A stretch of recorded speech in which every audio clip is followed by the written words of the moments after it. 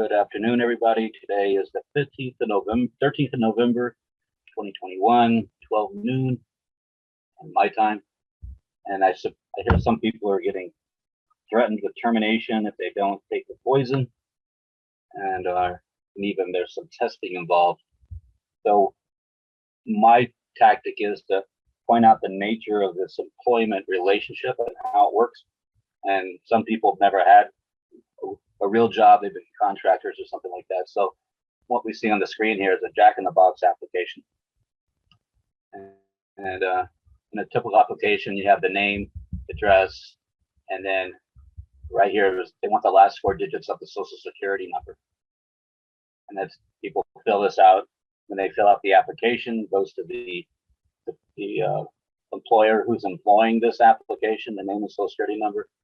And they create an employee ID, an employee name, and then the time, the labor involved, working 40 hours a week or whatever, goes on a time card bi-weekly or even weekly.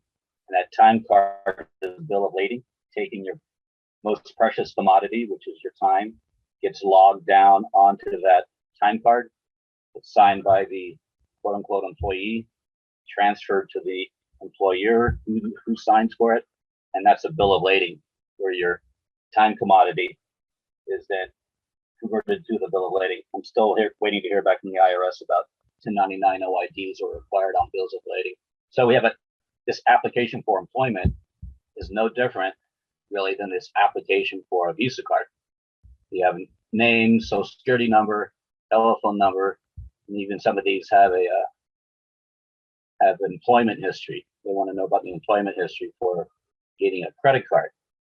So it seems like every application is an application for credit. And under UCC Article 5, letters of credit is what these applications are. All applications are for credit, and certificates are securities. Otherwise, it'd be a notice, declarations are of war. And so this is how the employment contract begins. So with that, just like with a credit application, they take that credit application, run it through a TT&L account, tax terminal loan account, and create a credit line. And it's that credit line that's created where if I use a credit card, when I swipe the card, it comes out of that credit line to pay the vendor. And then every month we get a statement showing a positive amount of credit that was used out of that credit line, which was created by the credit application that I signed. So every time I sign something, I'm authorizing this extension of credit, and the Treasury goes into debt to provide that credit because the government got out of the money and coining business back in '33, went bankrupt, and that's when they put all the gold in the Federal Reserve building, called it the Exchange Stabilization Fund in '34. Then the Exchange Stabilization Fund created the IMF and World Bank as a straw man. And the IMF is an agency of the UN. And so the social security numbers, the EIN numbers, are sourced from the UN through the IMF, administered by the Social Security Administration, and is enforced by the IMF, by the IRS. So the IRS, SSA, IMF, UN, and Exchange Stabilization Fund are all foreign to the United States. So with this, so when they're going to come and I'll show this header. Okie dokie. So I'm gonna toggle over to the W4 process, and then we'll go into how the statutes apply, which statutes apply to us. I call it the W4 process. Here are the parties that are liable for the tax. Liability for the tax is under 2603. So here are the parties that are liable under 26.3, personal liability for the tax. And if we see the highlighted underlines in 1, 2, and 3, you have a transferee, a trustee, and a transferor. So the transferee, when I wanted electricity, I filled out a credit application and took that Article 5 letter of credit and transferred it to the electric company. And that Article 5 letter of credit application is what funds that electric account. In the same way, if someone does work for me, like puts on a new roof, and I transfer $10,000 to them, well, the person who's the transferee becomes liable for the taxes. If I don't report who I gave the 10 grand to, I pay the taxes. But if I do report who the $10,000 go to, the transferee pays the taxes. That's an example of a transferee. Taxable termination, you have a foreclosure, a car repossession, if they shut down a bank account, they shut down a credit card account, anytime they terminate an account, whether it's foreclosure, car repo, the credit card, well, they terminated my interest in that account, and the trustee, whoever signed the order to terminate the account, or whoever unilaterally elected to terminate the account, becomes a trustee, and the trustee is liable for the taxable liability. Skip person, we talked about the time card, that bill of lading that we do every 2 weeks or every week. When that time card is monetized using that credit line for that job application, the employer then usually doesn't come out and hand me cash in my hand. Some do, but usually they take and try and either do a direct deposit to the bank, or they give you a check and you can go deposit the check in the bank, but they never pay me. It always goes to the bank. And so they skip paying me and it goes to the bank. And the skip person, see the direct script other than a direct script, there's a skip person and the bank is the skip person. So the transferor takes my value of my labor and transfers it to the bank and skipping me. So the employer is actually liable for that excise tax. They try to paint it on us, but we'll deal with that, recasting the W-2 into the proper excise tax later on. So these are the parties that are liable for the taxes, and they're only liable for the taxes when I tell the IRS about it. Just like if I don't tell the IRS I paid this contractor 10 grand, well, then I'm going to pay taxes on the 10 grand, and they'll get the cash, and the credit will just run with them, and they're all the better for it. That's what's happening with these banks and credit cards and everything, the courts and everything else. So 2603 is the starting point. Let's talk about policy. This whole mandate thing, I'll jump off of the mandate real quick. This mandate, mandate is just an offer. It's not a court order or it's anything like that. It's an offer. I have a hard time. That banner doesn't go away on my computer. Here, mandate. There we go. It's from LexisNexis, mandate, Black's Law. And there's 6 definitions in here. An order from an appellate court, orders or offers, judicial command directed to an officer of the court. That's in-house. In politics, electorate overwhelming show approval of a given political candidate. You realize for these elections to work, right? In a democracy, you need 50% or more participation. Once we register to vote, that registration leaves equitable title with the registrar, and we get the legal right to vote. And it's the registration that is the mandate of the people. And so as long as we have more than 50% of the people registered to vote, that corporation in DC will still have a mandate. And if everyone were to go to register with Raytheon or maybe Chipotle or McDonald's, if we all go register to vote and the people registered with that corporation, well, that corporation would be responsible for carrying out the will of the people. So this registration process is where the mandate to rule comes from, and that's why we won't have a constitutional convention, because even if all 50 states wanted to have a constitutional convention, the people have still registered with a registrar for the voting under the voting laws, and the people have spoken by registering their equitable value with that registration for the voting. So that's why even though there's more than enough states to call a convention, it's not going to happen. Anyway, so Roman civil law, a written command by a principal to an agent. I'm the principal and they're the agent. And then number 4, 5, in Louisiana law, a contract by which one person, the principal, confers authority on another person, the mandatory to transact one or more business affairs. So when they talk about this mandate is just an offer to contract. And they make it sound like you have to do it or anything like that. So this is the trick about the mandate. So I want to go back over the slideshow. And so even when they write an executive order, or here in Arizona, they have this policy they have about this mask wearing and everything. The policy only, when I work at Dairy Queen, they have a policy. The policy, I have to wear this cute little outfit when I work at Dairy Queen. And but when someone comes into Dairy Queen, this customer or client comes into Dairy Queen, they don't have to put on this cute little outfit. Well, they have the money. But anyone who's an employee does have to put on this cute little uniform, because that's the policy of the under that anyone related to that corporation has these policies, like can't wear Daisy Dukes and things like that to go to work. So the policy only applies to those under that particular umbrella. In this case, the executive branch making policy for those under the executive. Out here in the private, it'd be like Chipotle making a new rule that everyone has to wear a beret in their hair. Well, I'm not under Chipotle, so I don't have to wear a beret in my hair because I'm not under the policy. Can you see the top part? Mine's not shrinking for some reason. Whoever makes the order has to pay, right? Okay. Whoever makes the order is the debtor. Whoever makes the offer is the debtor, and whoever orders something has to pay. It says here, if I go into Dairy Queen and the Dairy Queen employees demand I wear the Dairy Queen uniform, or else the employees are making an offer.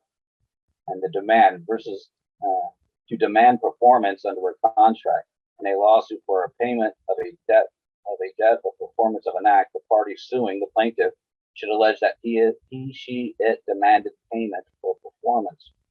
When I go to Walmart and I buy that brand new underwear, because I finally need new underwear because men keep them forever, and that goes on that conveyor belt, Walmart is offering all their stuff for sale. So when I go to the counter and put that special, you get four underwear plus two for a dollar amount that they're offering to sell it for. Dairy Queen is making the offer, and if I get to the counter and they say it's $50 due to inflation, I go, oh, that's way too expensive. At that point at the counter, even though they've scanned in the barcode, I can walk away. I can walk out of Walmart, and the security guard for Walmart's not going to chase me down and bring me back to that counter to force me to pay that $50 just because they scanned it. Because the debtor is the offerer and the acceptor is the creditor. Most people see it the other way at checkout. Walmart's asking them for money to buy this product, and they think they're the debtor. That if someone's asking me for money, I couldn't be the debtor. I'd have to be the creditor. It's the same reason when I need money to go to Vegas, I set up a yard sale on my patio and start selling my junk because I want money to go to Vegas. So I need more money because I'm a debtor, and everyone who comes to my carport to buy my cool stuff are the creditors giving me money so I can go to Vegas. So whoever makes the offer is the debtor. Whoever accepts the offer is the creditor. An offer can be full offer or conditional offer, but the acceptor controls the contract. They say demand, I hear order. For the Dairy Queen employees place an order of performance, a demand. In these scenarios, place unqualified orders. So if someone orders me to do something, we should agree on a price first, but they don't. They just order me to do something. So am I providing the goods and services for whatever, wearing a mask or getting a jab or whatever they're attempting to order from me under their policy? The goods and services ordered by Dairy Queen Inc. agents, the employees, which in this instance is wearing a Dairy Queen uniform under Dairy Queen policy that only applies to Dairy Queen employees.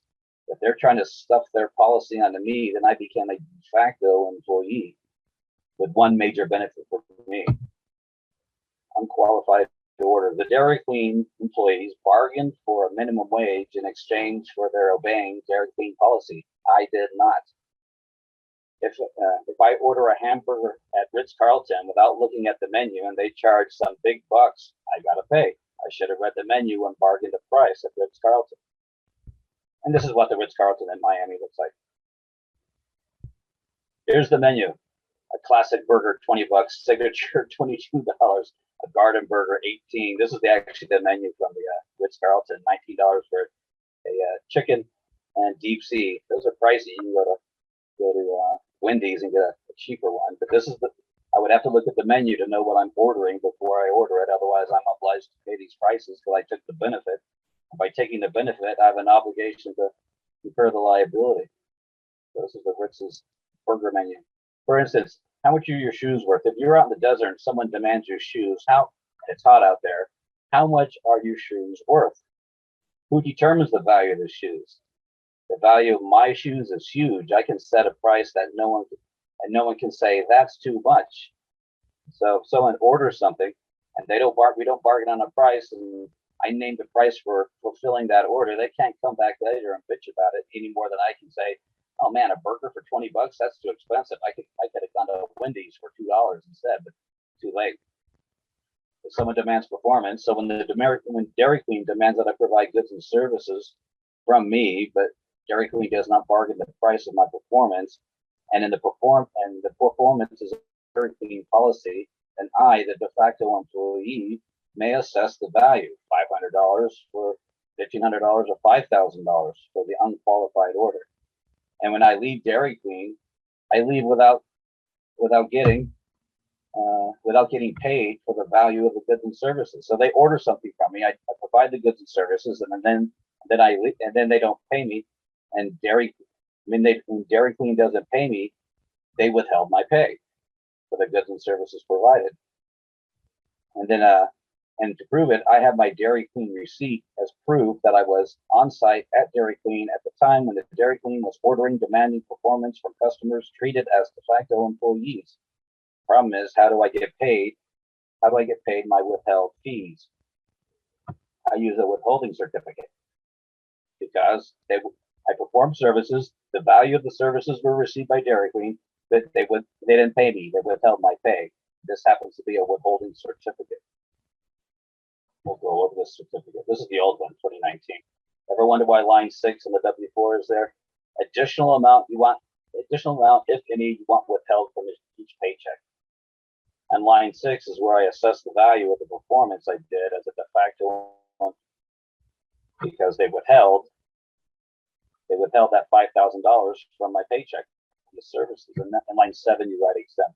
It means I'm exempt from backup withholding. That's what line 6 is for. It says on line 6, I put $5,000. The question is, am I making a claim for that? Because whoever makes the claim has to prove it. Line 6 says additional amount, if any, you want withheld from each paycheck. The amount I put in line 6, I'm saying, don't pay me $5,000.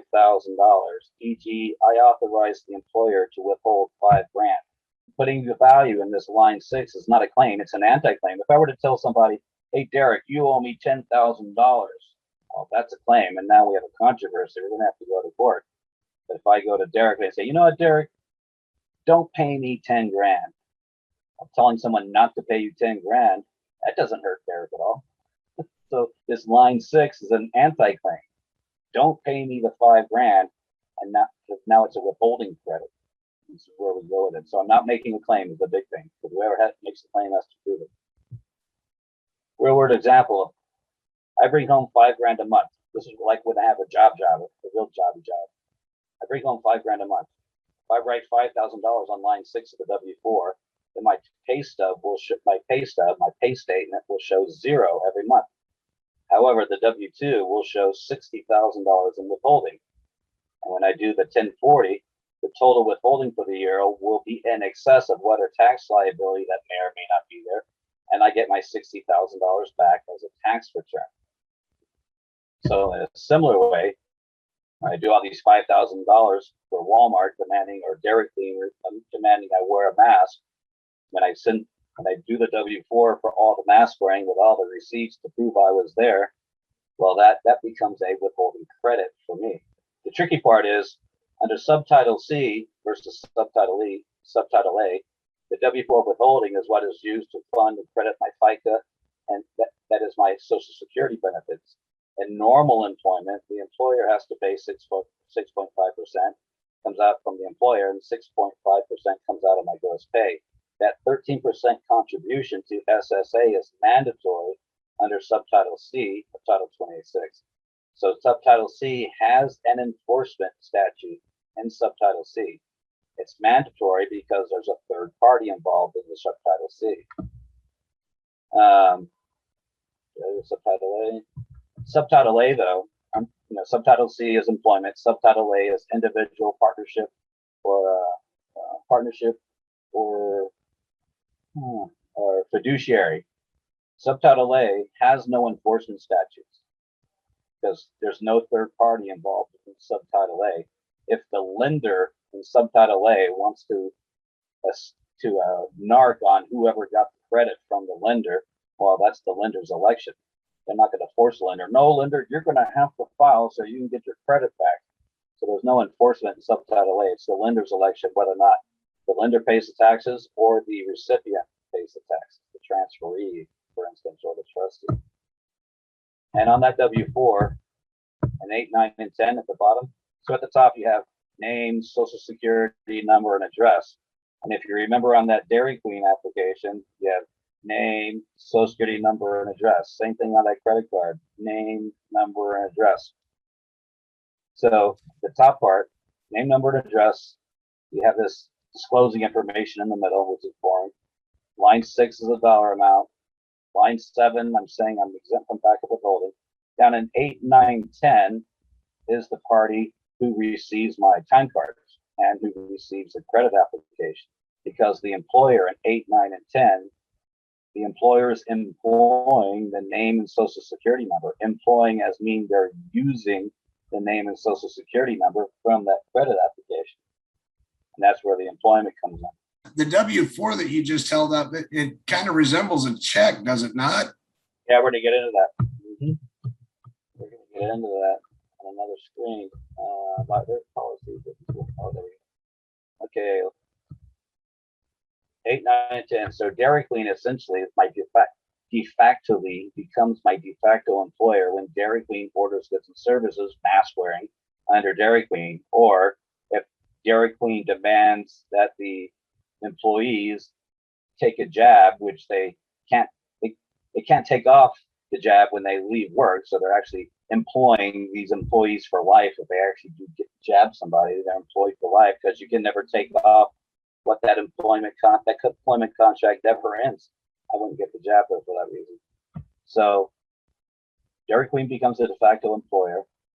And number 2, it makes sense to put Dairy Queen on line 8 of the W-4. Put the first day Dairy Queen, put the first Dairy Queen date of the year on line 9 when they demanded the services, and get Dairy Queen's EIN by calling online or writing, or you can go look up the 10K, Dairy Queen's 10K, and the 10K will have Dairy Queen's EIN number on the Form 10K of the Securities Exchange Commission. 1 through 5 is where we put the straw man's information. We went over this. Line 3, put however you file. Line 4, and line 5, you put zero dependents for the maximum withholding, and then signing at the bottom where the signature is. I put above the squiggle my signature.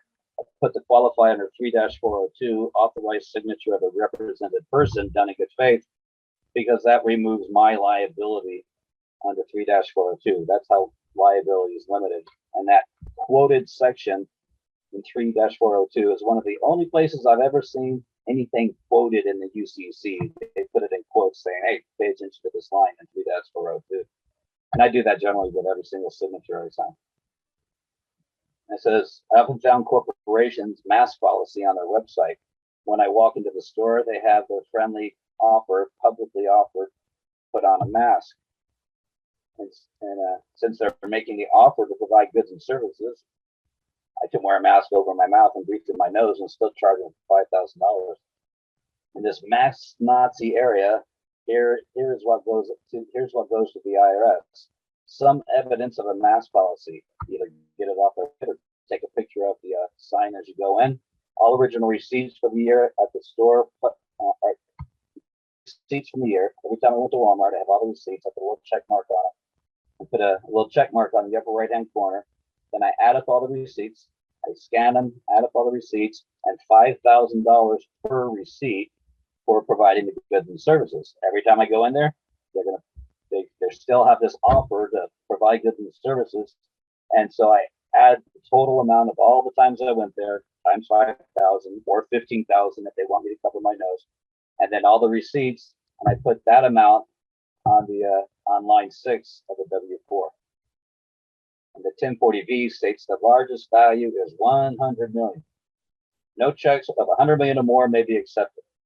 So that's the maximum amount we can do for the W-4 withholding is 100 million. See on box 3 of the 1040V, it tells you how to write on the receipts. Amount you are paying by check or money order. Make your check or money order payable to, not pay to the order of, payable to the United States Treasury. Pay to the order of makes it negotiable. Pay to is not negotiable. And that's where we get this on the receipt, like pay to United States Treasury, and this, that the signature line. We'll get into that later on in here. So we write pay to the United States, pay to United States Treasury on each receipt. Do a check mark in the upper right hand corner on the face, and on the back I write pay to United States Treasury. Signature, Social Security number, red number on the back. The same goes on the contract, e.g. the policy where the photo printout, and a little more. Because I want to take whatever their offer is. I'm going to send that to the Treasury. Here's their offer. They're the debtor. Because whoever makes the offer is the debtor. So that evidence of debt, which is the order to pay, order to wear a mask, that's a debt, and we send that to the Treasury along with the W-4 and the receipt. The contract that begets all this is the mask wearing goods and services ordered under corporate policy. So I would accept the offer. Remember, whoever makes the offer is the debtor, whoever accepts the offer is the creditor, and controls the contract. Accept their offer by writing something like accepted by name SSN on behalf of the United States Treasury, signed, done in good faith. Why? Because Title 18, Section 8 states, other representatives of value of whatever denomination are obligations of the United States. So the value of that offer, which is not set in stone in dollar amounts, is an obligation of the United States. The mask policy has value, at least to the company and apparently to the nation due to the coup, and apparently to some Karens and Darrens out there. That's some interesting videos to watch. Sending the W-4 sandwich. The W-4 sandwich is the W-4 all filled out and line 6 total. Receipts with the check mark in the upper right hand corner and third-party endorsement on the back. The contract negotiated in the United States Treasury. Form 1043 with box 3 total, the same as the W-4 line 6. And some folks signed the back of the 1040V. I really don't have a reference either way. I haven't seen a difference yet. The W-4 sandwich I had been sending to Ogden, Utah. But then I found the Internal Revenue IRM section where it talks about, here's where the IRM is talking about remittances and bills of exchange. And here's the address for the remittances and bills of exchange, because when I write pay to and sign it, it becomes a bill of exchange, goes to room 3413 at 1500 Pennsylvania Avenue, Northwest Washington, D.C. That's where my next set is going to go. To employ methods they have employed to collect data. And so employment's not necessarily digging a hole. Companies employing using the name and social security number. Anytime anyone uses the all caps name and SSN, they are employing the IMF SSN person. As the agent for the SSN, I have three duties. To place orders, keep records, and report to my principal through the IRS on a yearly, quarterly basis. Those are the three duties I have for that social security number. If I don't report any of the value transferred or taxably terminated or skip person transferred by the transfer, or if I don't tell the IRS about it, I'm the agent who's on tort. And I become liable because I didn't do my agency duties. But if I do tell the IRS, hey, IRS, I gave the electric company $10,000 last year, and I send them either the statement and the contract, and the IRS goes, oh, you guys were employing our social security number. Well, we're going to have to audit your books. Now, all of a sudden, the electric company is scrambling to try to make sure their books are clean and they got the most accurate meter reading or the lowest meter reading, so they pay as little tax as possible. But if I don't tell the IRS that I transferred my credit to the electric company, well, then the electric company runs away with the credit, or the bank runs away with the credit, and they make these big, huge buildings and live like kings while we sit here and scrape and bend and bow. By not reclaiming our credit, we damage ourselves and damage the treasury by putting them in further debt. Like, to whom is the duty owed? I only have a duty to report to the employment of the SSN person to the IRS. My duty is to report to the IRS. Some people were sending these W-4s to the employer, and all this kind of kerfuffle, they start kicking up a bunch of dust and even shutting down their accounts stupidly because there's a termination there. So I send the W-4 to the IRS because that's who I have a duty to report to. Do not send a W-4 to the line 8 person. It freaks them out. They get pissed off at you, and they start a bunch of Shiite. Send our report to the IRS and let line 8 yell at the IRS. And I would really like to be there when they start arguing with the IRS, because it never goes well to argue with the IRS. It's a stupid thing to do. And that's it for mask services. Wearing a mask as a de facto employee doing services under a corporate policy, which is piecework, is one type. There are other situations where the SSN person is employed, and that is used by some company. Application for electricity, internet, utilities, bank accounts, credit cards, mortgages, any SSN application linked account gets a W-4. Every application, every declaration is a declaration of war, every notice is a warning, every memorial is a record of a dead thing, memorandum is a recording of a living thing, and every certificate is a security. Every application is an application for credit. Article 5, letters of credit. Every application uses the name SSN and a signature date and pay to Article 5, letters of credit. Letter of credit means a definite undertaking that satisfies the requirements of 104 by an issuer to a beneficiary at the request for some account or an applicant, in the case of a financial institution, to itself or for its own account, to honor a documentary presentation by payment or delivery of an item of value. Sounds like Title 18, Section 8. And don't forget the memo line. The memo line, there was a guy who was doing a modification back in the 2008 heyday of scooping up property, and they did a modification for 6 months. He was sending in his checks, paying the modification amount, and after 6 months, they came and foreclosed on his house. And he called him and said, "Hey, I made all the 6 months payment. What are you doing foreclosing?" I said, "Well, when you send in the checks, there was nothing in the memo line, so we didn't know how to apply it, and so we put it in an escrow account. So you never successfully did the modification, so we're still going to foreclose." How's that for dirty pool? That's what the memo line's for. If I don't give someone instructions on what to do with that check by putting down on the memo line for apply to principal or settlement and closure, if I don't memorialize what I intend for that amount of that instrument to apply to, they can use it for whatever they want. And they did back in 2008. The reason I'm applying for an electrical account is because I'm interested in electricity. The interest is why I filled out an application for the internet, the bank, the credit card, driver's license, or employment. If I am not interested in or do not have an interest in whatever the corporation is offering, I wouldn't submit or tender an application. And here's how it normally goes. I submit an application in the name in SSN, and that name is the name on the account. At the end of each month, the company sends out a bill, as some call it, also called a statement, and at work it's called advice. The bill shows how much goods and services I used, and there is a dollar amount, but that dollar amount is always positive.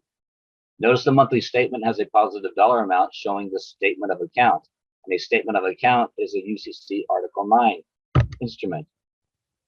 Where I am with the agency duties for the IMF, for that account number, the duties to order, make records, and report to the IMF enforcement agency, IRS revenue agents on a yearly basis. And for the reasons I require these tax identification numbers from these employers down on line 8. Each transferee in receipt of the estate for Title 26, 6324, the estate already has a lien on it. That's what 6324 says. Who as the executor, the employer as the executor under 2002 and fiduciary under 2203 has a tax liability as qualified heirs having tax liability reporting that I am duty bound to report to my principal. Now, duty bound to account for the alternate valuation of the estate. When we get into that, what an alternate valuation of the estate is, because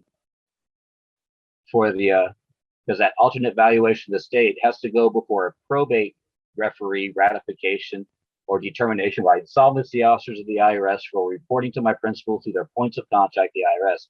Each fiduciary having actual constructive possession of estate property must be bonded for Title 26, 2032A E11 by the Secretary of State in Puerto Rico. So that's the W-4 process. It's essentially, like Gareth was saying, is like a check. Let me find my here. So we go over to here. There's the application. There's that application. W4. So if you look at a check here, right? This is a Chase Bank check. Up in the upper left-hand corner, we start with a name, with the name and address of the person. On the W4, and 1, 2, and 2, we have a name and address up in the top part. The social security number we'll get to. Then we go down to, we have a pay to the order of some employer name or account number down there. And in line 6, we have a dollar amount, just like we do on line 6. The pay to person is down here in number 8. Number 8 is the one who's receiving the time card and or the credit application. And the line 8 person is the employer. And then we go down to 8, 9, and 10, the EIN number. So when I go to the bank and I do an application to open a bank account, that social security number in number 2 gets wrapped down here in the account number. So the account number is essentially a mask for the social security number. And the memo line would be the account number, because down here in the W4, down the W4, you would put the Dairy Queen and whatever the like the receipts you get from the you get a receipt from Dairy Queen, you get like a receipt number.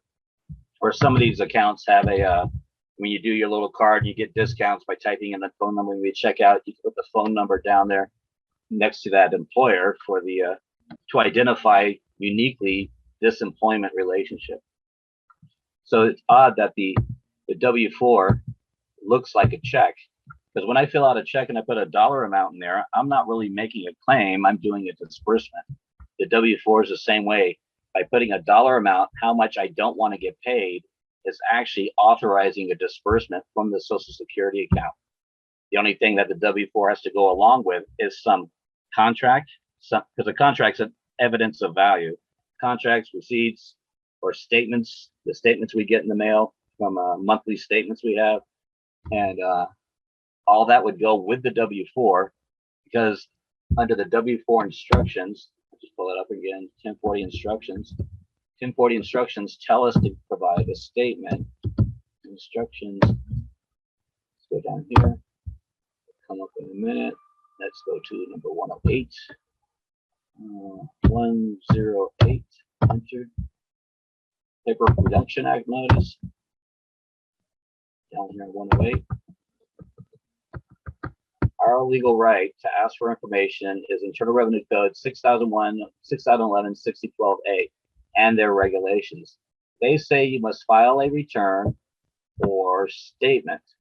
So when I take all the statements I get for all these, transactions I go through, the statements go along with the W4, because that's what it demands, a statement.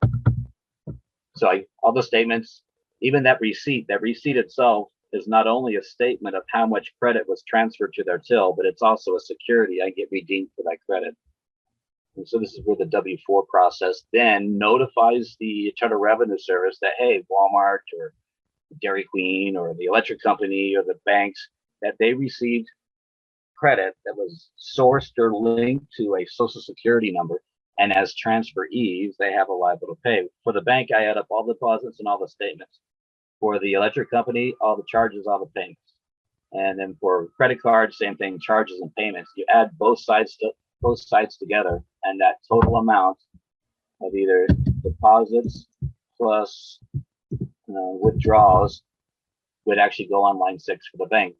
There's a woman who drives truck who I work with for a couple of years now, and she was up in Northern California at TGI Fridays, and this old guy came in there chatting up the cute little girl at the front of TGI Fridays, and since they're on the truck road, they asked the girl at the TGI Fridays, said, "Where are you going?" Says, "I just cashed out everything in California. It's getting too crazy." And he says, "Oh, what'd you do?" "Well, I'm a second-generation banker. I'm going to move to Texas." Well, that perked up the truck driver's ears when she asked. She and her partner asked if the second-generation 80-year-old banker would like to join them and sit down. And he said, "Oh, sure. Old guys like to talk to people." And in the course of the conversation, the lady truck driver sprung a question on him. She asked the banker, You know, what would happen if the members of your bank were to add all the deposits and all the draws and put that as additional withholding on the W-4? She said he kind of, his eyes lit up and he kind of set up in his booth, and he said they would never think to do that, which is an admission. They would never think to do that. The last line's key, do that. And so the W-4 process. And so you add up both sides of the ledger because both are social security number source, exempt in line 7, evidences of debt code, evidence of debts attached with the 1040V, and send it off to room 3413. And the other thing I would suggest doing, fill out a W-4, and that withholding section, the amount in line 6 or line 4C, we'll see the current W-4. That amount I would put down as withholding down at the bottom of the 1040. You can send in multiple 1040s during the year. Now we just put the withholding section down at the bottom. So now that withholding section is documented on a 1040 for recoup. Here's the new W-4, which I don't like. It's too busy. Same stuff at the top. And this middle stuff, multiple jobs, new number of dependents. Right here in 4C, instead of additional amount withholding, they have extra withholding. And this is again where the dollar amount goes. Only debtors have deductions. Creditors don't have deductions. And so the withholding amount goes here. And in the instructions for this new W-4, you have to write under here. You have to write under here. You have to write exempt. You have to write it in. They don't give you a box 7 like they used to do down here where you write exempt, exempt, EMPD. Yeah, they don't have that box anymore for whatever reason. So just for a point of clarification, SmokingBaby, when you say contract, I know a lot of people may have not comprehended what you were articulating. Is a policy of another corporation that I am being coerced into following, is that a contract? And if it is a contract, is the best way to prove it by asking or inquiring about a physical copy of Dairy Queen's policy that they're enforcing upon me? Well, usually, the idiots they have working at the counter don't really have the policy. I just go download it, or I write them a letter for it. So for clarity's purposes, the policy they're enforcing on you is in fact the evidence of the contract, correct? Well, that's the source of the offer. That's it's binding to the employees, but it's not binding on the customer. But if the employees want to bind me to their employee policy, they're actually ordering goods and services and thereby creating the contract on that perform. Thank you for providing that clarity for everybody out there. Please continue on and let me know when you're ready for questions. Okay, here's the interesting thing about the Treasury. This is an interesting, I had to go back in the archive to get it. Where's the elusive Treasury? Can you say Puerto Rico? Down here it's 27 CFR 2050-11. Remember that under Title 26, 2032A E11, anyone administering our estates have to be bonded. So your employer using that social security number, the bank using the social security number, the courts using the social security number, they all have to be bonded because they're trying to loot the estate. And they have to be bonded because the estate already has a lien on it under 6324. And the bond comes from the secretary in Puerto Rico, because that's where the IRS is located. Back to the birth certificate. This is what I use instead of the W-4. As W-4 has an employer relationship. This has a payor and a payee. Is it payee? There's no pay, but there's a payor. We have a payer up here instead of an employer up here. And I know people are getting fired if they don't do this. We'll get to the firing thing. You notice on the other W-4. Let me put them together. There's the W-4. There's the W-4 right here. So if you nope. W-4. See how the W-4 here is all chopped up in little boxes, and they have that perjury statement down there in the signature. Under penalties of perjury, I declare to have examined, blah blah blah. We don't have any of that on the W-4B. It's all nice and smooth. no perjury statement at the bottom. And this is called a voluntary withholding request versus a employee's withholding allowance certificate. Voluntary withholding request. I put in all the information like normal. Down here, the identification number would be the employee ID, whatever identifying number you could use for the employer. And I check off box 7. I want you to stop withholding federal income tax from payments. He says payments, you know, it's not my income, and we have payments. We have payee payments, and a signature without a perjury statement. So this is what I like using.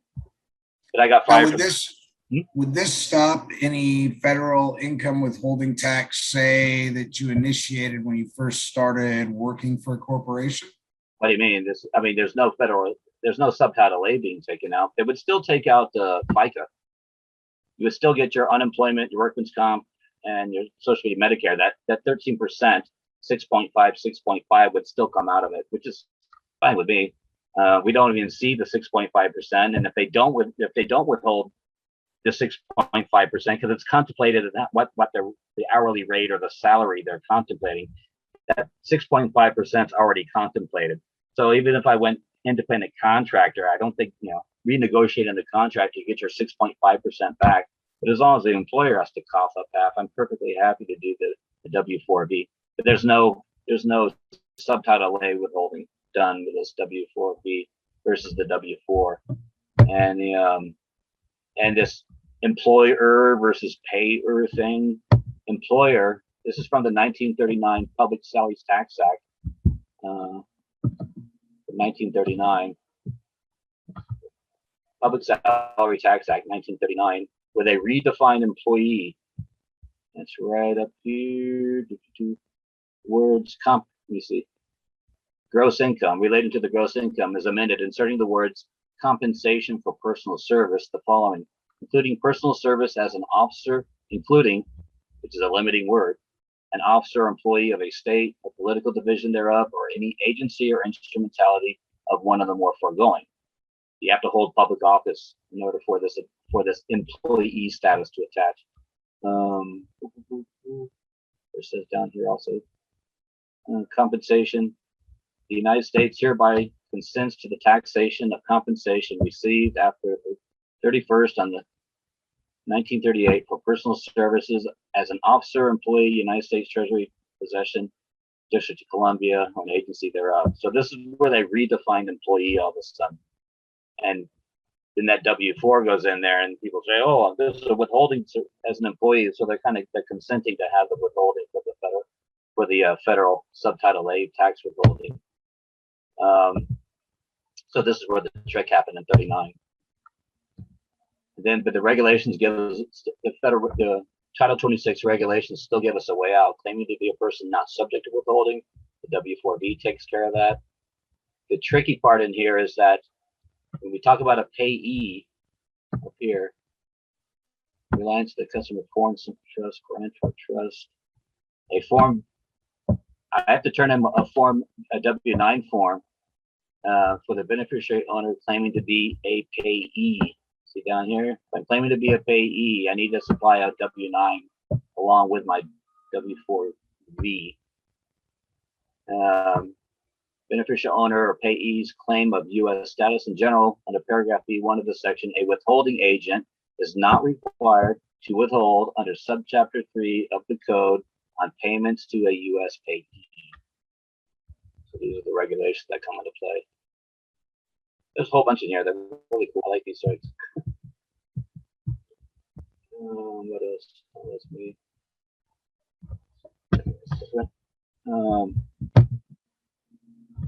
And we're going to get to,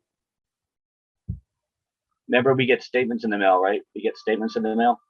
We have a statement, and then we have to do a notice, and then we have to do a proof of claim, right? So we have the statement, we have the W4, and we have the 1040, and we have the 1040V. So we have a statement of Internal Revenue Service, we have a notice of federal taxes due, and we have a proof of claim that the taxes are due. And then we have a 4810 prompt assessment. Everything kind of happens in fees. And you see over here, we have gift, estate, employment, and excise taxes on the 4810. this is an enforcement form here. That we have the statement we get from the electric company, or the offer to get jabbed, or the offer to wear the mask. That's a statement. Then we do the notice, the W-4, and then we do the 1040B for the voucher. You notice down here they have the kind of tax in part 2. I highlighted. Number 2 says the kind of tax. Same thing on the notice, kind of tax, and the same thing on the 2373. It always happens in threes for whatever reason. And then we have down here at the bottom, we have an interesting tax practice here. IRS is a claimant of the estate. Death waits for no one, not including the IRS. The very first line. Death waits for no one, including the IRS. And this is where I learned about these 3 forms down here in the IRS notices section. Over here on the left-hand side, IRS notices. IRS typically uses 3 forms to notify the executor. Who's the executor? 2002, who is liable for the tax. And who's the executor? Under 2203 is anyone with actual or constructive possession of decedent estate property. Anything tied to that Social Security number. Anyone administering a name and numbered account are the fiduciaries who, as executors, have a liability for the tax. And here's the forms: 10492, 4490, and 2373. This is where this came from. I'll make this available to Derek. This guy's good. You can find him out there. There's a whole bunch of great articles in there. Death waits for no one, including the IRS. That'd be a great t-shirt. And here's 63. If delinquent taxes on, right, just below the death, on the paragraph below it, if the delinquent taxes are estate taxes, the IRS can be expected to pursue 6324, a state tax lien, for more readily than the 6321 general lien. That's why these fiduciaries have to be bonded by the Secretary of the Treasury in case they run off with a tax credit. That bond is there, they can liquidate the bond. That's required under 2032 AE11 because there's an existing lien on the estate. And that's what the bond is there to remedy. Here's mandate. And okay. So let me go back here to the beginning. That one, go here. Here's my Sears card. And I know that people are getting fired, but how do we assess the value that goes on W-4? That's where we're at right now. We've been through the W-4 process. Whoever makes the offers is the debtor. Whoever accepts the offer is the creditor. We can accept the offer conditionally. There is a so let's say they go ahead and terminate me from the job because I don't want the poison, and they don't accept my religious exemption because they don't believe my firmly held religious beliefs, which is their religion, because a belief is a religion. I don't believe you. Well, that's your religion. You're a heretic. We burn you at the stake, employer. So if they go ahead and terminate me, at the time of termination, let's say I'm making $100,000 a year. So that $100,000 a year, the value of that paycheck for that bill of lading time commodity comes out of the credit application that funded the entire operation at the beginning. That's where your paycheck, your credit application is paying you your own paycheck. And it's also paying the overhead rate to give you toilets, toilet paper, the coffee, the cafeteria, the maid service, the electricity, the air conditioning is all funded by the credit lines from the employment applications. So for me, so that's where the credit comes from. And at 75 years of age, we have to start collecting Social Security. And it's just so happens at 75 years of age, a domestic vessel must be retired. Under Title 46, 75 years is the life of a domestic vessel. So if I'm 55 years old and I get hired at $100,000 a year to charter in order for them to use that name and Social Security number, that name and Social Security number is a vessel. You notice every vessel has a name and number. You know, was it on Saturday Night Live, the Raging Queen, and then there's a whole number on the boat. So that name and Social Security number is a vessel, and the employer is going to charter that vessel. And the type of charter that it is a bareboat charter. Bareboat charter. Bareboat charter Bahamas. Bareboat charter. Go to Wikipedia. Bareboat charter. I'm going to go to Wikipedia. They do a better job of summarizing it.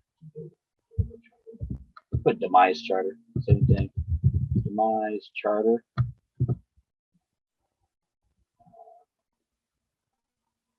Wikipedia.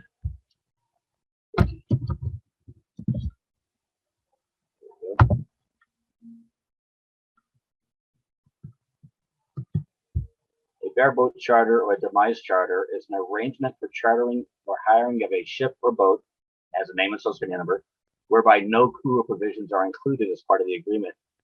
Instead, the people who rent the vessel, the employer, from the owner, that's me, are responsible for taking care of such things. The act is commonly known as a bareboat charter.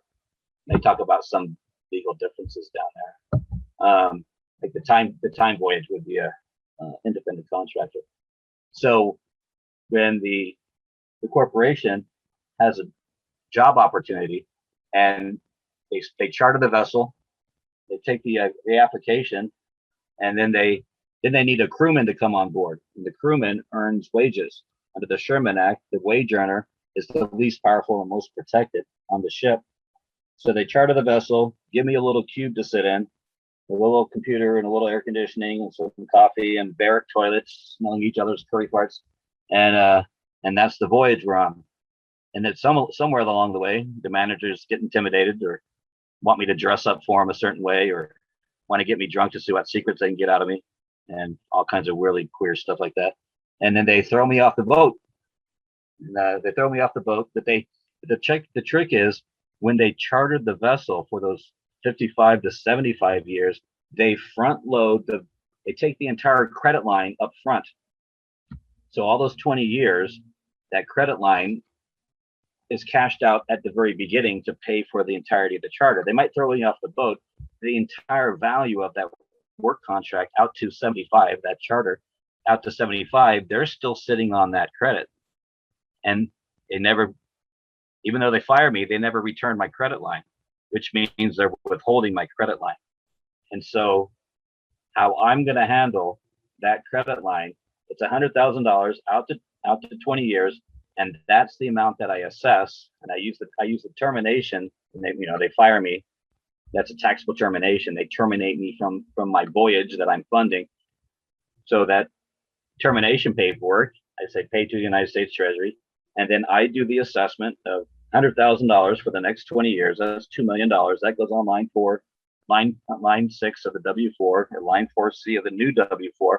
And now I have assessed the credit line that funded their operation that they just wanted to throw me off the boat and run away with. Well, the last employer hadn't laid off anybody in 34 years, and then a year and a half after being there, all of a sudden they lay off an entire department. They take out $1 billion loan to upgrade their facilities. All of a sudden they have $1 billion, and they just laid off an entire department that they hadn't laid off anybody in 34 years. All those credit lines of all the past employees have been sitting there unclaimed. And that's what they use as the collateral for getting that $1 billion loan on a project, which amazingly failed. But I'm sure the CEOs had their hands in the pockets on the companies doing the work, and it just flooded them. So that how much I was getting paid from the date I was hired until the date until 75 is the amount of withheld credit that I assess upon termination. And that's what the people who are facing being terminated, that's how much they would assess whether or not you accept the jab or not. You can conditionally accept the jab, and but you still have that assessment out there to do to report to the IRS. I guess Derek can go into what happened over in Ohio on that on the kids wearing the mask. But here's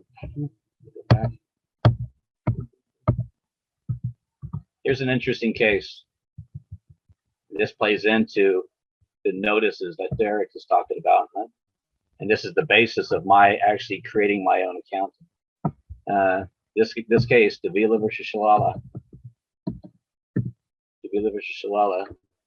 The case represents a dilemma created when an administrative agency, taxes are all administrative, loses its own records and fails to reconstruct them or conduct a new inquiry on the merits, resulting in penury.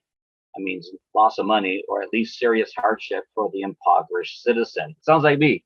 I'm an impoverished citizen. To summarize that first paragraph, it states, he who fails to produce or recreate the record must expect the court to rule contrary to their position. And this even goes into the Social Security Act and everything else down here. So when I have, down, this is a Sears card that I opened when I was a kid back in 1984.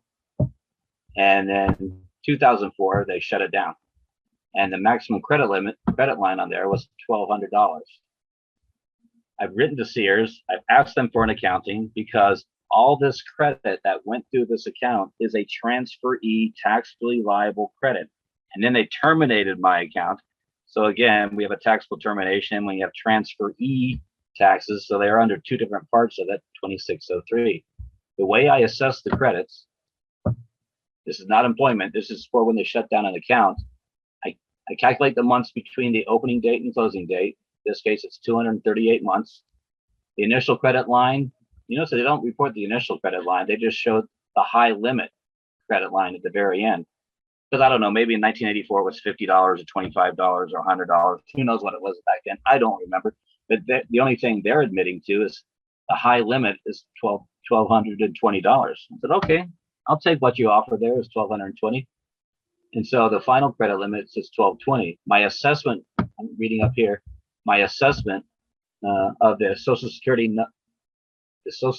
number source credit that flowed through the Sears card is, I just say I maxed out the card every single month from when it opened and until it was terminated. So that's 238 by 1220. That's 293.60. And then I paid the full amount every single month, even though I made like $360 a month back then. But since I don't have the accounting, I do the payments are equal value. But you see the balance right here, the balance amount, $49. I give them the $49. So I add up the charges of the payments, I subtract the balance, and so the total amount that goes on line 4C of the W4 is $580,671. And when I write to Sears, or in this case, Citibank took over Sears, I let them know this is my accounting on the account, whatever the account number is, of how much credit went through that account. This is my good faith best assessment based on the information you're reporting on the credit report. If you have a different accounting, please send me that accounting. However, if you fail to respond, we agree that this is the accounting. And this is a with prejudice, nil decet statement. And when they don't respond, they want their $49. They don't really don't care about the how much credit went through it. They just want their $49. But they're admitting to having $580,000 of my credit, which goes on the W4. And the evidence of debt is the letter they don't respond to when I send it off to the IRS. So they're greedy. They want their $49 and they get hit with $580,000 tax liability. I think it's hilarious. The letter I sent So, out. and then that $580,000 tax liability actually comes back to you as a creditor as taxable credits, which are just like monopoly casino money, correct? I mean, you can buy houses with tax credits. You can buy cars with tax credits. You can buy businesses with tax credits, correct? Yes, the tax credits are money. I even called the franchise tax board, and I asked Gordon, who was on the phone with us, says, "Yeah, do you guys accept tax credits?" "Oh yes, we take tax credits with the franchise tax board in California." So this is how I go back and recreate the record, because it says in Davila versus Shalala, he who fails to produce or recreate the record must expect the court to rule contrary to the position. So I take what they admit on the credit report, because they call this a credit report, right? That's because they're telling me how much of my credit these companies are holding on to. They're withholding from me. These companies are admitting to having Social Security credit because they didn't create the credit. My signature did. So they're admitting to how much of my credit they're holding on to. And they just don't know that I'm the actual source of the credit. And the IRS doesn't know that the Social Security person is the source of the credit until I fill out the W-4 withholding statement that goes in there. So I have this statement here with the W-4 suffices the instructions in the 1040 paper reduction act on line 108 that I have to send in a statement. So this is how I go back and recreate the record to assess the value of the estate currently being held by Sears, or in this case, Citicorp. Citicorp is holding on to that credit line, and as a fiduciary, having actual or constructive possession of that property, has a tax liability under 2002 and of this alternate valuation of the estate. This may not be the real value, but it's an alternate value. And this is how I assess the taxes. So anyone getting the jab, if you were to take their mandate, their offer, you could conditionally accept their offer.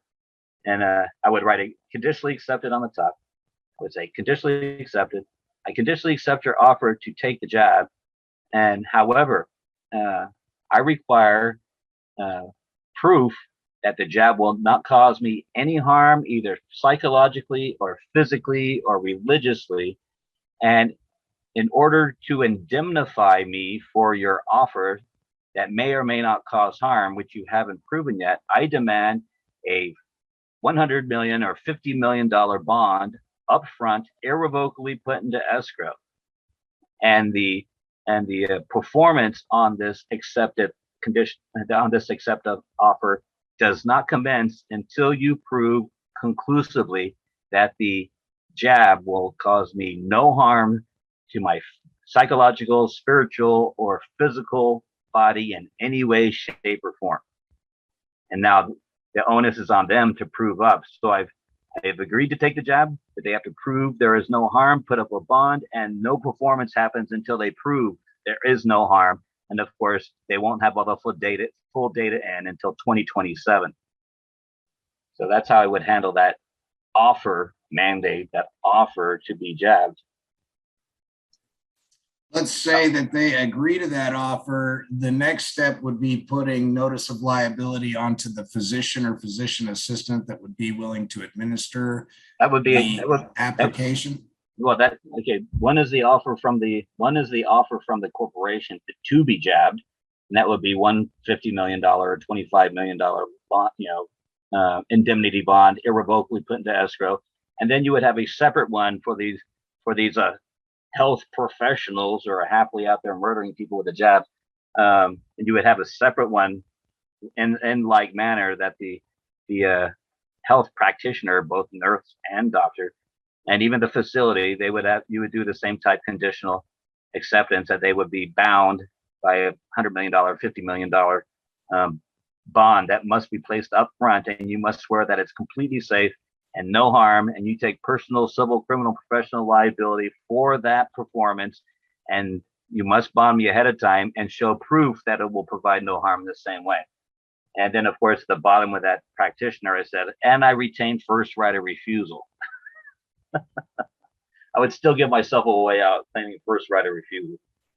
Absolutely. And in doing so, you can still attach your religious exemption and belief in there by doing the conditional acceptance. Well, the tricky part is if my firmly held religious beliefs say don't fuck with my temple, I can't take any other stance. Otherwise, I'm being double-minded about my religious faith. That just because the company makes the offer, I can conditionally accept it that way and still say, and I want them to prove that this jab does not violate my firmly held religious beliefs. You could add that condition if you have a religious exemption. That's how you can get around that. And you have to prove not only that it's safe psychologically, spiritually, you have to prove it doesn't violate my firmly held religious beliefs. But I've already accepted the offer. You already got to pay for it. And I can add terms and conditions. And now they're just screwed. Right, because at that point, if they refuse, they're now in commercial dishonor, correct? They made the offer, you accepted the offer, now they're bound to a contract. And if they don't pay, they withheld. I would hit them with withholding for the $50 million. And now by hitting them with the withholding completely subverts the necessity of going into a court and quibbling over semantics, correct? Yeah, it's all administrative. They've admitted to the withholding of the value. Now we just give it administratively to the IRS. Here they admitted to withhold it, and so they withheld it. So now you can go collect it, IRS. You guys get a big scoop out of that. And the IRS is foreign to the United States. They don't care. The president, Nancy Pelosi, the dog catcher, me. The IRS doesn't care who you are. They're going to go after whoever they go after. Al Capone. I mean, they weren't even afraid of the mob. So essentially, you're putting the big demon on the little demon, and you're allowing them to duke it out for you, and you just sit back and pop a bowl of popcorn and watch the shit show. Then I'm just a lowly agent. My duty is to order, keep records, and report, and they can go argue with the IRS. I would love to sit there and watch them argue with the IRS. It's absolutely brilliant, Smoking Baby. It's a wonderful presentation you put on for everybody here today. Go ahead. Here's this one right here for the check system, so I can give this out. And you can go there and see what the check system is gossiping about you behind your back for the check systems. Because it uses the social. I want anything that uses the Social Security number. I want to know about it because I'm going to assess taxes because you guys are admitting to holding onto my credit. And over here, here's a link to LexisNexis is a fourth mystery credit reporting agency. It's a fourth one, and here's the online request form for them to produce whatever LexisNexis holds on the back end as a credit reporting agency, on top of annual credit report. And annual credit report right now is you can get your credit reports every week. During the COVID pandemic, accessing your credit report is important. That's why Equifax, Experian, and TransUnion are continuing to offer free weekly online credit reports until April 2nd, 2021 or something like that. So so you can go back. And I want my credit reports because I want to see who is admitting to holding onto my credit. That's why I want it. So what happens when, let's say, Dairy Queen has made the offer to enforce a policy on you, you've accepted it, but they refuse to give you a W-9. On the W-4, do you just write down their address, the location, and the name of the business if they will not give you the W-9? And what do you put in the spot where the EIN or TIN number should be? Provide a W-9 affidavit. Somewhere in the regs, if they refuse to do it, I have to write up an affidavit. Somewhere in the Internal Revenue Manual, there's a $50 penalty. I make sure I notify them about the $50 penalty. I have a standard template I can hand out to Derek. But if they refuse to do it, it says in the regulations, I, the agent, write out an affidavit that they have refused. I know people just write refuse in there, but it actually talks about an affidavit. And I'll have to find that again. We're in the regulations. It says do an affidavit. But you can call them up. Some of these debt collectors, these fly-by-night North Carolina, like Assurant, or there's these dirtbag debt collector corporations out there, and they don't like handing it out. But so I'm not afraid of these debt collectors when they come, because I get to do my own assessment of the full value of the estate.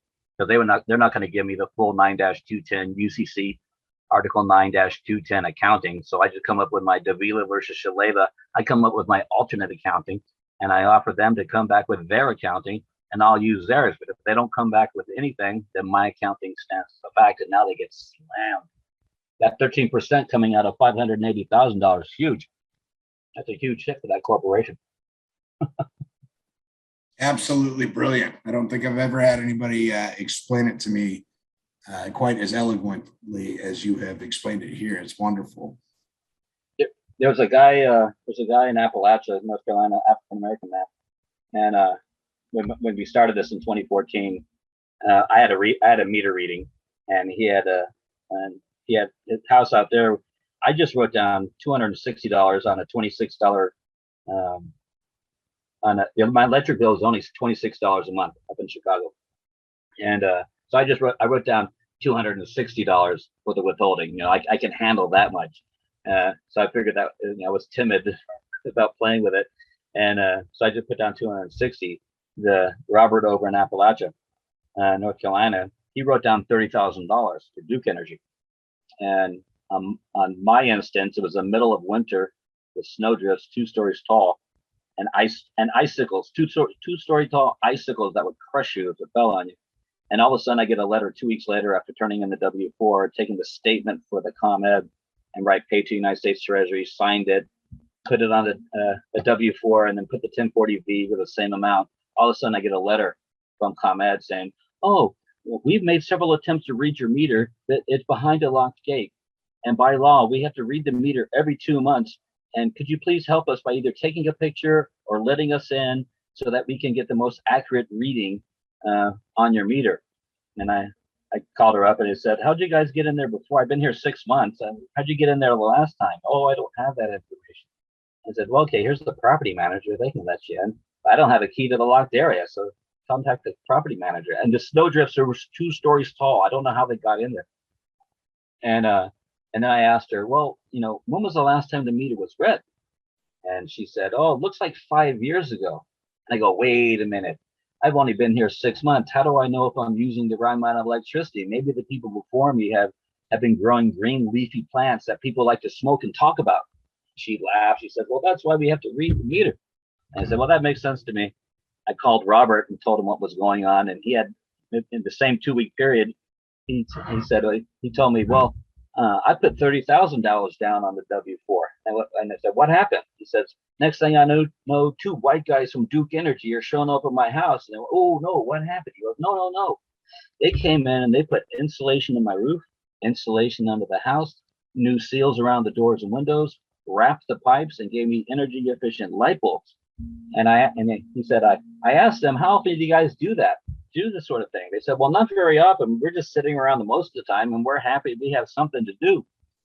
And then Robert and I got talking, and I said, "Robert, now that the IRS knows that the electric company is using the name and social security number, they owe Subtitle C 13% taxes.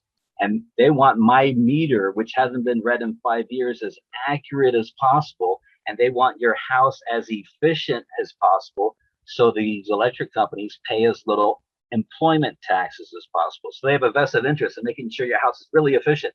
And my meter is really, really accurate because they have to pay taxes and they want to pay as little as possible." So That's absolutely brilliant. So the proof is in the concept. It's been proven multiple times.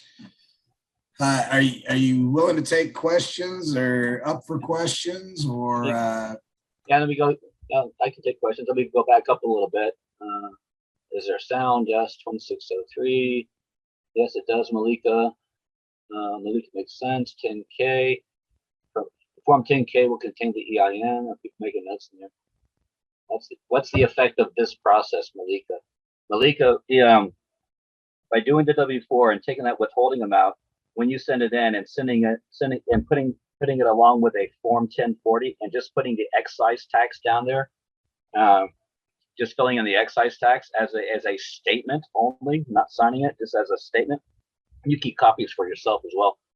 Now that amount of withholding now becomes a withholding credit on your account. I'm changing over my accounting method from cash to accrual. Eon has a class about cash account versus accrual, because the accrual amount rolls over where the tax credits keep rolling over. And that's the effect. The process is, it's also the process. My retirement was like $1,200 when I started this in 2014. And now it's like over 3,000. I haven't checked it in a year or two, but it was like $3,000, $4,000 as a Social Security benefit, because all these corporations are now paying 13% into my Social Security Medicare. And I haven't tried it, but I should actually get unemployment from all these W-4s, from all these corporations employing the electric company, internet banking. I should be able to get unemployment based on the W-4 withholding. Malika says this could be done with any type of bank account, quasi banks like PayPal. Yes, Yes, all these, anyone using Social Security linked accounts, they all have applications. They're all tied to the social. They all have a tax liability, and that's why they get so big. Because if I don't assess the tax, then I pay the taxes and they keep the credit. When I assess the tax, they pay the tax and I get my credit back. How many years can I go back? I'm never not the debtor. I can go all the way back to the beginning if I have my credit reports and evidence of that. If I can recreate the record, I can go all the way back. Only a debtor can only go back 3 years, but a creditor, I'm never not a creditor. It's always my credit. I can go get it anytime I want. Them ordering the goods and services and our acceptance by performance creates the contract. Yes, really good does. So does that mean religious immunity, religious exemption notice? No. I would do the religious exemption to have them violate your constitutional right, and that just adds more gravy to the gravy. Notice of liability against employers' mandatory vaccination offers that's really a SARS protein uptake. Okay, I don't know what that means. Could you send them an invoice first? No, my duty is to report to the IRS. I have no duty to report to Walmart or anybody else about anything. My duty is to report, because they don't want us to go to war with each other like we did in the Civil War. So they created this overarching agency, the Internal Revenue Service, or the IMF, and the Postal Service, so that we could actually take our controversies to the administrative level. At the administrative level, affidavits are facts. When you go on for a declaratory judgment, which is what the tax court is, if you go into an administrative hearing, affidavits are fact. And then once the declaratory judgment, once the hearing body, the Data Integrity Board hearing, it's under Title 552A, a Data Integrity Board hearing, a DIPHET, or the tax court, or even a private administrative where the facts are determined. And because a corporation cannot sign an affidavit, I can. So if I come after this corporation and I have my affidavit of statement of facts, who's going to come in and swear out the corporation's statement of facts? Well, they can't. There's no affidavit. Anything the corporation would bring in would be arguable, hearsay, because it's not sworn to. And so at the court is redeemed, we just send them an invoice. So I have no duty to report to an invoice to the corporation. My job is to send the invoice to the Internal Revenue Service, have the Internal Revenue Service take action on it. Oh, we have a statement right here that says you guys have been using the credit, and we even, when they send me a statement in the mail from these corporations are confessing to having my credit. Otherwise, they wouldn't be sending me a statement. So these statements every month, or the credit report, and these credit reports, all these trade lines are confessing to having my credit that was sourced from my Social Security number and account. They admit it. That's beautiful. Nothing like getting the other side to self-confess. Pursuant to the bailout, all those recipients, banks, and manufacturers are holding on. Well, they're holding on to the people's credits because I haven't assessed the credit to come back to me yet. I'm reading through the comments here. There's also a blurb somewhere in the code where if you don't get fitted in, you could be held liable for the tax. There's everything asked 3 times. Not 3 times, asked 3 times. I just fill out an affidavit saying they refuse. And they don't do it. But I said, there's a $50 fine on the face of the W-9. And the reason they put that chintzy little $50 fine, because it gives the IRS the ability to put a hook in the corporation. Now they can drag them in, because now they have a fine interest, financial interest, and they're not obeying. How would you handle a lock-in letter from the IRS? That lock-in letter. If you got a copy? Who is this? This is Caroline. Caroline, if you got a lock-in letter, if they gave you a copy of it, they probably have Title 26 6331 distraint and levy, and we're gonna change your W-4 to 0 and start withholding in 2 weeks unless you hear back from you. Blah blah blah. Well, if you look at that code 6331, they always start with number B. They never give you number A. Those yada yadas. And if you look at 26 6331, I got one of those. My last employer. I'm now suing them because I have a letter from the tax court that says I've never had a tax liability. So this is levy and distraint. Title 26. This is the lock-in letter. They quote this in the lock-in letter. Any person liable to pay the tax and neglects to do so, levy may be made right here.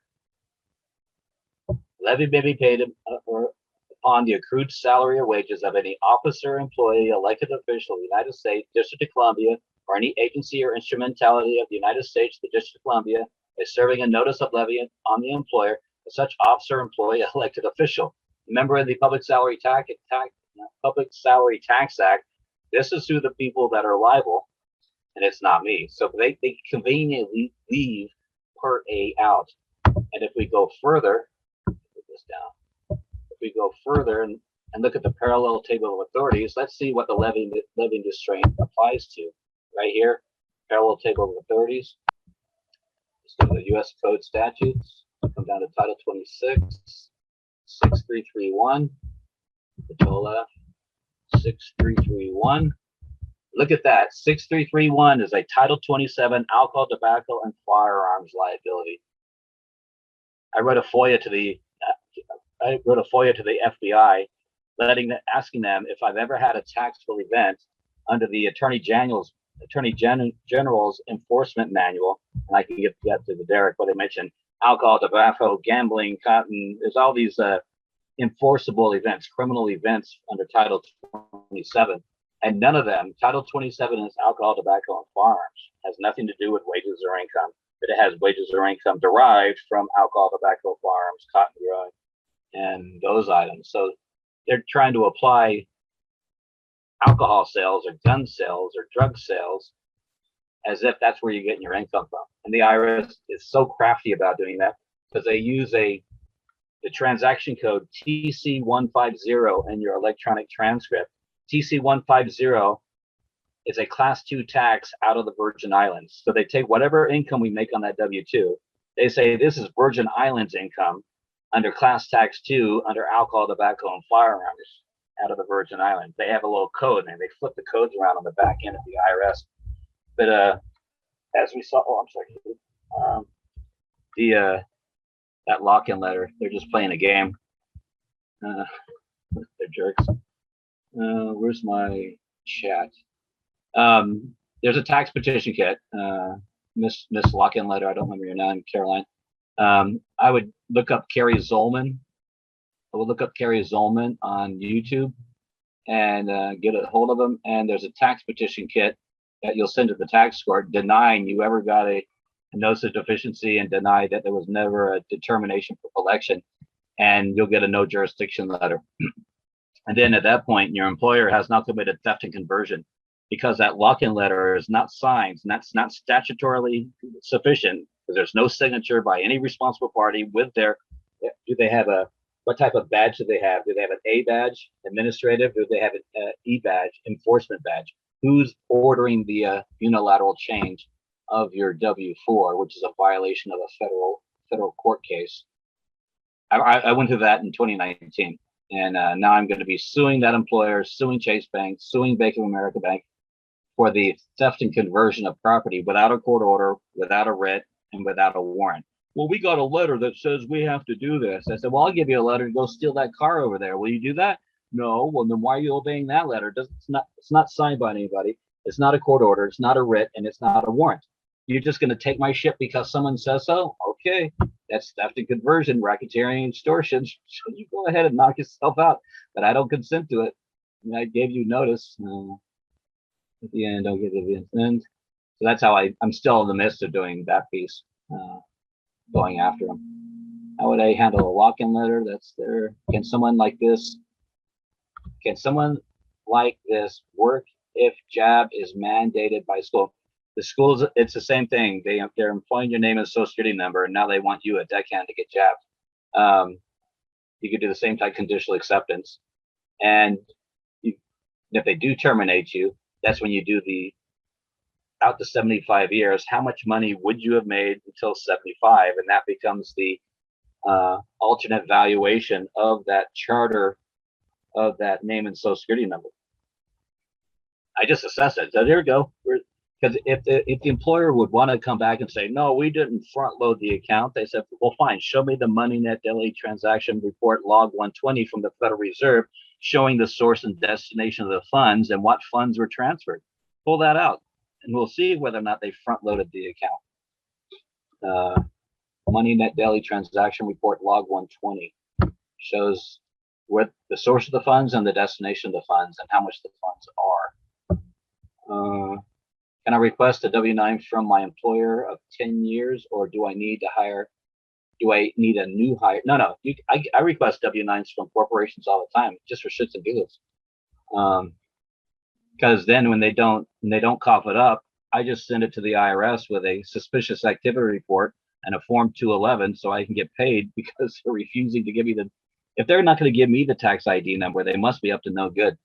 And so I find corporations that piss me off, and I just go ahead and demand their W-9, then stick the IRS on them under Form 3949A, just to cause them misery when the IRS comes knocking. I love the IRS. They're terrified of the IRS, and that makes me love them because I'm their agent. But someone can do. So what can someone do if they got let go because they didn't take the jab? That was at 124. Okay, if they terminated your job, that job had value, because when you turned in the credit application to begin work, the value of your salary is what they projected out to 75 years. So if I'm 55 at a $100,000 a year job, they actually took $100,000 for the next 20 years and scooped it all up at the very beginning to fund the charter. So that's $2 million that my last employer is sitting on. And when they threw me off the boat, I couldn't do my time cards anymore. So they withheld that credit line. So I assessed the value of that credit line on a W-4, take my termination documents. When they give me the termination documents, tax for termination, taxable per 2603 of Title 26, and then I do an assessed value to it, and I send it off to the IRS with a W-4 1040V, because that taxable termination, that's why they give you a termination document. Okay, if that makes sense, Eric. They didn't let go. They threw you off the boat and they terminated you. They terminated your interest in the contract. Now they got to pay for the full value of the contract they terminated. I did a 1099A, 1099C on court cases for $2 million and 29 cases. On 29 cases, Martha, you are a busy girl. 29 cases, you're up to something. You're having a good time.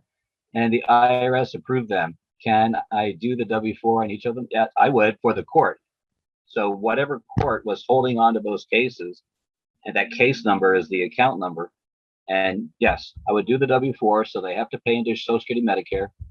And I'm really happy these people want to employ my person and pay all these taxes, because I want a fat retirement account, even though it's supposed to go bankrupt in 2028.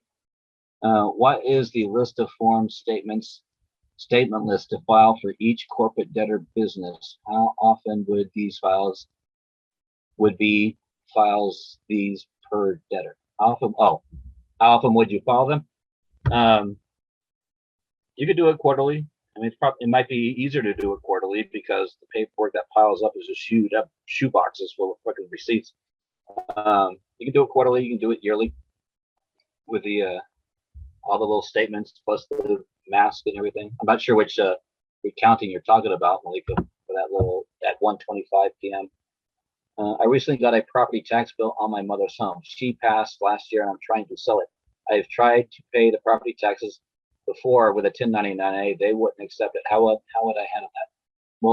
Well, Duco, I would do the tax petition kit that Carrie Zolman talks about, because the last call, in fact, Carrie goes over this property tax issue, because the property tax is the same tax. It's an excise tax like every other tax out there. And if the tax court rules, I would even do a tax petition kit for your dead mother. And when, for the entire time she worked, for her entire life, as if your mother never had a tax liability, you as the executor can go back in your mother's past and scoop up all the taxes she's ever paid, now comes to the estate. And then you would do the same thing for yourself. But if you don't have if the person does not have a tax liability, then the question is, okay, Mr. County Assessor, Who are you collecting taxes for? The cartels, the Russians, because the tax court says there is no tax liability. Who are you collected for? What taxing authority are you taking money for? Because the tax court says no, there's no liability. And that becomes a conundrum. And you would also go back and get all your property taxes back too.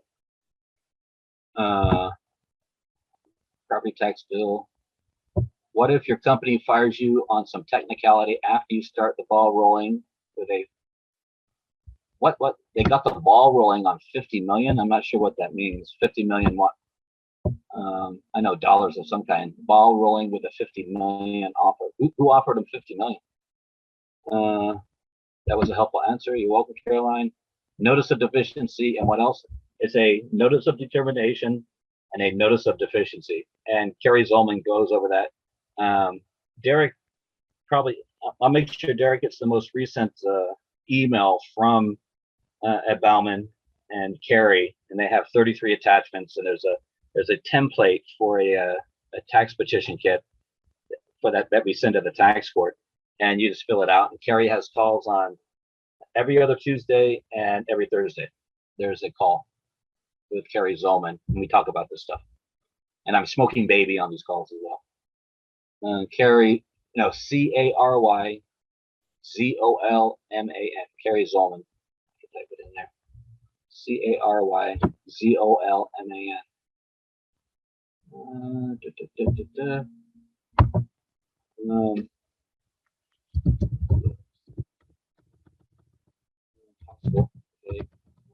You see, would you do a 1041 since I'm a security? No, the Social Security number is tied to the Social Security number is tied to the W-4, tied to the 1040. And if you wanted to take if you had, you realize you don't have any tax liability, and 100% of what is earned at this employment stuff is all in excise tax. So there is no income at the top. There's only excise tax on the bottom. And there's even a regulation 261341 where there's a claim of right because my labor is a deductible issue. So there's no reason unless I'm going to earn money under my estate or trust EIN number, would I ever need to do the 1041? Because if I get 100% back using the 1040, I'm happy using the 1040. And it's interesting because the 1040, amazing. There's a tax system charter. There's that one. Where is my? Oh, here it is. 26. I really can't see. There's a. When we get a job, we fill out a W-4 and an I-9 form, right? That's what we do. We fill out a W-4 and an I-9 form. The tricky part is then we do this 1040 tax thing. Fill out a form 1040, and the I-9 form 26 1040. I-9 is an agricultural form. It's the Department of Agriculture. That's what the I-9 is. We're a farmhand because the 1040 tax and the form 1040 is a transfer of certain farm, etc. real property, transferring farm property. My labor, my body is a landed estate that produces agricultural products. My signature, my time, my EKG, my blood, my breath, all this is an agricultural product, including my time commodity. If you rent a cow or a horse to plow the field, that's a time commodity. So the 1040 tax is a farm tax, and the I-9 is a farm form. So that's what the 1040 is. So ridiculous. So that's how that 1040 works. We are just getting started, and now we'll show you all the other side of the coin. Oh, that's Derek. Okay. I guess someone's talking to Derek. Title 26 1040. There's another interesting publication. I contacted because I have a lien out there, $74,000 lien up in Cook County. And it was shenanigans. Anyway, so there's a lien out there. And when I go look up the lien by going in there and finding the recording, it says it's $74,423.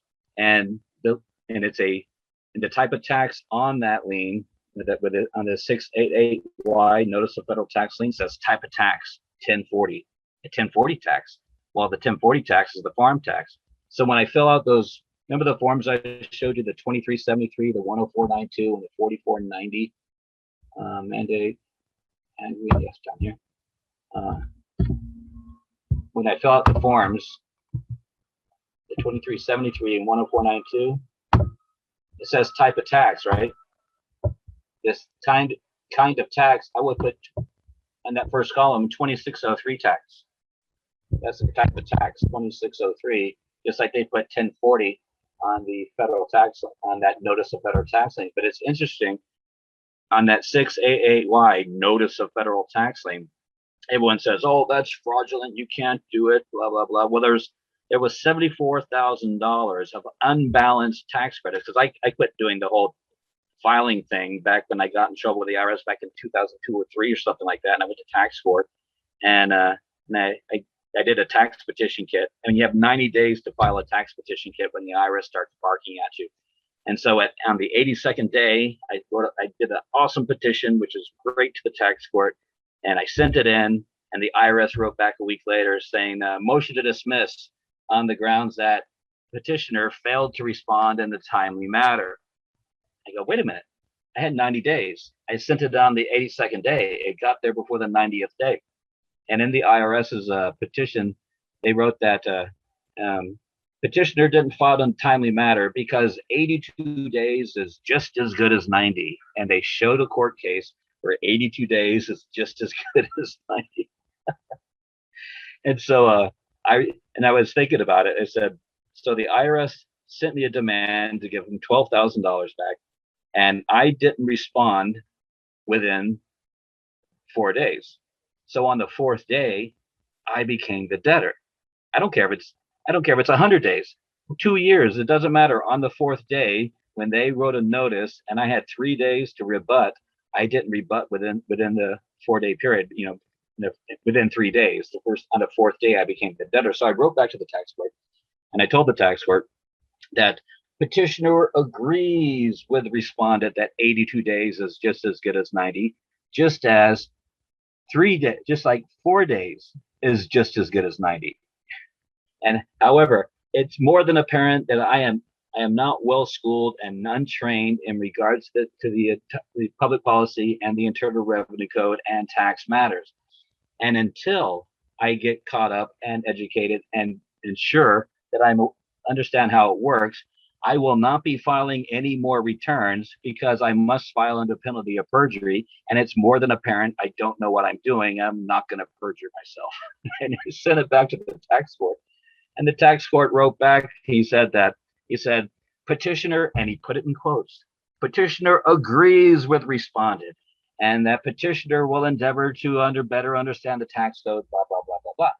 And then I haven't filed since then. I just haven't done anything since then, because they never trained me how to use this tax code or do anything like that. They haven't trained me. So in the meantime, there's all this excise tax, all this unbalance of accounts setting up to 74,000 in 2014, and all of a sudden I get this notice of federal tax lien. They had the hearing without me and everything else, blah blah blah.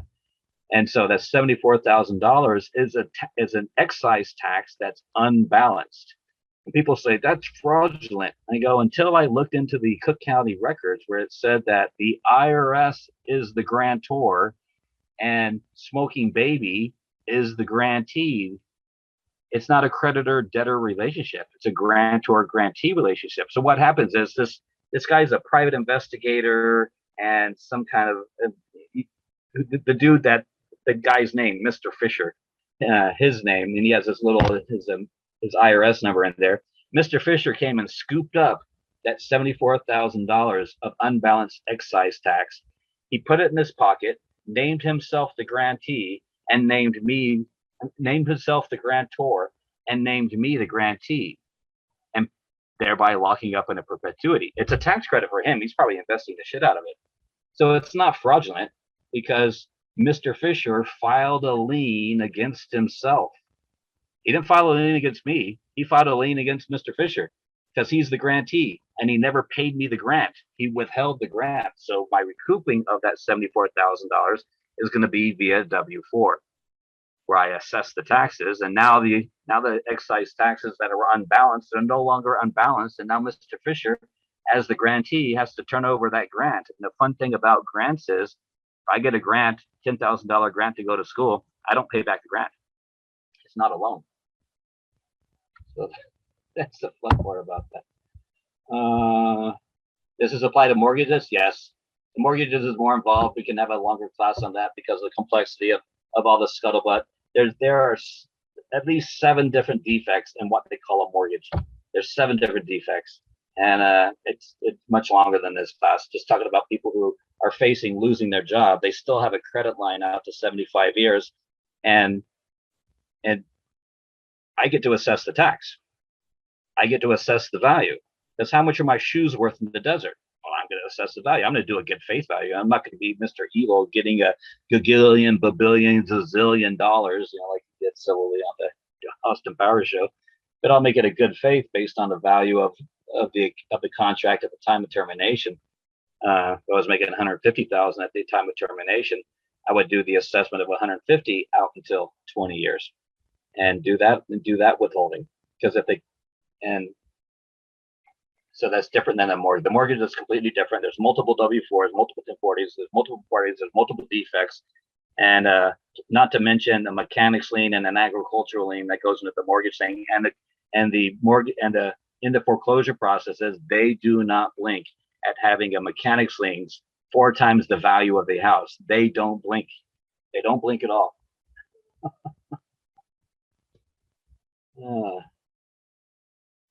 This is a lot of words, but probably a lot of words that maybe float over people. I hope I didn't boggle the brain instead of refresh the brain. But basically, I have to determine the value of the estate, add up all the deposits and all the withdrawals, or how much the value I'm earning now out to 75 years, because the vessel has to retire at 75 years, and that's the amount of value that they took and withheld from me. And that's why I use a withholding certificate. I just have to produce the evidence of it, either put them in default or use their own statements, and that goes with the W-4 along with the 1040V, and I fill out whatever's on the W-4, I put it on the withholding section of the 1040, and send it all in to room 3413, 1500 Pennsylvania Avenue, with a cover letter saying this is my good faith estimate, because as it is my intent to be in voluntary compliance with the Internal Revenue Code. And in furtherance of my intending to be in voluntary compliance with the Internal Revenue Code, I present this good faith estimate and statement of withheld credit transferred to transferee, or terminated by trustee of taxable termination, job number, or skip person who's transferring credits to a skip person to transfer who's liable under 2603. This is my good faith effort. If there's a better way you want me to do it, please let me know. If you have any suggestions how to make it better, or if there's any mistakes, please let me know. I am here to assist the Internal Revenue Service, for it is my intent to be in voluntary compliance with the Internal Revenue Code. Kindly yours, Agent SmokingBaby. And so now I can't be a tax protester. I can't be a tax protester. And I've stated multiple times it's my intent to be voluntary compliance, and I need your help, IRS. So the IRS can't bitch about me. If they don't give me help, they can't come back and write. But I gave them, told them I needed the help. They can't come back and do anything other than help me. They certainly can't charge me with any type of evasion. Use the IRS on their end. I love the IRS, though. And if the enemies knew anything about the IRS, they could turn around and hit the Clintons for the liability. They just knew how to. Maybe the group here, I've been trying to put together false statements by Fucci and by that Wizolinsky, that nasty beast, and by the NIH and the NAID. I'm trying to find false statements where they made factually false statements, because under Title 15, 78FF, false statements have a $25 million liability. And realize any representative of value is an obligation of the United States. And that statutory penalty of $25 million, once assessed based on a false statement, because I'm going to send Fucci a little letter saying, here's all your statements. I've seen no facts or evidence that these statements are not false. Please respond with proof that these statements are indeed not false. And when he doesn't do it, it's an automatic default, and it's a $25 million, because he admits to making false statements by not rebutting my negative averment affidavit. And then I'll just send it all to the IRS. Here you go, Mr. Fucci has a $25 million false statement penalty. And now Fucci has to go play with the IRS and convince the IRS that his statements aren't false. Imagine him doing that. At Fucci making the statements not false. Same thing that Wieselinski, all these other dirtbags out there making false statements, even the newscasters and everybody else, because you can't sue them because the jab murders people, but you can sue them for making false statements under consumer protection. They're not And that immune. falls under Title 15, 1692E and Title 15, 1692, 78 FF. Is that correct? It's Title 1692E and 78 FF. So consumer protection says they can't make false statements. Of course, you can't sue them for the jab. That's going to murder everybody. But you can hit them for the false statements. Consumer protection. Can you pull that up on the screen so people can see what you're speaking of? If that's not too much. Sorry about that. I'm just having fun seeing it in my brain.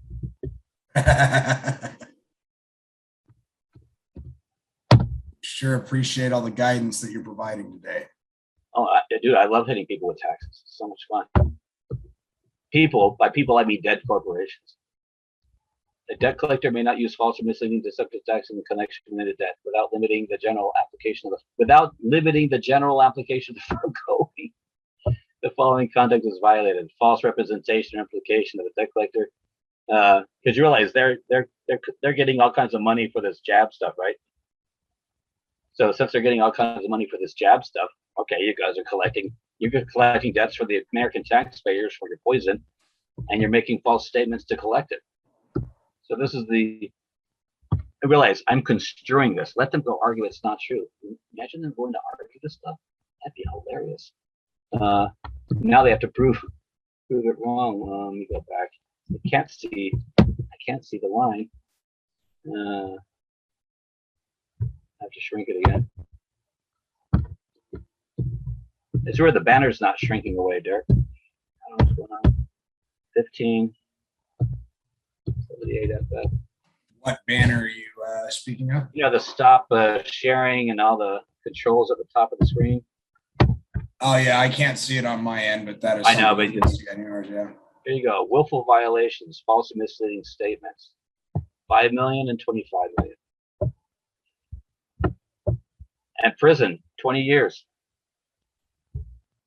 I just assess it. And let them go. I'm just doing a good faith assessment based on what I hear. I don't have to have any first-hand knowledge. Neither does the IRS have to have first-hand knowledge. Nothing the IRS says, prints, or mails out is factual.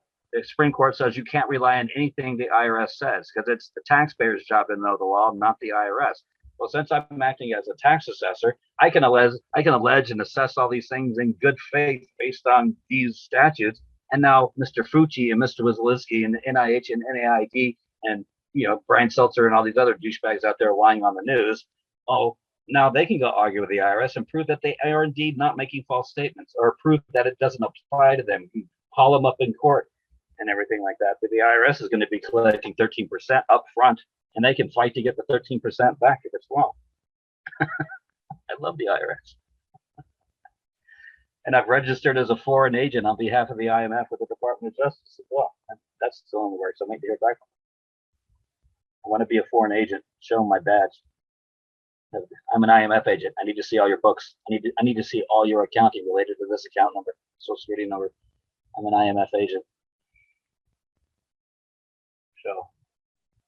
So yes, there's some more questions about who can hit, I guess. I don't mean to pull up all the time. Yes, I was wrong. Who was wrong? What were you wrong about? How could you be wrong? Great stuff. Thank you. What were you wrong about, Focus? I'm curious. I don't know what you were wrong about. The code above. Okay. Oh, you're having a chat with somebody else. Okay. Yeah. So consumer protection is where I'm hitting them with lying to the public. So anyone lying to the public, you just assess a tax for it, and let them go argue themselves out of a bag. Because all crimes are commercial under CFR. What is it? 27. Oh, I can't remember it now. 72. All crimes are commercial under CFR 277211. All crimes are commercial. So Pauline asked this question. Even when faced with a non-judicial foreclosure, where the home is sold to an enterprise, the tax credits, and perhaps keep the home as well. You're the creditor. You don't have a debt. You can't have a debt. You engage in a third-party retail installment agreement as an undisclosed third-party investor and an undisclosed third-party beneficiary to an irrevocable trust. There's so many defects, and yeah, you're the source of everything. Even if the house is gone, you can still go back and hit them with the taxes. Can you show all the docs needed to stop the tax, for examples? I only heard about this last night. I'll be working up with Derek to make a template as far as the assessment. And there's a couple other really good websites out there about the religious exemptions. But there's also there's a tax form, 10 NEC, 1099 NEC. Show credit. Non-employee compensation. Let's look at the instructions. Let's go Control F. Emotional. Look at this. United States. Damages received on account of emotional distress, including physical symptoms such as insomnia, headaches, stomach disorders. You can hit the 1099 NEC. You can assess a tax for these things on the 1099 NEC. Emotional distress. This is a new form, by the way. Also, report liquidated damages received under age discrimination, foreign agricultural workers, FATCA. There's all kinds of really good stuff in this NEC. It used to be part of the miscellaneous, but they've really broken this stuff out really nicely here for the NEC. See the MISC and NEC, they split them up recently. And you still have the 1098F, 1099, 1099, 1098F. I thought Malika came up with that. I'm not sure. 1098F for fees and fines. 1098. Yeah, fines, penalties, and other amounts. This is another fun one. So if they cause you distress, you can hit them with that. How much is your distress worth? You can put a value to it, and I can sign an affidavit. I've seen no facts or evidence. The value of my distress is not $50,000 or $100,000. You don't want to do a gagillion, babillion, zillion like Dr. Evil. But there might even be some court cases for the intentional infliction of emotional distress. Might be some awards out there which are reasonable awards given the circumstances. So you can use the 1099 NEC. This is my jam right here to show these. How would you assess a new? That's all financing with the houses are outside the idea of employment. I have a transcription of the CEO of my employer making false statements. Can I build a case for him? Well, if he made false statements and you could hit him with a false statement then. Let's see what he does. Fun to do. Because you're just doing this in good faith.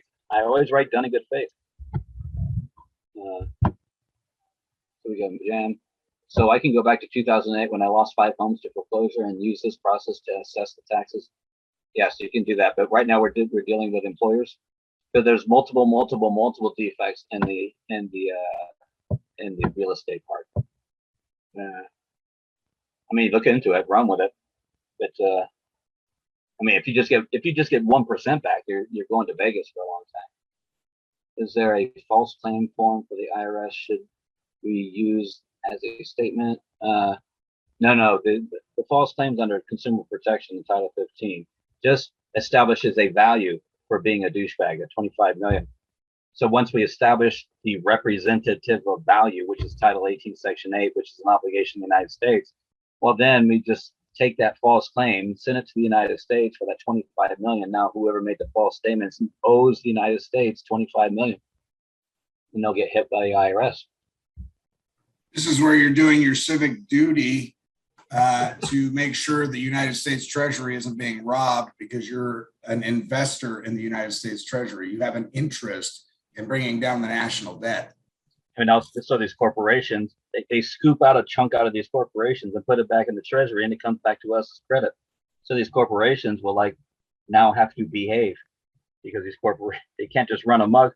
as long as I let the corporations, if I don't assess the amount of transfer, taxable terminations, and skip person transfer or value, if I let these corporations run away with all that credit, I'll be impoverished, slaving away while these corporations build bigger and bigger buildings and buy bigger and bigger yachts, going to bigger private islands, Mr. Amazon and all you other assholes out there, because they're running away with the credit. Why? Because I'm not assessing the transfer taxes that are liable to whoever the transferee is or trustee is. We start assessing all these taxes. Imagine if we had just 100,000 Americans hit Pfizer with 25 million in false claims and false statements act, Pfizer would be destroyed. Same thing with all these other assholes, they'd be destroyed. So the false, well, it's not a false statement report. We send taxes. We do an assessment. We establish the value of the false statement at 25 million. Now that we've established the value of 25 million, anything that represents value is a Title 18, Section 8 obligation of the United States.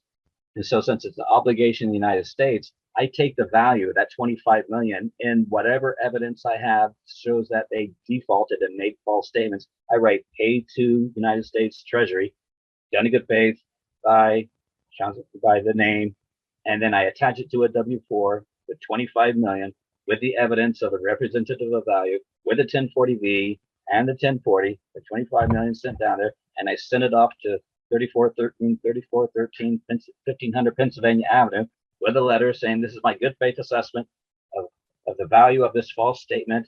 And I'm here to help you. It's my intent to be in voluntary compliance. If you can any way to make it better, please let me know. If there's training, I would love to get training. And if there's anything you need, please let me know. And I'm coming in because I'm their agent now. I'm working with the IRS. I am the assessor. I do the tax assessment. They're not my enemy. So it's not a false statement report. It's a report of 25 million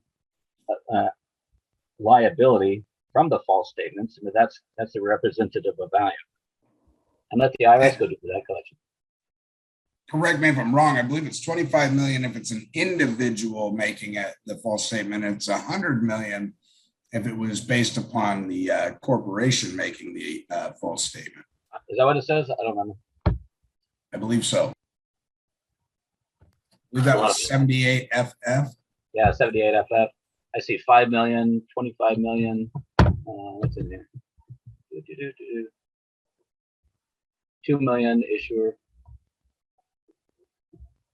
Might have been Title 15, 1692E was 100 million. No, 1692E is the circumstance, and 78 FF is another. I see 5 and 25. I see 5 and 25. There you go. And 20 years. And 20 years. Let me see. Rushmore loan is the response to my remittance. In response to my remittance, stated to me in a letter, they don't deal in UCCs or 1099s. Well, that's fine. I'll assess a tax, and you can talk to the IRS about it. And I would send that letter with them too. Oh, here's what these people. I'm not sure what to do with this, but here's my assessment of the amount of transferred credit to the transferee on line 8, and the amount transferred on line 6. So here you go. Got it. I used with the W-4 price. It's used with the W-4 price. Yes, the W-4 is the assessment. The W-4 is the basis of the amount of credit transferred to the the line 8 person or the employer. So the W-4 is the assessment, because the W-4 is not a claim; it's an anti-claim. Don't pay me $30,000, which means they have $30,000 in credit. So it goes with the W-4, the 1040V to the 1040. Just like the 2373, the 10492, and the 4490. And the prompt assessment 4810 is a 3949K. I mean, they're parallels. It's always in threes. What would be a guideline for assessing the tax against a utility company since we use that service for life? Actually, you're interested in that service of life, and that's why you loan them credit. And since you loan them a principal amount of credit, you get paid your interest payment up front. And there's principal and interest. Usually the interest is paid first and the principal last. Well, when I turned on my electric, I got electric because I was interested in electricity. So I issued an Article 5 letter of credit, which became the credit that funded my account. And the principal amount that was funded is all the statements plus all the payments and the interest payment. I get the interest payment up front. I get electricity right now up front. So I get my interest up front because I was interested in electricity. But the principal amount of the credit, the $10,000, 5,000 in statements, 5,000 in payments, that principal amount of loaned credit at the end of the year, W4, 1040V statements on the 1040, I get my 10 grand back, but I get my interest payment up front, electricity or water or internet or banking. There's interest doesn't have to be in chicken, it doesn't have to be in dollar bills, it's gonna be in chickens and, you know, light bulbs and stuff like that. This is better than Mary Croft and Dean. Oh, thank you. This is really fun because I don't have to argue anything. I just come in as the agent and do a good faith assessment based on the evidence I've acquired, and let the IRS go run with them. So much fun. I really do like doing this. There was a case where this guy got a judgment against this people he did sprinkler service for in northern Utah, and it was a $3,000 judgment. And he was moaning and groaning about, oh, I don't know how to collect it. I don't know how to collect it. They won't pay me. So my paralegal background, I went over to the court and said, yeah, I'm here for a judgment debtor, and we need to come in and begin the collection action. And the clerk at the window, very nice, she says, oh, you want a motion and supplemental hearing? Okay, here's a packet. They gave me this motion and supplemental hearing where we moved the court for a supplemental hearing for writs of garnishment, seizure, attachment, and whatever the other one is. We're talking a while. And so we brought up the motion in supplemental hearing, and I included with that motion in supplemental hearing the form 433A, which is an individual, and a 433B, that's for a business. Where when the IRS comes to seize your stuff, they send you out a 433A and 433B so you can write down all your assets so the IRS knows where to go scoop them. So in this motion and supplemental hearing, I moved the judge to order the debtor, the judgment debtor, to fill out these 433A and 433Bs, showing all their assets, because if they're cheating the judgment creditor, they're probably also cheating the Internal Revenue Service and the United States as well. They got hit with that, and they come running into court. No, we'll come in, we'll make a payment plan. We don't want to fill out these forms. We'll just make a payment plan. They're terrified of the IRS, so that's a motion and supplemental hearing. Why not use them to our advantage? What's them? So the taxes, utilities, policies. Why not us them to our advantage? I don't know what that means, or I'm hogging up a lot of time with that. Use them. What is it? What is them? What is it, that, them, thee, though, they, he, she, it, we? What is them? Pronouns kill me. Pronoun trouble. Go type in pronoun trouble in Google and you'll see Bugs Bunny go run it. Sorry, where are those forms again? Oh, 433 Alpha and 433 Bravo. 433A and 433B. Because if they're cheating me, they're probably cheating the IRS too. The judge looked at it, he says, oh, that's reasonable. He went ahead and wrote the order. They treat you completely different as a judgment creditor. You don't have to pay anything. You just come in there, file whatever you want. It's your judgment creditor. Yep, that's it.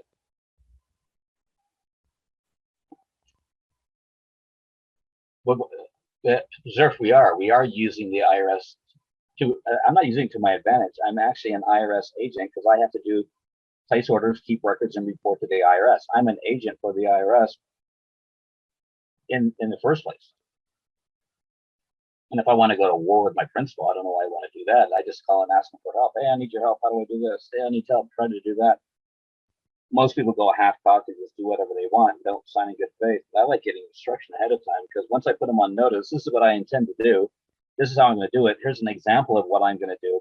If you see anything inappropriate or any way to improve it, please let me know. Otherwise, if I don't hear back from you, I'll go ahead and proceed. I sent out. IRS has something called enrolled agents. They're like, in the Catholic Church, you have cardinals with those red robes and everything. Well, enrolled agents are like cardinals in the Catholic Church, and they can go anywhere and represent anybody anywhere across state lines. Whereas CPA is stuck within their boundaries.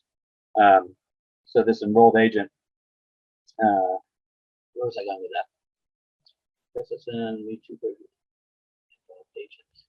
Oh, so I found an enrolled agent. And I tried to call him up, and he wouldn't. He never answered the phone, never returned my phone call.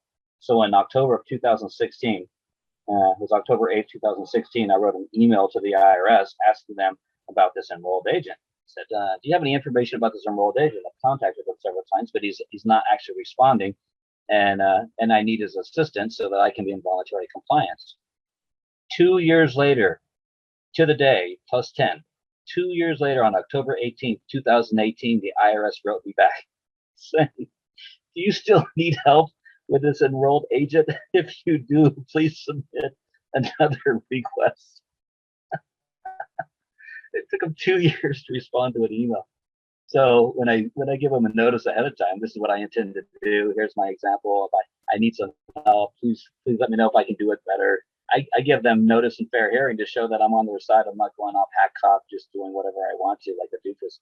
Because I'm the agent. As the agent, I have a duty to check in with my principal and get direction from my principal under the law of agency. There's a book out there, The Law of Agency. It goes back, it's old.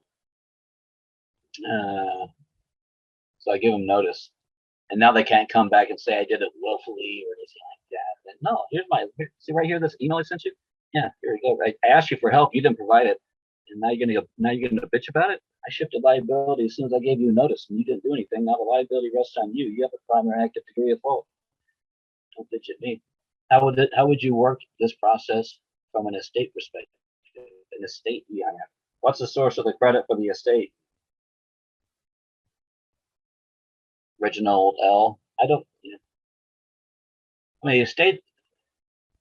Trusts and estates are for three things: managing corporations, controlling governments, controlling corporations, and for asset flow. That's what these trusts and estates are for: controlling governments, controlling corporations, and for asset flow. That's the purpose of a trust and a trust and estate. It's limiting liability. Otherwise, I just use the social. Yeah, I like the social.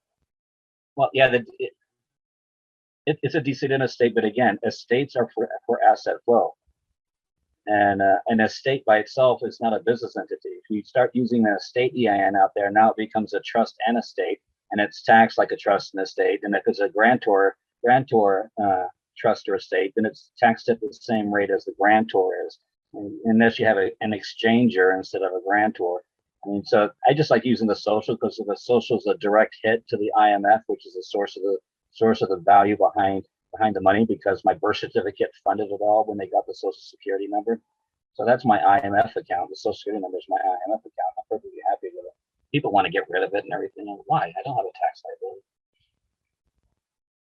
Has no jurisdiction over the estate of a person who is affected. Yeah, you have to come back and prove you're alive. I agree with all that. But we're talking about taxes right now. There's still tax liability unless you take a fiduciary fee of 100% everything the trust makes. But I want to get all that credit back. I don't want to have a zero tax liability. I want to have a net positive to get all the excise tax credit back. I want the tax credits back. I just don't want it to go to zero. If you sent for your the master file, I'm gonna subpoena my master file to the tax court, and IRS won't copy them. Yeah, I guess they do for some people, but they gave me a runaround for like 3 years trying to get my BMF and IMF. There's also an NMIF. There's a couple different ones. So I'm going to subpoena through the tax court so I can change that domicile from Virgin Islands back to Alabama.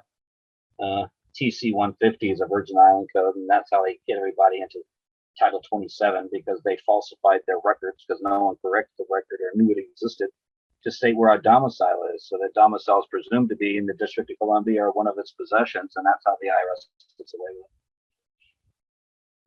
Yeah, I mean, yeah, you can do all that, but again, I just play with a social. I don't. The W4 only takes a social. The W4 doesn't take anything else. So if I want to assess taxes, I hit them with the W-4. That takes the social. Everything else is, anyway, all social. I'm not afraid of the social. I don't have a tax liability. The tax court already ruled I don't have a tax liability, which makes me a tax creditor. I'm not everyone's using these LLCs, and they're trying to minimize, I was going to say evade, but that's too harsh. Minimize their taxes. I don't have a tax liability. Yes, that's all true, but it has nothing to do with the W-4 process and how these people who are going to get fired from their job, when they're terminated from their job, go back and assess all that credit that was front loaded when they started the job at the very beginning. Because if they get terminated, now they get to go assess the remaining value of that bareboat charter of 100,000 a year out to your 75 and assess that tax determination of that account because you were interested in that account and they threw you off the boat and you're the one that funded the operation. Fine, give me all my credit back. You don't get to throw me off the boat that I funded the operation for and then say I can't come eat there anymore. Screw you. I'm going to assess the tax. I'm going to assess the remaining value of the estate as a withholding tax.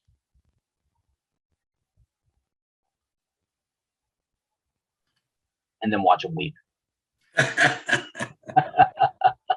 Yeah, there's that Dr. Evil laugh I was waiting for. Their weeping be of praise to God of his righteousness in heaven. Their weeping will prove how righteous God is. Right. Amen to that. Any other questions for SmokingBaby before we shift gears? We're getting ready to go into the private side of it, not saying that what SmokingBaby has shared with you is not on the private side, just another aspect of the private side. This is an excellent seminar on tax assessment using the W-4 for getting your credits. All other ideas are for other purposes. So Derek, I suspect that the process you're doing would be the offensive process when you're going to contact them to get them to admit something. That's correct. We're going to come in a position of being a man or a woman. We're going to stray away from using things like defendant, interloper, interpleader, witness, plaintiff, and we are going to attack the subject matter mano y mano, man versus man, woman versus woman, or woman versus man. And we leave the fictional realm and we come into reality where we hold our own court. And what ends up happening, and we're in the middle of this process now, it's already been proven to work many of times before. It was presented to me a few years back, and I kind of pushed it off to the back burner for a while. And I got tired of grinding statutes, codes, city ordinances, rules, and regulations, and I saw a much simpler path to bringing forward a claim, not a complaint. The important thing about it was to identify the difference in the jury. What? Now you're blinking. You just blinked a little bit. You can't touch it. It's intangible. You can't smell it. You can't taste it. You can't feel it. All right. It's something that you either know that exists or you don't have any knowledge of it. And when you don't have any knowledge by default, you fall subject to be prey. And look, I start talking and now it says I have unstable internet connection. I know, yeah. As soon as you start talking. Yeah. And this is what happens during every one of my classes. But anyway, we will do our best to get through it. So what I'm going to be, and first of all, let me start off by saying thank you, SmokingBaby. What a brilliant presentation. And for those of you that it went over your head, don't worry. If you're a participating member, you will get an audio video copy of this in an MP4 form. So don't fret if it went over your head. You'll be able to go back and recap over and over and over again until those seeds mature and manifest into your mind and give you a adequate knowledge base for standing your square and executing that process. It's very simplistic. Although he went into great detail about it, it is actually very, very simple. Okay. And his process avoids all the semantics of going into court and trying to put forth any argument or anything like that. Okay. It's just the same process I execute is similar in the fact that, one, there is no argument. At the end of the day, it's just here, sign this writ of execution, because we effectively have given notice to them about a future trespass that will cause us harm. And we are going to ask them if it is their intent. Now, failure to respond to this notice is acquiescence by tacit agreement. And at that point, if they move against you, you have your first notice, your first correspondence in place that actually proves that their intent was, in fact, they were noticed about the fact that if they moved against you, it would, in fact, cause you harm and be perceived to be a trespass against your unalienable rights, for which you are rightfully due and owing just compensation, not an income, not a reward, just compensation. So we'll get started off on that here in just a moment. First off, before we get going any further, we've been here for a couple hours. Anybody need like a 10 or 15 minute break, use the restroom, get all that stuff out of your system? Oh, I forgot they can't unmute. Hold on a second. Should we push forward or does anybody want to break? One second here. I'm going to allow you guys to unmute yourselves for just a moment. All right, you guys can unmute yourselves. You guys want to break? Hallelujah. All right, take a break for a few minutes here. Should we give it a 15-minute break? Is that sufficient enough for everybody involved? Yes. All right, let's do 15 minutes. That puts us back here at, correct me if I'm mistaken, 4:45? That's correct. All right. Yeah.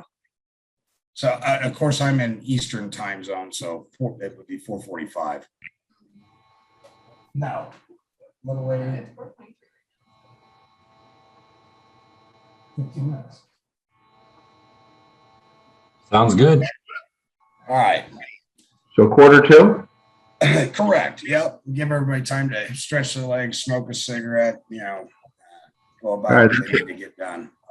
That's like And, 20 minutes. the floor is open if you guys want to carry on and commence conversations. SmokingBaby may still be available. If not, there are other people in here that are extraordinarily knowledgeable. This group of people right here this is an A team without question. So a lot of great, brilliant minds in here. The floor is open for the next till 15 till. All right. Derek, you're Eastern time. Where are you at?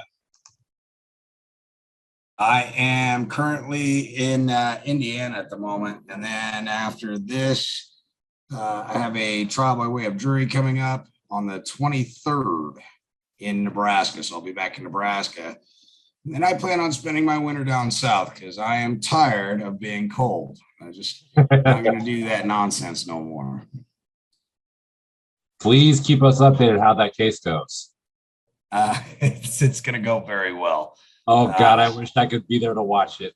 I haven't filed a stitch of documentation in there yet. Mr. Anonymous has kind of gnawed on me a little bit, like, quit playing with people. Just go in there and do what you need to do. You've got bigger things to do with your life. Quit playing with these idiots. And I'm like, all right. So under the advisement of counsel, I have some documents that I'm going to go submit that have to be submitted before trial, or effectively I waive the rights, and I'm going to go hammer that out and just be done with the shenanigans. And then, of course, there's a suit for malicious prosecution. But the process that I'm about to share with you now will show you guys how you can effectively force your claim in 60 to 90 days and walk out with a paycheck. Just that simple. No 10 years of argument in court in the wrong jurisdiction where you get in the runaround. It will be so swift and so quick, and they'll never even see it coming because the agents and agency have not been trained properly. They know nothing about this jurisdiction that I speak of because they have been operating in the wrong jurisdiction or a different jurisdiction for so long. They have no conceptual knowledge of what I actually speak of. We're talking about the elite of the elite in the legal society are the ones who know this stuff. And so, for example, we're taking a clerk of the court right now for $75,000. And as of Friday, this upcoming week, she's hit. There is nothing she can do at that point to get out of it. And we're going to liquidate her bank account for 75 G's. And that is happening. She's on her third and final notice. She hasn't responded to any of them. And we have her lock, stock, and barrel. And we're going to give her one opportunity to provide a lawful excuse for why she trespassed on a man's claim and aided in abetting in human trafficking. She's fucked. And of course, her judge buddy constituents told her, oh, you don't have to do anything these guys are telling you. They're full of shit. Look at this documentation. These guys didn't go to law school. They don't know nothing. Well, we're going to subpoena her judge buddies. And I guarantee you, they're gonna deny any responsibility and say, well, we may have told her she could do that. We didn't tell her that it was, we're not her legal counsel, you know. So they will undoubtedly throw her under the bus. And about that time, I can only imagine within about 5 minutes walking out of that courtroom, we will receive a phone call where they will then and there want to restore the man's property back to him post haste because they're the next ones on the chopping block. And I can guarantee you it'll be for a fuck of a lot more than 75,000. So with that, I'm going to take a brief break here so I can go downstairs and grab something to drink. I'll be right back with you. The floor is open. Feel free to communicate amongst each other. And I'll be back with you shortly. Yeah. Go ahead. When you have the trial, are there going to be allowing any witnesses there? Who knows what they will or won't accept. I'm guessing I'm going to have to hand a bunch of silver to a bunch of people because they're not going to let me just walk my remedy in there. But once this documentation is served up on them, their goose is cooked. Look, they're so leery of me. They appointed counsel to me without my consent. And the counselor that was appointed to the lawyer who was appointed to the case immediately put in for emergency hearing to withdraw. And the judge said, absolutely not. We heard your argument. You're stuck with him. So I turned around, called him the other day and said, hey, just because you did the honorable thing and you know that I haven't granted you power of attorney over anything, because you were honorable, I'm going to see to it that I leave you out of the suit that's about to take place for malicious prosecuting, false and misleading statements, and a number of other things, human trafficking, trafficking of persons, so on and so forth. But I said, but what you are going to do is you're going to go down there to Valley County and you're going to get that those documents that are registered in Valley County. You're going to go ahead and put them on the case. You're going to call an emergency hearing again. You're going to show the judge, and this time his hands are tied. Now, if he tells you that you can't walk away from this case, he now becomes the liable party. All right, because he doesn't have the authority. I never gave him any authority to delegate anything for me. So with that said, I'm going to go grab something to drink. And the next bit of this class is going to be showing you a different method that is absolutely effective. Just the same as what SmokingBaby just showed us was an effective method. This is another way of skinning that cat that you may have a little more fun with. All right. I'm near Indiana. That's why I was asking. I was going to come down. Sounds good. Thanks, Derek. Derek, any chance of recording it? It's being recorded. There's a number of people in here that are recording. So somebody asked for permission to record, and for some reason they couldn't record. I think that's because we have 2 or 3 people recording at this point. Your day in court. That's what I'm talking about. Any chance of recording that? Oh, they invited the news media, but you're about to find out how biased they really are. Oh, they don't want the public knowing. I know they Look, don't. hey, But I need get to a get 'em on the- transcriptionist. Listen, get a court recorder transcriptionist to go to court with you. They cannot refuse it, and it's a way you can get an accurate record of the court and what happened. You can take private journalists too.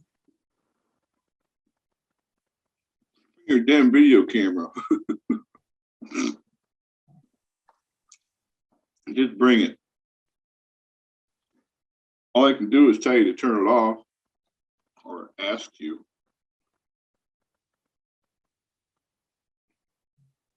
Yeah, I'd definitely bring in a court reporter. Yeah, that's a great idea. Yeah, that's what I was going to say is they can't refuse that because you have a legal right to have an accurate transcription of what happened. And I can tell you now, if you go in there and say anything of any value and you don't have that transcriptionist, you will not get an accurate transcript from the court. Nope. The judge only, from what I've been told, the judge only puts on the record what he or she wants on the record. Are they free or you gotta pay them? You pay them, but it's worth it. How much? Everyone's different, but from what I've been told, definitely pay them up front. Yeah, you have to hire them, you have to pay them, and it depends on the court recorder you're talking to is how much they charge and what area you live in. I Right. mean, I've heard it could be like, just for example, it could be like $60 an hour. Yeah, I was hearing $50 an hour, between 50 and 75 an hour. Yeah, That's but they'll expensive. prorate you. So if like you're there for 20 minutes and it's $60 an hour, you pay them $20. So however long they're in for, they're working for. I've heard they'll prorate you. That's nice of them. But yeah, definitely take that because I've heard those judges, they fuck you every chance they get. Yeah, they sure do. Well, the thing is you need a witness in order to be able to hold anyone accountable, right? Otherwise, it's going to be your word against theirs. Hey, The transcriptionist is a way to get that witness and Yep. have an accurate record, and they're a complete independent third party. So they have no reason to alter the record. right. Now this is, I won't lie to you guys, man. That was a lot to take in. I'm like, oh shit. This is a lot to, damn. You know what I I'd mean? like to get the recording so I can watch it a few times. Oh, I'm definitely gonna have to watch this over and over to, really learn. So, I mean, I don't know about you guys, but I haven't heard anything from my job yet about taking me. They've said something. I work at kind of a large company, and they've said something, but they're not requiring it. They're like, if you want to go back into the office to work, you'll be required to get it. But if you don't want to get it, you can continue to work from home. Oh, that's cool. No, I drive a truck for a living. So, I mean, we actually had a thing going where they were trying to incentivize people to get the jab. So, and sure enough, you had a bunch of people sign up like, yeah, I'll do it. I work in IT security, and I'm good on having somebody alter the code of my body. I'm with you. And it's funny, man, people I talk to, like even my mom who took the jab, I'm like, Mom, did you read that consent form? No. It's like, you just waived, you granted them full like immunity. Oh, you can go back and restate your intent. I actually claimed my biometrics, my fingerprints, my face, my retinal scans, my ear pattern, my vein patterns under my skin, and I licensed all those agricultural biometrics to the estate, and now the beneficiaries of the estate have to be protected and have my copyright. I'm copywriting my fingerprints, my face, my voice pattern, body movements are all going to be copywritten at eco.copyright.gov. And the copyrights are also in the estate. So if anyone takes my fingerprints, takes a picture of my face, vein patterns, voice patterns, EKG, EEG, they can measure all these things. And there's papers on it. I can get to Derek.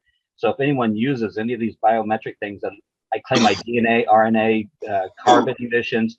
So if anyone uses it, it's $1 million fee, strict liability upfront to pay for the use of my agricultural products. And so the beneficiaries of the estate have to be protected. I don't even, now that it's been licensed away, the executor of the estate has to assess the value of use of estate property against the person using it. And it'll come forward as a tax liability. Oh, okay, yeah. I did the same thing. I did the SBC process. Well, I agree about the SPC, but because you still control it, they can still go after you. But once it's in an estate, now the beneficiaries, remember Hobby Lobby didn't have to give out abortion, stuff like that with Hobby Lobby case? That's because the shareholders firmly held religious beliefs. The corporation doesn't have a religious belief, but the shareholders do. And the shareholders' interests had to be protected, and the shareholders had to be protected. So in my case, the beneficiaries of my estate have to be protected. But I had to license and I was the grantor, the estate was the grantee, and I licensed all my agricultural products to the estate, and now they're protected in the estate on behalf of the benefit. You have innocent third parties involved when they try to take my fingerprints or blood or DNA and all these other items of my body. Anything my body produces is the property of my beneficiaries. The value of it's my beneficiaries. So they have to be protected because they're innocent. The beneficiaries are innocent third parties. Oh, okay. You know, that was just like all the stuff that you just mentioned. I put that in my agreement. Between who and who? Like in my whole harmless indemnity agreement. Between who and who? What's that?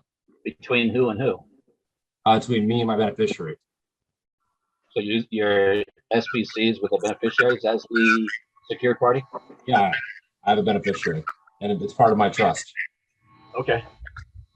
I have my fingerprints, and you see, I just need to go and pull the trigger and pay the $55 for 10, and then I have another one for my face, another one for my voice, and another one for my body movements, a video of me walking around, because they can even take a picture of how my kinematics work in my body, and they can tell who I am just by how my body works, and they can look through your skin and see the vein pattern under your face. So even if someone gets a face change, like that movie Face Off, they can still see the vein patterns under the skins with these new cameras. That's crazy. Yeah, I can show that real quick. Let me find it real quick. Where's it? Biometrics. Here. Escape out of this. So what happens if you need to participate in a transaction that requires you to use your fingerprint? Well, since I'm both the grantor, steward, and the executor, I could authorize it as the executor, but I could change that office anytime I want. It's the fun part. it can be granted. Okay, let me go here. The gentleman I keep muting out, the only reason I'm muting you out is after you ask your question, there's a lot of background noise. So please don't, it's not to be offensive or rude or anything. Just that way we could hear SmokingBaby's response. See right here, this book, Property Rights in Blood, Genes, and Data, Naturally Yours. The new case for an inalienable property rights in human biological material, empowerment of a sample of donors, or the receipt of recipe for tragic anti-commons. It comes down here about this Japanese guy down here in the middle column at the bottom under 1994. It says, according to Okamura, the businessman approached him with a business proposal. I'm in the third column at the top. To mass produce human cell strains. He was loaned 120 million yen in 1990, and the cell strains were put up as collateral. So when you get all these blood tests and everything, they take like 17 vials of blood. Oh, kitty, sorry. Did they really need all that? The holder of the SAT certificates, copy. Just copy their registry entry on the proper certificate of title during the same period. This is interesting video. Vein patterns. Here we go. Too much. Go down slow. This very introduction. See the index of terms. Face veins, finger veins, hand veins, heart veins, multi-veins, palatal, mouth veins, palm veins. I also put in there scrotal veins, phallus veins, anus veins, because I was young and needed the money. And so I claimed all those things. See over here in this first column, the ISO defined. Over here it says ISO.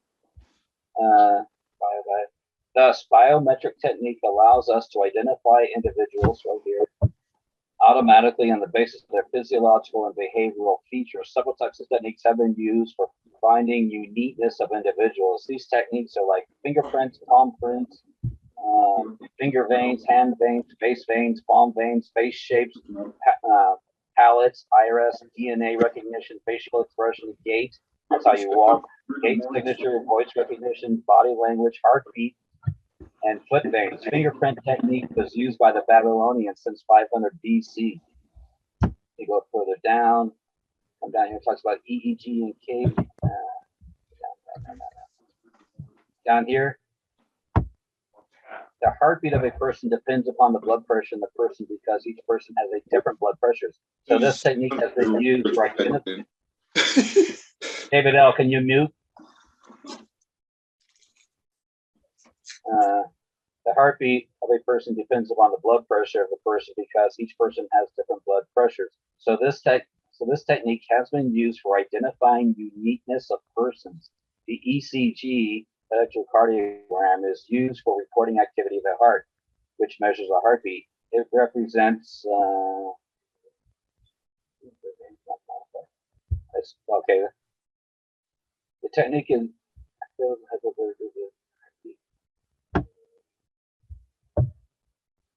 up here at top. It says the finger vein pattern techniques are better than fingerprints because in fingerprint, ridge persons can easily be modified, but finger veins cannot be modified.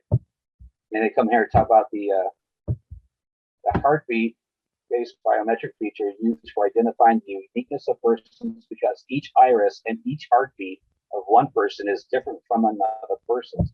That's why they wanted that 6 feet of distance between us, that separation thing, so they can isolate unique ECG, EEG signature of an individual person. They can tell them apart that way.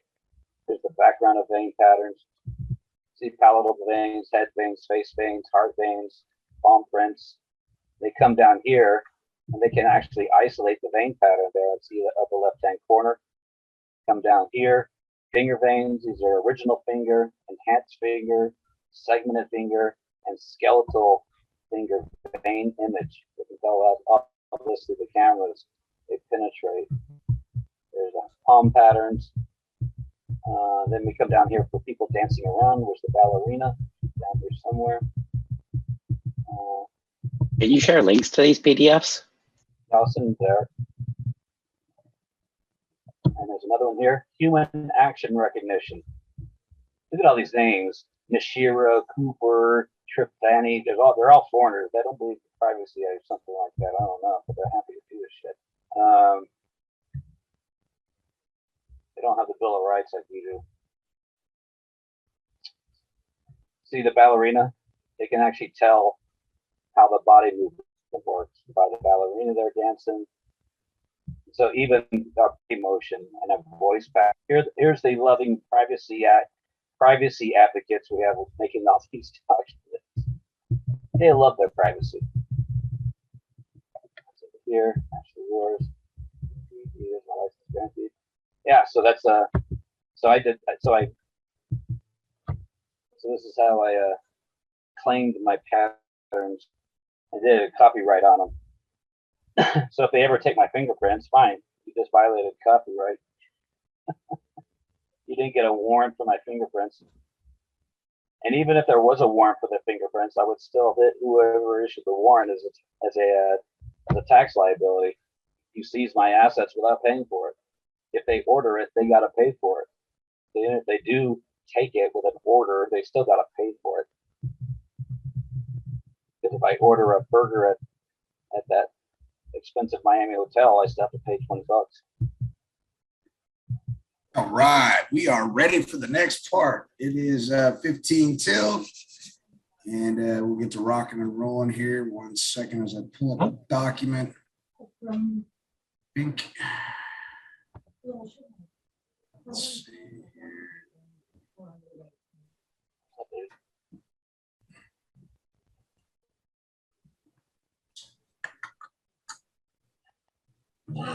That one. Was it under this? What was it under?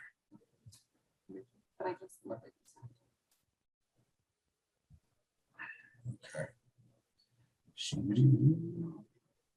It's in on now.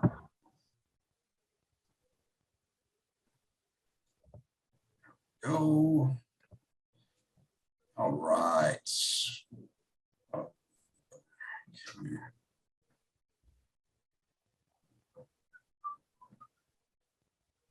Just grab one of these. And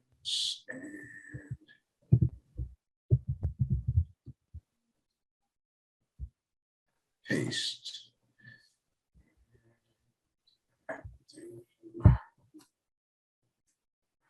Sorry, got it. This way.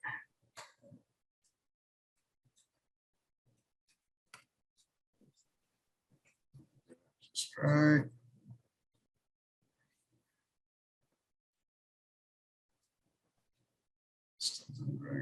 Okay. All right, we are ready.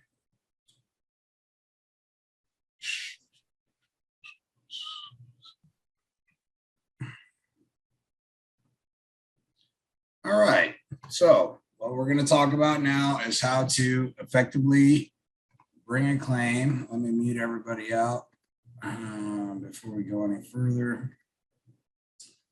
I'm going to mute everybody out. That way everybody's good to go. All right, everybody's muted out. And here we are. Now, SmokingBaby showed us one way of handling this affair. I told you all when you join the class that I can show you how to do it effectively with one piece of paper.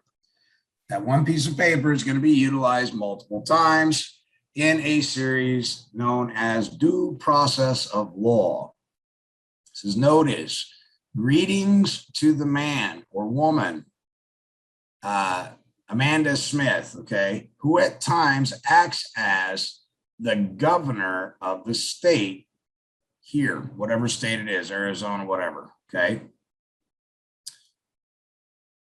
I, a man, and we're going to do away with A because A diminishes the man, okay.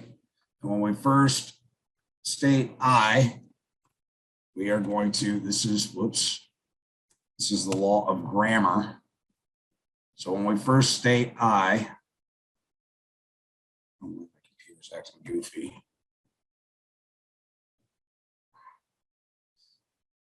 We're going to do I full colon man semicolon because we're doing the continuation here. Bob Smith is going to be a full colon, okay, and instead of Smith, we'll use Doe. All right, Bob Doe, last name Smith, semicolon. Now, there is a reason for the punctuations being the way they are. Do not change them, okay? This is very important. I, man. Now, the reason we're using the lowercase I is that signifies the man with his head. The capital letter I actually stands for an individual, which is part of a corporation. We are separating ourselves from the corporate side. We are going into the private side, okay? So it's greetings to the woman, Amanda Smith, who at times acts as the governor of the state. And you can put Arizona here. You put state of Arizona. All right. All capital letters. I, man, Bob Doe Smith, wish to present notice simply as a man of honor to you, a man or woman, to state for the record the wish of I to not accept your order or mandatory vaccine, section 56543, whatever it is, at this time or in the future.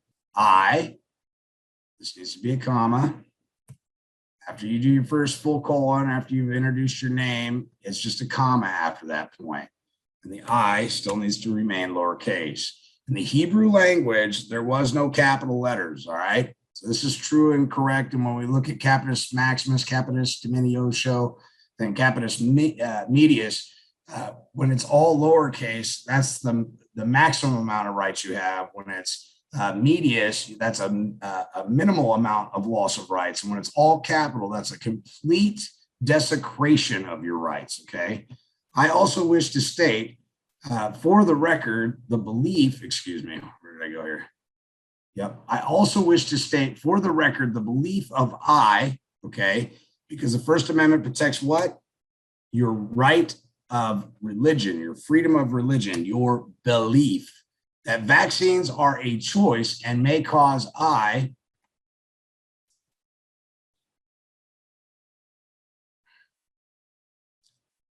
man, and I get rid of this because we don't need a in front of man. It diminishes the capacity of man. I, man, harm. That said, I state, let it be known for the record, any trespass by way of force and or coercion for a vaccine against the will of I will hereby be seen as a trespass by way of harm and or extortion. Now, instead of using Amanda Smith, who acts as governor, we change this to the employer's, the employer, Capital One, you glue it, we screw it corporation. I don't care what it is. All right, you guys follow me? I hope you follow me. Because it doesn't have to be the governor. It doesn't have to be the attorney general. It doesn't have to be the secretary of state. It could be the school that you work for. It can be whatever that it is in your life that this pertains to. Being this class is about employment, this would be what your employer goes down as, okay? Who at times acts as CEO, and we would spell that out, Chief Executive Officer. We don't ever want to abbreviate, okay? Abbreviation leads to presumption and assumption and drags you back into the commercial realm, all right? To stay out of the commercial realm, we must be specific because the law is specific, okay? Everything we're doing here has a reason, has a purpose. And right here, we are letting them know that this would cause us a harm. And a harm, we have a right to be compensated, okay? I should have went, yep. I state, let it be known for the record, any trespass by way of force or coercion for a vaccine against the will of I will hereby be seen as a trespass by way of harm or extortion. I state I will require remedy of $100 million for each trespass by way of harm or forced vaccination, and I will seek $1 per second it exists in the body of I. Okay, we're laying down the ground rules here. We're effectively putting them on notice and opportunity, which is due process of law. And at this point, if they violate your rights, ladies and gentlemen, did you give them notice? Yes, you did. Are they 100% liable? Yes, they are. I state I will wish to hold. I state I will hold. Honey, this has got to be the wrong damn document. I state I will hold any man or woman liable as man or woman and not a legal title at a court of law by way of trial by jury for any and all trespass upon I. Please contact I here at whatever address you want to be located at, but make sure to put your address in the brackets. Why? Because if it's in the brackets, we're separating the public from the private. If it's in the brackets, it's not technically on the page, but these people will know how to get a hold of you. You don't want to subject yourself to the federal territory or the zone improvement project number and all this malarkey. You want to stay out of there. So we put it in brackets.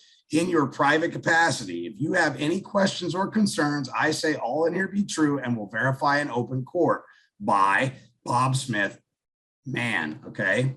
And then you simply sign it. When you sign it, you're going to put by, first middle name, full colon, last name, semicolon, okay? It's that simple. This is the second way of going about it to remain in honor. I, man, I hate this A business. I, man, Bob Smith, wish to present notice simply as a man of honor to state on the record the wish of I to accept your order for mandatory vaccines. I state I do accept your order for the fee of $100,000 plus any harm that a man or woman administering the vaccine may cause I. Okay, so you're leaving this open for future claim, all right? I state I require payment within 21 days of this notice to accept order of mandatory vaccines so I may complete your order to your satisfaction post haste. Please send payment to, and again, your address is going to be in brackets. I say all in here be true and will verify it at open court by Bob Smith, a man. No, yeah, hold on. Let me, there you go. Go ahead, Mark. All Yes, I right. know that document is butchered. It's not in good standing. You did good. You did good. There's a few things I disagree. Only two things. Well, three things. Instead of saying the will of I, it's the wish of I, because we're using the Lord here and it's always a wish, right? Right. So it's against the wish of I. Yep. Let me pull this back up. I have some other documents. I may have grabbed the wrong one here, but let's correct it while we're here. That's fine, because the original document was very unfinished. You Right. know, and you're very aware of that, I'm sure, but you know, instead of the will of I, it's the wish of I, because it's always a wish, and you'll even see attorneys using that in their court motion, saying it is now our wish and prayer. Right. You know, so again, if you're gonna, and you also want to add in the Lord's Prayer. Now, here was a nice thing on a book that I just finished reading, and I never understood it this way before, but now that I read what this author had to say, okay, you always want to put the Lord's Prayer towards the end, which is to basically state, however, at this time, if it is your wish to cease and desist, I will forgive you your trespass, as I would wish the trespass of I to be forgiven, right? Right. Now, that's what I was always taught, and that's what I did show you. But what this author showed me, which was really a mind opener, is that not compensation? Forgiveness? Absolutely. And therefore, it acts as one of the binding parts in a contract, does it not? Fair and just compensation. Right. Ooh, isn't that dirty? So you always want to put the Lord's Prayer in there and give them the opportunity to cease and desist. As well as where you said, I will seek remedy. I would put, I would seek remedy by way of compensation. Right. You know, to be a little bit more specific, because you're not saying the remedy you're trying to speak, you know, of so much. So it would be, do you have an example, Mark, that you can pull up on the screen and share? On a phone. Yeah, no, I'm on a phone, but I would seek remedy by the way of compensation. It was in your first letter where you said, I will seek remedy in a court of law. I would put, I would seek remedy by way of compensation, fair and just compensation, because that's actually in the Constitution, right? Yep. And then put by a court of law. This way you're being a little bit more specific on the type of remedy that you're seeking, which is compensation. And then you could even put in the amount of blah, blah, blah, you know, $100,000, $200,000. So, but either way, you're doing great, bro. You're doing great. Right. Just a few minor little tweaks. I'd remove the word will and put wish. Right. And then fair and just compensation after remedy. And to always put the Lord's Prayer, because that makes it a contract, because you're sending them presentment, which is a present. And by them acquiescence is acceptance. There's the second part, right? Right. And then we put consideration in there by giving the Lord's Prayer. There's our third element. Beautiful. Beautiful. All right, Yeah. so you go ahead, mute me out, but you got it. You're doing a great job, bro. I screwed the pooch because I didn't put this together myself. That's all right. No, you did it. But she did do a good job. Fine, bro. You're And, doing fine. I've been working up other documents, so I will actually, what I'll do is I'll pull up some of these other documents that I've actually been working on. Like I say, it was just a book I Complete. finished reading by David Robinson. And, you know, he went on to speak about the Lord's Prayer. And I connected the dots and a light bulb went off. And he goes, yeah, that is consideration in a contract offer. And I was like, son of a bitch. It was never explained to me like that. Right. It was just always explained to me that it must be done, but not to the extent that Robinson explained it, that it is consideration. It is a thing of value. Holy shit, he's right. Right. So Yeah. I couldn't So get the around important that. part is to give notice and opportunity, a correspondence right out the gate, guys.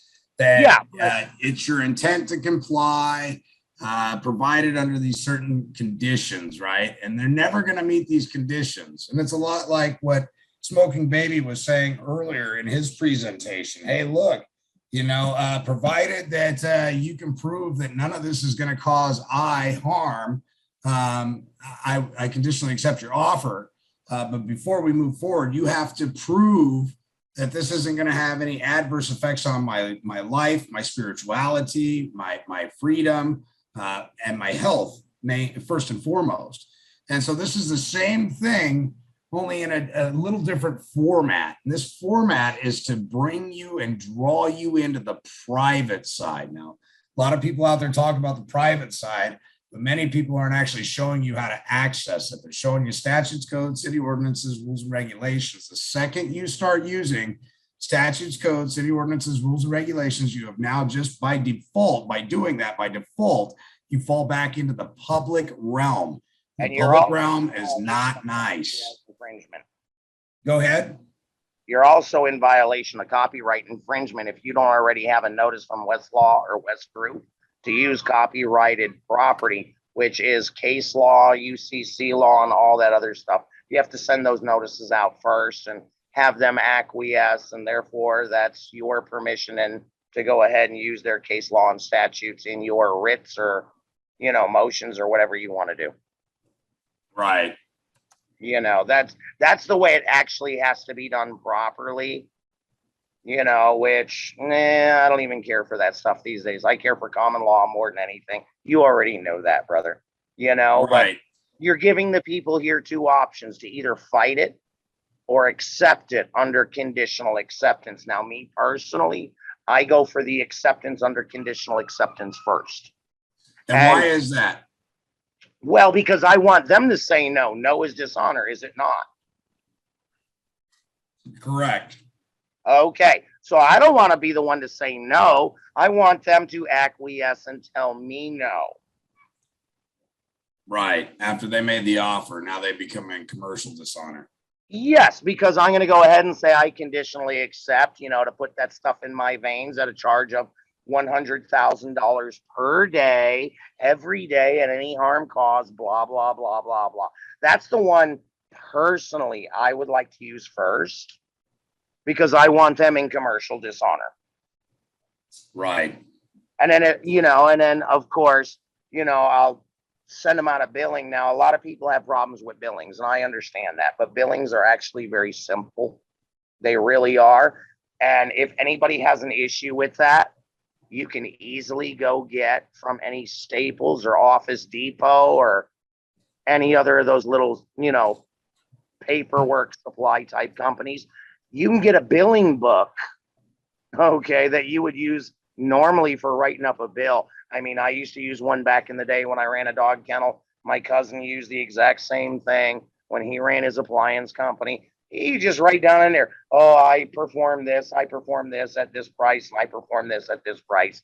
And then you got a nice little carbon copy. It costs you like $5. You can even get a little 2x4 one of it at Staples or Office Depot. Pretty simple. Right.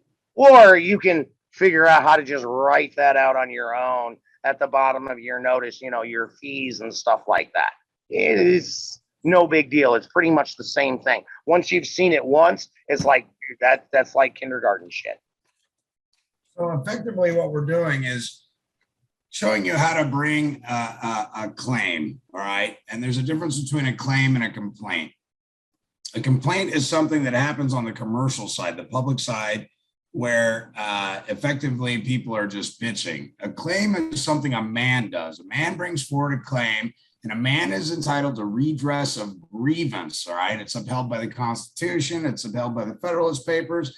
It's upheld by the ICCPR, the International Covenant on Civil and Political Rights. It's upheld in a number of different locations, but the most important place that it's upheld is it is your natural right to remove controversy and have remedy provided for a trespass that has caused you harm as a man or a woman, that is, do, and does cause you harm. Not that did is past tense. When you're using past tense language, nobody cares about the past. And this is going to be the hardest thing for people to wrap their head around. The harm, once a trespass occurs, the trespass continues to be a trespass until remedy is had. I don't care if it happened 10 years ago. There are no statutes of limitations in what I'm trying to show you here today. So once we identify what we believe to be a trespass and we give these people notice and opportunity to respond, and they choose not to respond in a timely manner. Now that timely manner can be 8 days, 10 days, 15 days, because again, federal rules of civil procedure do not apply to us in this instance. All right. Very correct, but we still need to follow the rule of 3 from the Bible, right? That's right. Yep. Okay. We got to So notice them 3 times. we give them 21 days. That's 3 weeks. That's the rule of 3. And we send out a second letter that basically just says, hey, greetings to the man or woman who at times acts as, whatever. On November 10th, I did send you notice by way of certified mail of an offer of conditional acceptance. And as of November, whatever, I still have not heard a response to you.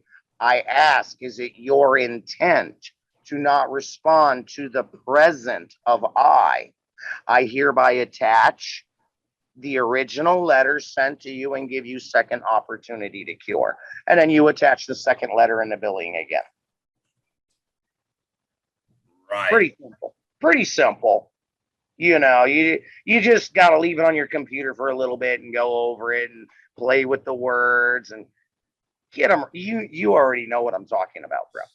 Oh, absolutely. So here, I'm going to pull up what I'm actually working on now because I wrote it up myself and I'm way more familiar with it.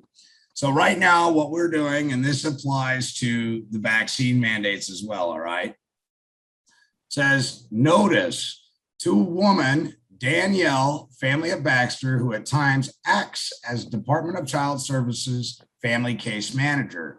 We're going to address an address up here in care of. This is the address she can be reached at. We're giving notice and opportunity. This is where we're going to have her served at. Our private process server needs to know where to find this woman at, or if we use the sheriff, or if we use by way of mail.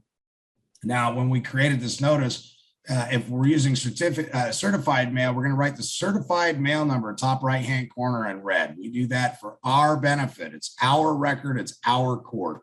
All right. And the reason we're doing that is so we can daisy chain the envelope to the 3811 with the certified mail number right up here.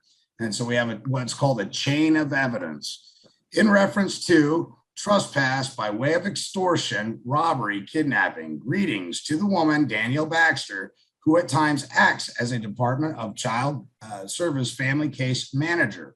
I, man, and if you'll notice the structure, known to use the name Gregory because we don't actually own the name, all right? The object is to control everything and own nothing.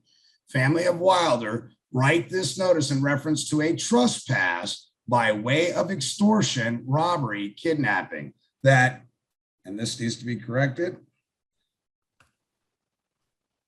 is due, and then instead of being fancy about it, we're just going to go ahead and correct this too. We don't ever want to abbreviate if we can. Remove is. Is current. Yeah, but it's not needed. Oh, well, that's me being fancy. is present tense, but do, does cause harm, damage, and loss to I. Okay, now this is our statement of fact. Okay, well, later will be used as a statement of fact. Right now, this is just our notice. I, and this should be a comma. Yep. Lowercase I. Now's where you're that on October 23rd, 2021. Now I get fancy with all this stuff and I write it a number of different ways, but I typically spell it all out. You, a woman, this should be a comma, a woman did take the property of I. This again should be a comma.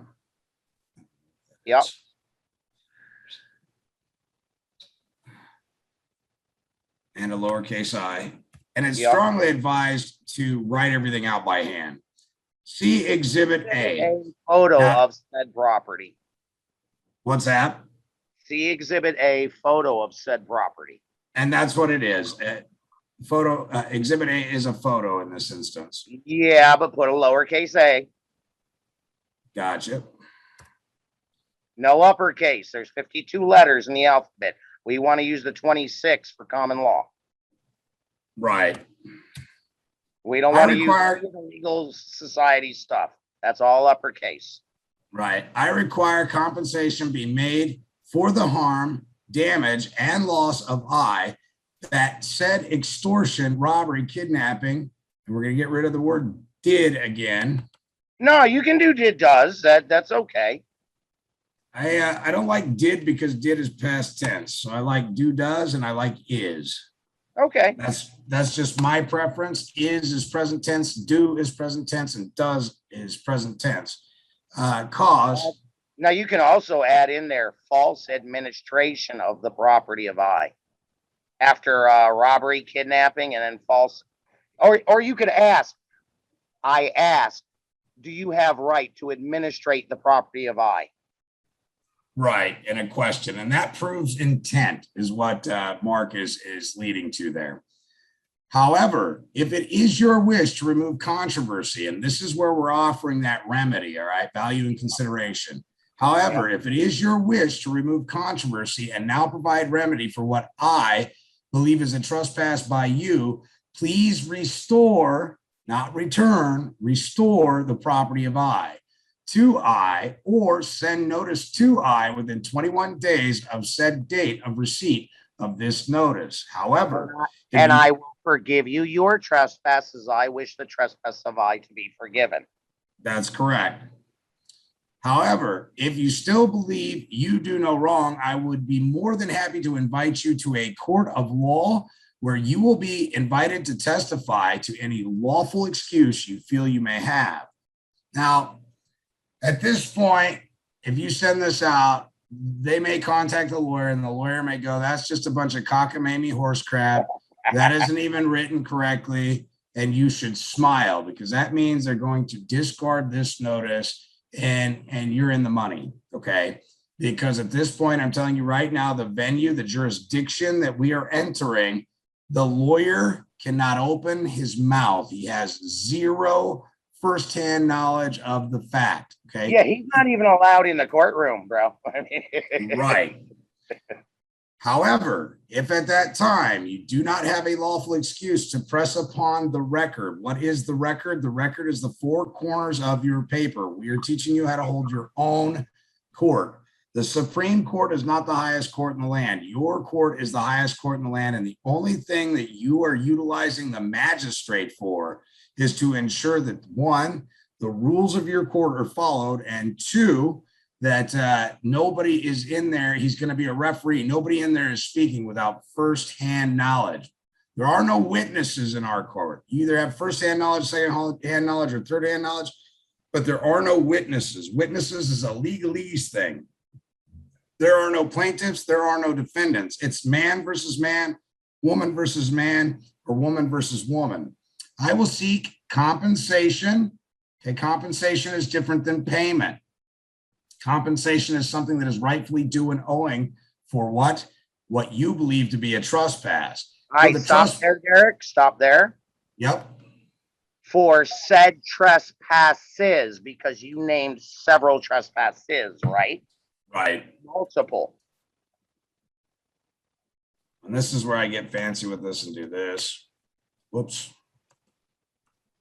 Because said trespass is just means multiple. It's not past, it's not future tense, right? Correct. Yep. And there you go. By way of extortion, robbery, kidnapping by you, I will seek compensation to be placed before the court in the amount of $1,000 per day. Now, here is where I do things a little bit different. When we we hand wrote this one, but this was typed up before I hand wrote the one that I did. All right. You're being cheap. Yeah, I know.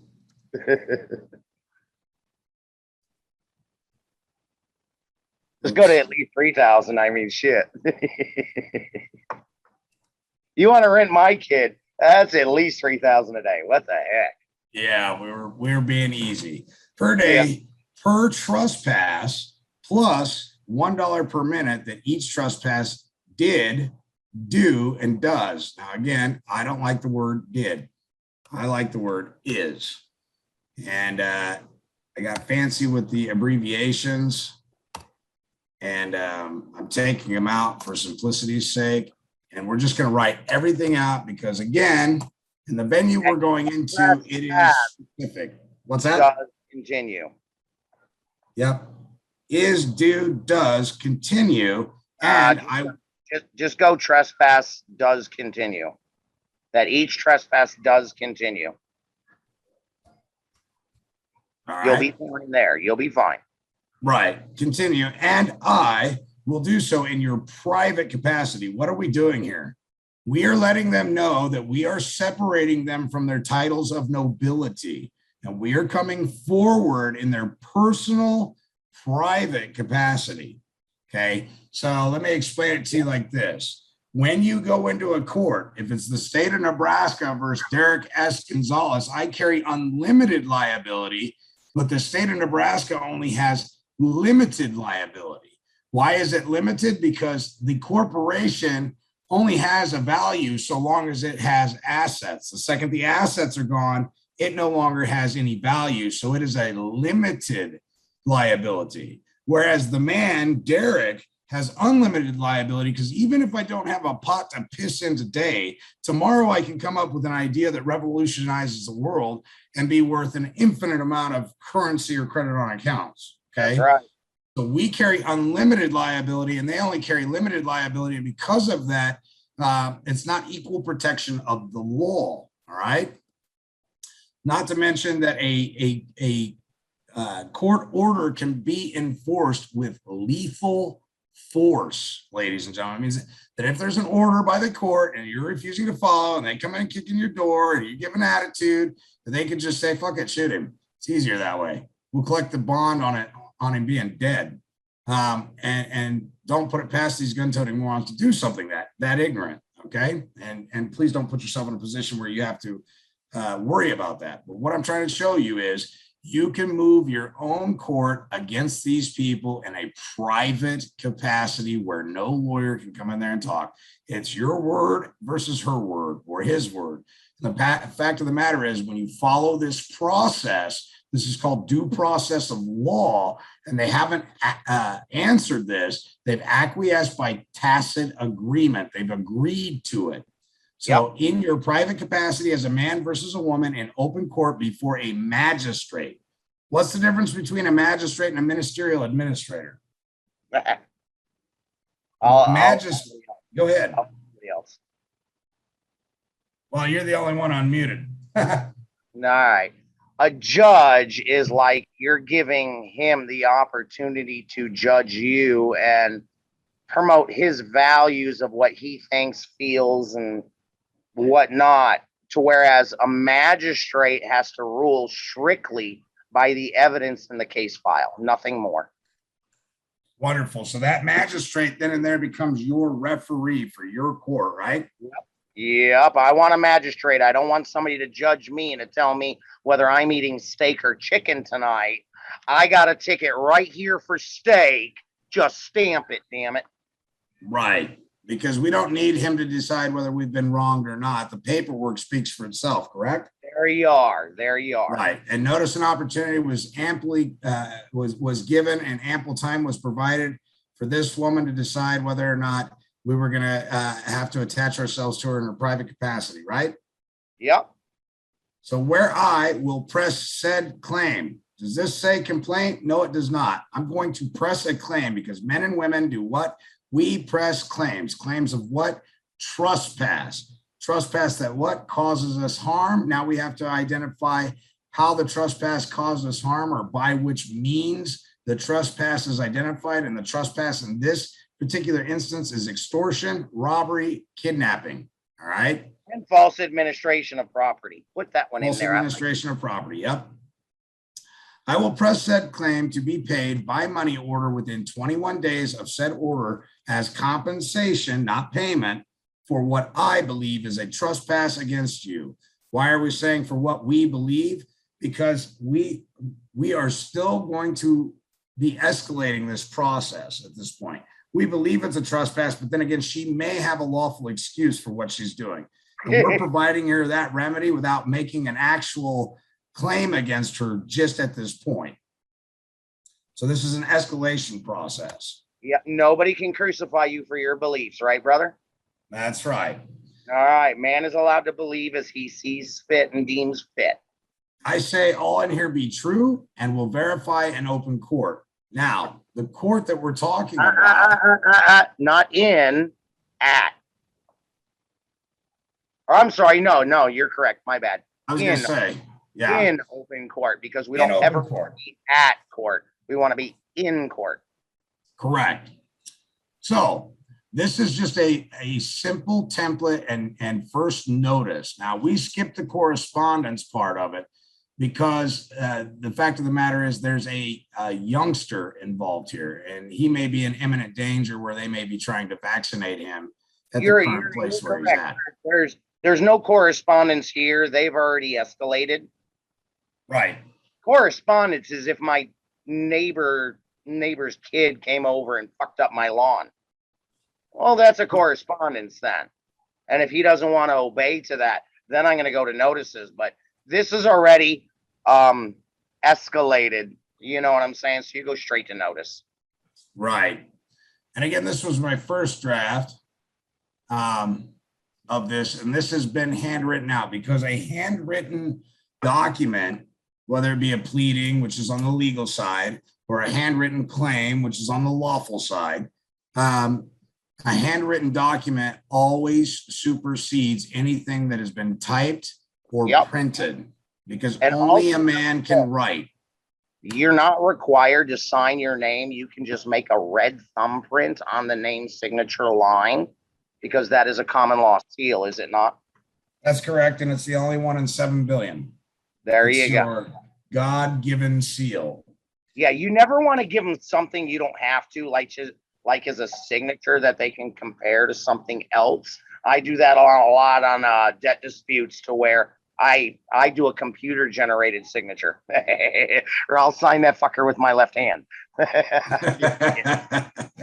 You're not gonna match that up to a signature on file, damn it. And I'm going to tell you guys what I'm going to do for you guys. I am actually going to type up the proper notice for the vaccine conditional acceptance, as well as the proper notice of trespass for you guys.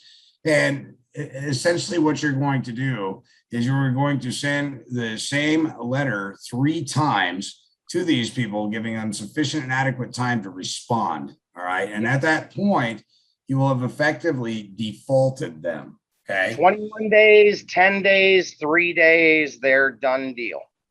Well, here's the thing, Mark, where they're telling some people, if you don't do this by December 1st and we're running out of days, because of the way that they escalated this, you have 72 hours to respond to this. You can change it because you're still giving them plenty of notice. Yes, you can. You are correct, but a standard is 21-10-3. That's a standard, which follows civil rules of federal rules of civil procedure. However, under the time crunch that you guys have found yourselves in, or some people have, don't be scared to put, you have 6 days to respond to this. You have 3 days to respond to this. I like to keep 72 hours in play because it follows commercial law. Anything after 72 hours. SmokingBaby was explaining that they gave him 90 days. He responded in 82.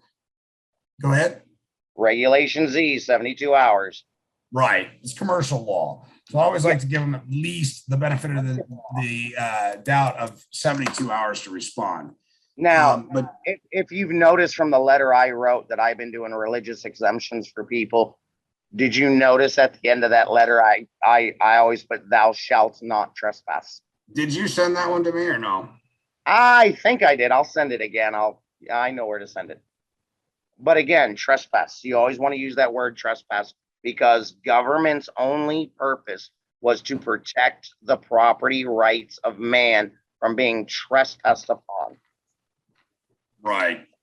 And that's why trespass is one of your most powerful statements. And that's why I put that in there in my religious exemption I've been doing for people at the end. Thou shalt not trespass.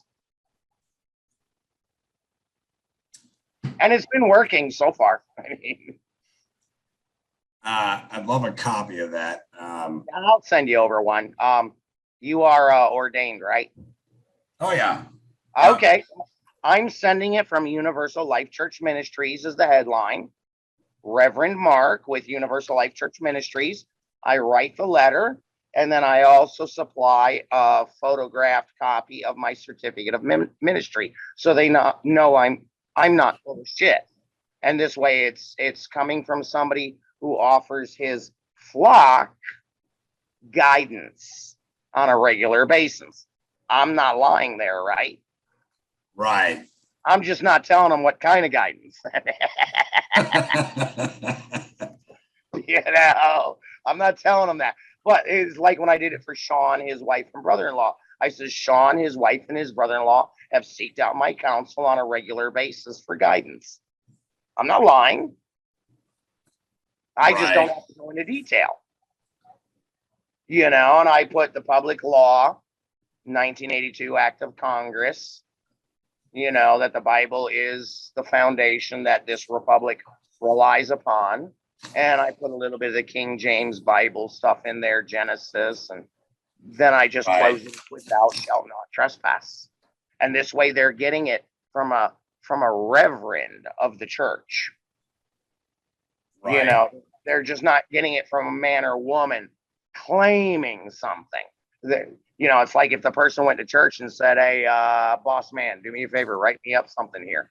You know, that's basically where they're getting it from, which I think carries a little bit more weight. So with that said, after your first notice is created, it's important to understand how to do an effective process of service, because part of due process of law is process of service. You can either have a disinterested third party serve notice on these people. You can do it by way of certified mail, 3811 green return receipt. You can use a notary. If you're going to use the sheriff's department, some of them are cool and will just accept the fee and serve it. Other sheriff's departments I've run into say, hey, if it's not ordered by the court, it's not associated with a docket number, we're not going to do that for you. All right. So creating your chain of evidence and your chain of title of your notices is crucial. After you've given your notices an ample opportunity for these people to respond to the notice of your conditional acceptance to the vaccine, then what happens is you will be acquiring a federal docket number. And you don't necessarily have to do a federal docket number, but you might find a lot of resistance in the lower state courts with the clerk of the courts because they are not educated on how to do their job. And they're making a lot of legal determinations they're not qualified to make. And to avoid a massive headache for you, if you just go right directly to the federal court and walk in there, in every state constitution, including the United States of America's Constitution, justice shall be administered freely without delay. And I really like Indiana's because it states just that. It's real simple. Article 1, Section 12. I wrote it down on a piece of paper, handed it to the clerk of the court of the federal court. And within five seconds, they came right out with a docket number and said, here you go. I said, you don't want $580? Nope, don't need anything from you guys. Thank you so much. There you go. A month before that, I was in there and they wanted $580. And they gave me almost an inch and a half thick of paperwork they wanted me to fill out in order to bring a claim. All right. And Malika was one of the ones that helped me out with that day, which was fantastic. Because as soon as she gave me the information, we literally got on the road. It took us 45 minutes to drive to Indianapolis. It took us 5 minutes to walk into the actual building and go through the U.S. Marshals. And it only took about 30 seconds for him to get the docket number. It took us longer to walk into the building than it did to get the docket number. Now with the state court, we're still fighting them, and we're not fighting them anymore. We just said, hey, you know what? You want your queen bee to get touched where she doesn't want to be touched? We're going to touch her. And she's not going to like it. And all our constituents are saying, these guys are crazy. They don't know what they're doing. And we build her up for $75,000. And as of Friday, that will be cemented in time in a court of competent jurisdiction, in a court of record, the four corners of the paper. Drag her then into a federal court and sue the crap out of her. Yep, and it's already happening. We already have the docket number. It's easy peasy. This process is so simplistic. It's not even funny. Well, and see, that's the thing, Derek, and you might have heard me say this before, and I've had a couple people even confirm this, like one woman recently that removed I think it was like a $60,000 child support debt from her credit. She goes, "You guys stop thinking so complicated. Start thinking simple. Read your darn Bible and scratch all this complicated shit from your head. That's the problem." So I'm going to show you how easy it is to bring a claim in your court. This is a misconception typically amongst legal scholars, is the fact that they believe that the U.S. Supreme Court is the actual venue. It's the actual court. It is just the physical building where people bring their controversy to get remedy. The actual court is always the name. Hale versus Hinkle, okay? That was the court. It was the court of Hale, held at the U.S. Supreme Court building is where the decision was rendered, but the actual court was the court of Hale, all right, versus Hinkle, all right? Marbury versus Madison. It was Marbury's court. It was held at the U.S. Supreme Court, okay, or the federal court, but the actual court was Marbury's court. So in the Wilder court, let's go over that. I'm sorry to cut you off. Let's go over that real quick so people really grasp it, because I know a lot of people have had problems with this. See, I can be in the pool or I can be at the pool. There's a huge difference, right? Okay. This is why it's attorneys at law, because they're not in law, because that would require a license, which they don't have. So they can only be at law. So we are in the Wilder court at the Grant County Superior Courthouse. Correct. But we're in the Grant court. We're in a man's court. And that's the difference and distinction people need to really grasp onto, whether it's at or in. Just always know it's attorneys at law for a reason. I'm at the pool. Doesn't mean I'm in that sucker getting wet, right? Right. Okay. So this is in the Wilder court at the Grant County Superior Court. So this will be the location, and this will actually be the venue that we are in. Okay. And the Wilder court has rules just like any other court. Those rules are really simple. No one will testify without having firsthand knowledge. Now, notice I said testify and firsthand knowledge. I didn't say a witness. I said firsthand knowledge. Witness is something on the legal side. A man with firsthand knowledge is somebody who could testify as to what they saw. Okay. Whereas a witness is a fiction. And a witness is also giving testimony, which is different than to testify. Correct. So Gregory Wilder, is now the prosecutor, okay? He's pursuing Daniel Baxter, the wrongdoer. He's not suing a gal who is the CEO of a corporation, who has some type of title of nobility, who's operating in the commercial venue, who only has general liability because the commercial aspect picks up the rest of the liability. He's coming after her personally. We're pulling them out from behind their titles and protections. Right. The very aspect well, let's put it this way. Commerce has been put in place for people to be able to do immoral things and allege that they were just doing their job. Right, wrong, or any different. I'm here to tell you right now, the second that you remove their titles from them and come in a proper jurisdiction, the excuse of I was just doing my job will not qualify as a lawful excuse for your actions. Now it's your ass on the line, because those bonds don't protect Daniel Baxter. They protect, okay, clerk of court Daniel Baxter. but they don't protect the woman. Right. And therefore, I'm coming for your bank accounts and your kid's college fund, fucker. That's what I'm coming for. So the case number cannot be established until you go to the clerk of the court. All right. Now, this was to be done in Grant County. Unfortunately, because they've shown such disdain for what we're doing, this will all be moved to the Southern District of Indiana District Court, the federal district court. Okay.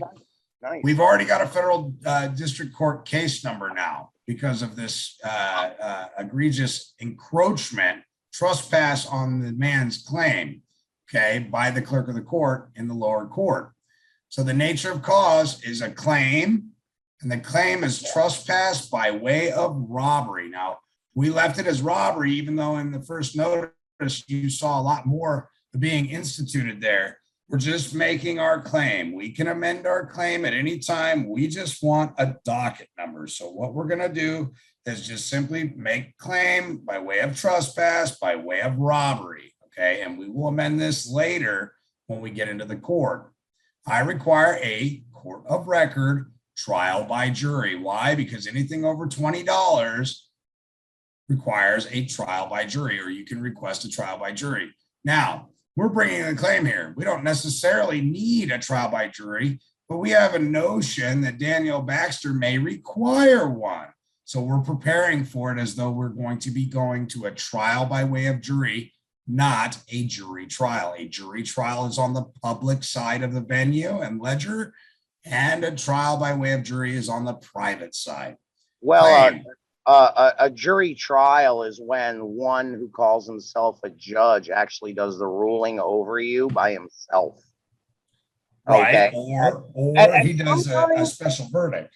Sometimes you might want that, depending, because it's hard sometimes to understand what modern day culture is going to agree with or not agree with. We got a bunch of half-wits out there, right? Right. You know, so like if you're doing driving on suspension, I surely as hell would not want a trial by jury, because I know what those half-wits are going to agree to. And no, I want the dude in a black robe who knows what the rules are. I want him. So I'm going for a jury trial if it's that type of situation. So you got to weigh that out on your situation if you want jury trial or trial by jury. And you have to be very careful, because the customs of society are very powerful and they don't always agree with what's right. Correct. Also, trial by jury, the man in the black robe has a duty to know, and when he trespasses against your unalienable rights, you have a right to redress of grievance and to bring a claim against him in his private capacity, because he had a duty to know. Yep. So claim trespass by way of robbery of property of I. That is as simple as your claim needs to be. You can write it on a piece of toilet paper. So claim trespass by way of extortion of property of I. What was the extortion? They were forcing you to take a vaccine. That's extortion or coercion. Okay. Yep. Man, claim trespass. Said trespass is, does cause harm to man. I say all herein be true and will verify in open court. That is literally how simple your document needs to be in order to get a case file jacket number. Okay. God bless Carl Lentz. Yep. Super simple. Where is the case to be filed? What state? You can file it anywhere. You can file it in the lower state courts actually have more authority than the district courts. The problem that we're having with the lower state courts is their incompetence. The clerk of the court is wanting to make legal determinations absent having a bar card, wants us to restructure our document. She says this doesn't follow the rules of the court. But when you comprehend that her job is not to make legal determinations, but to file on demand, then you realize that she's making legal determinations, and she's also providing you legal advice that may cause harm to you. So she's trespass on your claim because she has a belief that what you're doing is incorrect, but she's not qualified to make those determinations. The clerk of the court is a ministerial position, not having authority of a tribunal, and therefore the clerk of the court is required to carry out the ministerial duties of the clerk. The ministerial duties of the clerk does not allow the office of the clerk of the court to act as a tribunal and make legal conclusions resulting in the dismissal of court motions and petitions before reaching the court. Under Federal Rules of Evidence 201V, this court and its clerk's office must take judicial notice of an adjudicated fact by the Supreme Court in matters Matthews versus Eldridge, where the fundamental requirements of due process is opportunity for the movant to be heard at a meaningful time and in a meaningful manner inside a courtroom before a judicial officer. The undersigned is filing court pleadings, which include legal arguments that are supposed to supported by adjudicated facts. The undersigned may be introducing evidence with the court pleading, and thereby refusal to accept and docket pleadings is consistent with obstruction of evidence and obstruction with due process of law, as well as obstruction of justice. Thereby, this clerk's office and its employees' refusal to accept a docket court pleading will be involved in violating the secured rights and privileges of the undersigned, and this document will serve as proof in future proceedings for damages that this clerk's office was given the opportunity to correct its actions, but refused to accept and file the paperwork brought by the undersigned. Under full faith and credit clause, under Article 4, Section 1 of the U.S. Constitution, this court must honor judgments by courts within the territories of the United States of America, especially the highest court on the land, the Supreme Court of the United States. The clerk's office must accept possession and file pleadings regardless of local rules, and thereby cannot refuse to accept possession under the claim of local rules. The standard for the clerk's office to accept possession and file pleadings can be found under United States versus Lombardo.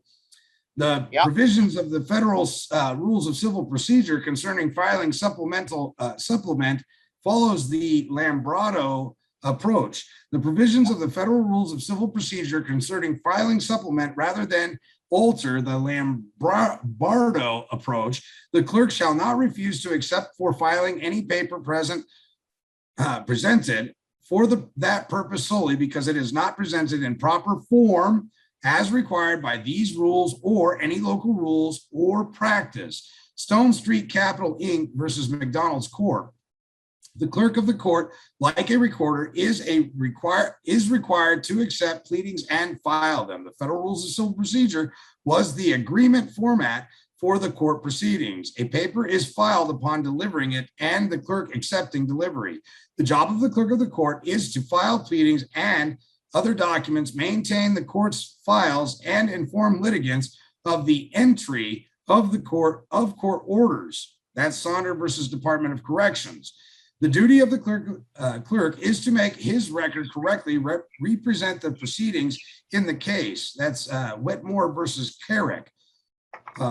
Failing to file documents presented and reflected the documents on the docket is failure to perform the ministerial duties of the clerk of the court. Code of Civil Procedures 5D4, acceptance by the clerk. The clerk must not refuse to file paper solely because it does not meet the form prescribed by these rules or by a local rule or practice. So I hope that answers your question. And that's where we're having the issue in the lower courts. The clerk of the court is running to the judge. That's ex parte communication, making a legal determination from the bench, telling the clerk of the court she doesn't have to do a damn thing. But they're not putting it in writing and they're not signing their name to it because then full liability, full personal as well as commercial liability would be affixed to them. And they're intelligent enough to know not to do that. So what are they doing? They're throwing their queen bee under the desk. They're throwing her to the wolves because we are becoming learned enough to hold these people accountable and take their paychecks from them, take everything they thought they owned. Okay. So in all reality, the approach is very powerful.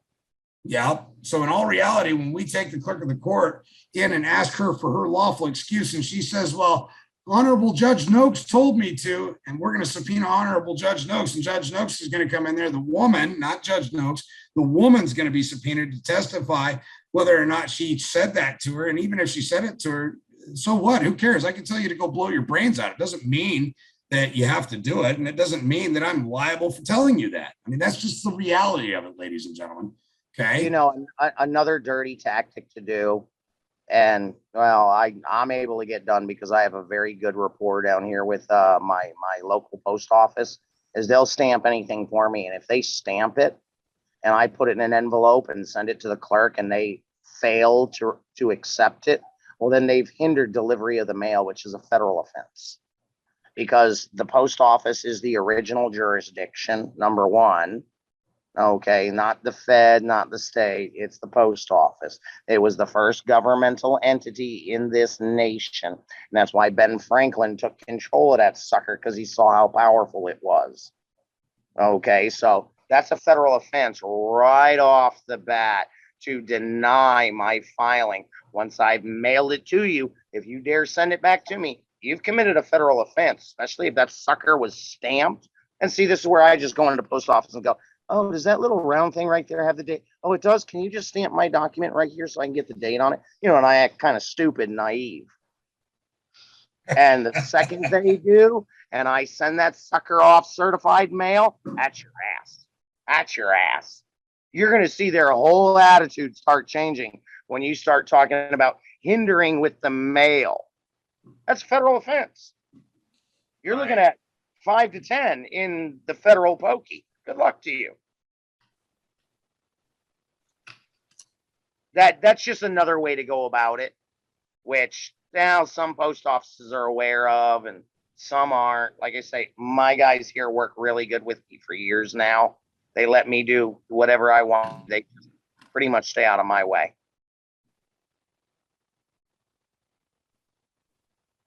So that's another way to force it. Right. And I see in the comment section, people are saying, hey, where were you reading that from? It's posted on my Facebook wall. I post pretty much everything that I'm going to go over is pretty much the on my Lombardo wall. approach. I mean, it's everywhere. Right.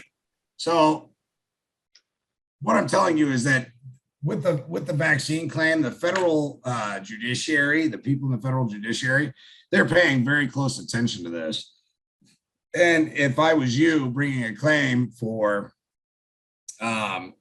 extortion or coercion by way of trespass by way of extortion or coercion causing you a harm, I would bring that harm if it pertained to vaccines or being forced to put something in your body. I would bring that before the federal court system. They're a little more knowledgeable at that level up there.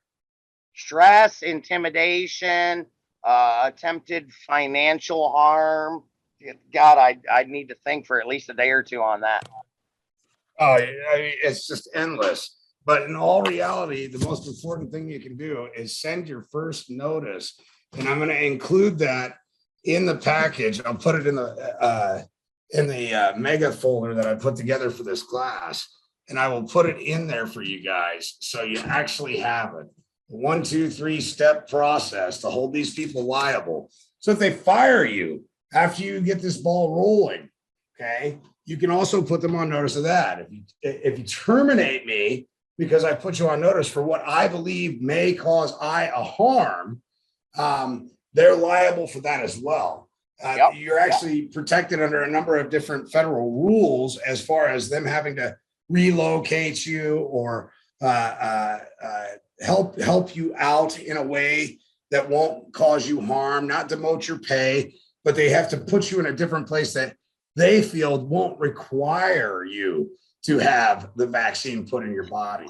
This is so egregious what we see happening. It's absolutely troubling to me because I realize this is just the beginning to people getting on FEMA trains and going to FEMA camps. This is the start of it. First, there was what? The Star of David. You put the Star of David on, so we know who you are. We know you're good. You don't have to go to a FEMA camp. Then before long, they start rounding everybody up. Yep. And there's already been reports of a gal who was at an airport, an international airport, and told them, hey, I've got the vax. She produced some credentials that she had created stating that she was vaccinated. And the gal looked at her and said, we know that that's fake and that you're not vaccinated. So there's some type of tracking systems within this clot shot that they're administering, because people are being notified at the airport that they are very much aware that they are not vaccinated, even though they're trying to show them or pass off fake credentials to them that for all intents and purposes should work. So they have, and SmokingBaby was just sharing with us the biometrics and what they can do with the camera systems now. So Yeah. if they can map your veins as you walk while you have a ski mask on, you can bet your bottom dollar that whatever they're shooting into your veins, they can obviously track at this point. Yes, they can. And let me just say this. I would like people, there's two choices Derek is giving you there, to either fight it or to conditionally accept it. I would like people to go for the conditional acceptance, especially if you're going to claim to be a man of Yah, because that's what's supposed to be done. As it says in the book, go to thine enemy and agree with him quickly. You're just putting your conditional acceptance upon this, is all you're doing. And you want them to be the ones to say no to you. And if they turn around and fight that, then take the second route and go at them dog hard. Right. But I would like people to go at this humbly and just do the conditional acceptance, of, hey, I'll gladly get it as long as you compensate me, for what you ordered. This is the sea of commerce. If I go to McDonald's and order, I got to go pay the damn bill, right? Right. So, he who And so orders. what I'll do is I'll actually restructure this document for you guys, and this will be in the folder, okay? And then I'm going to walk you guys through the 1, 2, 3 step process with keeping track of your mailing. This will result in one of two things. Either you're going to get paid or they're going to leave you alone. That's just how it is. Now in here, I'll also structure it so if they terminate you, that would cause you a financial harm. And you want to ask them if that's their intent, is to cause you harm by way of termination. It would cause you a financial harm. And once you put them on notice like this, now they're 100% liable for the harm they cause you, because now they're knowingly, willingly, and intentionally trespassing on you, knowing that it's going to cause you a harm. Okay. Thou shalt not trespass. That's right. It's kind of that simple for my brain these days. I mean, others it'll take a little bit of time to pick up, but all law comes from the Bible. It really does. I mean, what is it in Deuteronomy about forgive your debts after 7 years? I wonder why bankruptcies are removed after 7 years from your credit report.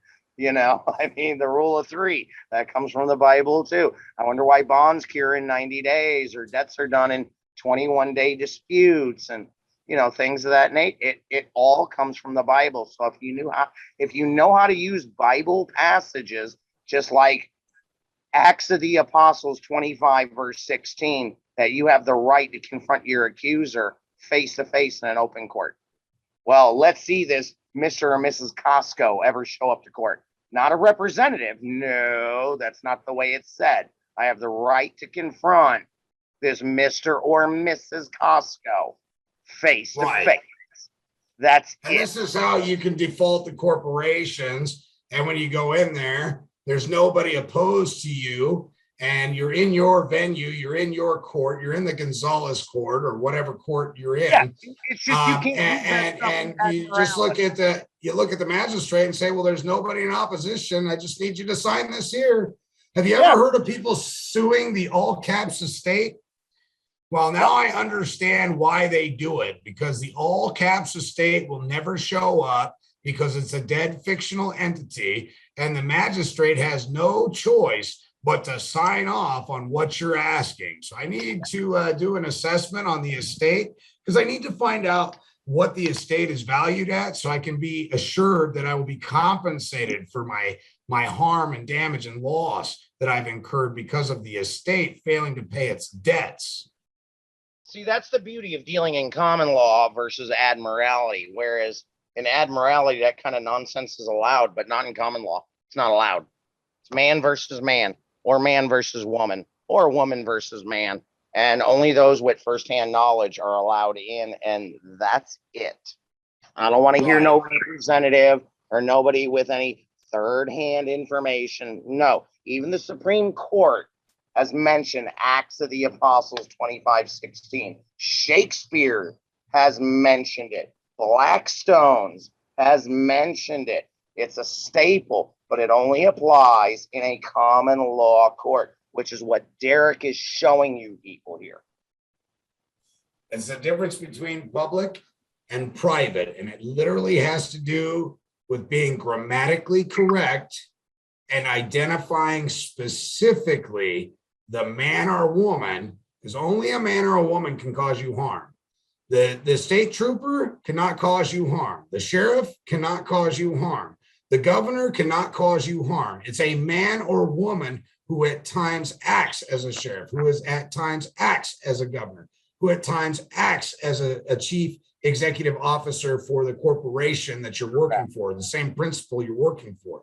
It's those men and women under the guise of commerce that are saying they're just doing their job to abscond from the reality that what they're actually doing to you is immoral and has consequences. Yeah, and they're hiding behind titles for protection, to where even if you sue them, they got that qualified immunity bullshit or whatever, or their bonds are going to pay for it, or it's just going to come out of the state taxpayers' fucking money. So they're going to do it all day. Until you come at them like this, to where that shit doesn't now apply, and I'm coming after your house, your wife's credit cards, your wife's Mercedes Benz, your kid's college fund, and I'm going to garnish your paycheck for the rest of your damn life. Right. That's when they start to get skittish. This process is so simple that it will be hard for many people to wrap their heads around. The claim, ladies and gentlemen, is literally this simple. All right, let me pull it up again. This is how we start our claim. Now, you can start this claim by going ahead and doing this right out the gate and having a case number or a cause number, okay? And what that's going to do is tell the person that you send the first correspondence or notice to, you mean business. This is not a joke. This is not what I think will happen. I'm telling you right now, I have a loaded gun and I know how to pull the fucking trigger. I will absolutely take everything you thought you fucking owned from you if you cause me harm. Now, they take this to any lawyer, and the first thing their lawyer is going to tell them, if it's just a local yokel, is you're going to have to get a federal attorney. A federal attorney's retainer at a minimum level is around 30 grand. At least for the ones that I've looked at, they're around 30 grand to get a retainer on a decent federal lawyer. Okay. Hey, and would you like to know a complete dick move that you can pull? I don't think I told you about this one. Wait till that attorney shows up and then go inside and cancel the case, because you have the right to do that, right? Right. And now he just made his 30 grand retainer, right? Yep. And he has no obligation to give it back, because the second he was retained, he was considered paid in full for services rendered. And then when he hits the parking lot, gets in that car and puts it in drive, go back inside and file it again. Yes. I would do that to debt collectors. I wouldn't do that to total dick move. Total dick move. I wouldn't do that necessarily to the man who sometimes acts as my boss, but I would do that definitely to a debt collector. Absolutely. Oh yeah, cost them a shitload of money. Cost them about 20 grand before they bring me to court for a $1,000 debt. Who are you kidding? Right. But again, today's focus is on vaccines, so I kind of want to stay within the scope. Yeah. Okay. And so all we're doing is we're identifying a trespass that causes us harm, and we are making a claim. This literally is what needs to be on a napkin in order to get a docket number. Pretty much. It's that simple. Just a few words. I don't know how many of you guys have seen lawyers start court cases, but holy shit, there'll be 15 pages of bullshit. It's not necessary. It's I man Gregory or I man Derek Chaton, full colon, Gonzalez, prosecutor, okay, pursuing the wrongdoer.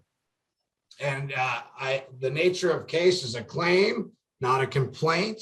Complaint is on the public side, claim is on the private side. Men make claims, corporations and trustees for corporations, they file complaints. There A you go. complaint is just a man on behalf of his principal whining like he needs a bottle, okay? Just rule in my favor. This is what I'm bitching. I hope you see it my way, Judge. I'm just gonna keep on bitching. Versus a man making a claim saying, hey, a trespass has occurred. That trespass causes I man harm. That harm has been caused by the trespass by way of robbery of the property of I. Bam. Case is started, okay? Once you serve. Let them know when it comes to vaccine, it's not going to be a robbery. It's trespass by a way of harm, intimidation, and or stress. Right, or extortion, because they're telling you that if you don't Yeah, it could be get the that too. vaccine, they're going to cause you financial harm. That's We extortion. can think on this for a couple of days and probably come up with a couple other things, right? Oh, certainly, absolutely. And we will, no doubt, Mark. Yeah. So my main objective today was just to show them how easy it is to bring this claim. And it's literally with this one piece of paper right here. You choose which one you want to do, the conditional acceptance, or if you want to come back and come after them for a trespass. Conditional acceptance is really the best way, because the second they say no, they're no longer honoring their deal. So like SmokingBaby was saying, well, how do we prove that there's an offer to contract? Well, if they're stating that where you're employed, it's now their policy, then you need to get a copy of that policy, okay? Then you can have the CEO sign that policy and say, okay, so this is your policy? Yeah. Would you mind signing that and dating that for me and then mailing it to me or sending it to me or Yeah, and giving I it to me? personally accept this based upon these terms, blah, blah, blah. Right. And on the back of it, you can simply write what you see here, the notice of conditional acceptance, and you can mail it back to them. Yep. And let them say no. You guys are allowed to do whatever you want to do. Of course, you're adults, but me personally, I always want my cousin even taught me in business if you don't want to do a job, bid it so damn high that they tell you no. That's right. And the beautiful thing about this is not only can you do this process, but you can compound what you're going to reap in rewards by turning around and using SmokingBaby's process on the W-4 for all that preloaded income that they had charged up on the account the day you filled out the application for that job. Remember, it's 75 years. Okay. So with SmokingBaby's information combined with this, it pretty much just sets your feet up and retire. Okay. Now you can go upwards to $100 million, but here's the thing. You want to be reasonable. You want to be reasonable. Now, if you get 10, 15, 20 employees to do this with you, now you could have controlling interest in the company and own the stock shares, and you could fire the assholes that are trying to force everybody to do this. Something SmokingBaby didn't discuss with you that he discussed with me last night was the fact that the reason corporations are trying to enforce this right now is they are being penalized at $70,000 per person that does not get vaccinated. They're penalizing the corporations for their failure to comply by having their employees be vaccinated. So even though the federal court system is now coming in saying this is unconstitutional, we're not going to enforce it, what ends up happening is the corporations are still saying, unfortunately for you, we risk $70,000 per employee that isn't vaccinated, and we are not going to pay that. So they're either going to vaccinate or we're going to terminate. Now, if they terminate you under those grounds, you now have grounds for a cause of action against them by bringing a claim by trespass, by way of harm, by way of extortion. Yeah, my bill is going to be a lot more than $70,000. I assure you that. Right. They should choose the 70 because mine's going to start out at least $1 million. Right. So what I want to do right now is open up the floor for questions. And Mark is very, very fluent with this as well. And do you want to write your guys' questions in the comment section? We'll address them as they come up. You guys will get a whole file of this. It'll be laid out for you guys. USA 95 tort. And if industries record their ignorance, injury, and trespassing on UCC, my friend knows this process very well. It's always good to know distinct processes. Absolutely. I need a CEO's personal address to send notice to. No, you do not. His place of employment will suffice.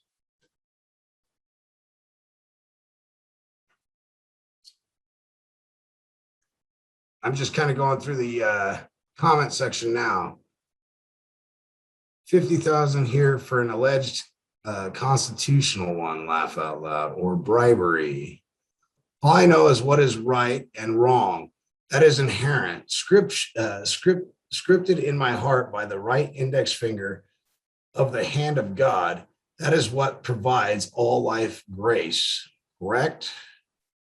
Assign, appoint, allot, a portion.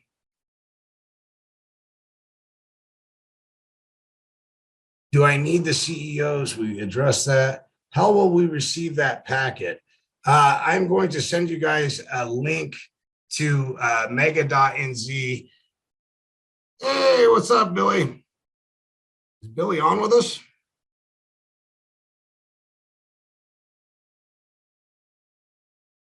You can share that again, Mark. The executive order have a billing code of the order. SmokingBaby. Go ahead and SmokingBaby, if you want to expand upon that, you should be able to unmute yourself. You know, when Trump shut down the economy back in February of 2020, the executive order has a billing code. So I need to do the SF95. I ordered a packet and do an SF95 for damages to my future prospective economic advantage by shutting down the economy. And I'm going to use the billing code to charge the $250,000 per year.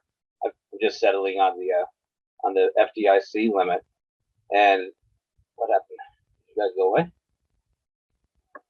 What's this? What am I looking at? Can you guys hear me?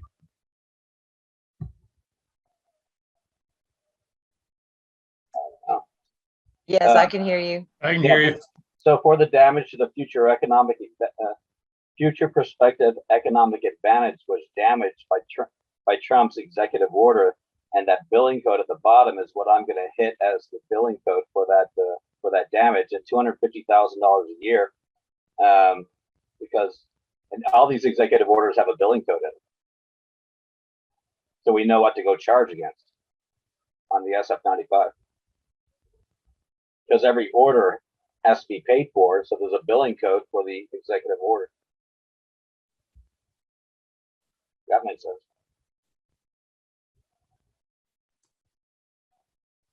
Thank you for that bit of information. I see Mark's sharing the letter that he's used consecutively to stop people from getting the forced jabby, the forced vaccination.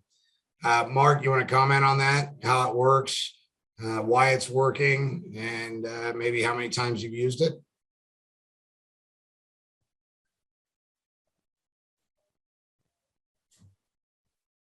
I think he popped off. He's still on there, but he probably can't hear. Let me do this. Hold on 1 second. And we'll do stop share. Mark, you want to comment on your letter there that you were sharing with everybody? What the force and effect is of it?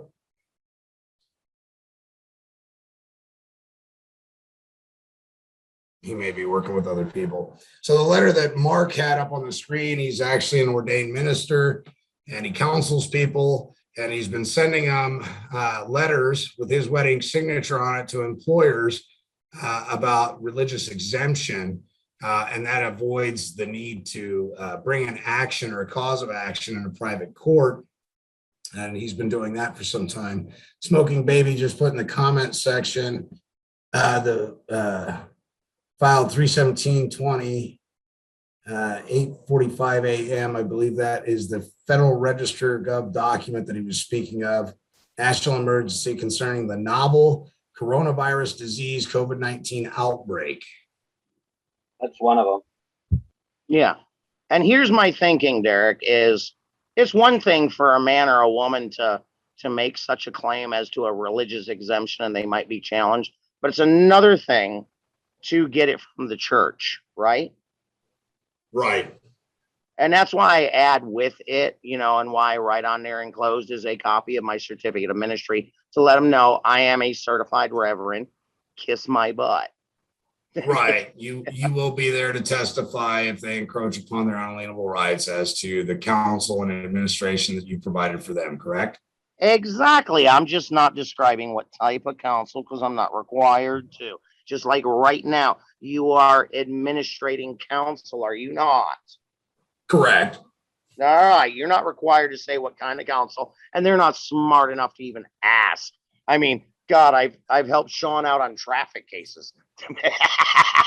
Right. But that's still counsel, right? Absolutely. I mean, my uncle's counseled me for years. My mom and dad have counseled me my entire life. I mean, he's a member of my group, therefore he's a member of my flock, is he not? So I'm not lying. I mean, like I always tell my guys, I don't lie. They just don't ask the right questions. Do I counsel him? Yes. Is he a member of my flock? Yes, he is. I'm just briefly going to go through here and show you guys some examples that are going to be included in this packet. Somebody asked, how are we going to get this packet? If you are a participating member of this Zoom class, you will, I already have your email and you will be receiving an invite to omega.nz, which is where I store all my files and folders. I'm just going to give you guys a quick rundown of what you can expect in there. To a degree, obviously the files are very large, but we'll just start out with something like this. And this is just a little bit off topic, but still with the same force, weight, and effect if you're not comfortable moving a claim. Sample expression of religious beliefs. You should write the statement so it reflects your own deeply held belief. Do not bring in science or medicine. Explain your religious beliefs, all right? So just real simple stuff. You'll be getting stuff like this in this package that explains different methods of coming forward. But my main reason for holding this was to show you guys how to bring a claim, because that's when people will really back off.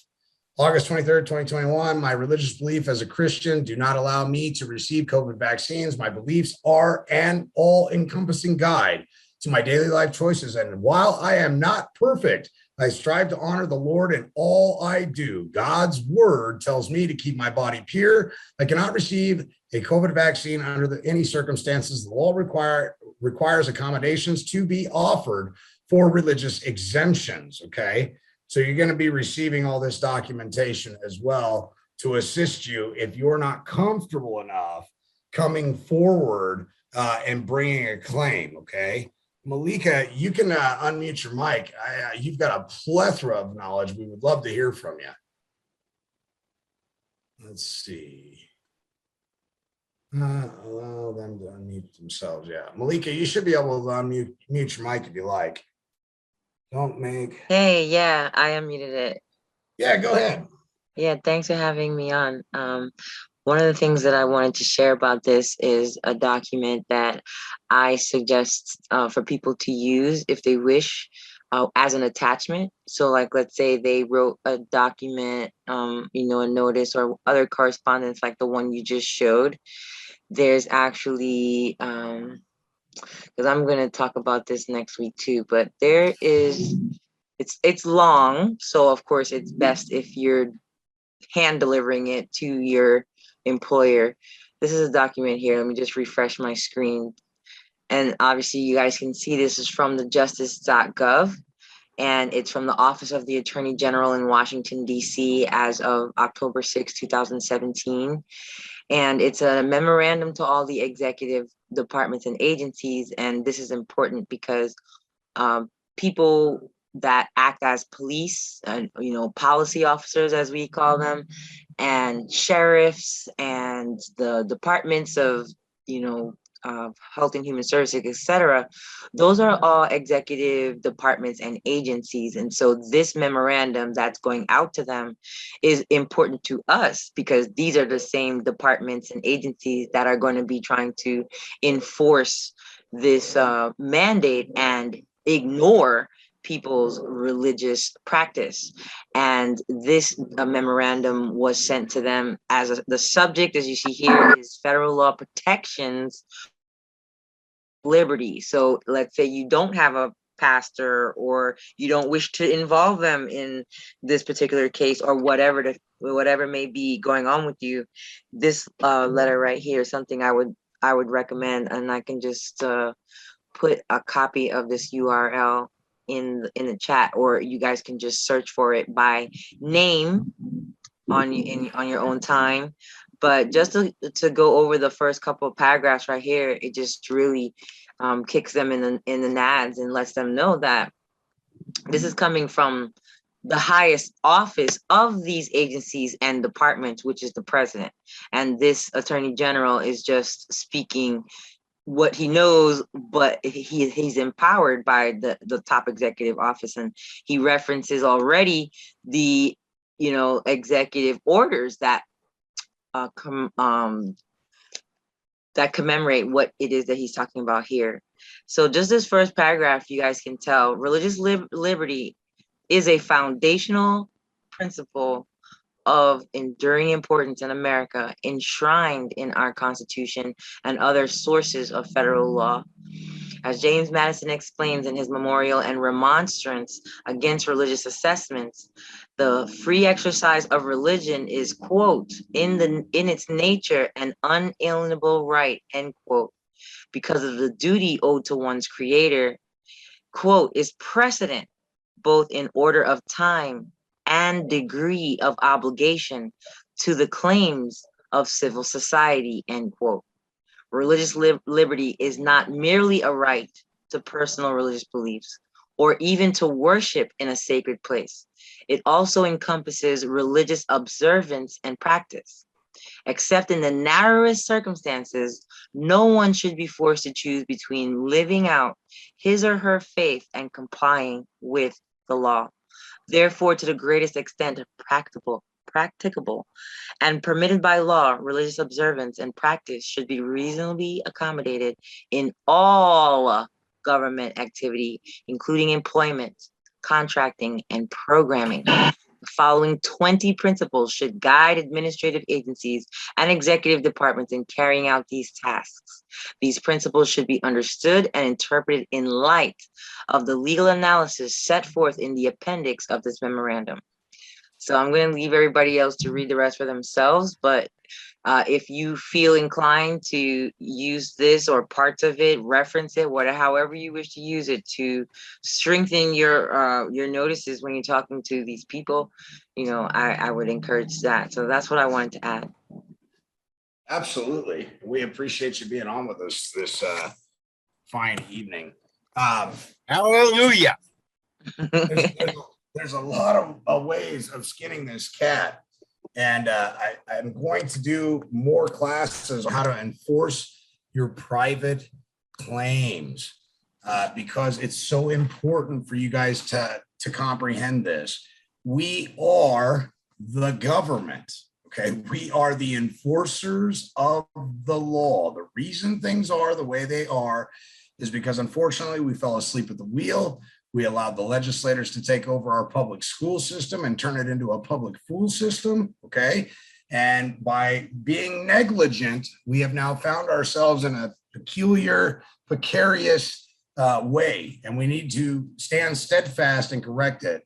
Wars are not won by bullets, guns, and violence. They're actually won by intellectual, intelligent people who understand the power of the pen, okay? And like I said, man rights. Okay, so we make our extraordinary writs. We go forward and push forward, not by typing into a computer and printing something off, but actually writing something. And so earlier, when I was demonstrating how simple it is to bring a claim, the reason I was showing you how short the writs are is because anybody can handwrite this. It's not 90-page diatribe. It's as simple as this, and this should be handwritten, again, because handwritten pleadings are more powerful than anything typed, because if it's typed, it can be, anybody could have created it, okay? So, and then of course, you'll see my certificate of service that was created because I actually served this document on Danielle. And so there's a certificate of service. This is part of a second page. So part of due process of law, when we're providing services, we want to do a certificate of service and we want to do a certificate of non-response. Now, what I like to do, and this is just me, you don't have to adopt this procedure, but I like finding a non-biased third-party individual. And when I write somebody, I have them write the non-biased third-party individual instead of myself. One, it protects me. If these people decide that they want to be violent, aggressive, do something foolish, stop by my house, harass me, I eliminate that by having them send the correspondence to a disinterested third party who now becomes a witness to the fact that they never either received any letters from said corporation, said trustee, said man involved, or they did receive, and now they're going to testify as to what day, what time it was sent and received. So that's one way of protecting your family and your friends, is by using a disinterested third party to be the receiver of the correspondence coming from the man or woman that you are now pursuing. Hey, Derek. Yeah.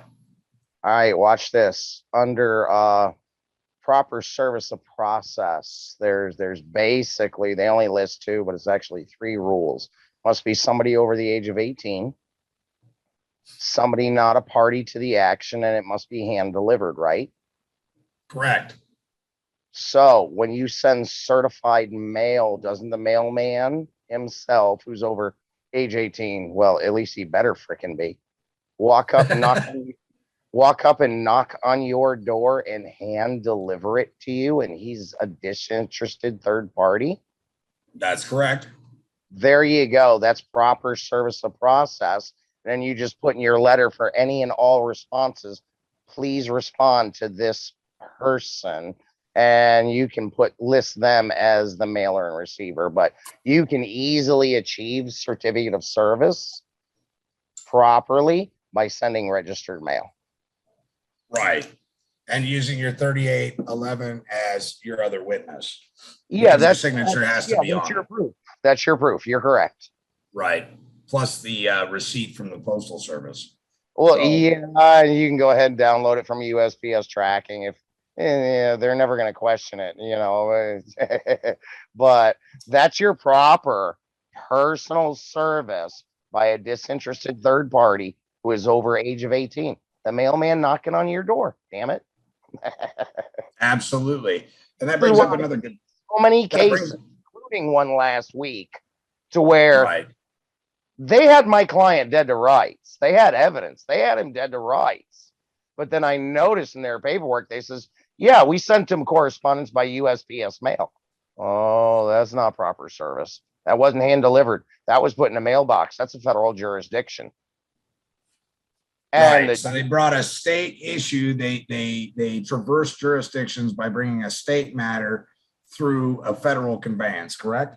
He was out of there in under 2 minutes. The judge agreed. He says, yes, this is a violation of due process of law. He was not properly served.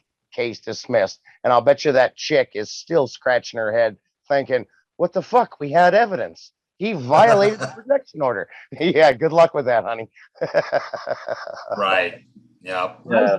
I saw that. I was jumping for joy. I was like, oh, I got you. I got you. You sent it regular mail. That's not proper. Right. So there's no evidence or proof that he received it. Secondly, they're jumping jurisdictions and taking a state matter and using federal means to serve. Yeah. total violation across the board. Right. Yep. You know, so as long as you send your certificate of service and then give, you know, an address name for the person to respond to as your mailer receiver, and you send that certified, that's more than acceptable. Smoking Baby has something on the screen. Go ahead. This is you see the case is Carl Weber Auto versus Progressive Northern Insurance Company. This has to do with the certificate of mailing, and basically the crux of it. Someone sent it out when they did the mailing. They did a bulk mailer through 3606, a bulk mailer instead of the certificate of mailing in the highlighted section. It says for the insured. Allows cancellation of a type of policy for non-payment of premium when it's due, requires a 10-day notice to the insured prior to the effective date of cancellation. The code section states that a post office certificate of mailing to the named insured as his last known address is conclusive proof of the receipt of the notice of the third calendar day after mailing. However, the UPS form 3817 and 3877 are the post office forms for certificate of mailing. Progressive instead used a 3606 bulk mailing, which is not the same, but Form 3606 does not provide evidence that the piece of mail was mailed to a particular address, which is the whole point of the statutory requirement for the postal certificate of mailing. There you go. And this one with Clavo case, they didn't have a certificate of mailing. It's much longer. And the judge, they came in with the green card, the certified mail stub and the green card. And the judge ruled it was insufficient. And this lawyer opines that the missing piece is the 3877 right here. 3877, because the green card is one witness where the person admits to getting it, and the certificate of mailing is the second witness. Yep. That's the whole statutory requirement for the certificate. Statutory requirement. If the insurance company can lose for not having the certificate of mailing, I always do. Yeah, I always do a certificate of service and send it out certified mail. No, but the certificate of mailing, the postal. Which is it's the 3811 form, correct? 3817 or the 3877. 77. Gotcha. So the certificate of mailing, there's the firm book or the individual single piece certificate of mailing. Oh, trust me, I do firm book, signature card, tracking. It was an accusation. I'm just pointing it out. That's statutory requirement. Thank you for sharing that with us. Appreciate that. The 3817 is that one white piece of paper, Yeah, that little square it's a 2 by 4 inch piece of paper. Yeah. It's a single certificate. I use a front book for everything, even if it's just one. Yep, got to have firm book. Just blow the dust off of it. I mean, well, the only ones that can bring suit are a firm, right? Law firms bring suits. Well, if you have a mail firm book, you have a firm, don't you? I was told to use registered mail. Registered mail works. It proves chain of title every time that you send something registered mail. They have a special book behind their desk. And every time that article of mail, that registered article of mail hits somebody's hands, they have to sign in and sign out for it, which means they sign in when they pick it up and then they sign off on it when they drop it off. And the next person who picks it up signs in. And that proves chain of title, who had it, how long they had it, where it went to, and when it was dropped off, so on and so forth. And so if you're sending registered mail from, let's say, California to New York, in that mail firm book behind the postmaster's desk, you may find that they have a multitude of signatures to get from California to New York. And that's why you're paying the exorbitant fee of $28 to $36 to have it done. you see here on the on this 3806, there's a $50,000 bond over here. Domestic, see that upside down, domestic insurance up to 50K. Right. Is included right over here in the lower left-hand corner of the square. So this 3806 is a 2-ply form, like kind of like those checks you write where you press on the check and you keep your receipt right there in your checkbook. This is the same way. So when I want to indemnify or indenture somebody like this recipient's a probate judge, I assign that $50,000 bond to him by endorsing the back of his 3806 like it's a deposit slip. for special deposit account of Wilmot Ladoumia, probate judge, keeper of secrets for this person. This is my wish. Signature by for as with a international stamp because the taxes are paid with my own imprint on it. And now the recipient is now bonded. Because the post office takes that second copy and scans both sides of it. And you know you can do a 1099 OID on that, right? How much? The 50K? Yeah, I'll speak to you later on that one. But we had an old man in New York that showed us how he was doing tax for coups using express mail and then 1099 OIDing them and getting a return. The express mail, you can I haven't tried it yet. The clerks here are kind of dicks. You can put Oh, your, I've done it, and friends of mine have done it. You can put the birth certificate number on the express mail and the agency number, and it's tied to the Bureau of Land Management. Yeah. Well, he didn't even go that far. He just did a tax per coup. Okay. And filed, he kept his receipts and filed the 1099 OIDs on it. You can take all your receipts and have them identified. I'm talking about the birth certificate number is tied to the Bureau of Land Management. That's our agency number. So when I do an express mail, you can put the birth certificate number and the agency number on the express mail, and it pays for the mail. Yeah, because land management is the proper place. You're correct.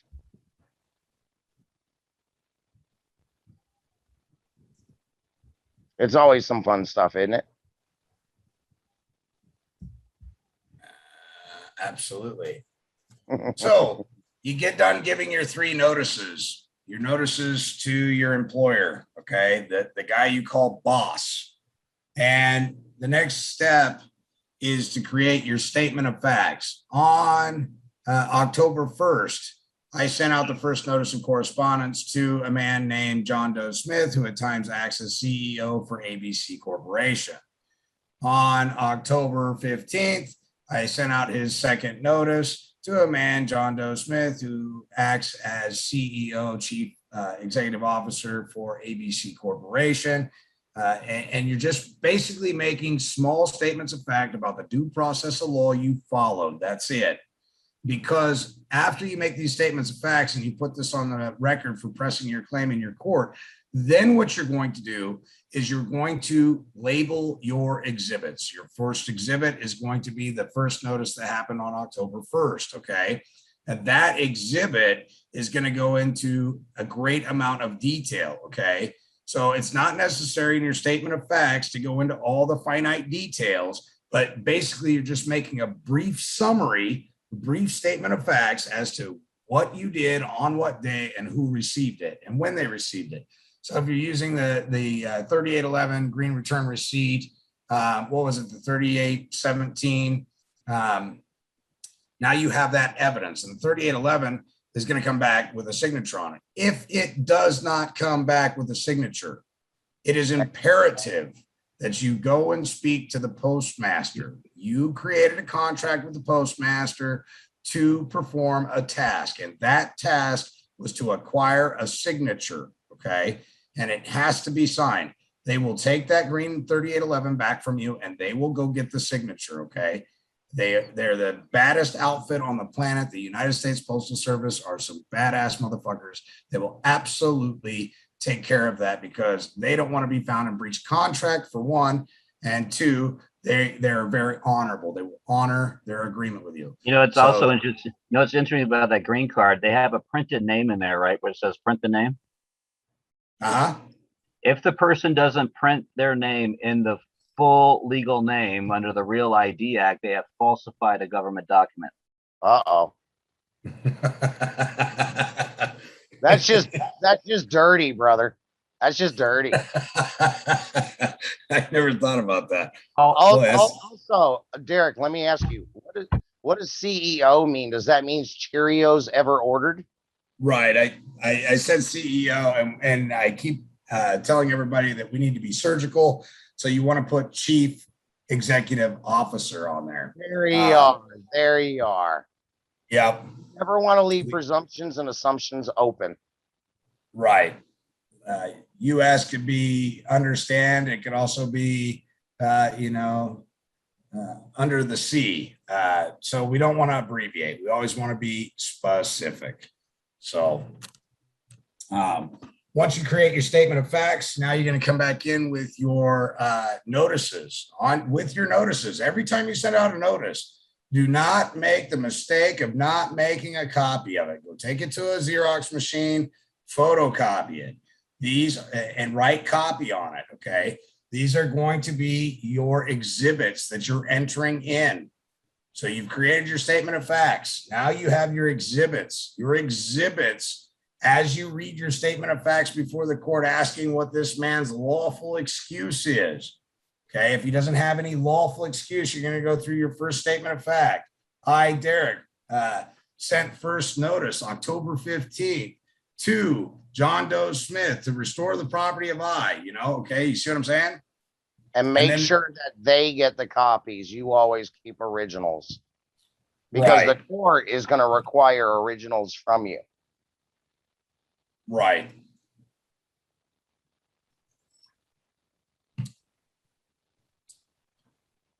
To continue on- to I continue threw on- you train of thought. to continue with the Go ahead. if I require the person's full legal name in order to bring a cause of action against them. I have a document that talks about fictitious names have no standing, and so if the name is wrong when they put it on that green card, I don't know who to go after in that full legal sense. So that's the issue there. That's a great bit of information there, because a lot of times when you're dealing with agents and agency, they do not want to give you their full name. And that's why. Yeah, I like that one. He is correct. I think that's under Title 18. Somewhere around 1341, 1342, use of the fictitious name. Yeah, using false and fictitious statements through the mail. And It would also, if they're a government official, it would also be failure to identify crime. Yeah, dereliction of duty. Okay.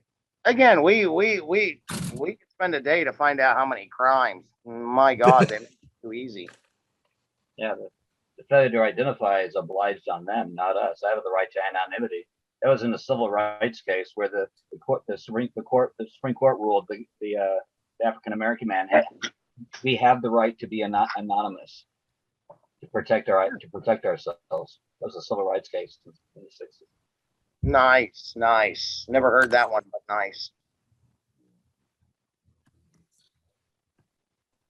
Public trustees have no presumption of privacy, so they don't have the right. No, they have duties, obligations, and that's So pretty we're much. talking about their names, so they don't have the right to not provide their full legal name. Yeah, they have an obligation as a public servant. So these cops use these fictitious names, J. whatever, an unregistered name on a security incident, committing securities fraud. Most of them like to say, "Oh, my name's right here," and I'm like, "Really? Is that what you tell your mama? My name's right here. Is that your name? How do you spell that? M-I W-R-I?" I'm like, "What the fuck?" So then they falsify security using that unregistered fictitious name. Yep, they do. You're correct. And that's simple enough to prove by turning around and contacting the Secretary of State and asking them if the name on that badge has been registered. It also proves intent that they intended to use that name as an unregistered DBA because they made a placard. So that proves intent. You get a certificate of registration or a certificate of no record by going to the Secretary of State with that fictitious name and have the Secretary of State prove up testifying to that, whatever that fictitious name, unregistered fictitious name is. So many ways to hit them, so little time.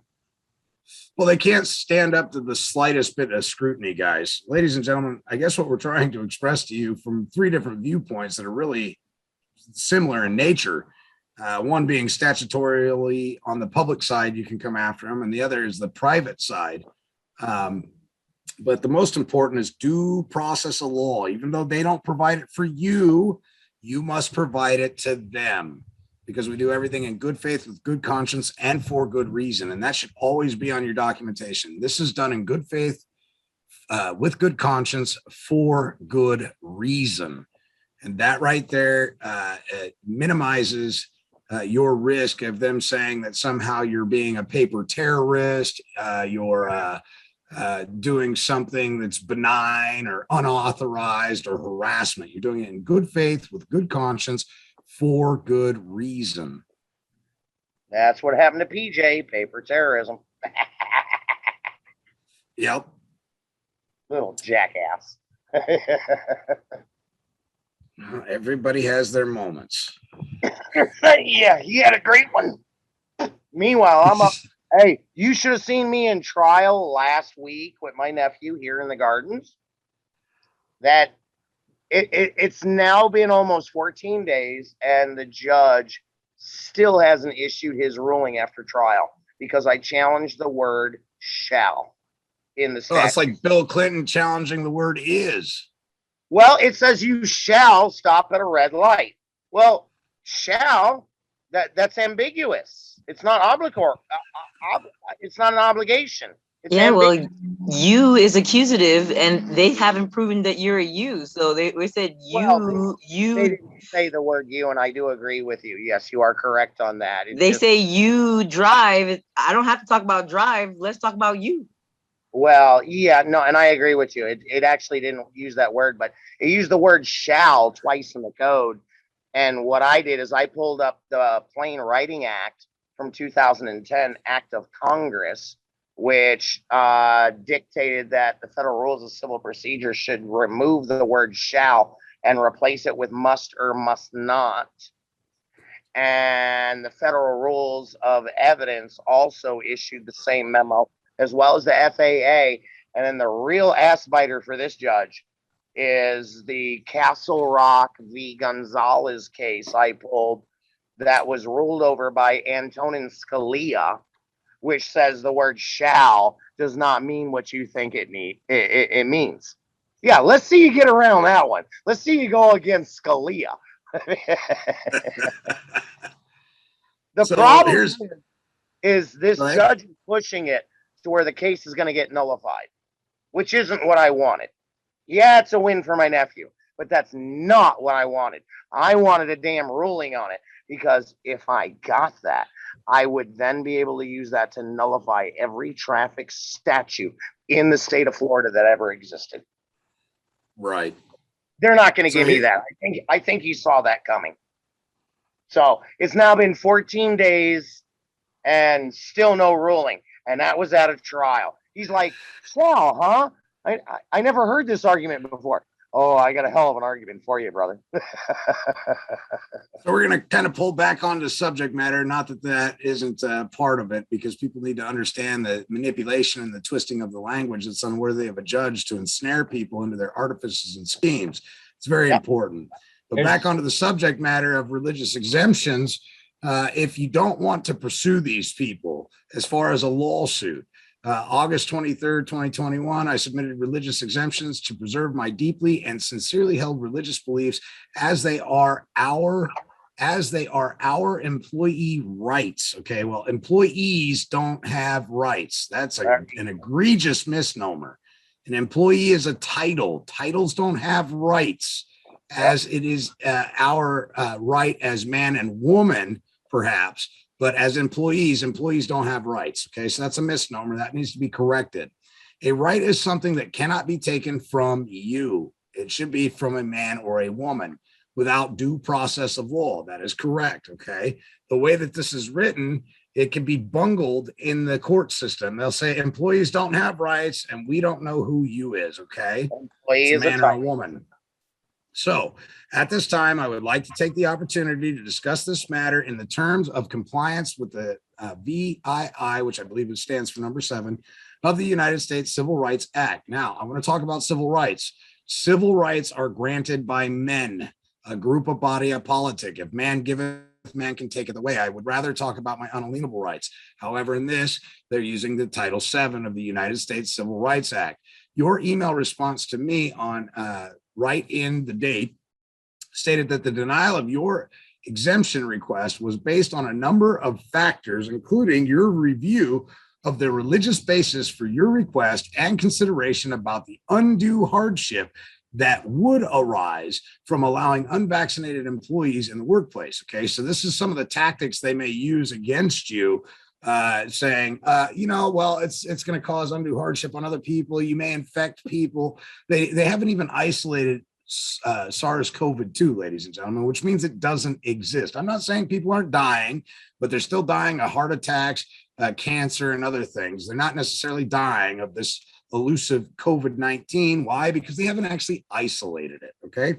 The onus is on you to prove that my religious statements are not in good faith and the information I provided does not meet the criteria you hold for requests with a religious basis. Without transparency of these factors used for review, your denial of my exemptions constitutes as religious-based discrimination. Okay, and that's very much true. I can only explain to you my sincerely held beliefs. I cannot make you understand them nor force you to believe them. Spiritual matters of the soul are intimately understood between the believer and the Lord. Okay, you really don't even have to go too much further in this document to understand where they're coming from, but this will also be included in there as well.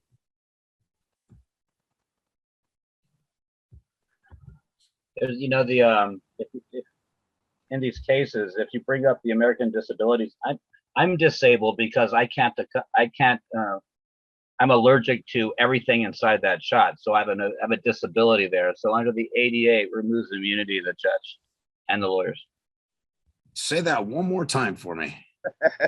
Under the ADA, Americans with Disabilities Act, invoking Title II and Title III removes the immunity because they're taking ADA funding, and then they're under the ADA, so it removes their immunity because by taking the funding, they win. And so I'm disabled because everything in that shot I'm allergic to. Oh. If it were to go that way, because the religious exemption is unassailable under Title VII, they don't even get to question it. They try to, which is bullshit.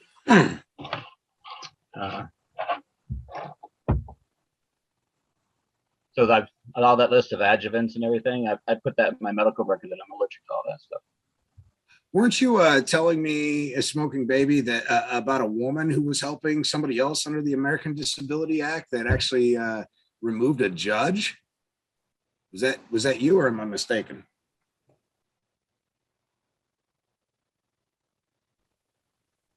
Nope, we lost him. Wow. I'm still here. I just have to find it for you real quick. Oh, no worries. ADA. I'll put the email address in there, and the email address is also her channel name. She's doing great work over there. I'll put it in the chat. She goes into the whole Title II and Title III, and how it cripples the judge. He's battling the military. They're just super dirty. Oop. Here we go. I noticed there were some questions earlier directed to you, SmokingBaby, about the military and what the avenue, if you're in the military, how effective the W-4 form would be if you were in the military, or how effective your religious exemptions would be in the military. Do you have any comment on that? Title VII applies in the military. Wonderful. The W-4. I mean, I don't know who's in the military, but if you go to the Office of Personnel Management, the OPM, and do a form SF-180 and request your military records, including your oaths of office, you will see that the oath of office was taken by the name and social security number.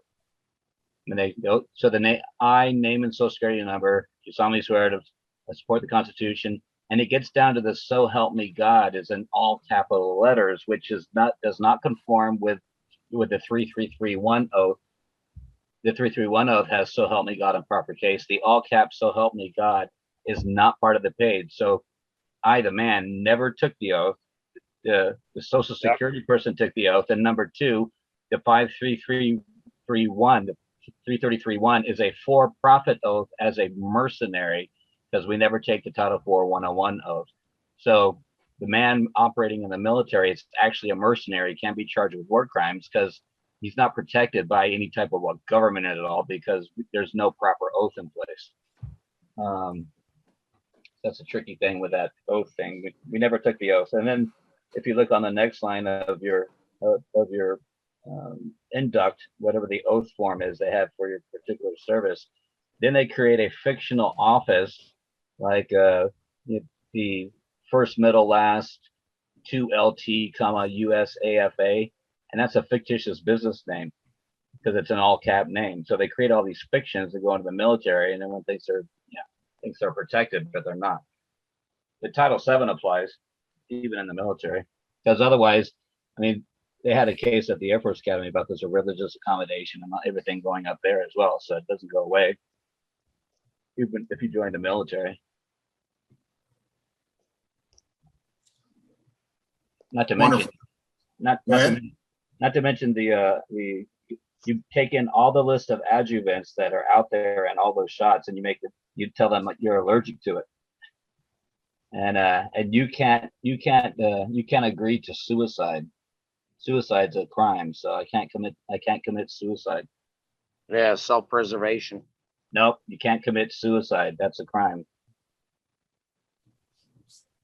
Well, that's what I'm saying. You have a right to self-preservation. We're not talking about the shot is suicide. There's nothing about self-preservation. The suicide is a crime. So, well, yeah, in the Bible, definitely, and in the legal realm. So I want to touch briefly on public and private, and I did this on Facebook, but for you guys, it may not be on Facebook. I want to run through it one more time. I want to show you the difference between the public and the private side. Again, it's just written down here. I don't actually have it on my screen. On the public side, you have persons, corporations, individuals, partnerships, LLCs, public trust, contracts, commerce, at law, in rem, which in rem deals with things. At law, you're not quite in law, you're just at law. You have family courts, Article I courts, Admiralty Maritime jurisdictions. You have UCC, USC, IRC, civil rights, political rights, Roman civil law, Roman maxims, Roman statutes, Roman common law, war powers, martial law, bankruptcy, mortgages, taxes, ordinances, rules, federal rules of civil procedure. Then you have auxiliary, concurrent, and exclusive jurisdictions. Due to the Adjudicature Act of 1871, where they commingled equity and Roman civil law together, or martial law. You have equitable by characteristic. Okay, so it simulates equity, but it's not quite equity. Okay, then on the public side, you have legal, which is actually the undoing of God's law. Man's law so often is the undoing of God's law, not all the time, but most of the time. You have foreclosures, things, color of title, color of law, color of authority, simulated legal process, fiction, real estate and property, which is not land. You have stealing, robbery, human trafficking, public side of the ledger, public banking, general accounts, general deposits, citizenship, birth and BERTH. You have USPS, USPTO. So that you have the United States Postal Service, you have the United States Patent and Trademark Office, driver's license, lot block, parcel ID number, addresses and zone improvement project number identified as a zip code, easements, property tax, voters, colorable title, fiat, debtors, social security numbers, birth certificates, traffic courts, family courts.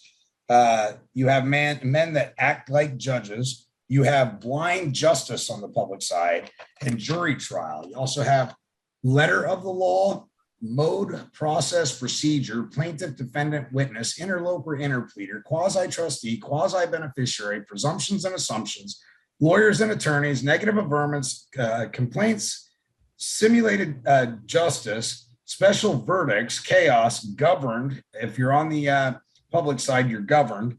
You have the United States under Title 28, 300215A, which is a federal corporation. It's on the public side. Everything is under executive branch. You have motions, pleadings, orders, motor vehicle code, safety enforcement officers. Now, that's the public side of things. On the private side, you have auxiliary, concurrent, and exclusive jurisdiction of equity. You have your 20 maxims of equity. You have natural law, God's law, 10 commandments, private trust, land, not real estate and property, unalienable rights, reality, grace, forgiveness, mercy, honor, dignity, respect, good faith, good reason, good conscience, sound doctrine, sound principles, private property, equitable by nature, legal by characteristic. The legal by characteristic is so the attorneys from the public side can come over and do the accounting on the private side and balance the ledger, okay?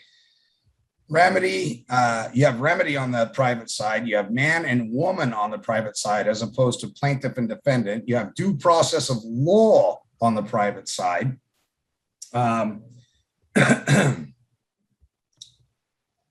You have habeas corpus, mandamus, memorandums, quo warrantos, which you also find those on the public side, but they're equitable by characteristic. Okay. And on the private side, they're equitable by nature. Full accounting, name decree, status correction, theft, extortion, kidnapping, assault, and battery. Everything on the private side can always be attributed to a theft, period. A theft of your time, a theft of your property, a theft of your rights and property, although they're not synonymous necessarily. Without rights, you don't have property. Without property, you can't have rights. All right. And that's the importance of tying yourself back to the land, because that's where your bundle of rights are held. From the dirt you come and to the dirt you will return. You have the private side of the ledger, private banking, special accounts, special deposit, private American National Union state members. You have a place of nativity, not a place of birth. Ships are birth, and that's why you have a birth certificate. It's for the estate. The estate was birth, and no trust can manifest without first having an estate. And that's why that's the significance of the estate being created with the birth certificate before the social security number is created. General post, common law copyright, meets and bounds. Meets and bounds are not the same as lot block parcel ID number. Two separate jurisdictions. We have electors versus voters. Voters are on the public side. Electors actually do something that matters, okay? Land patent, perfect title. Real money, perfect title does not exchange from one man to another without real value and consideration. Real value and consideration is in the form of gold or silver coins. We have creditors on the private side, tax exempt on the private side, true beneficiaries, and beneficiaries are the real owner on the private side. We have Article 3, subsection 2, subpart 1, court venues on the private side, in camera, in chambers with a chancellor or a magistrate, which is fair, all right? It's open-eyed equity as opposed to blind justice. On the public side, they can't hear or see you, okay? But on the private side, they can hear and see you, and the lawyers can't talk because they do not have firsthand knowledge. SmokingBaby was talking earlier about declaratory judgments. I once spoke to a lawyer. He said, oh, declaratory judgments are old things. We don't use those anymore, ladies and gentlemen. We don't use that anymore because it's old and it doesn't have any force, weight, and effect. And I got thinking about it and then talked to Mr. Anonymous. And Mr. Anonymous said, no, the reason the lawyer told you that is because he can't testify with firsthand knowledge and write it down in an affidavit swearing to it, swearing to the statements that are verifiable before a notary. That's why lawyers say declaratory judgments don't hold any weight or merit, because they are barred from doing so. Yeah, we have trial of common law. Yeah, we have trial by way of jury instead of jury trial. Jury trial is on the public side. Trial by way of jury is on the private side. We have spirit of the law. Now, it's important to understand the letter of the law versus the spirit of the law. And 1 Timothy section 9, it says the law was not written for a righteous man. The law of the Pharisees, the law of man was written for heathens, people that lack moral compasses, okay? But the spirit of the law and the letter of the law must harmoniously be one together. So, for example, a stop sign was put in place. I ran the stop sign at 3 a.m, but I didn't hurt anybody. I violated the letter of the law, but I didn't violate the spirit of the law, so that I didn't violate the law. Okay, might have violated the letter of the law. We're not disputing that. But what was the intent of the letter of the law? It was to protect other men. And at 3 a.m, I didn't cause any man or woman harm. So although I violated the letter of the law, I didn't violate the spirit of the law. Thus, this case must be vacated. Okay. Did it say shall stop? Yeah. So on the private side, we're in law versus the public side, we're at law. That's why you can't get any of your remedies, because you're only at law. You're not in it. Private core judicially protected rights. This is the judiciary coming in and protecting your unalienable rights, and they call it private core judicially protected rights. We have modes, process, and procedures. We have wrongdoers, not plaintiffs and defendants, okay? We have man with firsthand knowledge, secondhand knowledge, and thirdhand knowledge. We don't have witnesses in the private side. We have men who have firsthand knowledge. They saw it and can testify. Man who did witness. Yep, man who did witness. And we have facts, no lawyers, claims, not complaints. On the private side, we have remedy. We have general verdicts, which means the trial by way of jury. The jury decides both the facts and the law. Very important. We have harmony, self-govern, United States of America, the Republic and Commonwealth are on the private side. We have separation of powers, whereas on the public side, everything is under the executive branch. On the private side, in the Republic and the Commonwealth, we actually do have a separation of powers. As men and on the private side, we state and we require, and we utilize decrees, and we have peace officers, which are our sheriffs, which we can still invoke them to be peace officers. And we have what is called lawful. Lawful is God's law, what's true, correct, natural law. And on the other side on the opposite side of that spectrum, we have legal, which is the undoing of God's law. So that just kind of gives you a briefing on public versus private. Stay out of the damn public. Yeah, it's dangerous. Isn't it? It's really detrimental. Public is commercial and commerce is war. Yeah, it's detrimental to your health. It really is. I like the private side so much better. Right. I mean, to me, it's just so much simpler, you know. And we got an opinion on declaring oneself a secured party creditor. Well, first of all, you got to realize it's secured party and creditor. Correct. People are out there making that misnomer that it's all one thing. It's two separate things. You are already a secured party because of HAR 192. That's mandatory. Yeah, Public Law 7310, House Joint Resolution 192. 48 Stat 112. I know it. Right. Title 1295A was moved to Title 50 4305B2. That was pointed out by Mr. Anonymous, and that's why we do everything in good faith, because under the military code, it clearly articulates anything done in good faith is not a jailable offense. Yeah, you got to watch out for that Lever code. Right, right. And that's why we always say done in good faith with good conscience and for good reason. Our intent is pure. Void where not applicable by law should be in your doc. Right. Void where prohibited by law is another nice protection. Yeah. Are these the same documents showing this? What are you talking about? I got a question. Go ahead. Where's the banker come in? Secured The party. banker's code is in Title 12, but be more specific. I was just wondering, the secured party, and then there's the creditor, and then Well, you are a bank. You're Look, a bank. look. I So pointed what this out I'm to missing is the knowledge to do the banking part of it. I pointed this out to a sheriff one day. Have you ever been arrested? Yeah. You have. Have you ever Yes, I bailed have. yourself out? Hold on. Yeah. Have you ever bailed yourself? Hold on. Let me finish the damn question before you answer, or it's frivolous. Have you ever bailed yourself out with a signature? A personal reconnaissance bond or an OR bond? Yes. Okay. How is it that you're not a banker? You mean to tell me you just created $10,000 into the economy? They let you go over a signature? How are you not a banker? You just created a negotiable instrument that they're going to negotiate, and you created $10,000 into the economy on a whim with a wisp of a pen, and you're not a banker? Well, I realize that now. Yeah, I said that to that sheriff, and he sat there and he scratched his bald head, and he looked at me and goes, "That is a really damn good question." And Derek, you've seen it. You've seen it as well through Treasury Direct. You've seen it, bro. Yeah, I mean, I could pull that up for people, I guess. Well, yeah, it's a very minor thing, but you've seen it with your own eyes. That we are.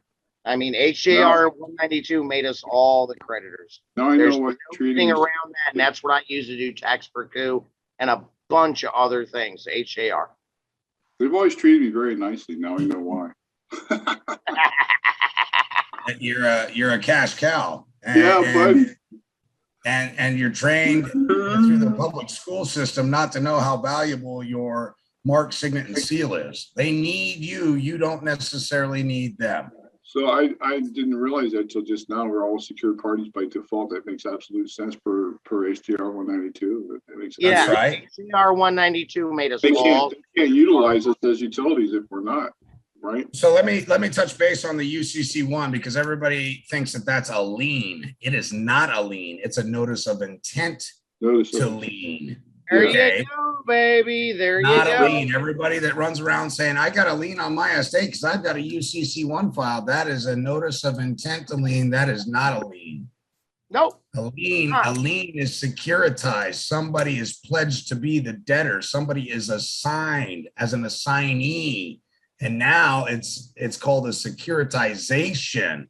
And because it's a security now, there's a liable party responsible for covering the taxes and making sure that that lien is paid. Until it's been assigned, it is nothing more than a notice of lien. You know, Notice of lien. you're stopping me from picking on a lot of people on SBC boards when I go, show me your lien, not your notice of lien, but show me your lien. And they can never do it. That's because what's the form of it? What's the actual lien look like? It's on bond?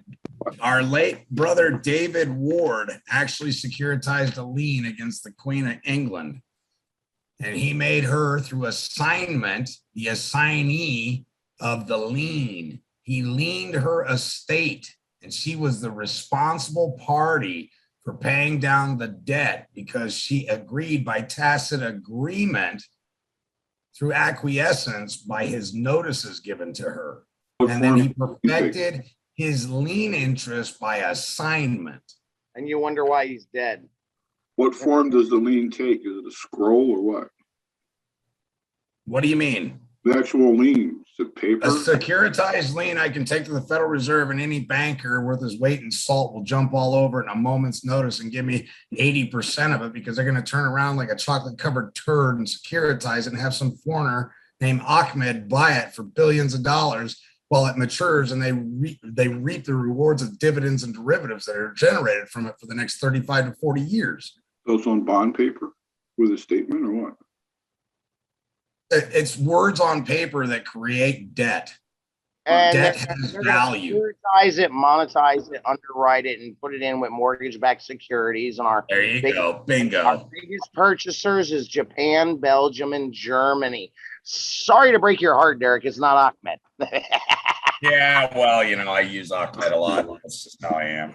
It's gonna be Hans or Ping Soo Kee. I don't know. Yeah, Jeff Dunham got me hooked on Ahmed. I like that guy. Ah, shit.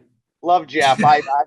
I've been to many of his shows, and I'm still pissed off that during the divorce, my ex-wife got the 3 dolls I had him sign for. Son of a bitch. Always knew there was something peculiar about you there. Yeah. I kill you. I had the dolls signed by Jeff. Damn it. Fuck. We got a question. House Joint Resolution 192 was repealed. Yeah. So was Title. No, hold on. Let me address that one. It wasn't a valid appeal because the banks are not giving you gold or silver for this tender that they have in front of you. Therefore, the appeal was never validated. You're supposed to be able to exchange a promissory note for cash. All right. The public trust still upheld. Okay, no. In order for it to be a valid repeal, they would have to put gold or silver back into the economy. They did not do that. Therefore, it's not a valid appeal. And that's why, and I'm going to share this with you guys right now. Oh, wait, I hit Google Drive. Wrong one. But this was just 2 weeks ago with my boy. Me and Derek been speaking about this. No, photo gallery. Malika, you're 100% correct. Repeal in their land only means recodify somewhere else. And that's what I was trying to explain about Title 1295A. It says repealed. And then Mr. Anonymous pointed out, yeah, it's repealed because they took it and supplanted it into Title 4305B2. And I found it odd because that means that the US military, the DOD, is actually in control of the banker's script. That's what that means. I just successfully got another over $168,000 IRS bill paid in full for a guy battling 1,000 by using a form I created and using one equity interest recoupment by mutual set-off credit exchange exemption. And that was done under HJR 192, a 1-sentence letter and a fucking money order. That 168. When you say money order, you're not talking about a postal money order. You're talking he created a negotiable instrument on a piece of toilet paper and mailed it to him, correct? Yes, sir. You don't even want to see the money order. I mean, I actually upgraded on his a little bit. He sent me over the process, but you know, I saw some things on there that I didn't. It's not that I don't agree with. I saw some things lacking that would prevent him from being accosted against his will, and one of them is done in good faith, given for a patent right, needs to be on there before your signature. It needs to be right above the signature line. Given for a patent right and done in good faith. Hold on. Let me go over here and find it. That $168,000 was his credit. He didn't claim it. He got rid of it. He quashed it. It's not the first time Denny's done this. He's done this. It's not about getting rid of it. That $168,000 goes in his pocket. It's his credit. Yeah, exactly. It doesn't go in his pocket. You're correct. No, that's what's wrong with it. He should get that as a recoupment. Well, so on the recoupment side of that, if I may ask, since he discharged it through the process that he used, does that mean, SmokingBaby, that if he's not able to recoup it then, since it's considered discharged? Well, it wasn't. First off, it wasn't his debt. He was doing it for a client just to get it gone. And the client doesn't really know shit. So he's just looking to make it go away for the client. Right. I was just trying to feel this out because I was curious. If it is discharged, does that mean that no recoupment can be plausibly had? No, yeah, he'd have to go in and show he's never had tax liability. Then Gotcha. Tax collected is recouped. Okay, so just because it's discharged doesn't necessarily mean that you can't do a recoupment. But everyone's cheering about making it go away as opposed to actually getting the credit back. Right. I don't think that's his interest, considering it's a client who really doesn't know squat. You know what I'm saying? But yeah, the goalposts are shifting. I'm gonna stop talking about it. There's the money order that he made up. And again, that was accepted by the IRS. No questions asked. No Yep. agents on his doorstep. 1099A with it. We got that from a book by David E. Robinson called "Give Yourself Credit: Money Doesn't Grow on Trees." It's for sale for $17 on Amazon. A really great book.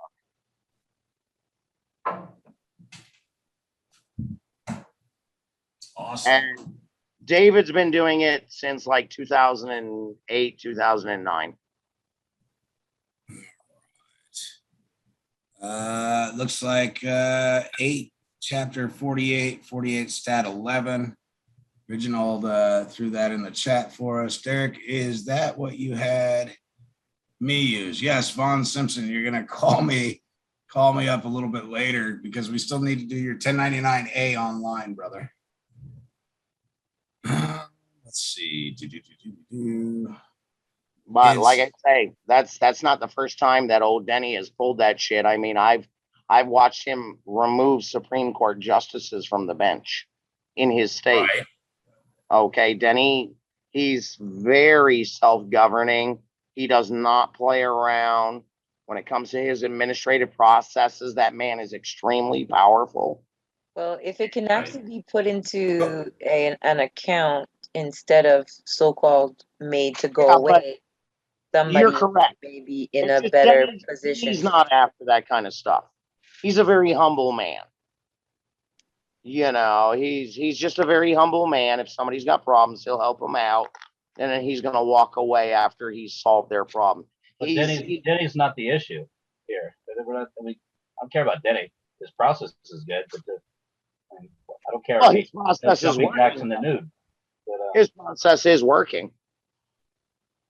Again, it all depends what you consider working. So yes, if you just wanted to so-called go away, it will it will go away. However, if it can be reformed so that instead of wishing it goes away, it still is a benefit to you using a very similar process, not only will it not be a debt liability or But perceived again, debt these aren't liability, it would Jenny's actually be problems. credit.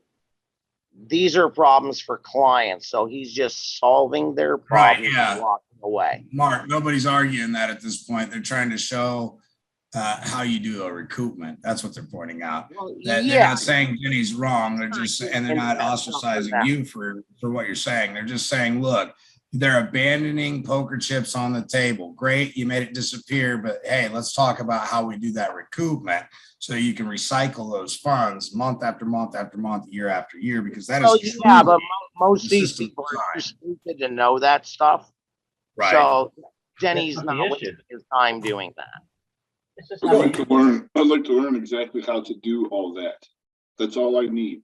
David E. Robinson, give yourself credit. Money doesn't grow on trees. It's on Amazon for about 18 bucks. It David E. shows. Robinson. I just put it in chat.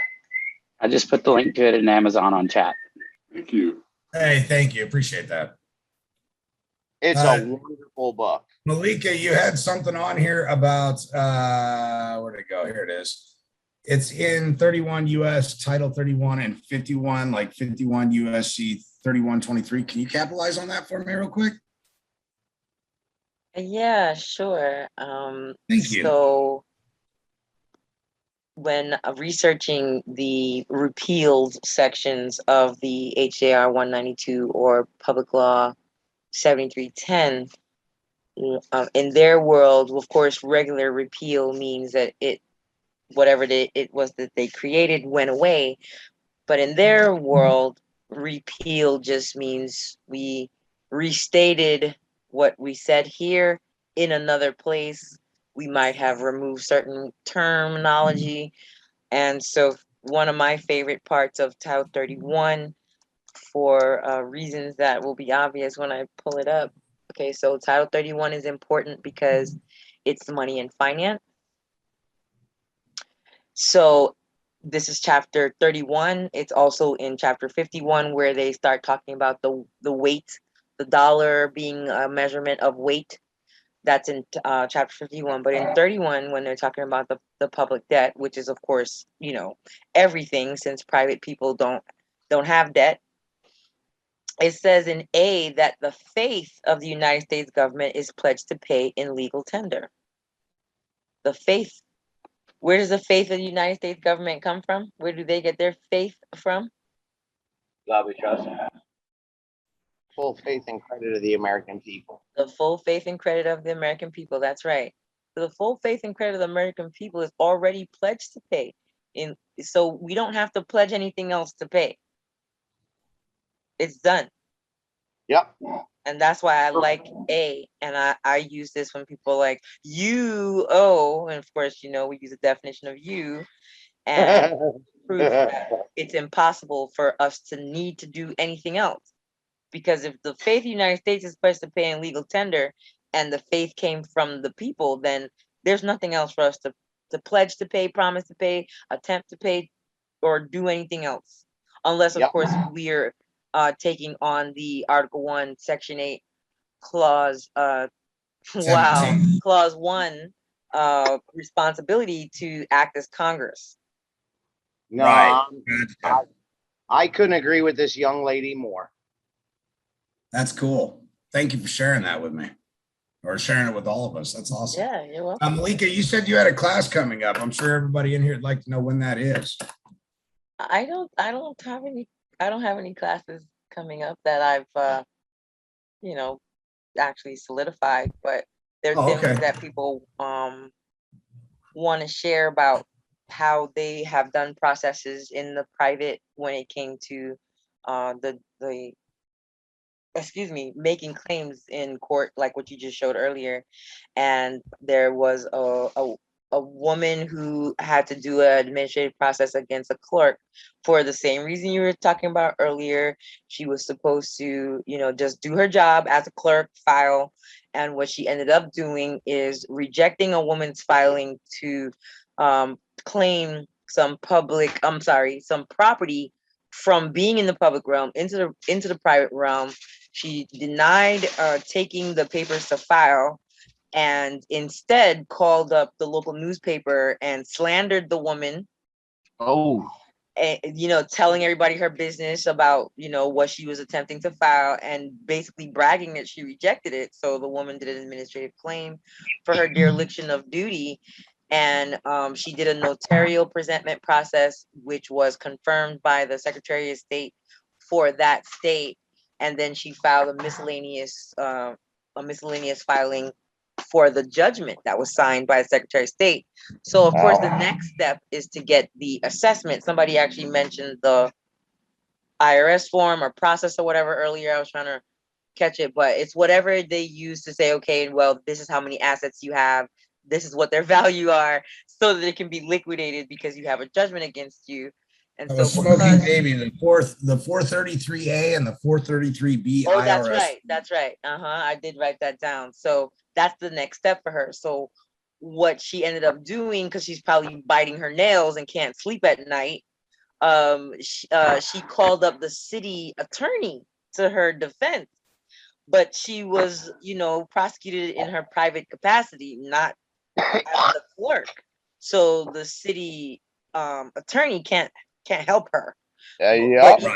But he's attempting to. So he filed a motion to try to get the miscellaneous filing of the judgment removed, and using the grounds that the woman who filed it was not an attorney, which of course doesn't even make any sense because she doesn't have to be.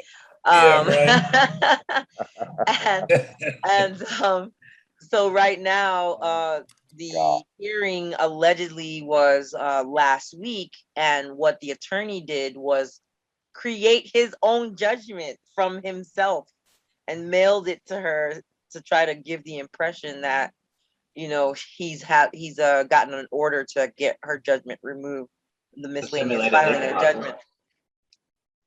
So that's kind of like that process there, and like how the woman did the whole thing, which is basically what was laid out today, is what we might be talking about in the future. But I don't know if that's a class or if that's just, you know, somebody sharing their experience and answering questions about people that might be going down the same path, because she did it everything in private.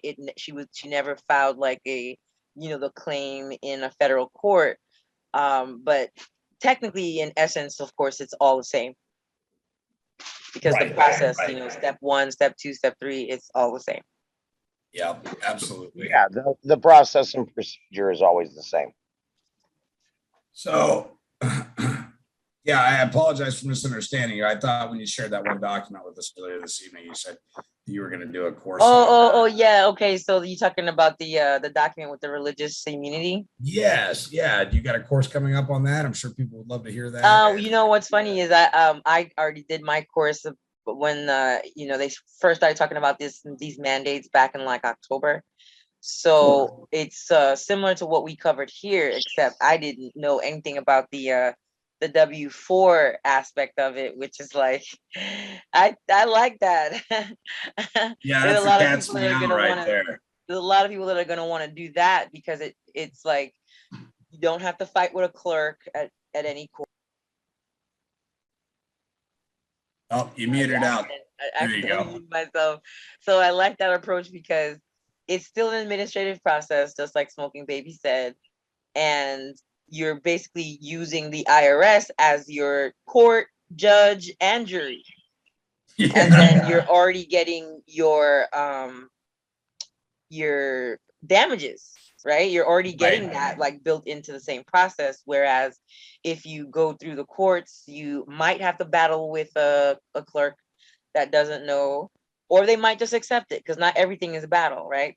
Sometimes you walk in there and the clerk's like, they either don't care or They're educated. We don't care really, but they put the paper in, and then sometimes you do have to tell them, hey, this is your job to just file. And then unfortunately, like the story I just mentioned, some people go through having to sue the clerk. And, I just think that's that could be messy, and then you have the situations where the man or woman acting as magistrate, even on the federal level, they try to interfere. They try to dismiss your respondents, even though, of course, they weren't actually granted any jurisdiction over the case just because they were assigned as the referee.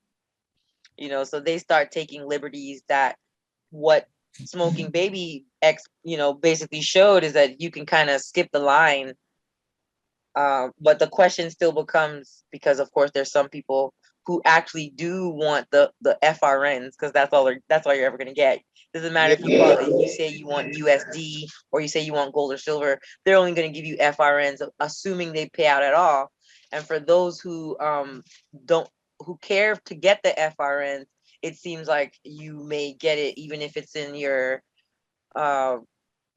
whatever that tax account is called. To go after the FRNs is totally against the way of Yah, and I'm in total disagreement with that. Right, but there are some people that's what they want. Claim to be a man of Yah, you shouldn't be going after that because you cannot serve two masters. Correct, but everybody's still including it in their claim. Well, that's what you're making. What Malika's talking about is acquiring the tax credits, and tax credits are just like casino money. You go to a casino, you give them $100 FRN bill, and they give you a bunch of poker chips, and those poker chips are expendable. No, I actually agree with you, Mark. I'm always the one to say that, I prefer them to leave me alone. Yeah, and that's why I love what Denny does, and thank you for that. I appreciate that, and yeah. I do a lot of the same. Most people are going to be okay with just being left alone. And I kind of chuckled when you mentioned your case about your nephew, because I had a very similar case with our son last year, September. And what I filed, and it was right off the bat, was a notice of claim and claim of damages for them even approaching him with their notice of citation or whatever the hell, because there was no evidence that he was in a commercial vehicle. There was no evidence of an emergency, yet they're talking to him. You can't, if you're a policy officer, you cannot just talk to whoever you lay eyes on. If there's no emergency and you don't have a warrant, you're just supposed to shut the fuck up and leave people alone. So I'm still shocked enough that my 20-year-old fucking nephew litigated this shit. Yeah, well, we didn't have to do any litigation. And why, like I said, I was laughing at your story because I wanted to get a dismissal. I wanted actually the words dismissed or whatever next to his name in their computer. But when I sent in the claim and claim of damages, which doesn't have any different words than what we went over here, it literally was just titled notice of claim and claim of damages, and what they did was delete the cases. Yeah, they just deleted them. We never made it into the courtroom, like none of that. They were just like, okay, there's no rebuttal here because she's using our definitions and asking for the evidence that these things existed at the time, and of course they have no rebuttal. So I could have very well easily gone after the officer claiming false statements before the court that, he was claiming that my nephew was engaged in commerce when he has no proof of such at the time. And that's what I said in my claim. There's no proof he was engaged in commerce. There's no proof that he was in a commercial vehicle. Yeah. There's no proof that there was a warrant. And so that was what was on my quote unquote bill. And I sent it to them for $247,000 for just those 4 offenses of, like I said, no emergency, no warrant, removing him from his property, removing property from him. And I just came up with the arbitrary number and sent it in the city clerk. So I didn't request a room. I didn't do the claim in federal court. I just did it. Okay, you're the city policy officers. I'm gonna file a claim right with the city. I'm gonna send a copy to the insurance department, which they call risk management. And that made it all just completely evaporate without having to go through anything else at all. Well, with me, yeah, I realize I can do that too. And I've done that in the past, but on this one, I was looking for the judge to be a fool, and go figure, we pulled a judge that's not a fool. He didn't fall for my bait. You know, I so wanted him to rule that I was right on the word shall, because it's just about in every Florida state statute, and I would have nullified the damn code if he gives me the win. But I don't see him giving me the win the way I want it. Right. And that's what I was saying. I wanted my win to be a dismissal next to our son's name. And instead, the win came by an eradication, a total expungement. His name's not in the system at all. There's nothing. No, and I agree with you. I just wanted it written on and for the record that he agreed I was right. Me too. Me too. That's what I was trying to get. Damn it. He got me. He got me. I pulled a smart one. Damn it, man.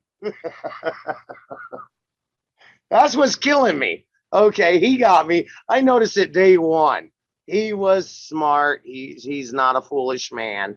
He was acting very honorably, and I commended him for such. But once I saw that, I was like, yeah, he's gonna nullify this. That's his only option. He's gonna nullify the crap out of this. You know, my nephew will get what he wants, but I'm not going to get what I wanted, which was to set a precedent. You guys want to see what I just got emailed to me? Booger?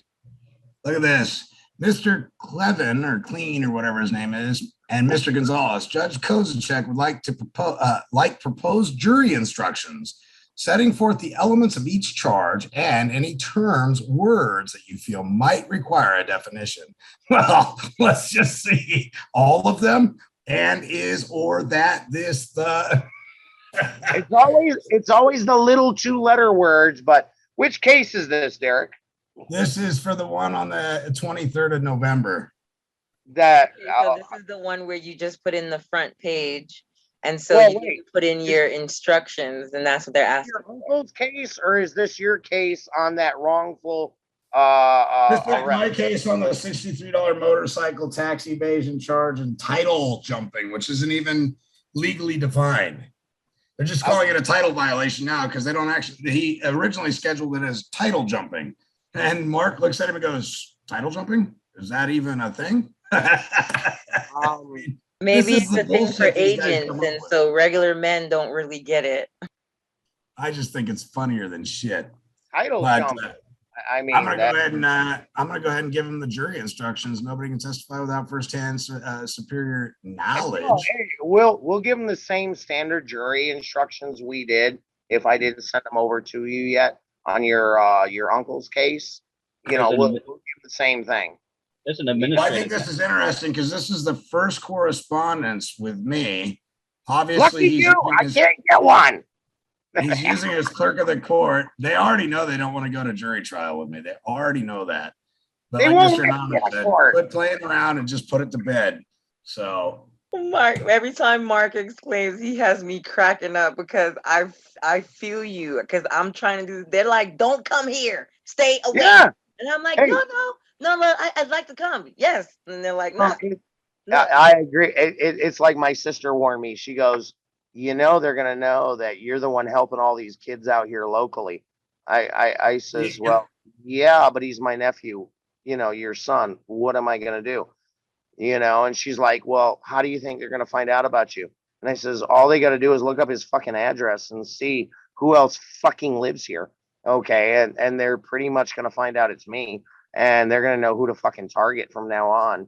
But the last time I was in a court about 3-4 years ago, the judge actually gave the bailiff the instructions. He says, remove him from the property and do not allow him to speak to anybody. That fucker walked me all the way to the sidewalk. And I looked at him and I says, hey man, just one question if you don't mind. He goes, what's that? And I says, was it something I said? And he was like, you're a dick. You're a fucking dick. They haven't invited me back into a court since. So when my nephew got this case, I went there and shut my mouth, and I snuck in and I was giving them pointers, and thank God In the proposed jury instructions, should I put in there that the jury must be able to clearly identify all parties involved? No, I'd put that to the magistrate. Yeah, I'm just having fun with it. But anyway, if you look at this, it says That's a good one, proposed Derek. That's jury a good instructions. one. The Yeah. jury needs firsthand knowledge. Yeah, well, The that jury goes, must not be visually impaired or organ deficient. that Must- goes right to Trinzi v. Pagliaro. You know, statements of counsel in brief and or I forget the other wording, but are not sufficient to lead the court to a summary judgment. They have no That's if firsthand it's knowledge. just by the judge on the bench making a decision, but a jury is a completely different animal. Yeah, I know, and that's where Completely different juries are animal. scary, and that's why I told you before. You got to be careful to pick a jury or the man in the black robe. This is their offer. They want this by November 18th, 2021. Oh, I got an offer for you. I'd probably get crucified for saying it, but I got an offer. It's called. I got a called. nice set of documents. But anyway, I just want to share that with you guys. Yeah, well, that's you know, when it goes to the word customs, which is the highest thing we have for the most part, society's customs, and society is very ignorant. They all believe you have to pay insurance because they have to. They all believe, and therefore, if that's the case, I don't want it before a trial by jury. Oh, hell no, they're a bunch of half-wits. But you know how much fun I can have with these people? I go in the room and I go, how many of you by a show of hands believe I'm innocent? Nobody raises your hand. They're all disqualified, Your Honor. Well, wait, Mr. Gonzalez is innocent until he's been proven otherwise. Don't we all agree? Too late. They're already disqualified. How many of you guys are taxpayers? Somebody raises their hand. Yep, you're disqualified. You're gone. I'm not a taxpayer. Well, that's not fair, Derek, because it's not that no one is supposed to pay taxes. It's only that people engaged in commercial commerce are supposed to pay taxes. So Or volunteers, right? just being a taxpayer because you actually run a business using government property doesn't necessarily mean you can't recognize when someone else is not. Hold on, Malik, I got one for you. How many of you in here believe you're U.S. citizens? Yep, they're all disqualified, Judge. Everybody is violating 18 like USC at 9/11. Outback Steakhouse last night, where they go, "Where are you from?" And I go, "I'm from my mama, you dumbass." How many of you believe you live in a state? Yeah, right. Dude, the look on these. I want Rule 11 on every last one of these jury members. I think they're all fucking beside themselves and absolutely incompetent. And that's the problem with trial by jury. So you got to be careful if you pick trial by jury or jury trial by the man in the black robe who actually fucking knows a thing or two. Well, he has a duty to know anyway, which means you can hold him liable in his personal Yes, capacity. but that's Duty where to you know. got to be careful, because once it comes down in common law, there's no overturning that shit. Statute and code doesn't apply. Appeal doesn't apply. None of that applies. I already Fair showed you enough. that in the Peterson case, right? With what that guy did. Or Billy showed it to you. That was the Peterson case, to where they tried to get it, and the judge ruled res judicata that because it was in common law, it cannot be appealed. Appeals don't apply in common law. And that was the beauty of what Peterson did in that case. I mean, he took a mixture of UCC and common law and slapped the living crap out of it. Here's the reason I'm not nervous of going to a trial by way of jury. One, I've done nothing wrong. Two, in the state of Nebraska, theft of property over $500 is what constitutes a felony charge. We've got a $63 motorcycle tax with nobody being able to prove. I wouldn't go for the trial by jury. enforcement of the tax. So I personally, Derek, I wouldn't go for trial by jury because society's fucking stupid. well, we'll see what happens in the end. Again, I you are going to declaratory go judgment. for jury trial and corner the black robe one. The That's matter's what- already been solved. It's The already matter been has ruled. already been solved. Go ahead. You already have a declaratory judgment. And that's Yeah, why I I vote for him. I haven't told other people that yet, Smoking Baby. Well, That I was was my going to ace bring in it the up hole. anyway just now, Derek. I didn't know your situation, but by the time anybody that I know who knows what they're doing in court even gets to court, it's because they already have the judgment in private. Yeah. So I would have Admit- assumed you gotten your declaratory judgment anyway. I actually got it from the highest taxing authority. Well, there you go. Yeah, so So- stay away from trial by jury. I'd stay away from that. And there's I'm nothing. still- There's the facts are settled. There's no controversy. Right. There's No nothing to be controversy. heard. So notice by way of special appearance that this controversy has already been settled, that the evidence in the record clearly already demonstrates. See Exhibit A, B, C, D, E, F, G, blah, blah, blah. I hereby, it is now my wish and my prayer to put before the court that this case be dismissed post haste. The Yeah, court. that's how we beat. That's how we beat a foreclosure. I'm sorry, an eviction last There you go. week. Because go. we worded it exactly like that. Yeah. There's already a judgment, and then the attorney was dumb enough to file the notice of agreement on the case. So when we were writing exactly what Mark said, we said C plaintiff's own exhibit E, C plaintiff's own exhibit D, because they posted the notice of agreement because of I the like to keep C. stuff very simple, direct, and to the point. Yeah, and it was one page. It was direct and to the point. It said exactly what Mark said. See exhibit. It wasn't even our exhibit. It was their exhibit. So we didn't Yeah. even have to file anything except that one piece of paper, and we just said it was res judicata, and that, I mean, that was supposed to happen last week. So it was done. Yeah, once they have you ever seen the Peterson case? The Ohio Peterson versus Peterson. It says statutes and codes are not law. No, what it was, it's an ex-lawyer who was disbarred at one point in time.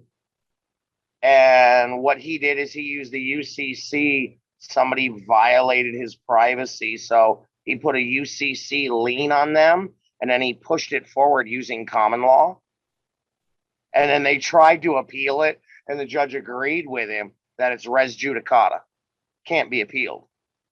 He actually held a jury, a common law jury, at his law office, which is in a strip mall, because they gave the address and I looked it up, and it's now a cellular store.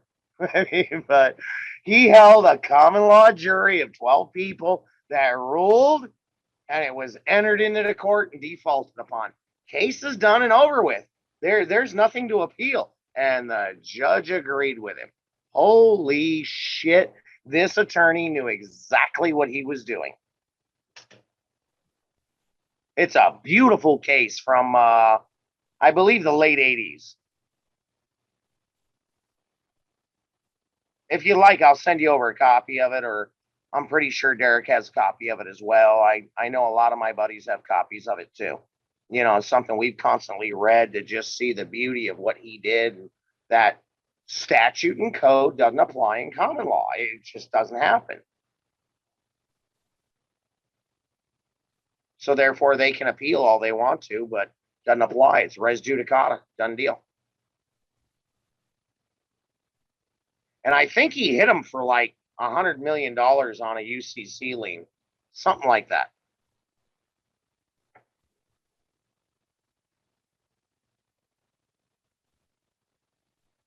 When you talk about the Johnny John or res judicata, Denny always shared the Johnny Johnson case. Yeah, there you go. Denny knows it very well. I was like, Denny, you want me to send it? And he goes, oh, what, the Johnson case? I was like, screw you, Denny. Screw you. Damn it. He already knows. Good to see you, Anthony. Good to see you too, Mark. Yeah, it's a beautiful case. Really is. That man definitely knew what he was doing.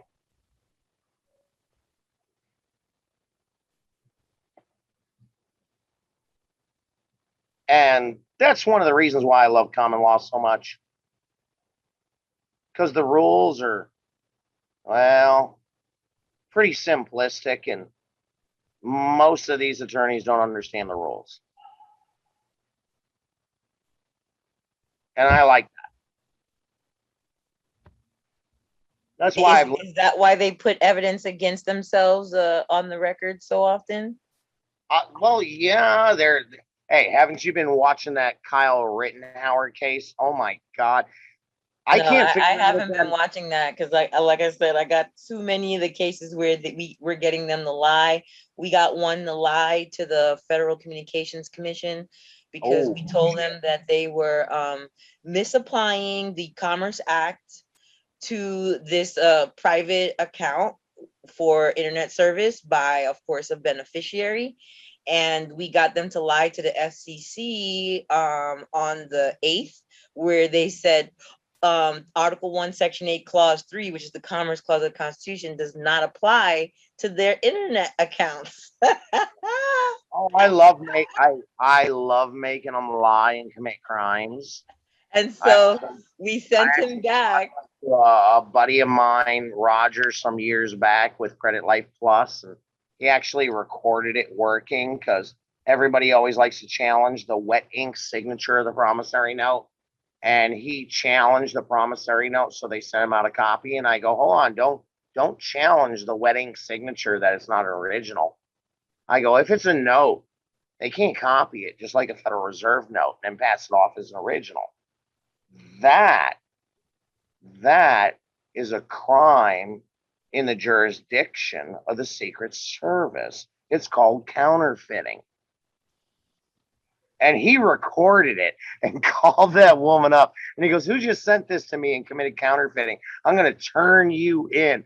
This woman, you could hear her typing so fast on the computer. I could hear it through his audio call. And she's going, no, sir, it's getting removed right now. And he's like, all right, because whoever did it, I'm going to turn him in. And then he used it a second time too. And I was like, you dirty bastard. Okay, that's just not fair. I shouldn't have shown you that one. But he's like, no, I love it. And he even took it a step farther to where he got the document from the banks because of what his boss Nelson is into, that is used to turn in counterfeit notes to the Secret Service. And he showed it to him and threatened him with it, that this is what I'm going to do. You guys already sent me the evidence. I got it sitting here in my lap. You committed counterfeiting and I'm turning you in. And that's probably like 20 years in federal prison. They're like, no, it's all disappearing right now, sir. Sir, we promise, sir. I was listening, pissing myself. I was like, oh, there it is. There it is. If you can't copy a Federal Reserve note, you can't copy a promissory note. That's counterfeiting. It's a federal offense. Same rules apply. But, I just thought of one rule that should be given to the jury. That if the plaintiff does not make a general appearance, swearing to his pleadings under the pains and penalties of perjury, the jury shall rule in the favor of the defendant. Pretty much, but that's only if you're in common law. Well, there is no such thing as plaintiff and defendant in the common. Wait. I would make them swear under their unlimited commercial liability. There you go. Right? Because you want to, look, it's about sacrifices the measure of credibility, right? That's a maximum of law. And this ties back to in the Bible. You're correct. Well, it also ties back to the attorneys, right? All the attorneys are bonded, right? So when you walk in there and you're declaring, I'm a living man, I'm a living being, and I'm here in unlimited liability, you've moved it into unlimited liability as opposed to limited, because sacrifices the measure of credibility. And nobody can refute the fact that you're a living man and you're willing to put your life on the line. And that was the story of the two women who were arguing on who the offspring belonged to in the Bible. And the judge said, I will cut the offspring in half and you take half and she'll get half, and that it's settled. And the woman who truly cared, she bared the unlimited liability and said, just give her the offspring instead of cutting her in half because you'll kill her. And he said, now I've been able to identify because of your sacrifice who the offspring really belongs to, and it's you. Yeah, but hear Anthony out. Anthony, he's really Well, the thing is all of the attorneys are there in limited liability. So once you've made that statement, right, and some attorney begins to talk, when you're asking them, do you have a claim? You're asking them, one, do you have a contract with me, right, where I've caused a breach of contract and caused you harm, or have I physically harmed you, right? So it could be physical or financial harm, or they could have a valid contract in hand that you breached. But but it's about piercing that corporate veil and getting to the man or woman behind that legal fiction, which is what you were talking about with your claim earlier, right? It's all about piercing that corporate veil. And the way you do that is by moving things into unlimited liability, because sacrifice is the measure of credibility. Absolutely. Tell us more about your story, Anthony. You don't get that well rounded by just studying. Obviously, you've been through trials and tribulations. I mean, I originally learned about some of this stuff when I was like 18, but I didn't have much luck then. I'm 42 now. Then I work in IT security and I get background checks for every job that I do. And so in 2013-ish, I had an employer that didn't pay me. I did my work, but I didn't get paid. When that happened, I started having seizures. Well, around this time, I'm in California, and because of the seizures, I was growing my own weed so that I'd have CBD to be able to eat because of the seizures, and also because it repairs brain cells. Well, when all that was going on, I got stopped by an officer in San Francisco, and ultimately they tried to charge me with possession with intent to sell weed because I had my weed locked in the trunk of my car. And ultimately, you know, Kamala Harris was actually a district attorney at the time, and they harassed me for 9 months with the public defender. They tried to tell me I couldn't represent myself, but when I went to actual court for the whole hearing on the matter, first thing I did was fire the public defender. And then, you know, basically address the court. You know, I'm here in regards to that matter, and I'm a living being, and I'm here in unlimited liability. And the first thing I want to know before I can enter a plea is, who's here to invoke the jurisdiction of the court with sufficient pleadings? The judge was like, excuse me? I'm like, you know what I mean? It's like, you're not a judge until you have all elements of jurisdiction properly invoked in each and every case. And I said, once jurisdiction is questioned, you can no longer act like you have jurisdiction and operate under plausible deniability. Now it's a conscious choice for you to violate my rights if you continue. And now you can be personally liable because I've given you notice, which is the first step in due process. So again, who's here invoking the jurisdiction of the court? And I shut up. And that's when the prosecutor tried to talk, and I just interrupted him. Excuse me. And it goes back to, all parties must be accurately identified before any proceeding can commence. Who are you? That's the first question. Who are you? What is your name? And do you have a claim? If you don't have a claim, then what you have to say is completely irrelevant because the jurisdiction of the court has not been properly invoked. Right. And the prosecutor's not going to have a claim. He's going to say, I don't, because it's the state versus you. The minute he says he doesn't have a claim, you fire him. And then remind the administrator of Trenzi versus Pagliaro, and that his statements at this point forward, you cannot allow them on the record, or you will be publicly admitting to engaging in fraud.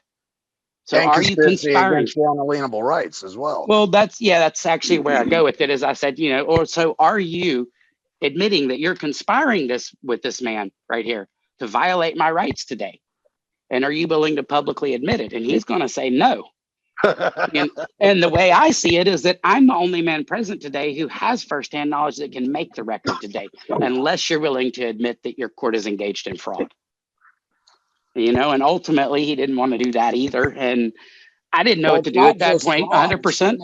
It's not just fraud, it's human trafficking of persons, theft of securities. Right, but understand, I was having multiple seizures every couple of days at this point in time. So I was just trying to make this thing go away, kind of like what some of the people were talking about earlier. You know, ultimately, I tried to accept the case for value at that point because there was nobody else in the court. I'd actually fired the prosecutor. Once he said he didn't have a claim, by his own testimony, he stated he did not have any standing in the matter. So I fired him. And when he tried to say that I couldn't fire him, I said, well, who are you representing? He said, I'm representing the state. I looked up at the judge. I said, Your Honor, I don't know if this man's insane, has imaginary friends, or if he needs to be evaluated and or committed, but I don't see anyone standing over there. And I said, being a living being, I can only interact with other living beings. and I have a right to confront my accuser if I have harmed someone. In fact, all parties must be present before any proceeding can commence. So I'm really confused as to who is or is not involved in this matter. I see somebody over here standing over here apparently attempting to commit fraud today. Yeah. Extortion. You know, and so I had them basically backed in a corner. Once I fired the prosecutor, there's a document that's in Cracking the Code 2 and 3, which is a copyright/trademark. Well, I made it into a copyright/trademark. It's just a copyright in the book. And I presented that to him that had been filed in the county newspaper for, 4 weeks consecutive. And I told the prosecutor, I said, if you'd like to contract with me, here's my counteroffer. And it's $1 million per each instance. And you'll give me a security in all assets you own. That man shut up, did not say another word, not even in judge's chambers. The case was ultimately dismissed. The transcript that I have is completely fraudulent because I didn't have a transcript recorder there. But in the case, it admits that it's a case with the dismissal code of 28, which is lack of jurisdiction. So, it clearly states it's a case about cannabis. So anybody could pretty much use that, I would think, in California now, because now it's a standing precedent. Oh, you got a precedent. Oh, that hurts. I didn't. It says it's dismissed. In the transcript, it says it's dismissed. And I have a complete accurate thing. It says it's a weed case. It specifically asks about them returning my weed to me. You took over that court. Took it over. And you see why, Derek, that I invited people like Anthony to the call. Well, the other thing is you had to bring witnesses. I had 5 people go to court with me that day. It's no different than carrying a court recorder, because how are you going to hold that judge accountable if it's your word against his? You need 3 administrative process giving him notice and opportunity to respond. No, secret watch recorder. Right. Correct. But I'm saying you could bring in a recorder, or you could bring in witnesses. I'm just saying you need some way to prove what happened if you expect to hold that judge accountable. That judge could have done whatever he wanted if I didn't have 5 people in the row back there stand up and introduce him to them, and that they were all willing to write affidavits that day of what they witnessed. Yeah, that man knew I had people to hold him accountable now. Well, that's what I planned on doing with the jury, was turning the 12 jury members into my federally protected witnesses and frying these assholes. And I have the means and the ability to do it, but I realize that what I'm doing is dangerous. So, I risk my life, like you said, unlimited liability. They can enforce those orders even unto death. So, trial de novo comes to mind too, and just making them squander and piss away their time and dilly-dack around with them. I've had fun unto this point, and it would still be fun because, like my brother James Bethel states, he goes, Derek, they don't have felony charges. It's impossible to convict you of felony charges because in the state of Nebraska, the amount has to be over $500 to even constitute a felony. Lucky you. In Florida, it's $250. Well, I believe it was Mark that was telling me about a case where a guy stole a TV, walked right out with it. Walmart claimed it was a $1,200 TV, and he wanted the wait. You can crucify Walmart to find out what they actually paid for it, and if they paid $165 for it, they just made a false claim in the court, did they not? Right. No. And then he turned around and gave him the $165 and walked out with his new TV. I mean, so if they come at you for $1,200 and you find out Walmart actually paid for it and what they were out was $165, Walmart's on the hook. Right. Now that's a little dirty secret. I don't suggest any of y'all do, you bunch of idiots. I think it's funny. I get a kick out of it because when you start to learn this stuff, the scams and the schemes and I don't care what you're trying to sell it for. What are you actually out? I don't want to hear we're out $1,200. You didn't pay $1,200 for it and then sell it for $1,200.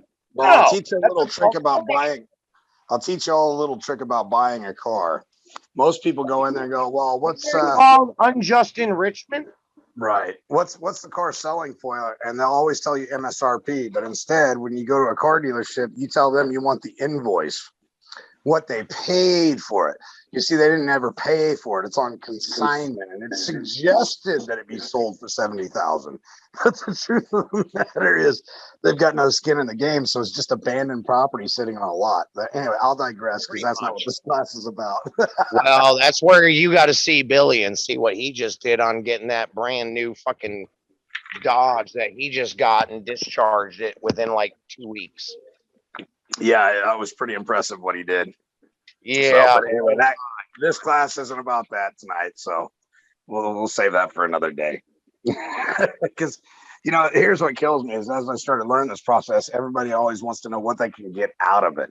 I said, knowledge. Gain the knowledge before you start piddling around with materialistic shit. Gain the knowledge and understand the responsibility it comes with.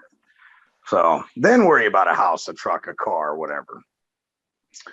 But recently we just got rid of, there was a gal that I'm working with now. She just discharged $16,000 on her credit card. And now we're bringing suit against one of the other credit card companies, Capital One, who screwed the pooch on our private notices, never responded. And now we're going to subpoena the CEO of Capital One, and he's going to be on the stand. He's never going to show up, and the lawyers are going to throw the case.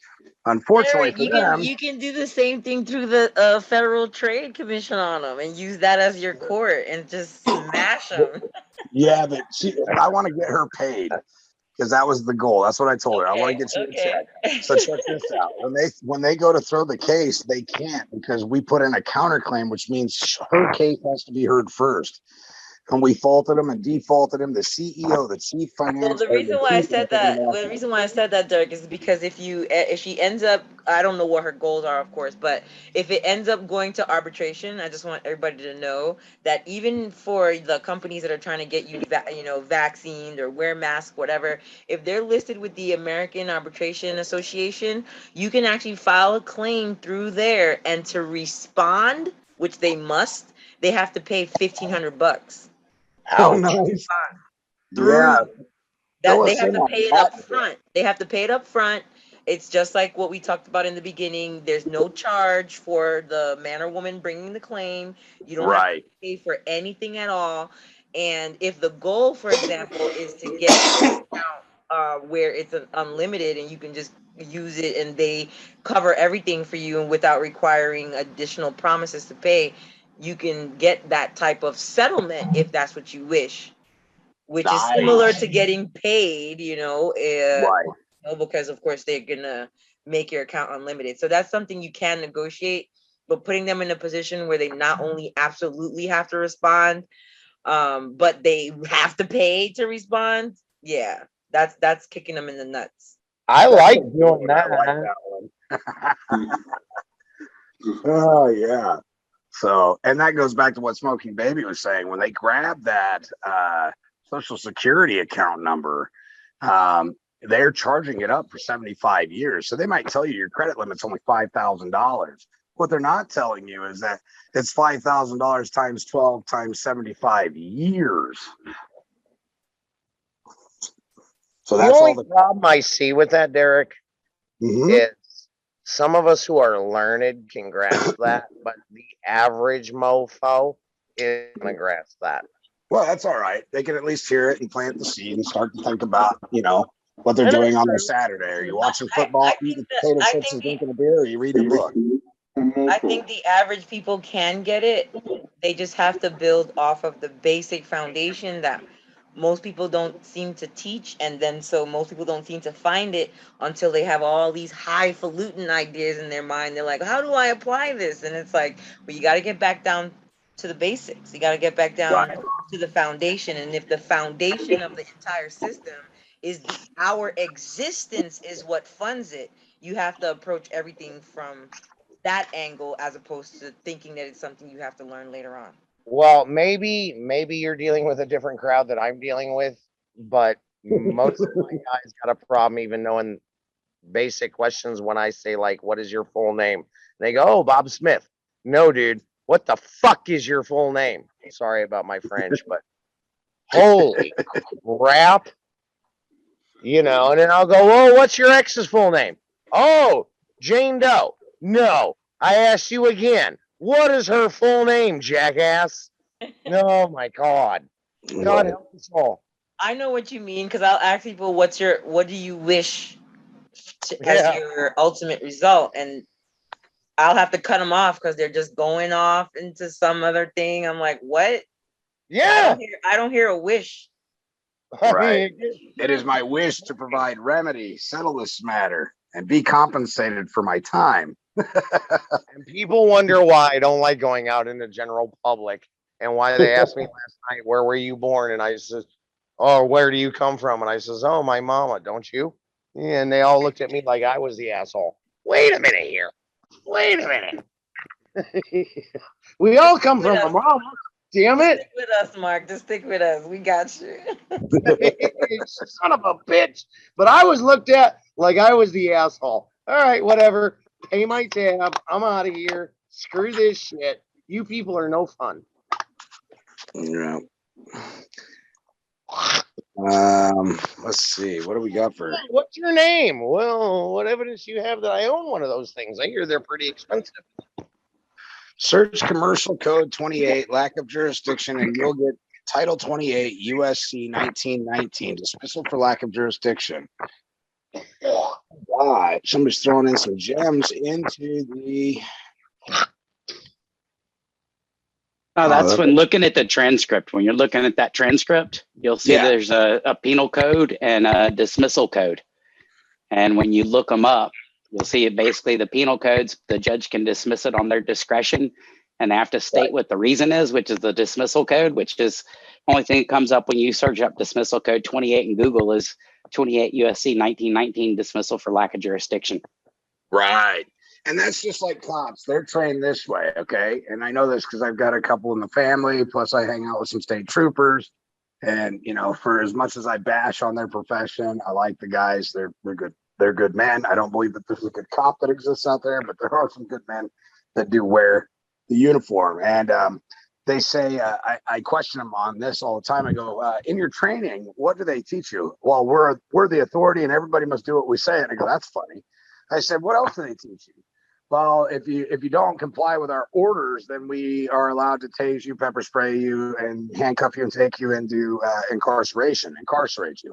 I said, okay, but don't they teach you about discretion? You have discretion when you pull somebody over. You don't necessarily have to arrest them. You don't necessarily have to issue them a ticket. It's all about discretion and what you feel is best.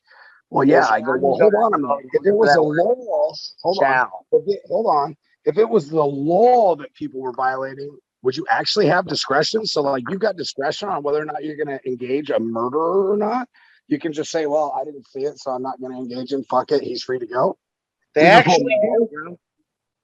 Well, that was the Castle Rock case. Wait, hold on, Derek. Did they tell you that they're being trained by attorneys? No, the sheriff actually informed me that they were being trained by the FBI. And I said, you're the sheriff's department going to the federal government for training? That was actually the Castle Rock case, to where it was a husband that picked up his 3 kids from the wife for the weekend and he didn't return them. And she put out an order for him. Yep. And it came to find out that the sheriffs didn't arrest him because it said shall in the statute. And this cocksucker fucking killed all his 3 kids. Excuse my French. Yeah, they never, Malika, they never told me that they were trained by lawyers, but it's very evident they're trained by lawyers because when you start using special words, and I say special words because they're very powerful. One of their training, what do they call it? Like the slideshow? What is that called? The PowerPoint.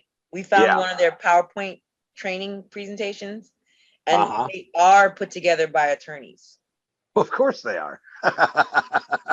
And they do the same thing with, you know, these apartment managers and property managers, because my husband's been in the industry for a long time, almost 15 years, more than that actually. And he gets trained by attorneys. So I just want everybody to know that they're all being trained by attorneys. The attorneys might come from the agency, like the HUD agency or whatever, or even the FBI, but they're still attorneys. And they teach them not law. They just don't. And no, attorneys don't know law. I agree with you. but they're teaching the agents that are trying to apply law. So when like when HUD tries to evict you, they're applying law, right? They're these managers or whatever when they file their, but they're not ever teaching them anything about the law. They're just Right. procedure, like what they know. So they're going to be saying, well, I'm enforcing HUD law, or I'm enforcing mandate, or I'm enforcing whatever they say, but they don't actually know that they're just told that's what they're enforcing, as if and giving the impression that they know it, but they've never read it because they just took whatever the attorneys told them at that last training and they run with it. They never read it themselves. You are correct, and that's even for the attorneys themselves. I find it funny that they call it law school. It's not actually law school. All they learn is legal procedure. Follow step 1, step 2, step 3, step 4, and don't deviate. So they never question whether they're applying it upon the man or woman that it's applicable to, because they're just trying to run through step 1, step 2, step 3 as quickly as possible. And when we give them pause by saying, like I called up the tax woman, well, I don't give them pause. I asked her, you know, can you tell me the statute you're enforcing? And so she said the title. So I said, would you be willing to go together with me and read the definition of person under that title? That's all I want.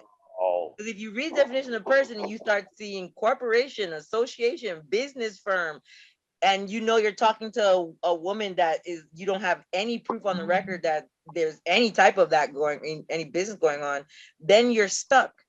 Not only did she never read it, while we were on the phone, she agreed to read it.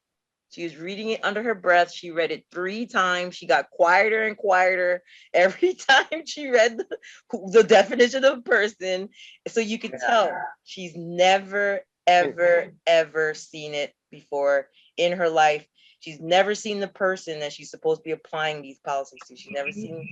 And you know what? I hate to say this, and this was years ago. My ex-mother-in-law was actually a clerk of the court down in Delray Beach, Florida.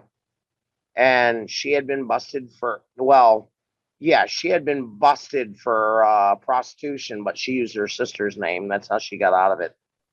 You know, so it wasn't on her record. And she was also an avid crack smoker. And here she was as a clerk of the fucking court. These people don't know a damn thing. They really don't. I mean, horrible. Their ignorance of the law is their excuse. And I also want to speak on, someone mentioned about good faith and us operating in good faith. And I just want to tell you guys the secret to why anything that I've ever done and I help people to do works. Those notices that everybody's talking about removes their excuse of operating in good faith, and that is their Achilles heel. So don't tell yourself that notices don't work because they didn't jump out their skin to answer you on day 1. They work because it removes their, I'm just acting in good faith. I'm doing this without any knowledge that I'm harming someone. It takes it all away. And that's why in the end, regardless of what they try to do, when you have your notices out there, it's res judicata. You're totally indemnified. I love what you're doing. doing. You are having good faith and they don't. You are indemnified. The birth certificate is proof of that. It is indemnification, not identification, like they led many to believe. It's indemnification. So I agree with you. Identity came from dental records. That's where identity come from. We have credentials. People creating IDs are actually creating an issue for themselves. I create private credentials. I don't have identification. Identification is a public thing. You want some common law identification credentials that I can send you, brother? Sure. Yeah, creating your own ID and in accordance with their rules. And well, I don't create IDs. Again, identification is on the public side, and you can get it. You get thrown in jail for creating identifications. You can't get thrown in jail for creating private credentials. You know, the best thing I've seen recently is one of them First Amendment auditors. The cop goes, "Well, I need to see ID," and he pulls out of his pocket a letter I and a letter D.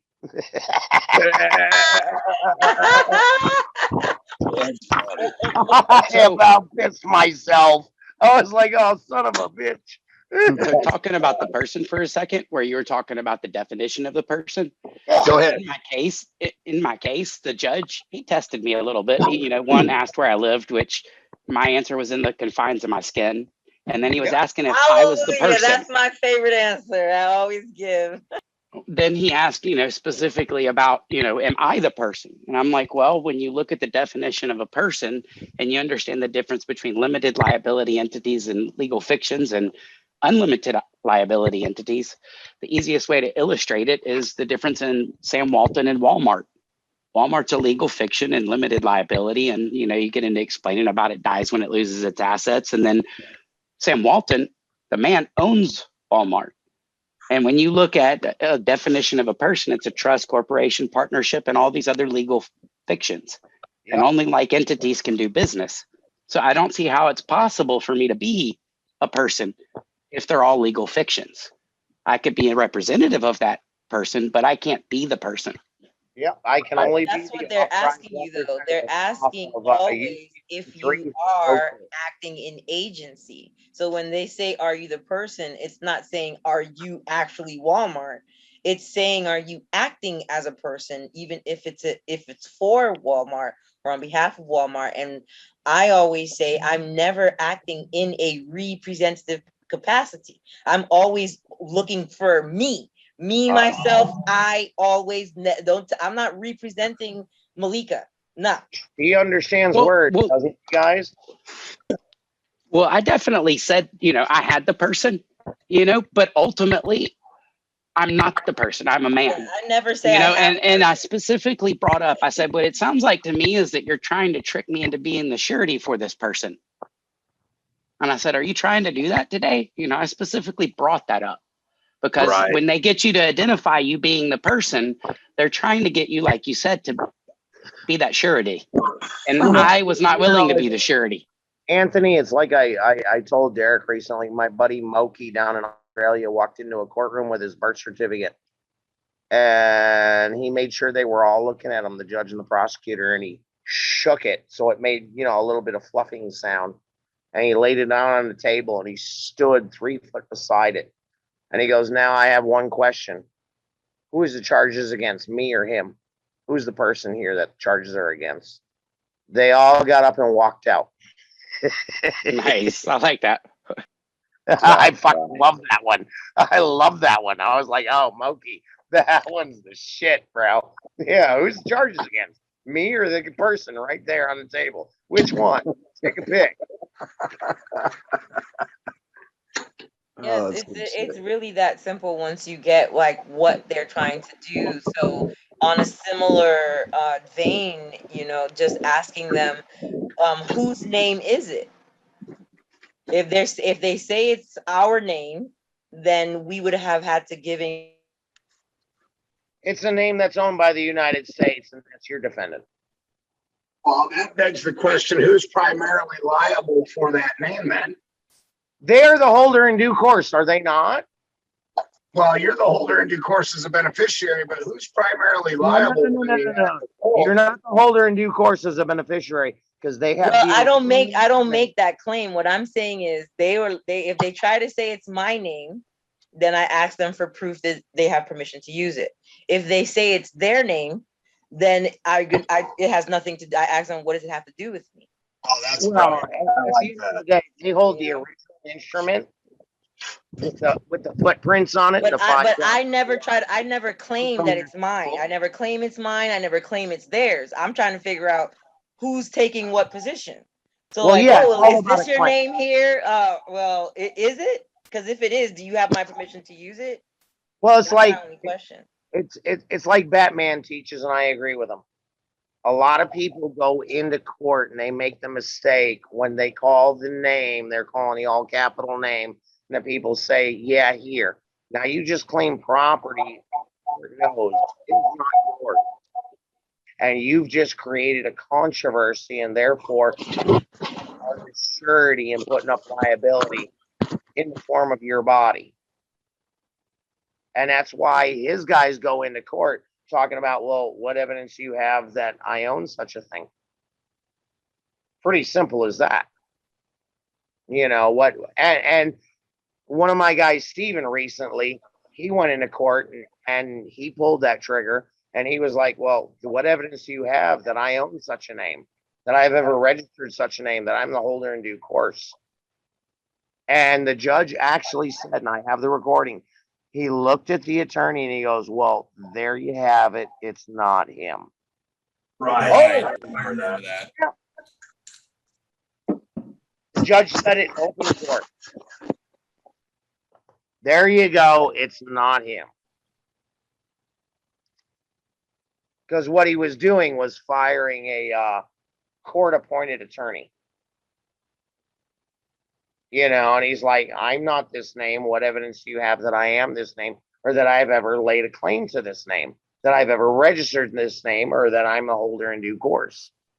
So Zerf2 is asking a question. He wants to know if we know how to bill them for carrying out orders. Absolutely. Wasn't It's that the like whole first this. 2 hours of the call? Like W4 them. I'm for it.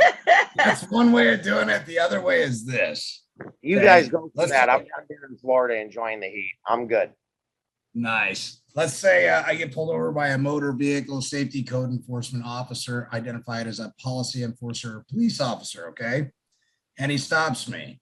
I got a couple questions real quick. I'm fully prepared to comply with you. I'm letting him know my intent right now. So if he gets belligerent, hostile, insurrectionist, or seditious behavior, breaks out a window, I'm letting him know my intent right now. I'm a peaceful man.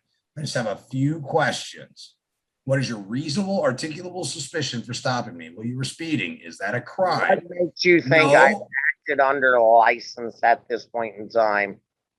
Well, that's one way of going about it. But the little thing that I've got in my head, and this absolutely fucking works. Absolutely works. All right. So I say, what's your reasonable, articulable suspicion that I'm committing a crime, about to commit a crime, or have committed a crime? Well, you were speeding. Is that a crime? No, it's a statute violation, or it's a code violation. Okay, so you just admitted that you stopped me for a How does code that apply to violation, me? which It's my name. doesn't constitute a crime. We're in agreement, correct? Yes. You need your license, registration, proof of insurance. I have no problem complying. That's a Giving you violation license, of the law. registration, proof of insurance. 51. But is that an order? Because every time you give me an order, I am going to bill you for that order. And I have no problem giving you what you're asking for. There you go. And as soon as he says, okay, whatever, you are now being ordered to give me your license, registration, proof of insurance. I love orders. It's just like what SmokingBaby was showing you earlier when they say it's our policy. Now put it on or get out of our store. Okay, I'll put it on. No problem. It's your policy. You're giving me an order. I'm going to bill you for it. Now SmokingBaby just showed you a way of doing it on a W-4 form. Okay, which is a reverse claim essentially. So they can't come back and prosecute you for it. However, on the other side of that spectrum is now he gave me an order. Okay, I am fulfilling his order. He didn't inquire how much that bill was going to be for fulfilling his order. I'm going to let him know. This is exactly why I'm going to trial by way of jury right now. The clerk of the treasurer called me up and said, hey, you have to put this title in your name. I said, oh, really? Why? She said, it's the law. I said, if it's the law, I need you to write it down on a piece of paper, sign your name to it, and order me to register my private household consumer good. And I'll come down there and I'll register it. She goes, no, sir, it's the law. You either do it or else. Now that's a threat. Or else what? The prosecutor will bring charges against you and we will prosecute you to the fullest extent of the law. Oh, really? Break out the law. Don't break out a code. The code is only look, a little snippet of what the actual law is. The law is probably 5,000 fucking pages long.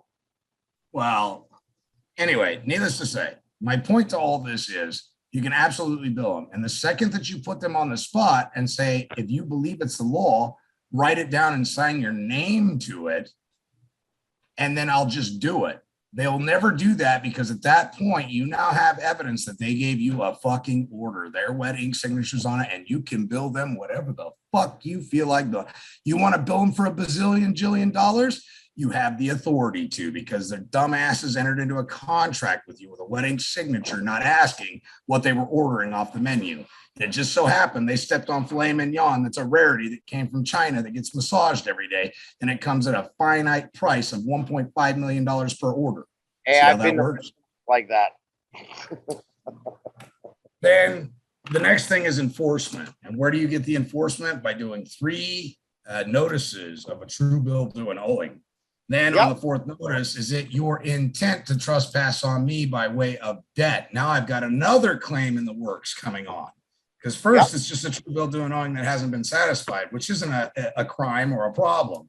But come the 4th notice, when you still haven't paid after 21 days, and you were notified that you had to pay your debt in 20 or your true bill due and owing in 21 days, now it becomes a debt. Debt is valuable, ladies and gentlemen. It is a form of currency. Most people don't understand that. It took me a long time to realize that debt has value. So, is it your intent to trespass on I by way of debt, causing I a man harm? You have 3 days to respond. At the end of that 3 days, that's another claim. Not only am I going to get paid for my first true bill due and owing, now I can assess the damages of the trespass by way of debt causing I a man harm, which is a completely separate claim. Now, SmokingBaby will tell you, and correct me if I'm incorrect about this, but there's a way of doing it in the public sector, and that's by getting writs of execution. But first, you have to go through a supplemental hearing. Okay. Now, I know it's in the public side because it starts out with a motion for a supplemental hearing. I, on the private side, would require a supplemental hearing, okay? Because motions are asking for permission. Well, I'm sorry, I have a valid claim. This isn't a complaint. This isn't in the public sector. This isn't me begging for justice. This is me requiring compensation for what I believe to be a trespass by way of debt causing I a man harm, and I require a supplemental hearing, okay? And I'm going to require that my writ of execution be signed off on so I can hand it to the sheriff or the U.S. Marshal to go liquidate their assets. Start with their bank account first because they need cars to go get food and jobs and keep kids on their clothes on their kids and blah, blah, blah. I'm not a vindictive little fucker. Under the right circumstances, I could be, but the fact remains, live and let live, right? I just want to be compensated for the trespass that caused me a harm. And that's how you do it. In a nutshell, that's how you do it. Yeah, your first notice is a claim of debt. Your second notice is debt that is past due. Your third notice is a claim that is now post due and owed. After True, that, due, and owing. Yep. Lies. Amen. Absolutely. And I'll be honest with you, ladies and gentlemen, I've learned this recently and probably Mark, the last 6 months, maybe. How about that? All the 10 or 12 years of knowledge I've crammed into my head, and I can recite statutes, codes, and all that good stuff like the best of them. But I'm telling you right now, Mark helped me see a different side of things where instead of wasting 9 years of my life in a federal court in the wrong jurisdiction fighting over semantics, I can now wrap this up in anywhere from 30 to 90 days, literally 30 to 90 days. Yeah, you can tear them the fuck up when you pull them out. SmokingBaby, going to court at all. I love the IRS. They're my friends. Yeah, he's always like that. He almost sounded like Homer Simpson when he said that. I love the IRS. I was like, oh man. He does. You know, who's that? Ned Flanders. Hi, tiddly diddly o neighbor. I'm calling the IRS on you because I love the IRS. I'm here to record, assess, and report. Right. Make a record. Make a record. That one of his famous fucking sayings. You Make know, an observation, create a record, and report. I agree with him 100%.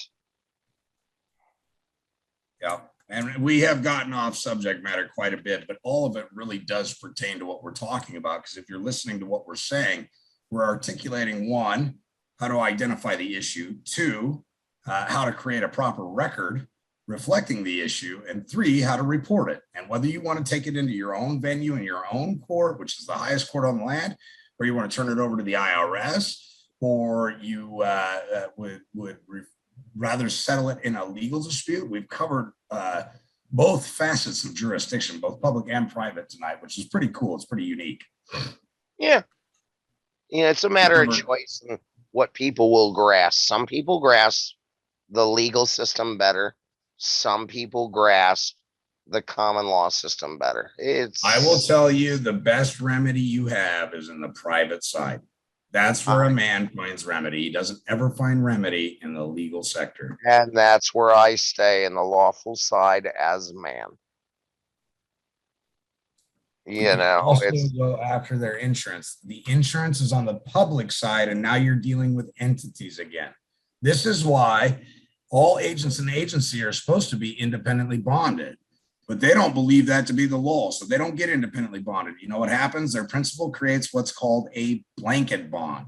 Now, if you read errors and omissions in the risk management, which I have done, it's a painful process. It's about 8 inches thick of legal jargon cooked up by a bunch of monkeys drinking beer and lawyers. When you read it, it states in there that when the agency operates outside the scope of their authority, they now become personally liable. I read for like 13 hours in that stupid manual before I finally discovered what they were doing was just sending me around in circles like a dog chasing his tail. And then one sentence out of this 8-inch thick binder, it said that the second they operate outside the scope of their authority, they are personally liable. And I go, fuck, I don't have a claim against the agent and agency. It's like this. It's like them being a roofer. And I say, you work for me, we agreed. And if when you're within 4 foot of the edge of the roof, you're not on your hands and knees, if you fall off the roof, I am not liable. You are fired before you hit the ground because you did not follow the policies I set in place for your safety. Now, if you're on your hands and your knees and you fall off, guess what? You can hit my insurance because you were doing the right thing. You were doing what I asked to mitigate the risk, and accidents happen and we will cover it. However, if I catch you walking on the edge of the roof and you fall off, just know this, Frank, you're fired before you hit the ground. And I don't care if you fall, hit the ground, rupture your spleen, bruise your kidney, and bleeding internally. Guess what, Frank? You were fired before you hit the ground, and I owe you nothing. And you're not going to be putting an insurance claim against my company because the policy clearly reads that you need to be on your hands and knees within 4 foot of the edge of the roof. And that's as simple as I can put it for you guys. That's why it's better to come in their private capacity, for which they should all be independently bonded, and they're not. That insurance policy protects them when they operate outside their scope of their authority. But none of them do it. Because none of them do it, now their assets are what you can liquidate. It protects the title, and we're the ones that wind up paying for it in the long run. I mean, what do they really care about that? That's why you see all these government. They care after you hit a couple of their buddies and they go, okay, well, we all need to go get independently bonded. If we're going to be criminals, we might want to insure ourselves. Yeah, they actually suggest that for some employees. I can promise you your wife isn't going to want to be your wife anymore when I take your house. I promise you that. Well, that's why I go after their private status. I don't care about their public status. Yep. Now, and I do show law enforcement this because I'm not a vindictive, mean guy. I honestly, if they're receptive, I will show them the truth. Here's how it is. The problem I have is nobody will play with me. Damn it. Damn it. It's been years. I'm bored. The only reason they played with me this time is because I went into a courtroom and I whooped this prosecutor's ass about 3 or 4 times in his own court. And he pulled me out in the hall one day and said, if you don't stop this, I'm going to get you for unauthorized practice of law. And I said, bring it, big scooter. I said, check this out. I said, I don't practice law. The law was well perfected. I merely enforce it. So you can bring your claim that I'm practicing law and I will spank your ass all the way to the bank. Then he caught wind of something I did because a buddy of mine tried to register a motorcycle. And they alleged that I had an obligation to register it. I have no obligation to It's register a common anything. law right for every man to engage in lawful activity. It's common law right. That's right. And who says that I plan on riding on the highways, freeways, byways, and passages? And even if I do, who says that I'm operating or driving or using it for commercial purposes? Somebody better be able to prove up or shut up. And look, Sounds I'm like not a delivering pizzas on a crotch rocket like Vinny, all right? I'm just not doing it. So that is merely for fun and leisure and pleasure purposes. It's not for commercial. And furthermore, when's the last time any of you guys have actually seen a motor vehicle dealership? I'll wait. I've never seen one in my fucking life. So how did my automobile all of a sudden become a motor vehicle? I wouldn't even call it my automobile personally. I'd just say it's the property of I, because that's actually what it is. Exactly. And that's what the Constitution protects is property, not private property, not special property, just property. You know, it's the property of I that I move from point A to point B. And that's what makes it theft when they take it from you. You took my property by way of robbery, armed robbery, theft by coercion or deception. And theft trumps all statutes and codes. That's why I said everything attributes to a theft. Well, theft always trumps all statutes and codes. Robbery is if you did see him do it. In other words, if I left my wallet on a park bench and I walked away and I came back and that wallet wasn't there, that's theft, right? Okay.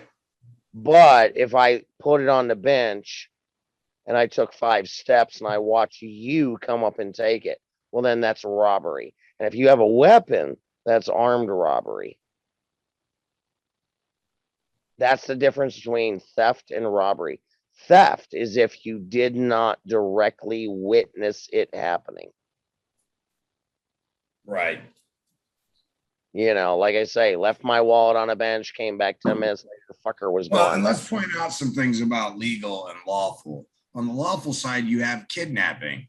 On the legal side, you have human trafficking of persons. So when you structure your claim and you go, oh, they're human trafficking and trafficking of persons, when in reality you want to be in the private sector, you better call it kidnapping. Because I'm not a property of I, and you can explain what the property was when you get there. Yeah, well, that's where I'm against that terminology that I'm a human. No, I'm a man, and therefore that doesn't apply to me. See how that diminishment of status comes at you from their own statutes and codes where they call you a human. Right. So I wouldn't even bother making that claim. I just tell them, you know, unlawful arrest, you know, by way of kidnapping. I wouldn't even bring up human trafficking because then you're diminishing your status as a human, which is lesser than a man. That's that pronoun bullshit they like to play.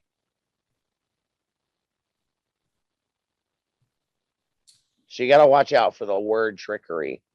You know what I'm saying right there. Human versus man. Right. Well, you know, ladies and gentlemen, is there any other questions or anything that we need to go over? If we let this go on too long, luckily my computer hasn't shut down at all. Anybody got any questions for anybody else on here? Anybody want to speak about a particular or peculiar subject matter?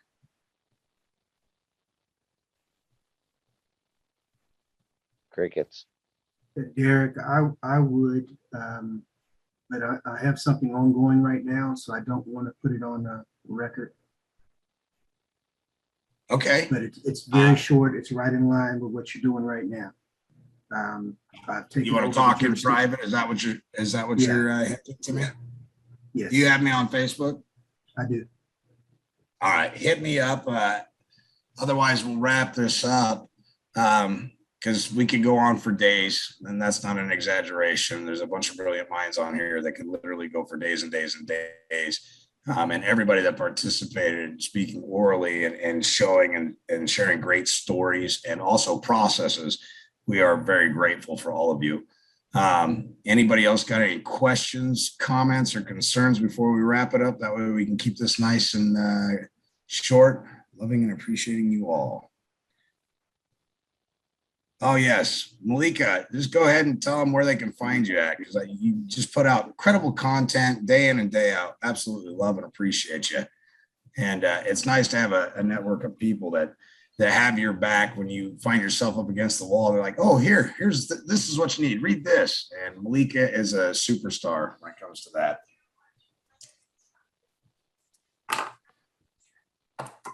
And So brother, go ahead, Joshua. yes, brother, just praise Yah for this wonderful time, this meeting, this gathering. And you know, sometimes we come to through so many parts of the journey, and we come to the rivers and decisions, and all rivers lead to the same ocean. And so when you're speaking about the actions, you know, we always found that a chosen action, which was changed into a cause of action, and we found the definition for chosen action, which is what a sedent does. Remember, I believe we spoke about the sedent, and so the sedent, which is not a decedent, which is a sedent. There's a decedent. An infant is a decedent of an estate, and so a decedent, in that sense, is a non-assigner, or has not the capacity to assign because he's an infant, so he has no capacity to assign. So when you look at the word sedent in Scottish law was an assigner, the term is usually applied to the assigner of a chosen action, right? Now, because it's an assigner, it's an OR word, so that means it's an agent word. And an assigner, when you go into an assigner, which is the ER word, and the assigner being a sedent who is an assigner, but the sedent, and as an assigner, only has 4 duties, and that is to assign, appoint, allot, and apportion. And a lot of what's been said today, whether you're assigning, whether you're appointing, whether you're apportioning, everything within this whole meeting has been about assigning, appointing, allotting, and apportioning, which is only the duties of a sedent, not of a decedent. Okay. So once the sedent is in his full retinue, he now has within his full retinue the ability to assign, appoint, allot, and apportion. That's all he has. Now, the assignment, we were given assignment as youngsters when we were in school. Everyone was given assignments. And if you didn't fulfill your assignment, you didn't get a good grade. If you didn't get a good grade, then you didn't get any credit. And you never were able to, in order for you to gain your credits, you had to fulfill your assignments. So we learned about assignments from very young. So assigning and then appointing, well, we have all of that venue of assigning and appointing. Allotting and apportioning pretty much mean the same thing. So the whole thing tonight and today was, I was looking at that everyone is in the business of assigning, appointing, allotting, and apportioning. And that is a sedent in his full retinue. Now, when you come to the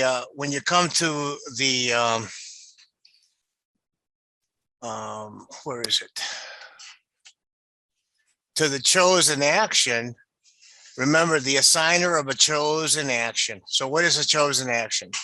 All right, the chosen action, which is now known as the cause of action, the right to bring a lawsuit to recover chattels, money, or a debt. Now, I don't know who would want to recover a debt, but it's to recover a debt. So a chosen action is a comprehensive term used to describe a property right or the right to possession of something that can only be obtained or enforced through legal action. It is used in contradistinction to chosen possession, which refers to cases where title to money or property is in one person, but possession is held by another. Now, in the examples of a chosen action, I found this interesting. A chosen action are the right of an heir to interest in the estate of his or her decedent. An infant is a decedent of an estate.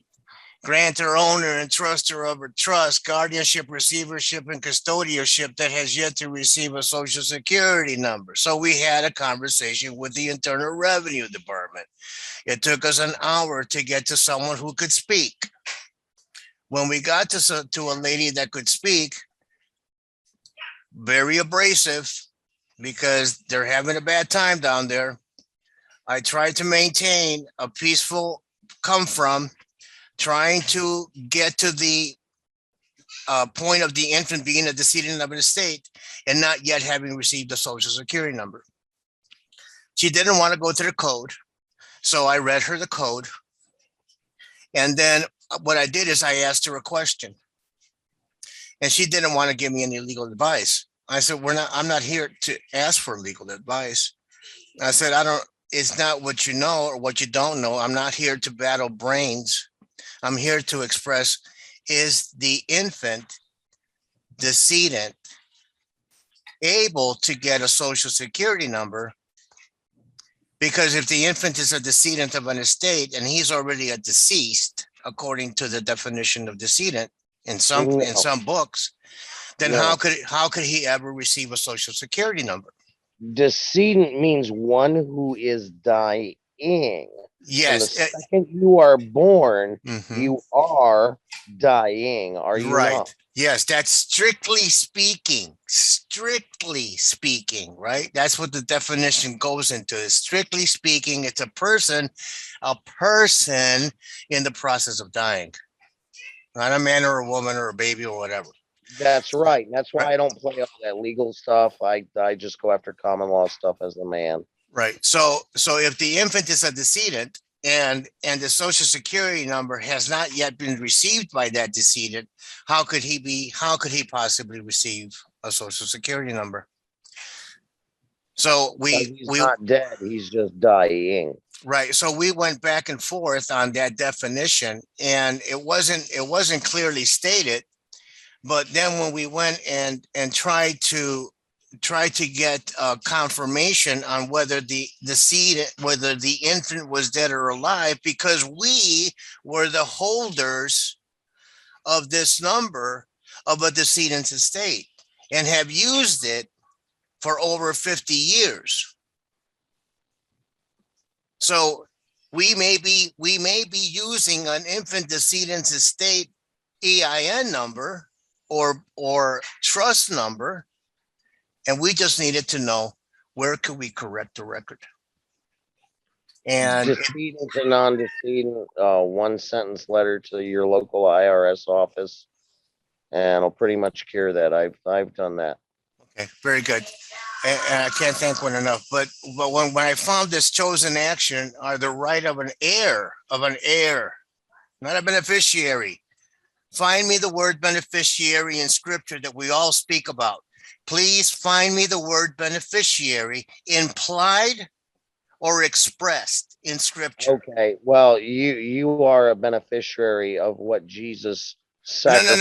No. Wait. No, I may be that. I know that I am a co-heir in Messiah. I know that I am a co-heir in the maker of all things. Do you not benefit for his sacrifice? Whether I benefit or not from that sacrifice doesn't make me a beneficiary by scripture, because it doesn't imply it in scripture. The word isn't there. The word heir is there. What scripture you read, because most of the manuals are wrong.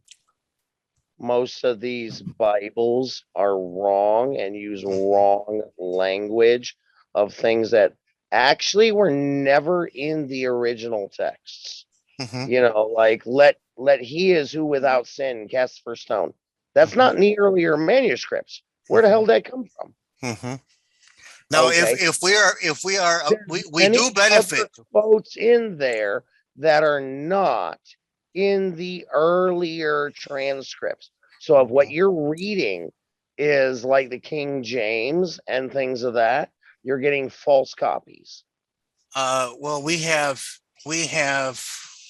go through all You of have them, to brother. go back to 3rd century copies Yeah, we to go actually get proper wordage. yes, and you have to look into the definitions and the etymology of all the Yeah. words, brother. And yes, and we Yeah, do you that. love etymology. We do But that. you'll find a lot of statements Mhm. in later texts from like 1,000 years later Mhm. that aren't in the earlier ones. Mhm. And that just leads you to believe somebody plagiarized the living shit out of them. Absolutely. I mean, we're not in disagreement, but when this example of a chosen action is the right of an heir, not the right of a beneficiary, not the right of a beneficial interest holder, but the right of an heir to interest in the estate of his or her decedent. The birth certificate is always going to be the infant decedent. If it is used in any purpose, for whatever purpose, it's always going to be an infant because it never ages. It stays the same. The dates stay the same on that. Correct. But right? it is available at your benefit to use as you deem fit. Right. It was given, it's an account. We all know that it's an account, but I just found it interesting that it was the heir to the interest of the estate of his or her decedent. That's all. And I yield. And I can't thank everyone that's been here because I've got about 3 pages of notes and I fell asleep for about 10 minutes there because I really, the brain just shut down. Yeah, there was a lot of knowledge here tonight, and It could go a lot worse than that. SmokingBaby's known to run for 12-hour runs. Oh, and we're yes, and we were there. There are a few brothers that we would go 16 hours on Zooms. You know, we would have 4 and 4 and 4 and 4. You know, so it's yeah. We used to be able to. Those. Yeah, I in reference to some things, I was able to do it all night. Now it takes me all night to do it.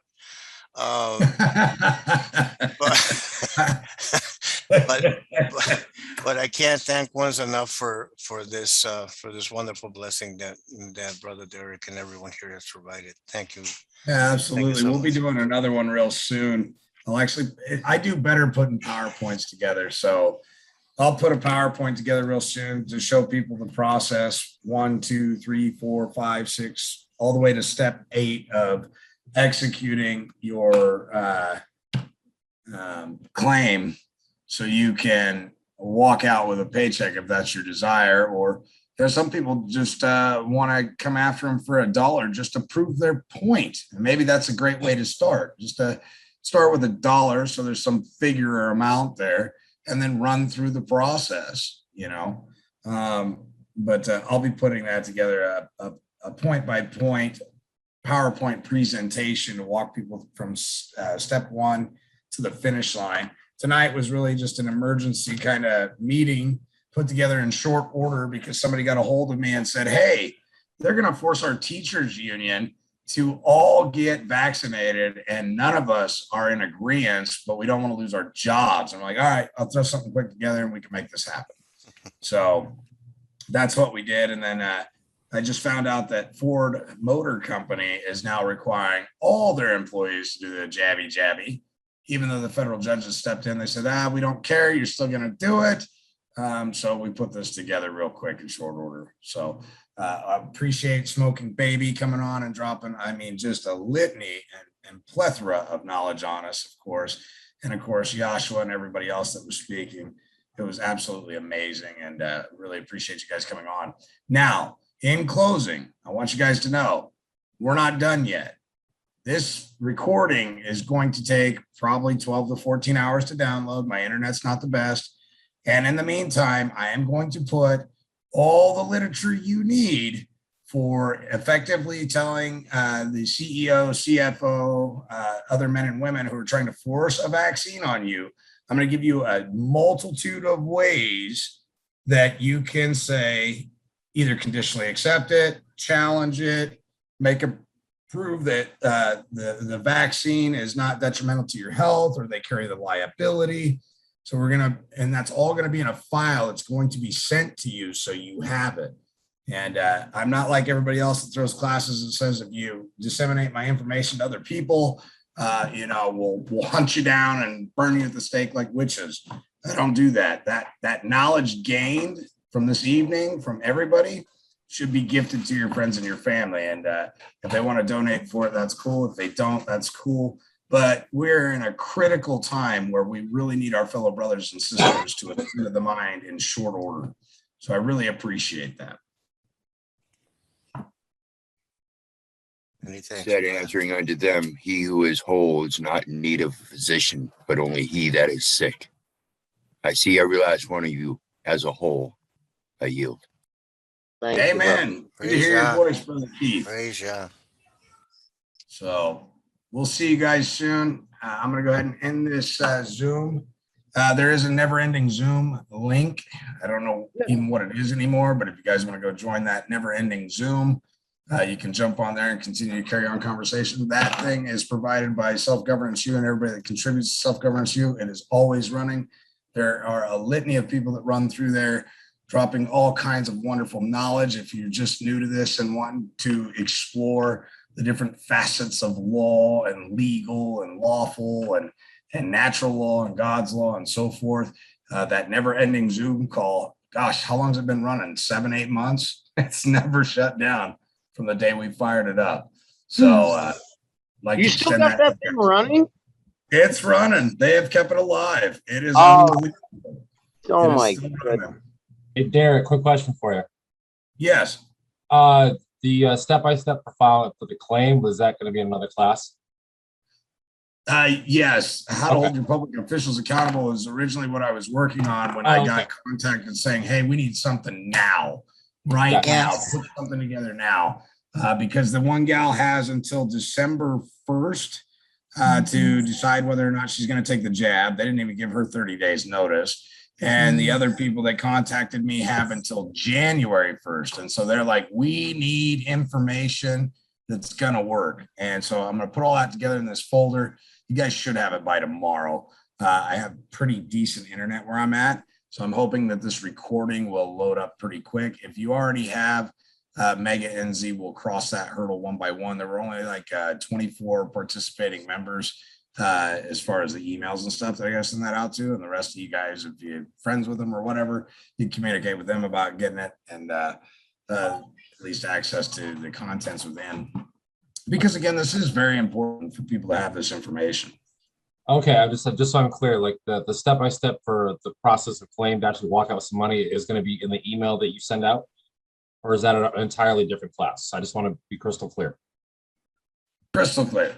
I will do a step-by-step on how to hold public officials accountable. That is going to be a completely separate class. This was geared for. Okay, thank you. This was geared for vaccines, and this was what the class was about: beat the vaccine. So you're going to get all the notices for beating the vaccine. You're going to get how to hold them accountable. Obviously, SmokingBaby did a phenomenal job with a PowerPoint presentation on how to hold them accountable with the W-4. Go after the credits on account that have been preloaded on the front side of your contract that are good for 75 years, so on and so forth. And in there, I will perfect the notices that I was showing you earlier when I pulled them up. They're not perfected. I need to run through those real quick and perfect them. It'll take me about 15 to 20 minutes to correct them so they're correct. They will be in the folder as well if you choose to do it the way that I'm telling you to do it. Okay, perfect. Thank you, Derek. You bet. You bet. May I? Yeah, go ahead. I want want everybody to concentrate on something here and do your research and ask these pharmaceutical clinical trial people, these people doing all this research.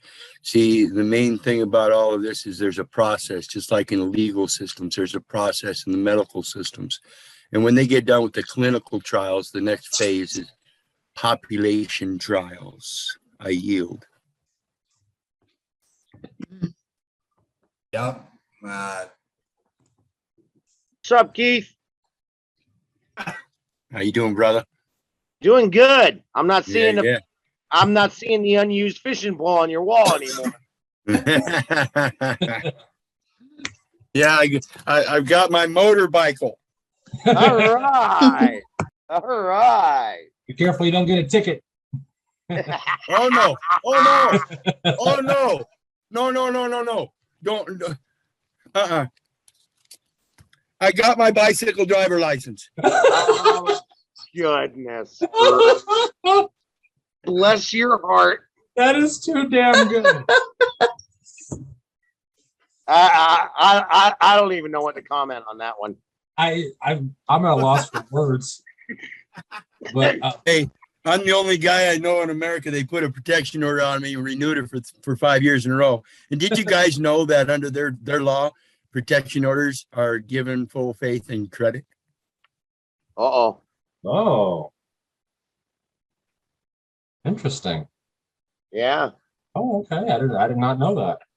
I don't know if I'm going to try and pull that one, but bless your heart. Cash that bad boy in. Oh, yeah. Well, Mark, I got to say. What? Let me see here.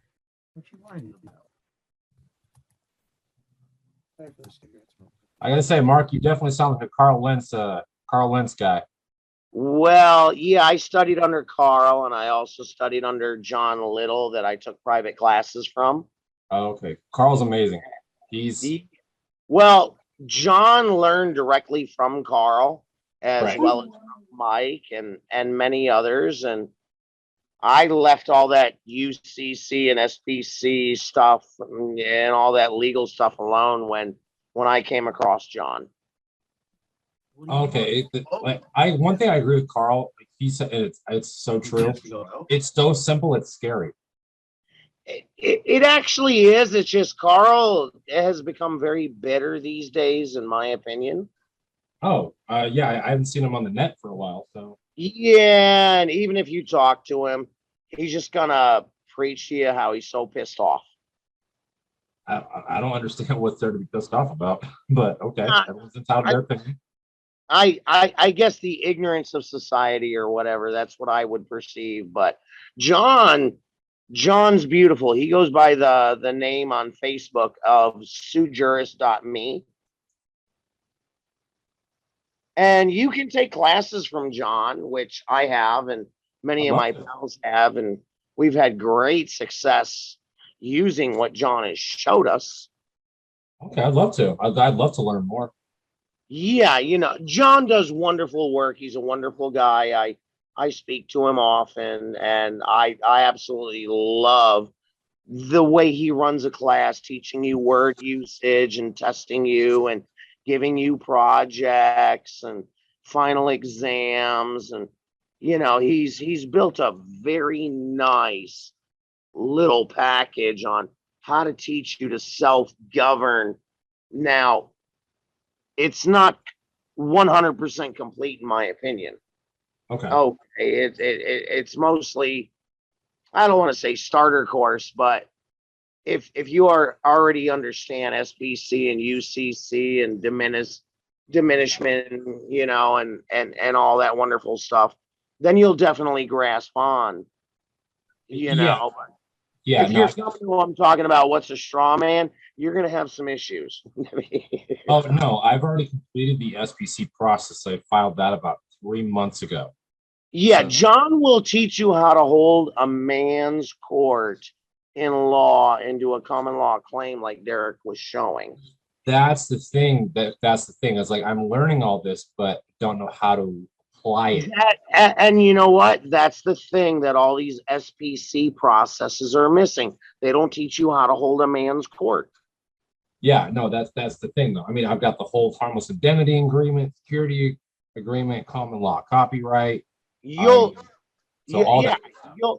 yeah, but you don't know how to enforce that. And that's Yeah. where the failure comes in. Yeah, because I actually, that's the thing though, is if like just for example, I said I've got my common law copyright. If I get pulled over when I give it to that cop, and usually most cops are dumb, they don't know the law. He's gonna think I'm full of crap. He's gonna write me that ticket anyway. He just committed copyright infringement. Yeah, now the thing is to go ahead and how to push it forward. And that's what I learned from John, and that's what Derek has now learned, and that's why he's getting his claims to go forward. Exactly. That's the thing though. So yes, like and that's what they're all missing is how to go ahead and push forward with a lawful claim. The SPC process does not teach that. It's always about buy the next book, purchase the next document, defend yourself filing, but they don't teach you how to push forward a claim. That's what John does. And John has done it in many situations. Oh no, I said I'd love to learn. I said I'm not looking to get rich off this. I just want to be left the fuck alone. Yeah, well, and that's where I'm at, brother. I'm not looking to get rich off this, and I could really care less. Derek will even tell you that. He hits me up all the time, and I'm like, shit, I'll do it for you, no problem. Let me know, and I'll knock that out for you in a day or two, whatever. I don't give a fuck.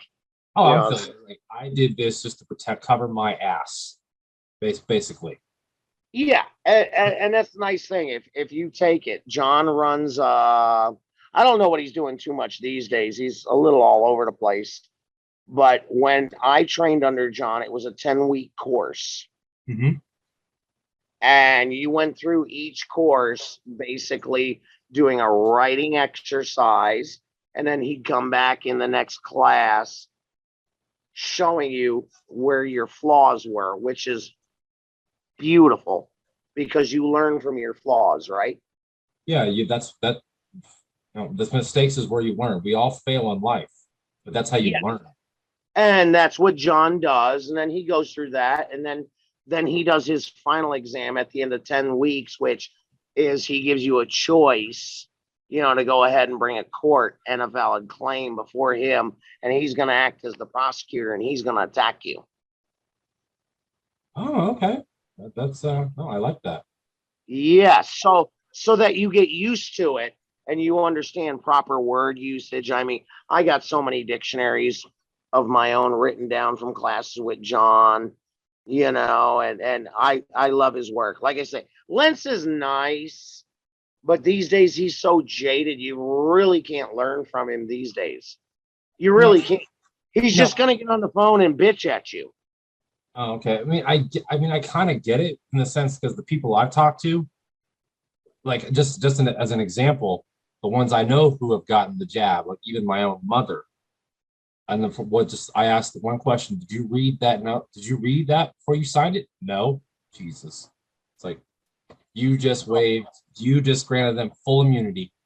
Yeah, and even if you read it, see, this is where, John did do a class for us, a side class about a year and a half ago, on the COVID stuff. And that's where Derek was coming from. And I shared that with Derek, and it was on either accepting or fighting. It was a choice that John gave you, whichever route you want to go down. Well, I'm with you on no. Make them say no. Make them go in the dishonor. I mean, that's what I always try to go for. And I do realize when I don't get that to go after them another way, but I'm always trying to get them to go no first. Right. To me, it's the honorable position. It's what the Bible suggests. And we do reside in a Judeo-Christian society, whether people want to believe that or not. That is the foundation of this nation since the 1500s, which is 300 years roughly prior to that little bullshit constitution crap.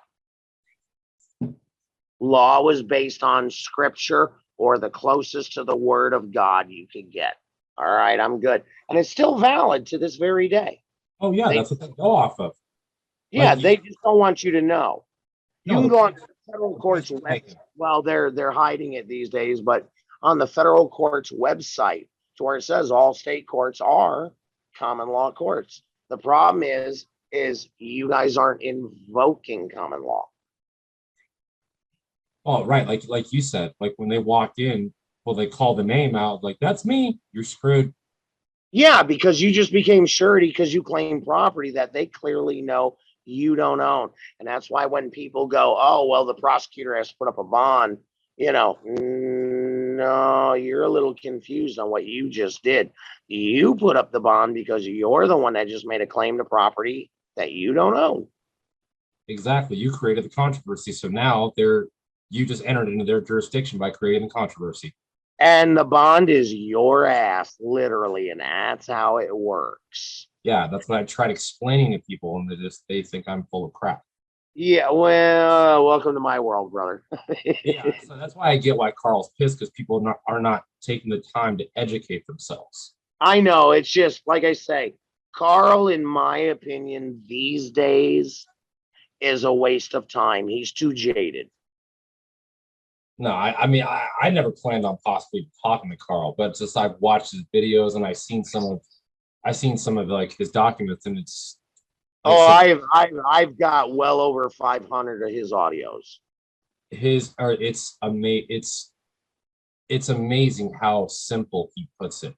It is, and he's right. Like I said, like I said earlier, I just use his shell technique in court. Only I progressed upon it a little bit, because when he used it was like, a long fucking time ago. I don't even want to pretend to know what year, but I brought up, the Castle Rock v. Gonzalez case by Antonin Scalia. Get around that one, fucker. Oh, I think my favorite thing I've ever seen Scalia do was take Dianne Feinstein to school. But I wanted to see this little traffic court judge go against Scalia. Good luck to you. Okay. Yeah. Then I brought up the Federal Rules of Civil Procedure under the Plain Writing Act of Congress, talking about change and remove the word shall and put it to must or must not. And then the Federal Rules of Evidence also said the same thing, and the FAA. Here's the entire federal government saying it. Now, Carl didn't ever do that. No, he didn't. I think one of my favorite, like I said, I've never been in a courtroom, never. But the one thing, and it makes sense, and I don't know if it's true, but it makes a lot of sense, is one of the best examples he gave was to neutralize attorneys, when he just says, you say to the judge, Your Honor, is it not true for evidence to be noticed by the court it has to come in under oath or affirmation? And of course, he'll say yes.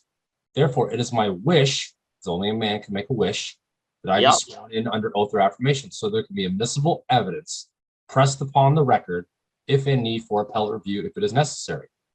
Now I want the other side to do the same. The beautiful thing is what John will go over with you is a lot of word usage. Like testify versus testimony. Right. Testify was a misnomer from current biblical passages of what Abraham actually did. And when you go back to the originals around 3rd, 4th century, what Abraham actually did is he put his hand over his left thigh and covered his testes. I did not know that. And this is why only man can testify. That makes a lot of sense. And this is why woman was never allowed to testify in the court, and her executor, which was the man, kind of like if you go back to the I Love Lucy show, it was always her Cuban husband getting in trouble for her bullshit, right? Right. Yeah, because he's the executor. He's the man. He's the one that has testes and can testify. So when they ask you to give testimony, that's how they allowed women to come into court and these corporate fictions. Oh, okay. So I, a man, am there to testify, not to give testimony. Gotcha. Because like you brought up, and Carl breaches this case, Trenzi versus Pagliaro. Yep. Yep. And because like I watched one guy, he even said it best. As soon as that prosecutor opens his mouth, you immediately object. Yep. That's hearsay. But see, if you're in admiralty, Mhm. that's not going to work. Okay. This is where you have to put in a common law claim to run coincide. Right, because You're in, I don't know when the you're system. in common law, you also dictate the rules of your court, just like they do. Okay, which is already pre-written of the rules of their courts and what's going to happen and what the rules are. Well, when you invoke a common law court, you're allowed to do the same. And my rules are going to be that number one, there's going to be a magistrate. Okay, and he's going to be ruling strictly on the evidence in the case file. Number two, nobody without firsthand knowledge is going to be allowed in the court. Bye-bye, all you attorneys. Have a nice day. Trenzi v. Pagliaro, buddy, and I don't even have to mention it. Okay. So wait, so that rule doesn't apply in an admiralty proceeding? It does apply in, well, okay, in admiralty, which is fictitious world, right? They're allowed to go in there and do all their little hearsay and bullshit. But in common law, it's man on man, and you get to dictate your rules. Right. Because I remember it's Carl your, The- okay, the other thing- court as a basketball court or a tennis court or a racquetball court, right? Right. So when you bring your court game to the court, you're allowed to dictate your rules. See, this is what they do. They're bringing their court game to the court, and they're saying that these are our rules that you guys must uphold. And Right. that's what the court does. Well, Here's when the- I bring in my court, I'm doing the same thing. And Right. my rules are going to be that nobody without firsthand knowledge of the facts is allowed to come into that room. No, I got you, because like Carl said, a claim always trumps a complaint. Yes. Well, And also, see, this is where Shakespeare was right to say that all the world is a stage and we're all actors. Mm-hmm. Okay. They are acting as judge. They are acting as prosecutor. They're acting as officer. Okay. I want to get rid of all that crap and go back to the Bible. Acts of the Apostles 25:16.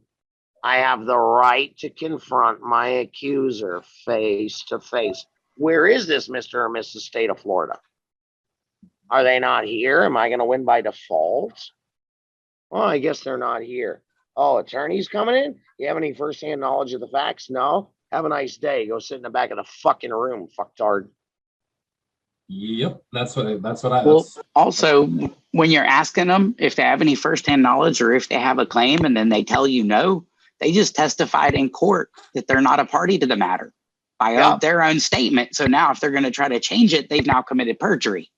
Love you, Anthony. So you're just tricking them. You almost play dumb, and you just ask the questions that you know the answers to and get them to step on themselves, you know? Yeah. Okay. Yeah, Anthony, you sound pretty knowledgeable. Like I said, you've gone through this. I've never been in a courtroom.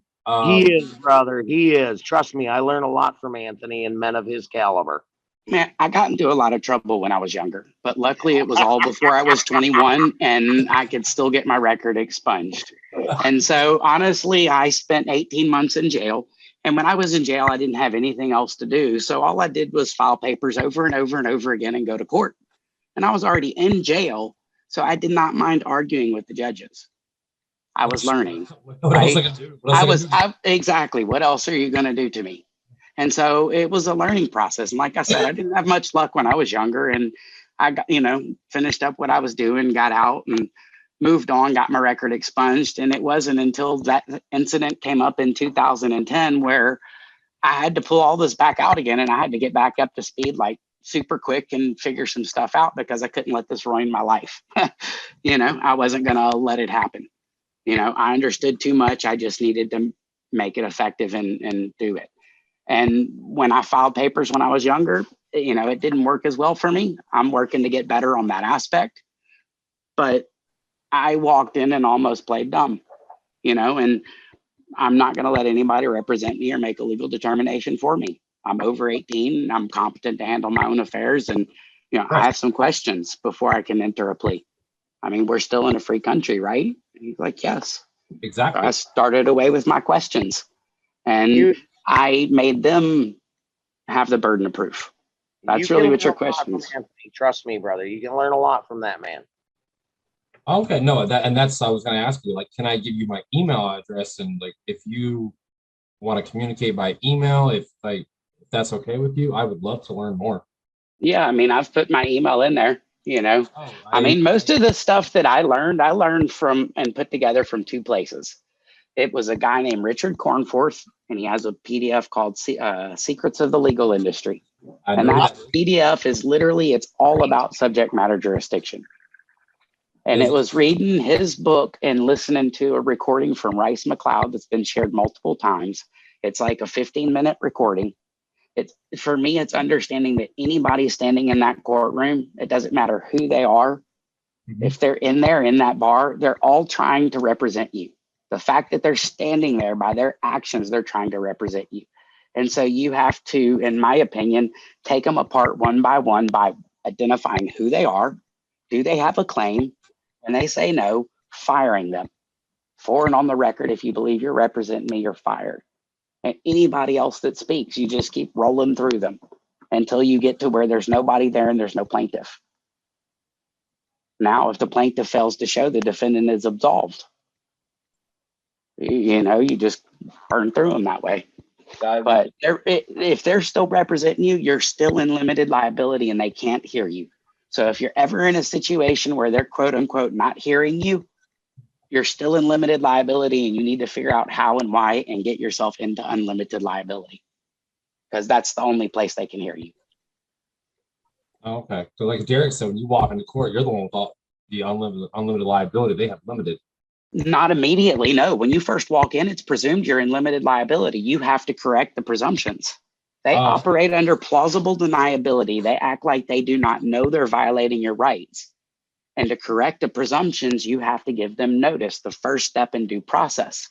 Once you give them notice, they can no longer act, because if they act without jurisdiction and they know they're acting without jurisdiction, they remove any and all immunity that they have and they become personally liable.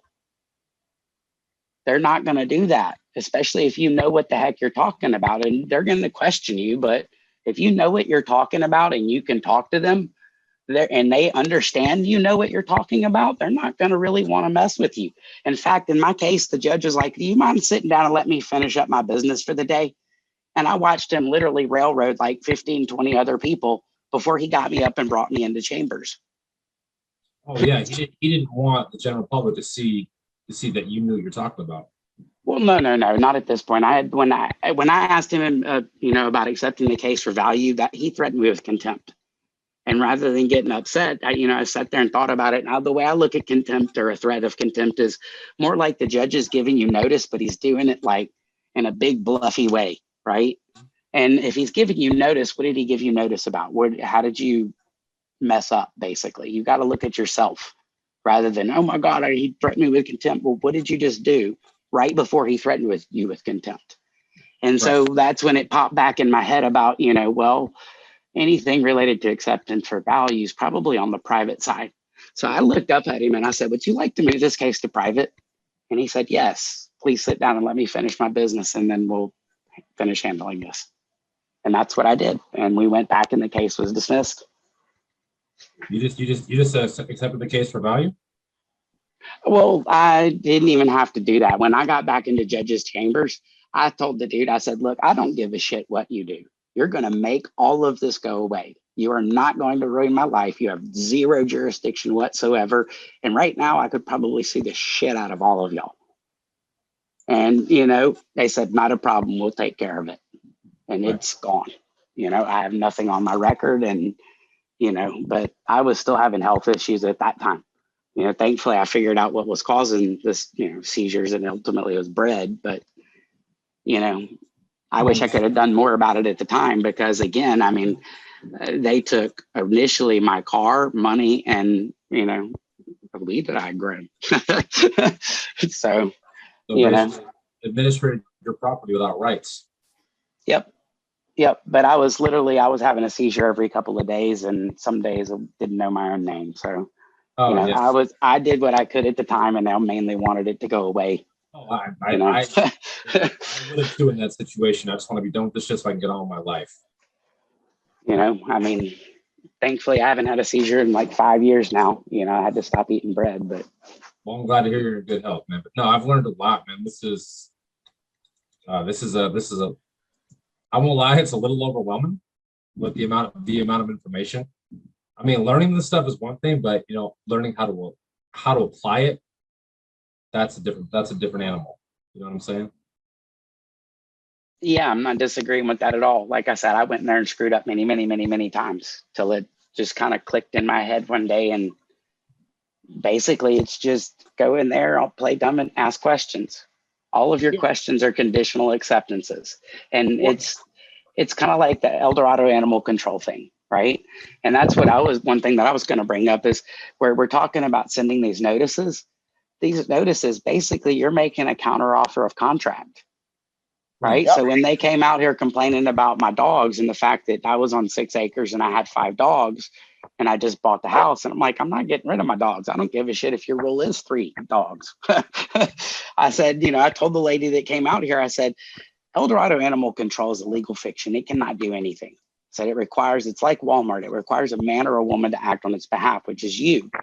And I'm a man. I can only interact with men or women. So I'm sending this notice to you. And notice to the agent is notice to the principal, and notice to the principal is notice to the agent. If you'd like the contract, these are my terms. Yep. And it's the copyright from the Cracking the Code 3 book. I did modify it to include a trademark, because your copyright would be more like your signature, your fingerprints, things like that, a work of art, where the name is more like a trademark to me. So that's why I modified mine like that. But I just send it to them as a counteroffer. And I even did that when the employer didn't pay me back then, or in 2010, when all the seizures. They clean up my record in order to buy, or you know, my credit to buy this house, and I used that trademark from Cracking the Code. And I basically got my credit report, and I went and sent the CEO of each of those, you know, people that put something on my report, and basically sent him a nice, friendly, hi, I see you're using my property. You know, you say I owe you $3 million or $3,000. Here's a bill for $1 million. Could you take the 3,000 out and send me my check?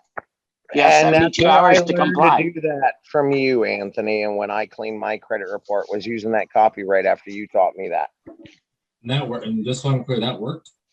Yes, you're making a counteroffer to them. They're using your property. You need to have published it in the newspaper first. So I published mine. It has to be an adjudicated newspaper with over 1 million readers to give proper legal notice. And that gives it to everybody. That's how they steal your property with regards to your cars and the stuff they take, is they put a notice in the newspaper anytime they arrest you and they keep your stuff. And that's really how they're taking it. And they're doing the administrative process through the newspaper. Well, I took the affidavit of publishing from that article, from that, you know, notice, and filed it in the county records as well. So there's 2 different, you know, duplicate notices of public notice being given. Okay. So if you put that in the UCC or county without putting it in the newspaper, not needed. Work? Well, the actual notice, you just, once you fill it out, you just publish it in the legal section of an adjudicated newspaper. There was one out of Mississippi that would do it pretty cheap, like, you know, $700-800, but you have to have it published for 4 weeks consecutive and get an affidavit of publishing from them. My question was, when you put that on a UCC that's available worldwide, does that also constitute publishing? Okay, I hear what you're saying. You're saying if you add that to the UCC one, it would get published as notice with the notice of lien worldwide and can constitute additional notice. Correct, but I have not put it in the newspaper, but I've already got it in the county records for a couple of years, as well as UCC at the state level. Yeah, but you haven't given public notice in the newspaper, kind of like how they do when you have a child born and the hospital is going to go ahead and put out an, some type of little ad for you, which we all think is cute, but we really don't realize what they're doing. They're claiming abandoned property is what they're doing there. So the legal Okay. notice section of the newspaper is the proper way to do it. Yeah, that's where I started. And then like I said, I took that and filed it with their affidavit of publishing in the county records together as one filing. So And that that's if anybody asks, I send, I can go online to the county records right now and get that and send that to anybody. And it's got the county stamp, seal, and everything on it. And I just, like I said, I present it as a counter offer of contract. If you want to, great. These are my terms. Last time I did that was with MBA Law out of Texas when they hit my credit report. And once I sent them the affidavit of publishing and my copyright, they removed that debt within 24 hours. Oh, so I'm wondering if that would work with my Well, mortgage. yeah, it goes back to contract law, which I was talking about earlier, Regulation Z. When you look at that actual document, right, and you read the copyright, it is a security agreement. It is creating a security agreement. A security agreement creates a security, right? You're talking about selling and, commercializing these instruments. You're creating a security with this contract. Sit down and reread the document that's in there again and Cracking the Code 3, and you'll see it's a security agreement.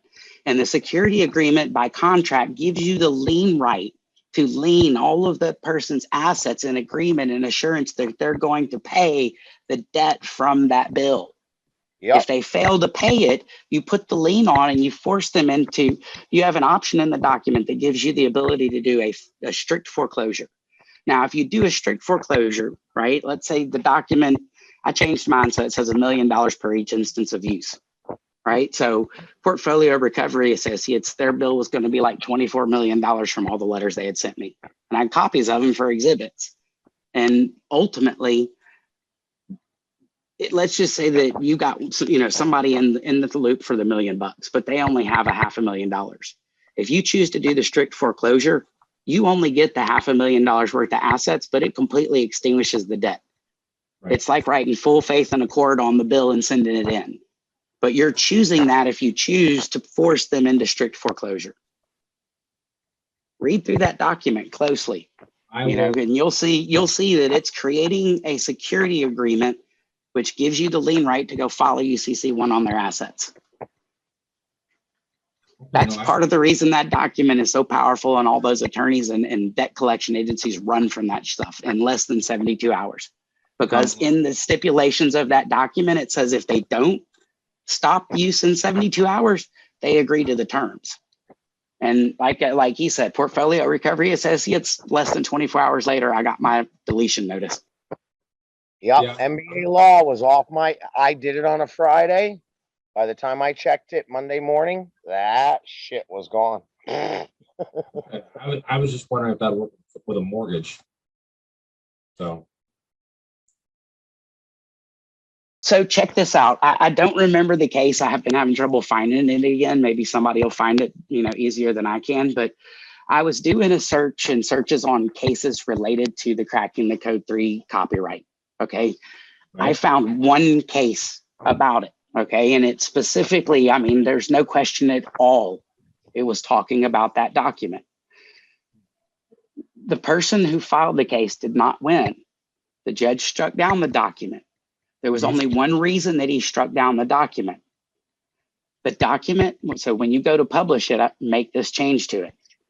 He said that ultimately the security agreement did not have an interest rate as a normal security or mortgage would.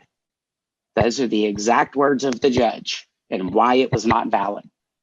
So to fix it and make it valid, reverse engineering stuff, you would want to add an interest rate onto the balance of the debt so that once it's done right, it would be a valid security and there would be nothing they could pick apart in it. Yep. Look in case text, search for it. There's definitely positively a case out there, and those were the exact words from the judge. It does not contain an interest rate as a normal security or mortgage would. Couldn't you just cite the statutory interest rate of the state? That's what I would do. That's what I would do, honestly, is I would just whatever the market interest rate is, Well, I don't know the best language to write in for that. If you have an example or an offering. every state has a statutory interest rate. So like whether there's a debt, and it varies year to year, and depending on the state, there's a statutory interest rate for debts set by the state. Okay. All right. I'll definitely do that. 'Cause I've got Cracking the Code, third edition. I do have that. So That's a good one. I will reread that section. Yeah, specifically the copyright. When you get to like their documents, examples of their process and how to go through their process, take out that document and read through that little section of it.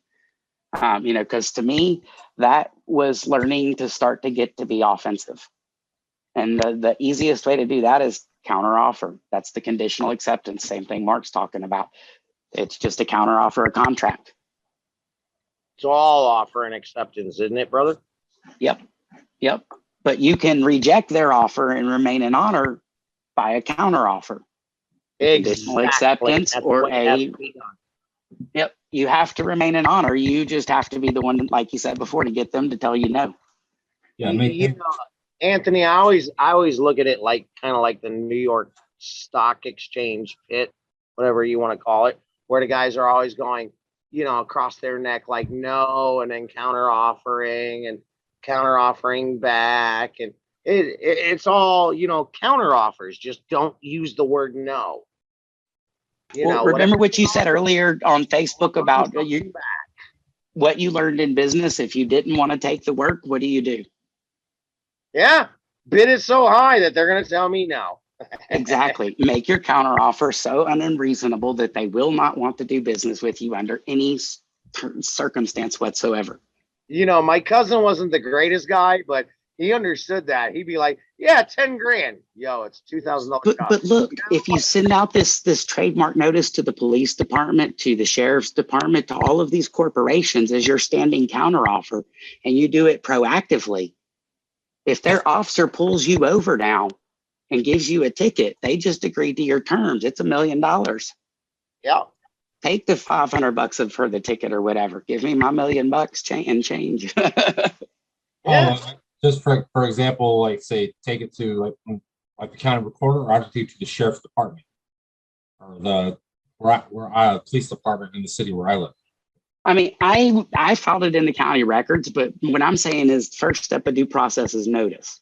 Right. And each of these are basically different companies, different EINs from what we've basically been learning from all the research everybody's been doing. And since they're the Clearfield doctrine, they're all just corporations. You have to give notice to that principal or agent so that they're aware. Otherwise, they're operating under plausible deniability, just like the judge, until you question jurisdiction. Yeah. Right. And so, I do agree with the cops pulling you over because they need to know who's coming through their jurisdiction. You could be Charlie Manson for all they really know, but this is why it goes back to the old saying that a gentleman gives notice of his appearance. All right, well, so I sent a letter out to my local police chief here to let him know, hey, this is what I currently, travel in, and, blah, blah, blah. And I hope we don't have any issues. Or he's been given notice. Now there's no excuses. Well, they may pull you over. They may pull you over and see who you are and then turn around and tell you to have a nice day. Yeah. Because you've given them notice, and once they see your name and they know that that's, going to cost them $1 million, they don't want to engage. Yeah. And that's where I'm at these days. I mean, I don't push the limits, but, the local, the new police chief, Stefan, we've met. We'll just put it that way. We've met, and he don't like me very much. And, well, I don't have much issues with him and his boys these days. They pretty much stay clear of me, which I'm thankful for. Under everything I've learned from a bunch of great men, including yourself, Anthony. You remember last year when they had the checkpoints at the borders of like Alabama, Florida, and things like that? where they were trying to doing the nasal poisoning. Yeah. There's a from the DHS, you can get a Transportation Workers Identification Card, TWIC, and the TWIC card is issued by the Homeland Security. It's TSA okayed, and it's a DoD special clearance for travel freely privileges, where these roadblocks don't count, because with a TWIC card, I'm essentially seen as a citizen of the Department of Transportation, and I'm outside the local jurisdiction. So when those roadblocks are there with a TWIC card, we pass through because we have a DoD special clearance for travel freely privileges. Ouch. Well, hey, I appreciate it. I gotta run and go eat dinner, but I appreciate you inviting me, Mark. My pleasure, Anthony. Thank you for being on, brother. Anthony, real quick, I know you gotta go, but just so I'm clear, just basically send a copyright notice to your copy of your copyright to the sheriff or chief of police in that matter. Is that correct? I mean, pretty much anybody that you don't really want to do business with, because most of them, when they're just writing you a ticket, it's an offer of contract. So Right. I'm just saying, be proactive and send them notice, and be real polite about it. Just send them notice. And like Mark said, where he shared the, process of, having the postal clerk stamp it. So you have evidence of what was sent to them, and you can show they were given notice. If they want to contract with you, by all means, you gave them notice of your terms at that point. Okay, yeah, just write up a small notice with a copy of your copyright. Yep. Okay. And just, if you'd like the contract, these are my terms. Perfect. Thank you very much. Common law copyright? Yeah, I have a common law copyright / trademark. Yeah, it's a common law copyright. Yep, 500,000 for each fence. Just 500,000. You're being pretty cheap there, brother. I mean, I changed mine to $1 million per each instance. You're being too nice there. Yeah, no, I mean, I'll probably end up going back and changing that. So I mean, but just make sure that you run it in the newspaper once a week for 4 weeks to get the affidavits, and then you've given public notice on and for the record. Okay. Yeah, just so I'm clear, it's just a copy of your copyright in the paper for 4 weeks. I can't say what your newspapers in your local area would charge. I'm very fortunate that I found one here in Florida that was willing to do it for $34 an ad. That's not bad. I know I get that. I'm just saying all it is a copy of your copyright notice, and you just publish that. Well, yeah, you do a very minor version of it. I can, if you want to send me message or whatnot, I can give you an ad, that you can write up.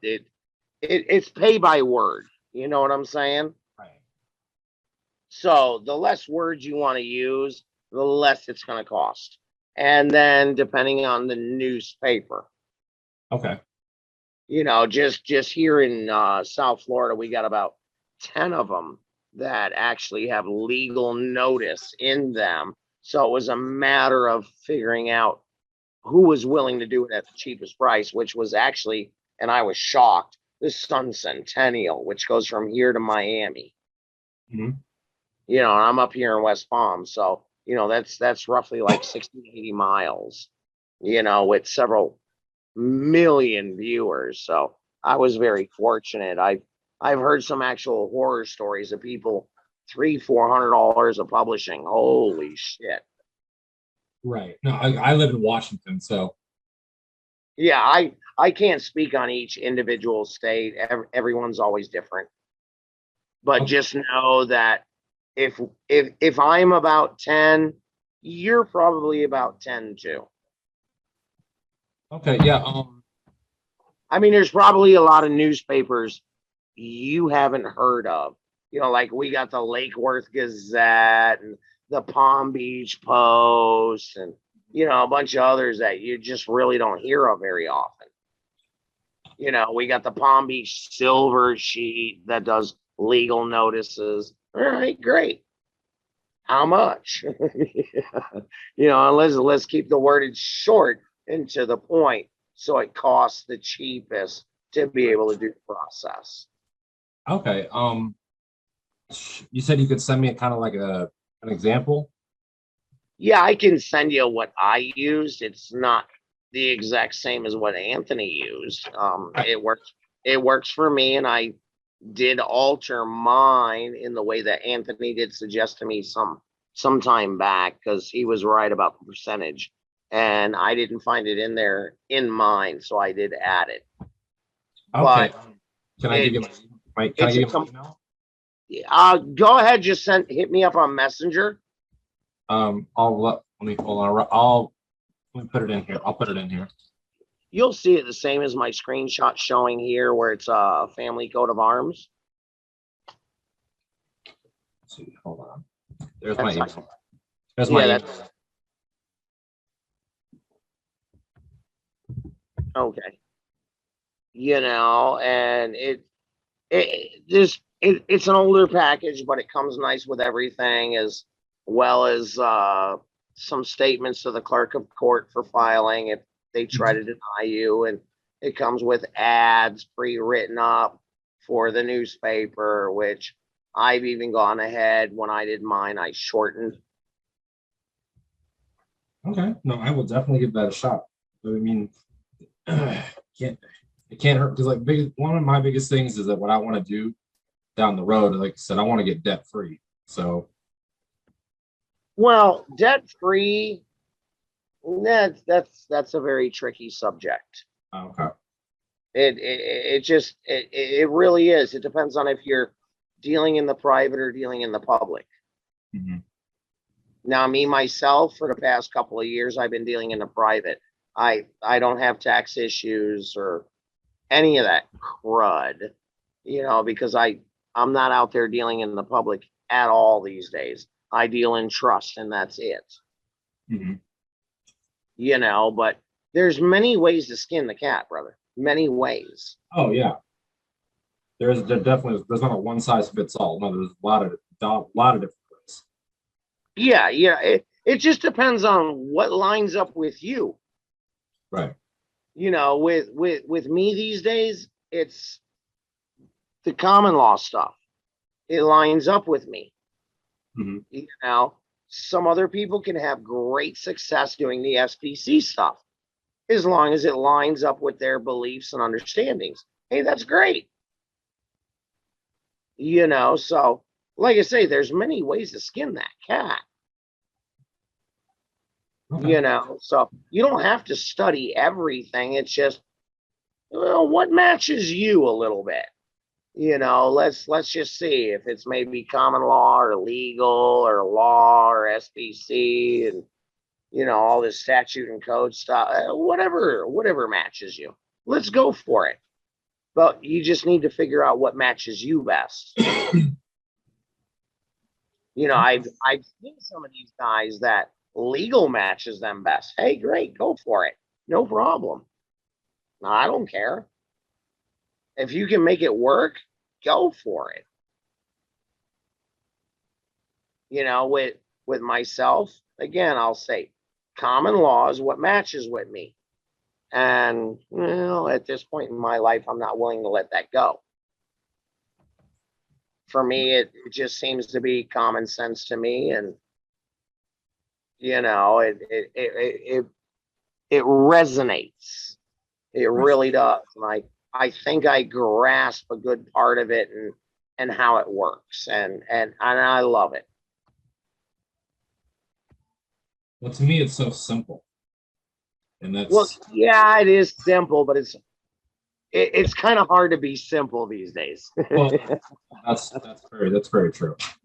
Yeah, it's a little hard to be simple. You know, I even catch myself sometimes, so where I'll leave a document on my computer for about a week, and I'll go back and just keep simplifying it more, because my original thoughts weren't simple enough. No, I get that. But did you get my email by chance? Yeah, I got Sharia Riviera.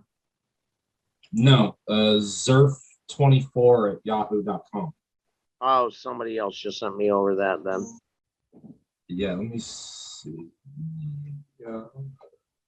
And now I just got an author Polak.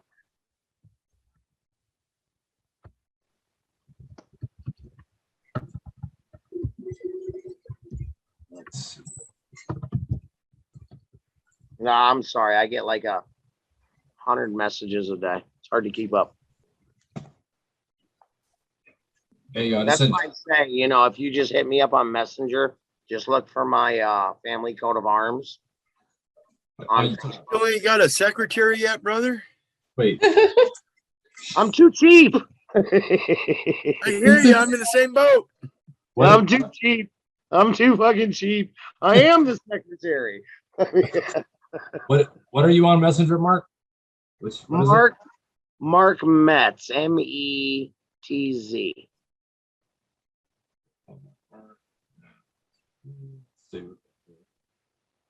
Are you studied at the School of Hard Knocks? That would be the one.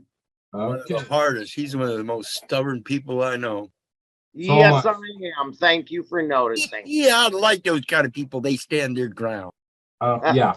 Okay, I'm going down with the boat, damn it. I just sent you a message. I just said hello, so okay. You know it's me, but no. And I cannot thank you enough for all the information you guys have given me, and I really well, I'm giving you guys some minor information. SmokingBaby gave you guys some wonderful information. We go about things a little bit differently, you know, him and I, and we always have great conversations. And One of the main thing, if you don't mind, real quick, Mark, I'd like everybody to know that the main thing that is of relevant in regards to their record is they have a simple statement through the birth registration where it says that the name and number identify the record. Yeah, that is definitive proof. It is not your identification. It identifies the record, and they are the holder, therefore the trustee, and therefore you must be the beneficial user. I yield. And your birth certificate is definitely proof that you are the beneficiary and not the trustee. You are correct, brother. Identify is the key word to be used there of what it actually means. From what I remember out of word etymology was to be similar to. Well, hell, I don't like that definition at all.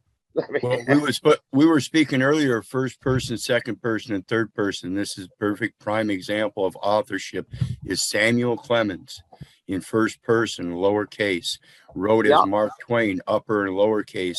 And I love Sam Clemens. And he wrote about the third person in all uppercase. Tom Sawyer.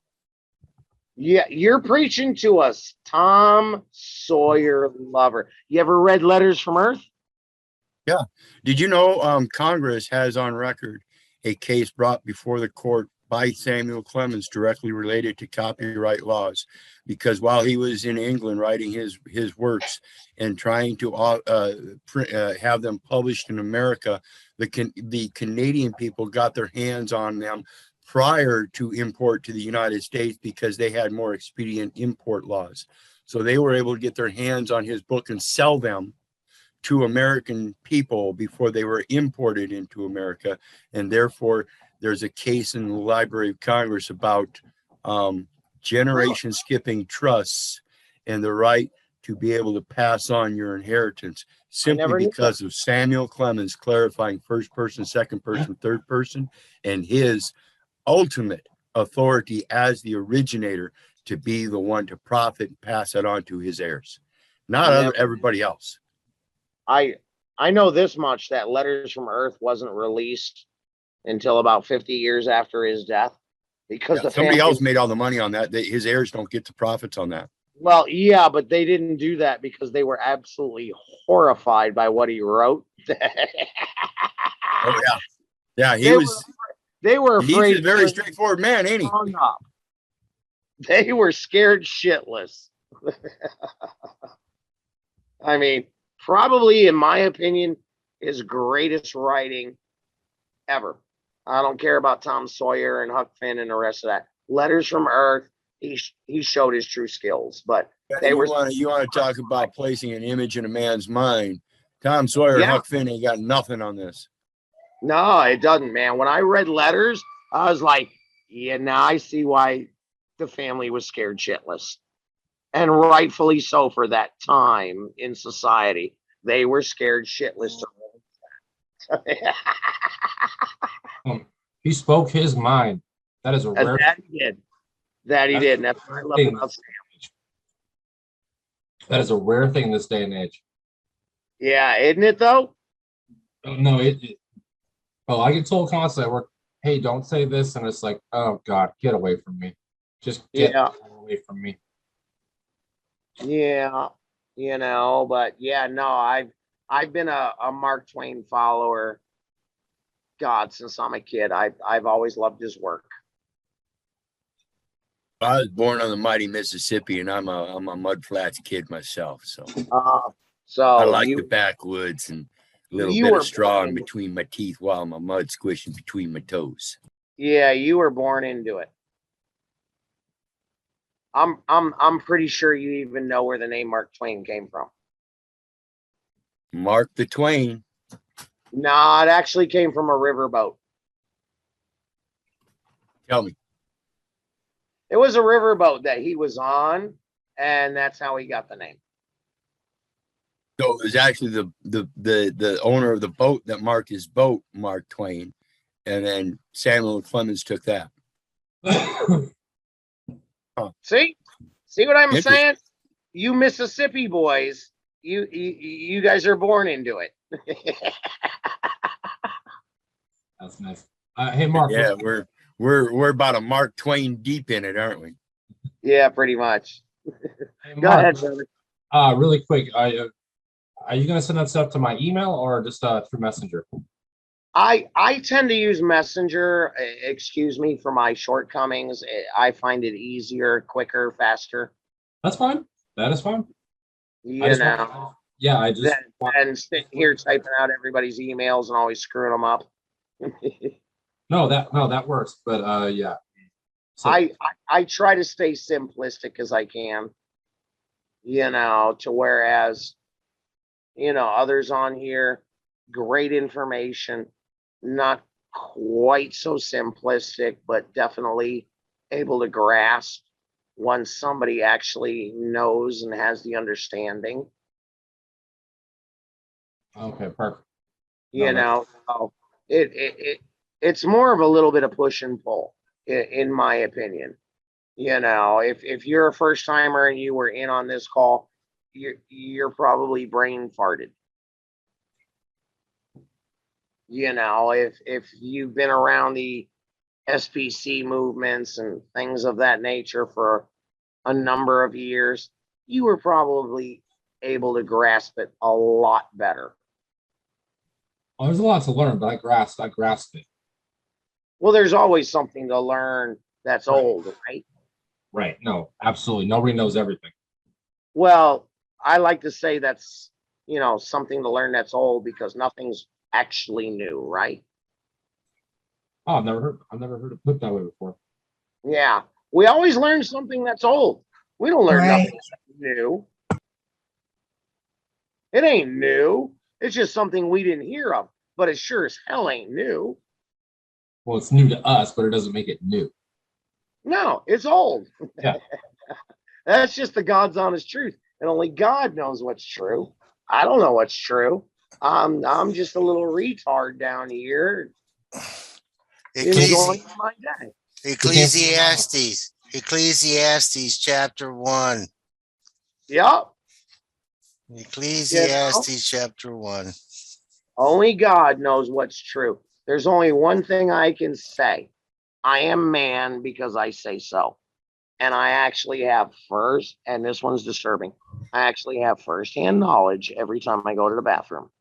That's it. Oh, God, I'd love to use that in court.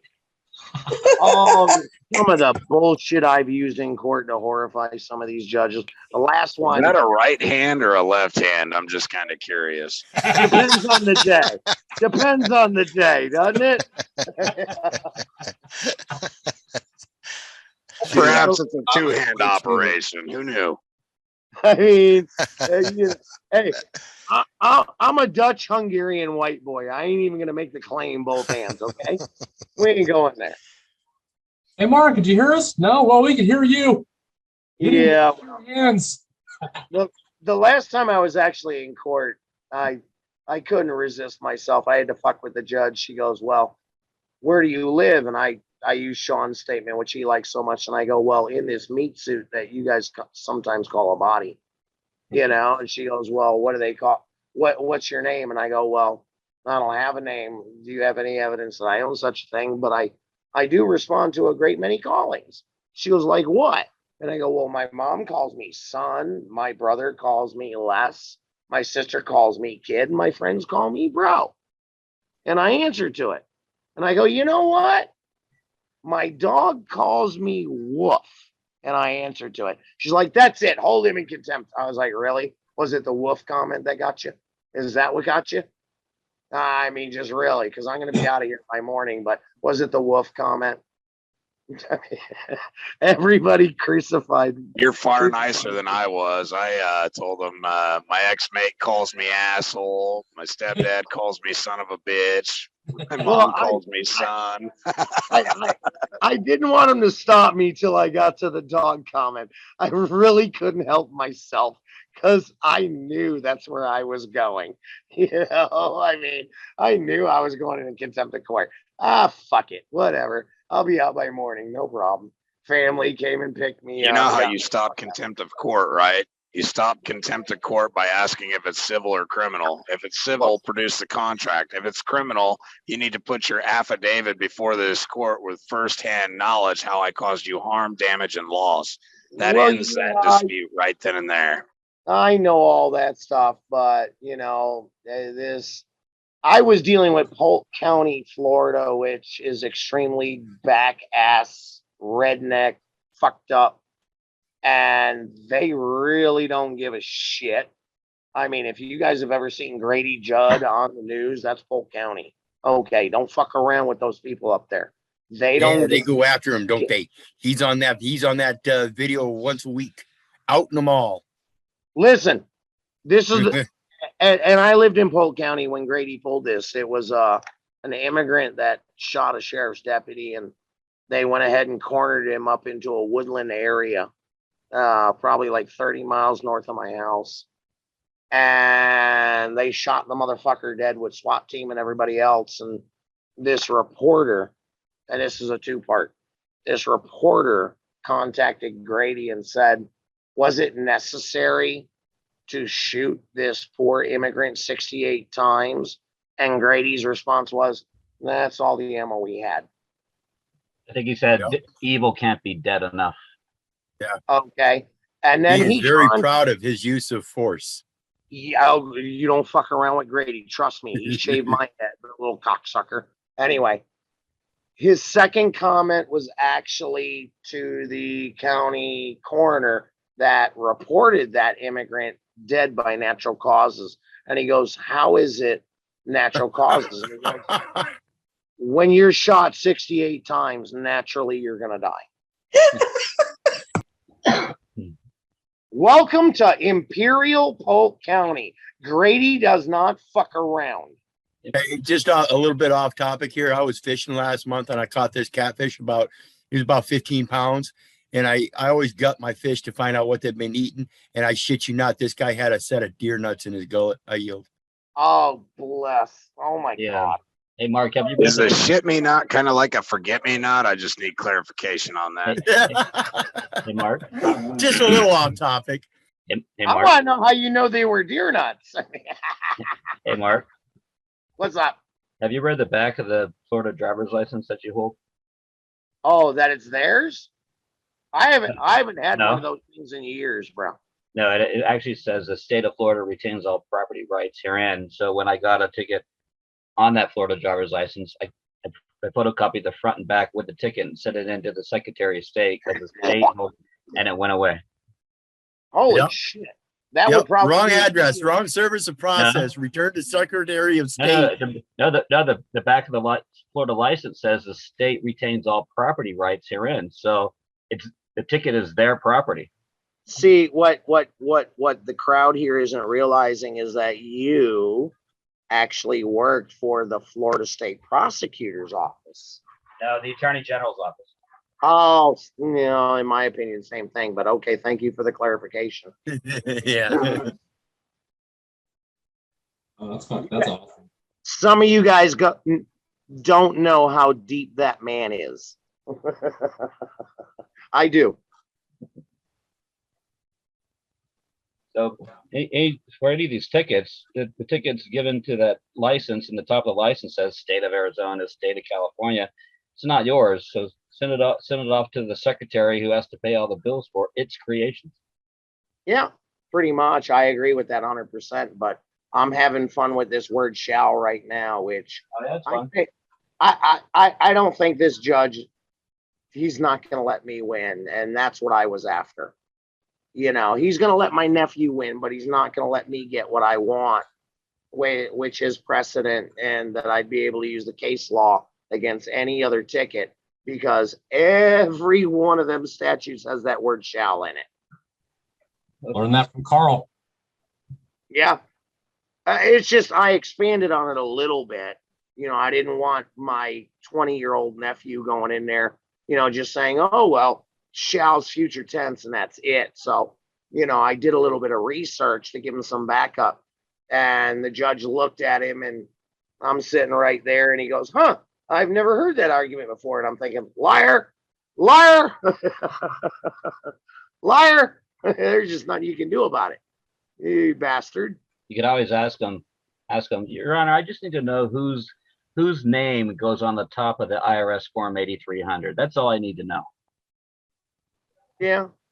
Well, like I said, I'm after precedent, not so much the win. I just beat his last 3 tickets. This was the final. What's the significance of the 8300? Maybe people understand that a little better. It shows who's liable for the tax without bringing up the W-9. That it shows who received the funds. 8300. My name's at the bottom, and So it's a butthole puckering moment for the judge. It's like asking him where his form 56 is at. But this way, it's not about the judge. It's about whose name goes on the top of the form 8300. So I don't bring the judge into it. It's just hanging out there. Yeah, let him Love it. Like he doesn't already know. He doesn't want to say. He definitely ain't gonna say. I give him a way out.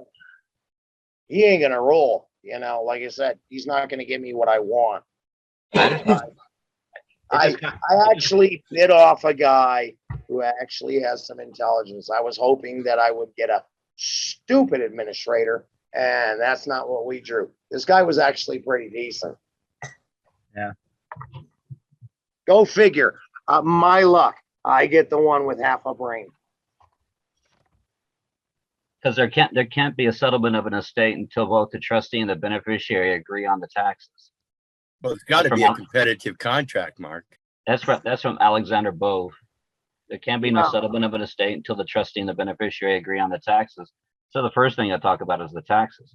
This administrator is just going to run the case out until it's nullified because he failed to give a ruling at a trial, and it's going to get nullified. And then, yeah, my nephew doesn't get charged, but I'm not going to get what I want, which was the ruling. That's what I wanted.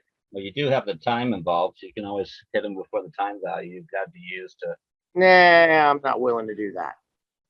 I wanted the ruling. I was looking at that like that would have been legendary. You know what I'm saying? If he's going to run it out of time and just leave you hanging, at least hit him for the time value he had to expend. Yeah, but I don't care about that. Yeah, you don't care about money, huh? Okay. I wanted a ruling saying the word "shall" was. That's what I wanted.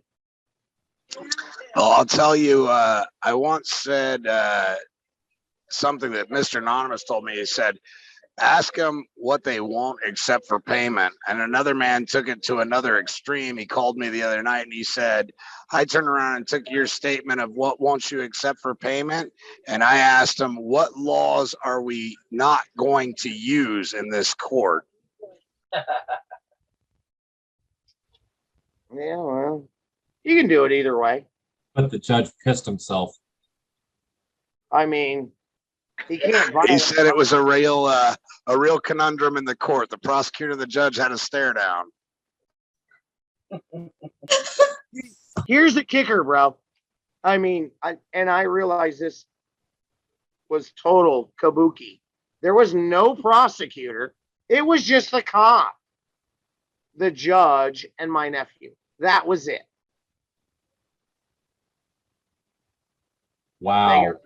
They got the cop up there, testified, swore my nephew in, and then he did what I told him to do. But I'm sitting back there going, well, fuck, are you the prosecutor and the judge? Holy shit. There's some corruption going on right here.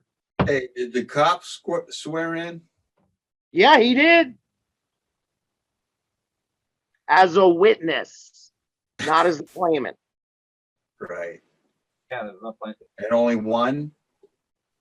Yeah. I mean, I saw it, but I didn't care about that. Like I said, I was trying to set a precedent on that word shall, and I wanted a ruling. And when I heard that judge start speaking, I was like, uh-oh, this is an educated man. Fuck. I got a problem here. I'm going to win, but just not the way I want to. I'm not going to get what I want. Just amazing how deep I this want him to corruption rule on goes. the word shall. I want him to do it. But he's not going to do it. He didn't take the bait.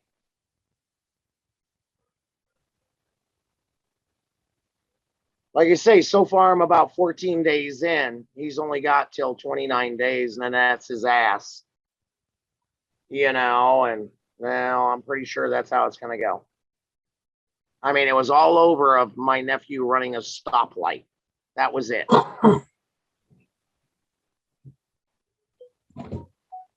And I tried to be slick, but yeah, I caught the wrong guy. Hey, are you looking at what Sam's got over here on the screen share?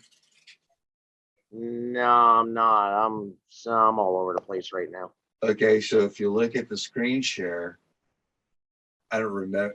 This is AO430, and this is federal, by the way.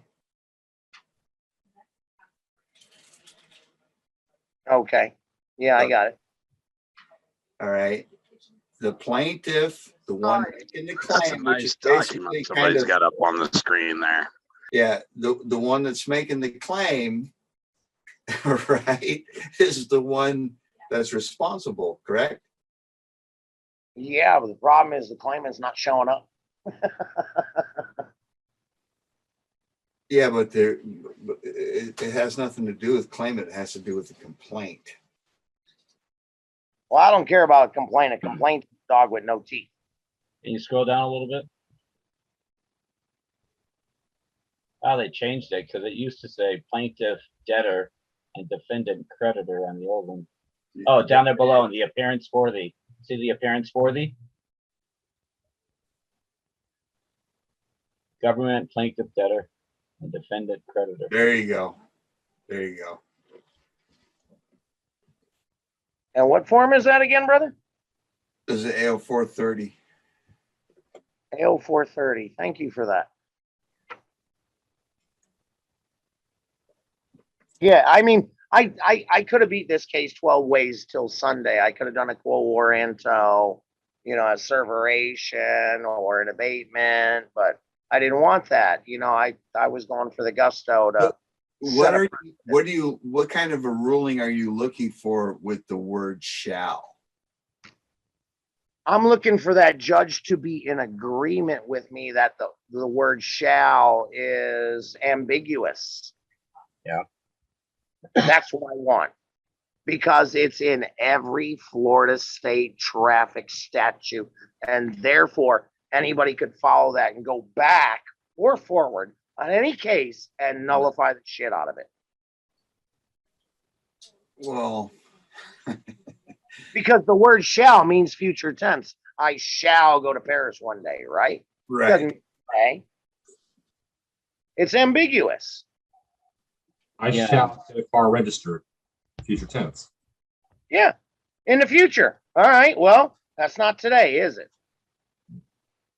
Or it's not, at Law least is it's not expressed- now. Good law is expressed directly, is it not? It's not ambiguous because of the addition of the word shall makes it ambiguous. Therefore, it's not good law.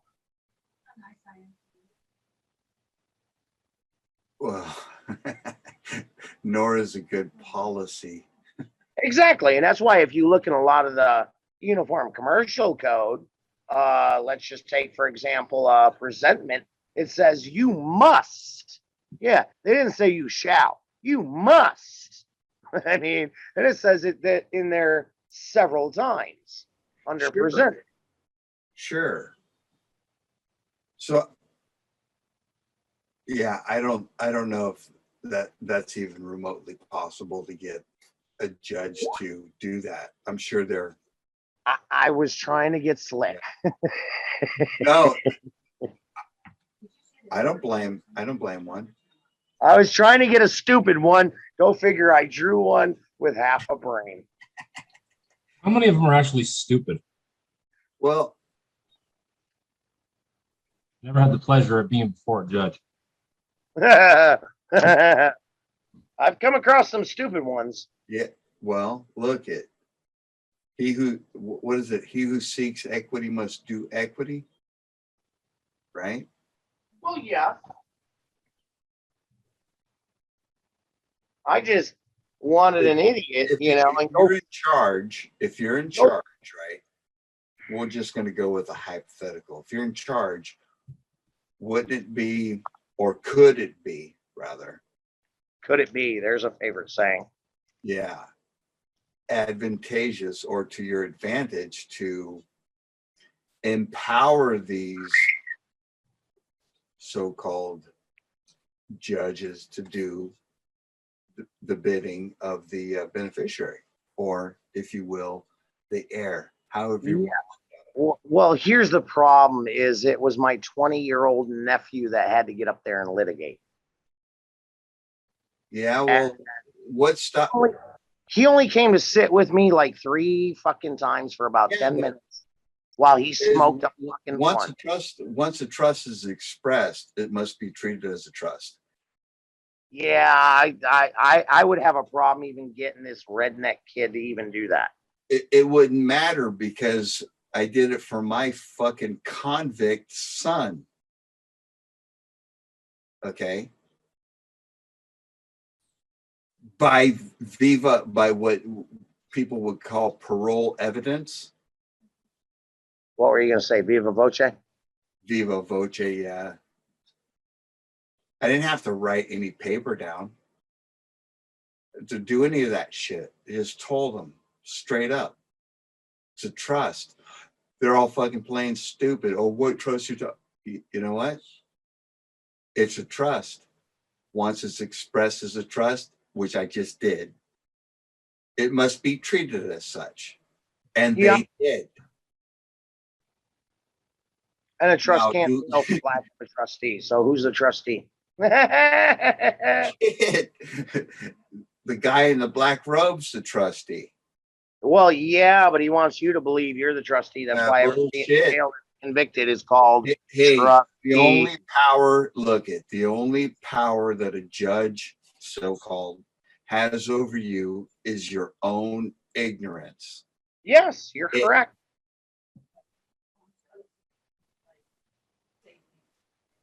You are correct, 100%. Now, I don't have those issues myself, but like I say, this is a 20-year-old kid that would rather be out shooting deer and hunting alligator and shit like that than come sit down here with uncle and actually learn something. Trust me when I say that you can intervene. Well, yeah, well, that may be true, and I know I can represent because they're not an actual it's administrative, and therefore I'm not required to have license to practice law under commoners. I can easily argue it that way. Very easily. There is no argument. First of all, Well, no, I didn't say argument. I said I argue. want to share something with you just as I intervene in my son's bullshit judicial activity. Let's just call it that. My buddy Billy just did that. Squashed 7 felonies. Right. Well, I intervened in that and caused him to, it didn't cause him not to be a felon because that's still present, but I caused him not to be able to go to jail for, I don't know, who knows, for whatever the reason was. That was my only objective at that point. Yeah. What I'm saying is that you do have an ability as being someone in a position of knowledge to exert these things upon the court, and the court will act accordingly, is all I'm saying. Well, yeah, of course, because you have the right to counsel. It doesn't say the right to attorney or lawyer. It says counsel. And to deny correct. that is a denial of due process of law. That's correct. Yeah, I'm aware of that. But again, I'm in a little bit different world over here. I'm in Palm Beach Gardens, to where they don't give a fuck. Look, they don't. I'm gonna suggest to you, they don't give a fuck until you figure out how to gore their ox. Well, yeah, they stay away from me. You know, I mean, they've stayed away from me for years now. Your whole family. This shouldn't just be for you. Well, this is my stupid The ass. notice that you're talking about giving would include everybody with the family name, I would imagine. We all have the same family name, not even close. However you deem it to be necessary. Yeah, well, I'm just saying, like, my nephew is Runyon and his mother is Robinson, which is my sister, and I'm Metz. Okay, well, there's nothing stopping you from adding. No, there's nothing stopping, but again, these kids aren't interested. You know, he's busy out hunting alligators. I'm gonna share something with you, man. All right. Okay, this is just it's a definition of a leader. A leader will interfere. Okay, and I think you're a leader, all right, will interfere in someone else's life. Maybe your children that have their head buried in their ass. Fine. Okay, doesn't matter. Will interfere in their life and cause them, your children, you cause them to do something that they would ordinarily not do toward what matters most to them. Yeah, the benefit of the beneficiary. Okay. And I understand that. Yeah. But again, so when they benefit from it, then they might want to talk to you. You ever dealt with a 20-year-old redneck kid that just wants to shoot everything? What he's saying is you can lead a horse to water, but you can't make them drink. I mean, this kid's difficult. He's difficult. Okay, he's fucking difficult. It sounds, hey, man, it sounds like you're up to the challenge. Yeah, well, I'm doing the best I got for him, but he ain't making it easy. Hell, I was underneath his truck the other night at 11 o'clock at night, putting his exhaust back up with coat hangers. Oh my God. Can someone answer my question in the chat, please? What's the question? He was thinking this is more along the lines of the never-ending Zoom, Yeah, rather than the class that started at noon. This is the normal thing of a class. When we talk to Derek, we're all talking, and it's going to last. You want to pay attention, hang out, take a nap, go ahead. Feel free to do so. We're actually going to be here in a little while. Keith, you never said it any better, brother. I remember being on calls with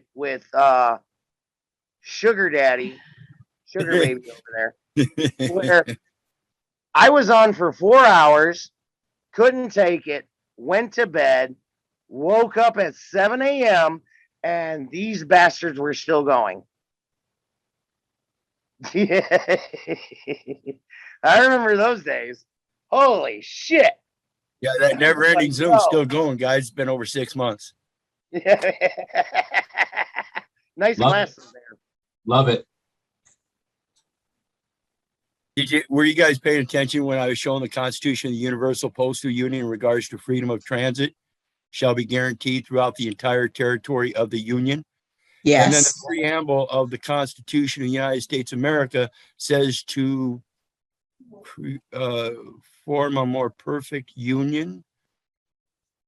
Yeah, so what union are they talking about? The Constitution of the Universal Postal Union, which is the first indenture to the Treaty of Berne. Yeah. Switzerland. So when they're talking about the Constitution, we won't follow the Constitution in this courtroom. The hell you won't. That's a needful building under Article 1, Section 8, Clause 17, wherein that's part of the Commerce Act. That's the only way you can conduct judicial business is through those administrative courts. But that's your problem. See, you're just an administrative law judge, and we need to talk to somebody that yanks your chain, because I'm tired of you yanking mine, motherfucker. Excuse my language. That's where you get your hands on the state court administrator. Oh no, I'm calling U.S. Attorney General. All See, right. that's what the clerk is supposed to do.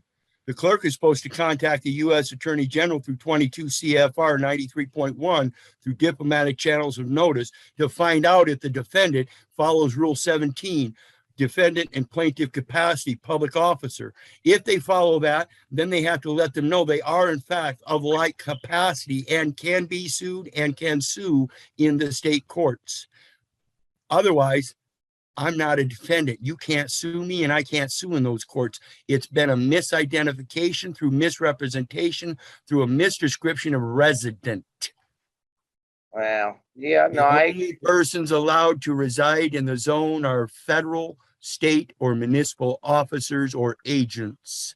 And again, the identity is the name and number, and that identifies the record and not myself. and that would be state with a capital S, not several states with a lowercase s. Correct. Yep, I agree with you, brother. I don't accept pronouns. I'm not a witness. I'm not a defendant. I'm not pro se. I'm just man. That's it. Nothing else. Oh, I'll go even one farther, brother Mark, if you guys would mind paying attention to my biblical scripture that I repeat. Genesis 2, verse 7, wherein God created man of the dust of the land, and he blew the breath of life into his nostrils, and man became a living soul. We are born men. And once we take that first breath, we become living souls. This is a transition in life, and we transition continuously through life in this world as we are not of this world and we have a place to go. Get out of my way. Yep. And if you look up in Webster's 1828 under the definition of land, about the 6th definition down will tell you the people of a nation, because man is born of the land, he is sustained by the land, and he will return to the land. And that's why I tell people all the time, at least my guys, go file your affidavits in the land deed recorder's office, because that is where man belongs. And the living soul, there is no record. I know of no recording anywhere that says our Father in heaven keeps record. Well, yeah, you're correct. But when I'm handling these court cases for these imbeciles. And that's what we're digging at, brother. There's a difference between the man and the living soul, just like there's a difference between the man and the person. And I've also got problems with first them person, spelling their second names. person, third person. I got problems with them spelling their damn names. Okay. And here's another one on citizenship, okay, that we like to use. Citizen is part of the chip. But so long as we remain on this earth, we do so as dual citizens, and yet no one can serve two masters.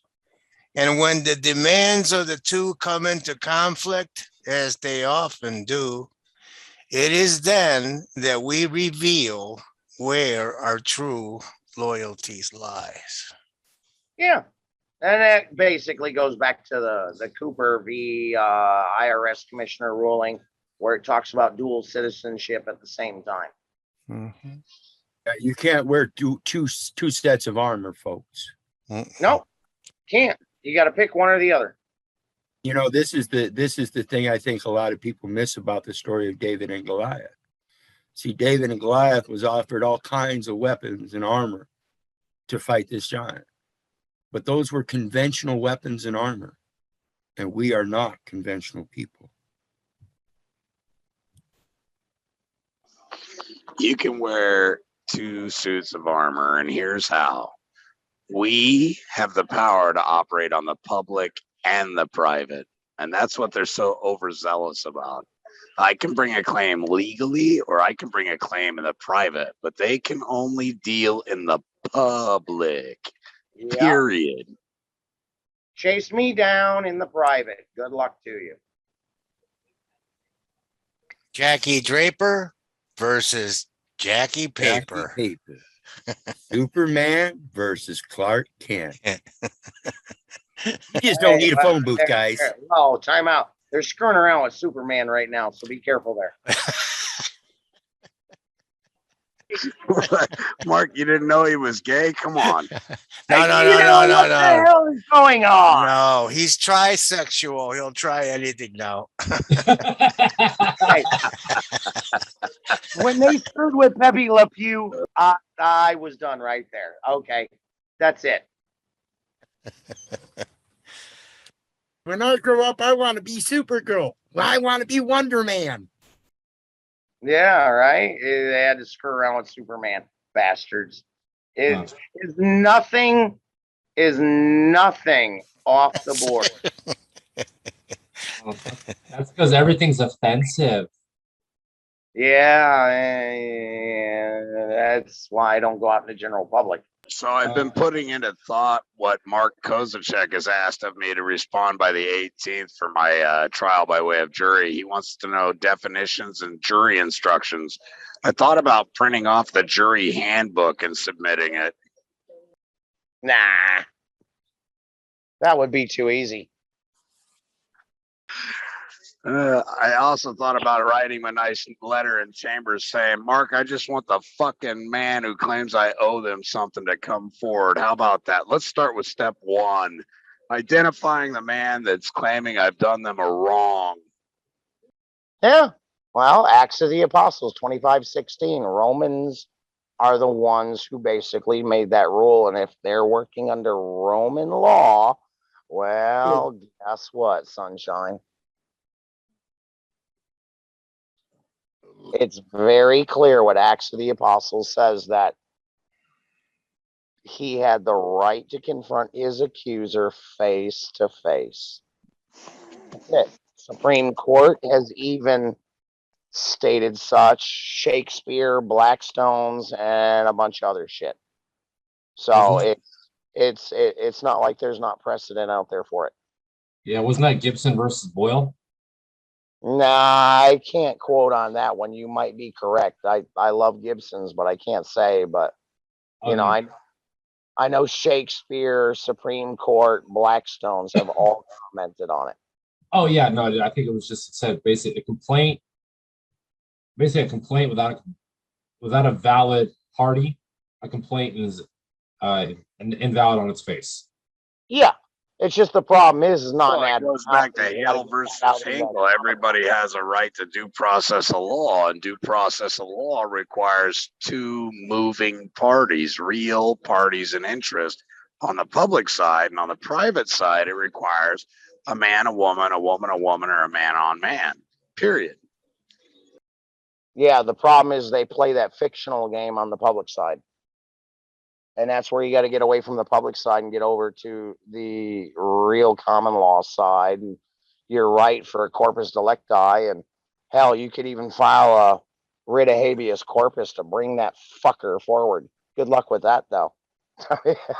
But that still would be funny as shit. Your writ of habeas corpus on the public side is nothing more than equitable by characteristic. On the Yeah, legal but do it on side, the they don't private have side to to bring abide by forward it. the claimant. Do it on the private side to bring forward the claimant. Watch what happens.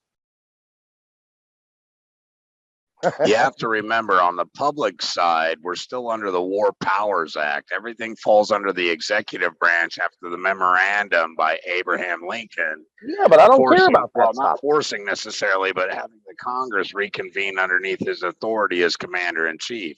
So Yeah, the but I don't care public about is martial law. Yeah, and you're correct, but I don't care about that stuff. I'm on the private side, and I'll issue a writ of habeas corpus. Bring the body. Where's the corpus delicti? Where's he at? Bring him. Produce him. I'm not dealing in Well, your corpus abnormality, delicti Martian is bullshit. legal and it's body of the crime. It's And it's not the body man or of crime woman. has, in that body of crime and that issuance and everything has to be written order by a certain person. One question: who? Look, I just want to look at the issuing jury the and say, if order? OJ was acquitted because the glove didn't fit, let's address the elephant that isn't in the room. How about that man or woman bringing a claim against me? Yeah, OJ was acquitted because of stupidity. To have Johnny Cochran rolling over in his grave, I tell you. Pretty much. But he did a great job. Yeah, I just want to know who issued the order. Who signed it? Well, it's like Mr. Anonymous told me. He said, just ask the judge to give you an order to contract with a private for-profit corporation known as the DMV and see what he does. Oh, he'll get my bill right off the bat. No problem. Just go ahead, sign that order, have the bailiff hand it to me. Just know that I, a man, don't work for free and I require fair and just compensation. And I charge $2,000 per order plus $1 per minute to fill said orders. Oh, Well, you're nice, because I'd be charging a fuck of a lot more than that. You want to know why? He has a I'm gonna stand there duty like a to fucking know. waitress. He has a duty and an obligation to know. I'm gonna And this stand there like a community needs waitress. a lot of support, and I'm going to pull as much as I can out of your pocket and give it right back to the community. So suck her up, buddy. Yeah, well, I'm gonna stand there like a waitress with pen and pad. Go ahead, give me an order. I dare you. I dare you. I wish you'd give me a frickin' order. No, nobody will do it. Bastards. Just like I told one guy a couple weeks ago, it was Stephen Val, to where the judge goes, well, I want a mental evaluation. I was like, ask him if he thinks it's because you're cuckoo, Fruit Loops fucking Jack in the Box fucking crazy, or is it because you don't understand legalese language, which you're not required to? Which is it? Let's make the distinction here. Let's really go for this. You know, I mean, what the fuck, bro? Yeah, I don't want to hear that mental evaluation bullshit. What, you think I'm Fruit Loops batshit fucking crazy? Or is it because I don't speak the legalese language, which I've never been to law school. So unless you want to pay for law school and post this off for about 4 fucking years, that's not going to work out too well. Which is it? That judge ran like hell from that question. Fucker. That was fucking hilarious. I was like, yeah, which is it? Be distinct here. Do you think he's fucking Fruit Loops Jack in the Box fucking crazy or what? Another thing too is that they'll never admit that it's admiralty. Oh yeah, no, you know that's a no. That's like career ender. Oh yeah, they'll never admit it. I heard a story once. The judge said, "Oh, it's statutory jurisdiction." Statutory. And the prosecutor threw their binder across the court like, "You did not just fucking say that." And then the guy's like, "Oh, I got your fucking ass." Yeah, where can I find the rules for this statutory jurisdiction? Yep. And the federal case, and it was dismissed. Oh, God help them. They actually fell for that? Yeah, the judge did. mean, Yeah.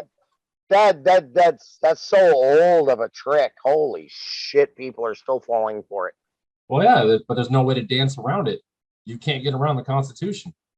Well, yeah, you're correct. I mean, but Usually they just try and blow smoke up your ass before even saying statutory. Oh yeah, yeah. But no, like no, I didn't answer. I need an answer to my question for the record. Yeah. What's the nature and cause? Yeah. What jurisdiction are we in? Is it Admiralty or, you know?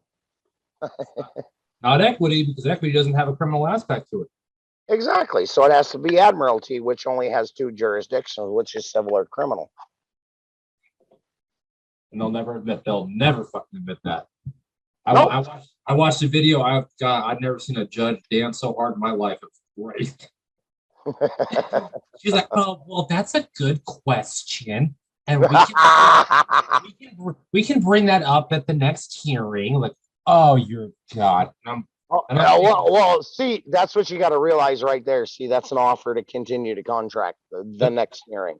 Yeah, and then he didn't go, no, I didn't answer my question. He didn't stop. Oh, that's where I wouldn't say the word no myself. I just say, well, I really appreciate your offer to continue this, but I don't see a reason to continue this when we can settle this now here, in real time. Right. No, I don't mean like using the word no, but he didn't like say like I need an answer to my question. He just I try to avoid the word no at all costs. And any way I can find around just being slick or even stupid, but the word no is not going to come out of my mouth. But that's one of their little ways to continue it, to keep you on the fucking hook while they collect their little bonds and securities or whatnot. It's just amazing how fucking corrupt it is. Yeah, beyond. And I've said this to a million people, the cartel can actually lay in utter awe of the U.S. court system and government that commits more crimes on a 1 minute basis than they could in an entire fucking lifetime. But it's organized. No argument. Yeah, it's organized as fuck, though, isn't it? Yeah, I read a very good quote. You know the difference between the government and the mafia? They're worse. Who are you kidding? Mafia? Those are kindergartners compared to these motherfuckers. Mafia makes a profit. Yeah. Oh, okay. What was it? Mary is hanging out on a street corner, and Joseph asks, "What are you doing?" And she goes, "I'm hooking. I'm trying to gain a little profit." All right, go ahead, crucify me for that one. No, there's more than one word profit. Damn it. that's I don't even know what to say to that. Yeah, it was fucked up though. But I got shit way worse than that. Trust me. What was it? I posted on my Facebook last week, and I actually had one dumbass take the bait. My sister comes out on the porch looking at me going, "Fucking really?" And I'm like, "What?" And she's like, "Look what this stupid son of a bitch responded to your post." And I'm like, "I can't help that. What do you want from me?" And this was the post. I says, "Yo, it was said to me, if you get a vasectomy, you can't have kids no more." Well, that was a fucking lie, because I went and did it, came home, and the little fuckers were still in the house. I'll vouch for that. I was adopted, and the parents that adopted me were told that they couldn't have children. As soon as we were adopted, they had a child. Yeah, what? Apparently, that's at you when you make plans for yourself. He already has a plan for you. And I actually had one guy reply that said, "Yeah, I'm going." And I was like, "You stupid poor bastard. Holy shit." I'm like, "Did you not realize it was a fucking joke, bro?" I mean, really, but, and I had one other idiot hit me up on a private message going, "No, you don't understand it. It says you can't have kids no more." Yeah, exactly. How the fuck are they still here in the house? Exactly. What part am I missing? Let's not go down this rabbit hole. Fuck it. I give up. Fuck That's it. That's like a fucking Jeff Dunham peanut joke. Meow, right over the head. Yeah, pretty much. So I thought it was pretty fucking funny. I did. I mean, Sounded good to me. That tells me you don't have a sense of humor. apparently some people took it seriously. I don't know. People get too offended nowadays.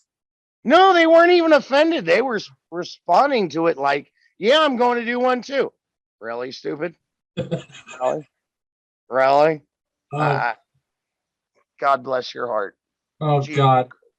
John Wayne said it best. Stupid should hurt. Yeah, it fucking blew my mind. Oh. Really did. I was trying to be fucking funny. Apparently, I can't pull that off with everybody. Even my girlfriend thinks it's funny. Thank you. I mean, I don't care how you. Hey, tell her if she was a booger, I'd pick her first. Just laugh from downstairs. Yeah, I got a million of them. Trust me. I got shit way ruder than that too. You guys ain't got a fucking clue. I worked on a golf course. Okay, them 80-year-olds got a really fucked up sense of humor. Really fucking foul, dude. Some of the jokes they would tell me. Okay, fuck it, I'm gonna do it. And this is one of the rudest ones I've ever come across. All right, but fuck it, I don't care. I'm gonna do it. Child molester and a 6-year-old boy go walking off into the woods hand in hand. Little boy goes, I don't know about this. I'm kind of scared. Child molester looks at him and says, you're scared? After we're done, I got to walk out of here alone. Oh my fuck. That is Yeah, I mean, that is so wrong. Isn't it? You will get punched in the lips for saying that in the general public. Okay. That is one of the wow. I told you. I told you, bro. I warned you. I think one friend of mine I could say that to. He'll kind of chuckle. That's fucked up and he'll laugh. I mean, that's just fucking foul as shit. But I'd have to hear that kind of crap every fucking day from these old bastards. They didn't care. I just punch them right back. You know, like when I'm going through the cafeteria line and I see a note on the bowl of apples that says, please take only one. God is watching.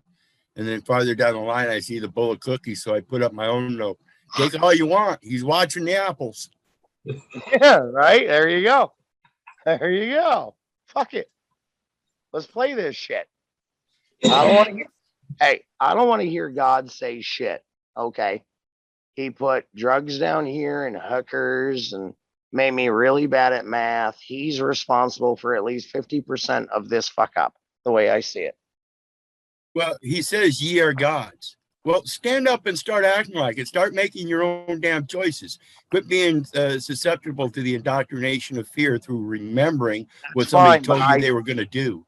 I think he's responsible for at least 50% of this fuck up of this organization. Therefore, I have an argument to put forward, which I'm not going to win, but I think is a valid argument. I'm just not going to win it. I'm pretty fucking sure of that one.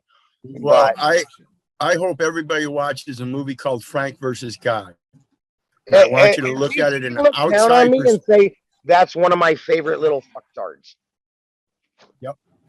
You got to watch that movie, guys. The way this guy presented, and this is based on a true story, and the guy is an atheist. Yet he posed the law that they believe in and got them to realize what they were doing is in fact wrong, inherently. Period. I hope everybody watches it. Very good concept. Didn't like that Predator joke, did you? Hey, I don't mind any joke because I'm in that third person perspective at that time.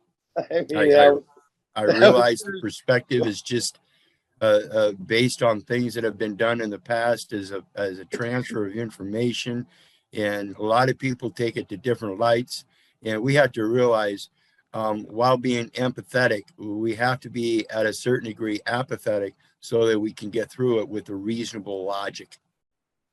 Yeah, well, tell that to the general public.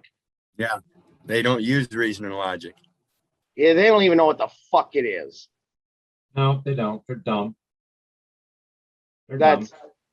That's where we're fucking up. They don't know I'm it. just doing my job, and 98% of the population voluntarily pays taxes. Love you, Keith. Nice to know. It's nice to know I'm part of the 2%.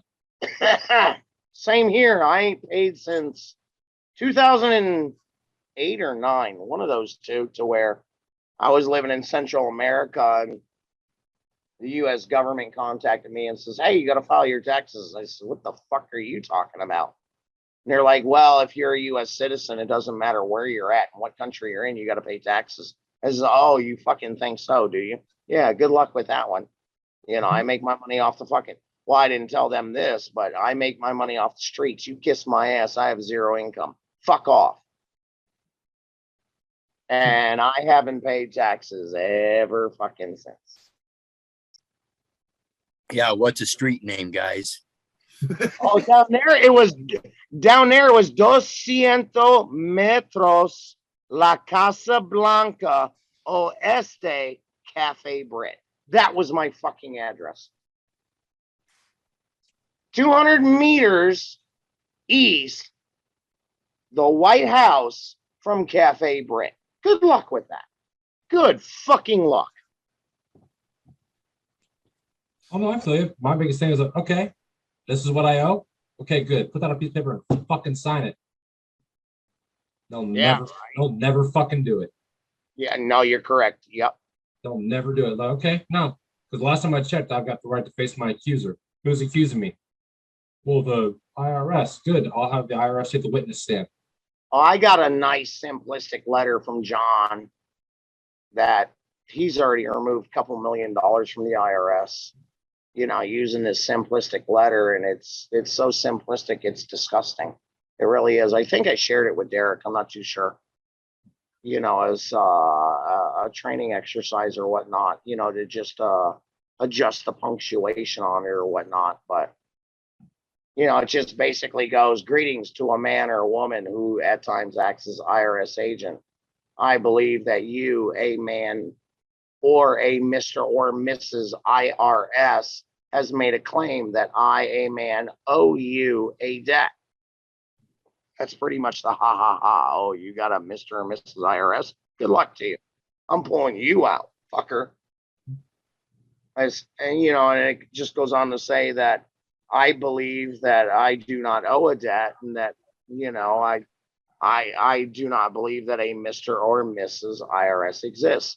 I ask, are you the one making a claim that I, and then 1, 2, 3, owe you a debt that is valid, true, and post due?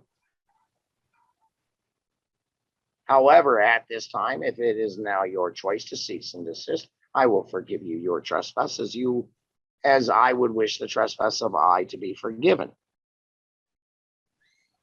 And you'll probably never hear from the fucker again. Most likely. We've sent that out a bunch of times and quashed that shit. I just did that a couple months ago for a buddy of mine, Jonathan, to where his old lady got crucified by the IRS and was garnishing her wages, which I didn't really want to deal with because it was already past a certain point. But then they came after him, and I sent out that letter, and he's like, "Mark, I ain't heard from him since, and it's been like a year." And I'm like, "Yeah, and you're not going to. Trust me. You're not going to. You're not worth the trouble." Yeah, they are already done their administrative process on her by the time he contacted me. You know, so that's a whole nother situation. But once he contacted me, I was like, "Oh, this is right up front foremost." Yeah, no problem. No problem shutting that the fuck down.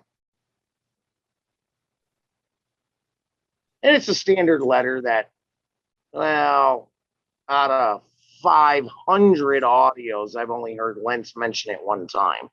Bastard. Yeah, it only took me listening to 500 audios to actually catch it. Yeah, and just so clear, his name's John Little. Yeah, I took training directly from John. You'll find him on Facebook as suejurist.me. Okay. Yep. Got it. Yeah, and he offers a wide variety of classes these days. When I trained with him, it was just a 10-week course. These days, nah, I don't keep up with his advertisements, but he offers a wide variety, like a 3-week or 4-week course and a couple other courses. I don't know. He's a little all over the place right now. But I took his 10-week course, which was learning words and learning how to write and him correcting my documents and learning words and proper usage of Word. And in my opinion, it's a foundational. You need to learn so much more than that, but it will definitely get your feet wet. And it is definitely worth the money. That it was after then to where I went after Sean Mon and JC and Mike M and Craig Lynch and a bunch of others, and studying all their material, and then finally coming to the understanding full force that I comprehend these days. Right. I mean, I understand John can't give you the world. I wish he could.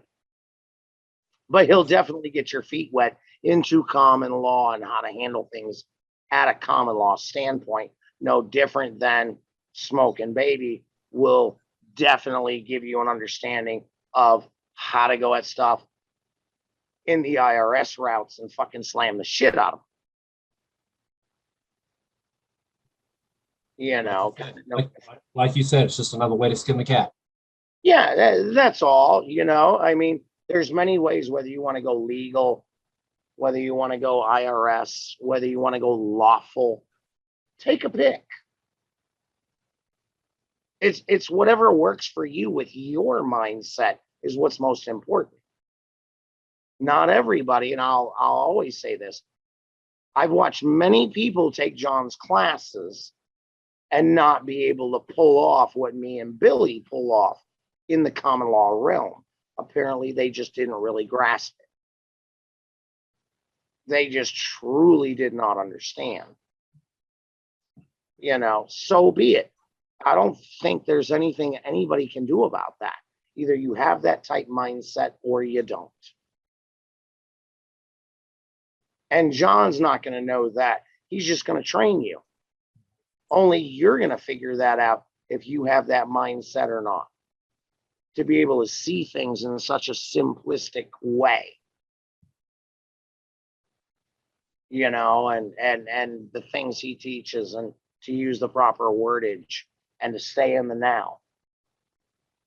Like I say, I've seen many people go through the classes and just not be able to pull it off. And me and my buddy Billy are still helping them while we get success after success after success when we use that shit. But yet none of them can do it for themselves. Talking about Bill Thornton? No, yeah, Thornton's nice. Oh. Thornton's nice as far as Trinity v. Pagliaro, and on the legal side, I've watched all of Thornton's videos and whatnot multiple times. He does great work. He really does. And Lentz implemented some of it because he saw it, and Anthony turned me on to it, and I saw it, just like Rice McLeod and a bunch of others, that Anthony turned me on to, some very brilliant men, but I think what works for me is that I've had a wide variety of teachings from a very different type of teacher each time. And it's helped me to come to the understandings that I have. And I've seen so many commonalities come across, from common law to legal to law to all this other stuff, to where you can start making the connections and you get that light bulb moment go off in your head, that aha moment. Like I said, I was just reading a book by Robinson last week and had an aha moment on something John taught me. but he just didn't explain in the way that Robinson did. And Robinson, in my opinion, doesn't really know shit about common law. But yet there it was on the Lord's Prayer. Go figure. But that's That is absolutely correct. If you don't mind me interjecting real quick, Mark Metz, you said that perfectly well, brother, when you stated end it with the Lord's Prayer. The Lord's Prayer, if you look at properly, is the good faith contract terms and conditions. A man is worthy of his hire, right? So that is give us our daily bread for doing our good works. Rob Ryder, Rob Retluski, he did a video a couple months back of a guy who walked into court. I can't for the life of me remember what the case was or what it was about, but the guy went in there and recited the Lord's Prayer 3 times, and they canceled the case and just kicked him out of court. Yeah, it's the simple, basic contract terms in nature. I mean, I was like, really? And I know Rob is a very honorable man. If he posted such, it's gonna be real. He don't fuck around like that. But he's like, yeah, he went in there, said the Lord's Prayer 3 times. They canceled the case, kicked him right out of court. I was like, it's like being treated as an idiot. You can't convict an idiot. I am an idiot before the court, and I'm damn proud to say it. Exactly. I don't know what you're talking about, but according to the way I read these things in plain writing in your codes, it says this, this, and this. Now that correlates to what it says in the scripture here, here, and here. Well, do you not know how to read? Idiot means a private person. Yeah. That's what it means. So I'm an idiot before a court. I don't speak legalese. Let me speak to you man to man. Kind of like what Gus did, Gus Brenton. And this one was beautiful to where, like I always tell people, if you're going to claim idiot, you actually have to be idiot. You cannot be competent. So the judge goes, so you don't understand what I'm saying? And Gus's response, no, see, that would be a competent answer, and that's a mistake. Oh. Gus's answer was, what's that? Oh, yeah, coffee, cream, 2 sugars, please. And judge goes, did you not hear what I just said to you? And he goes, donuts? No, I don't like donuts. Croissants.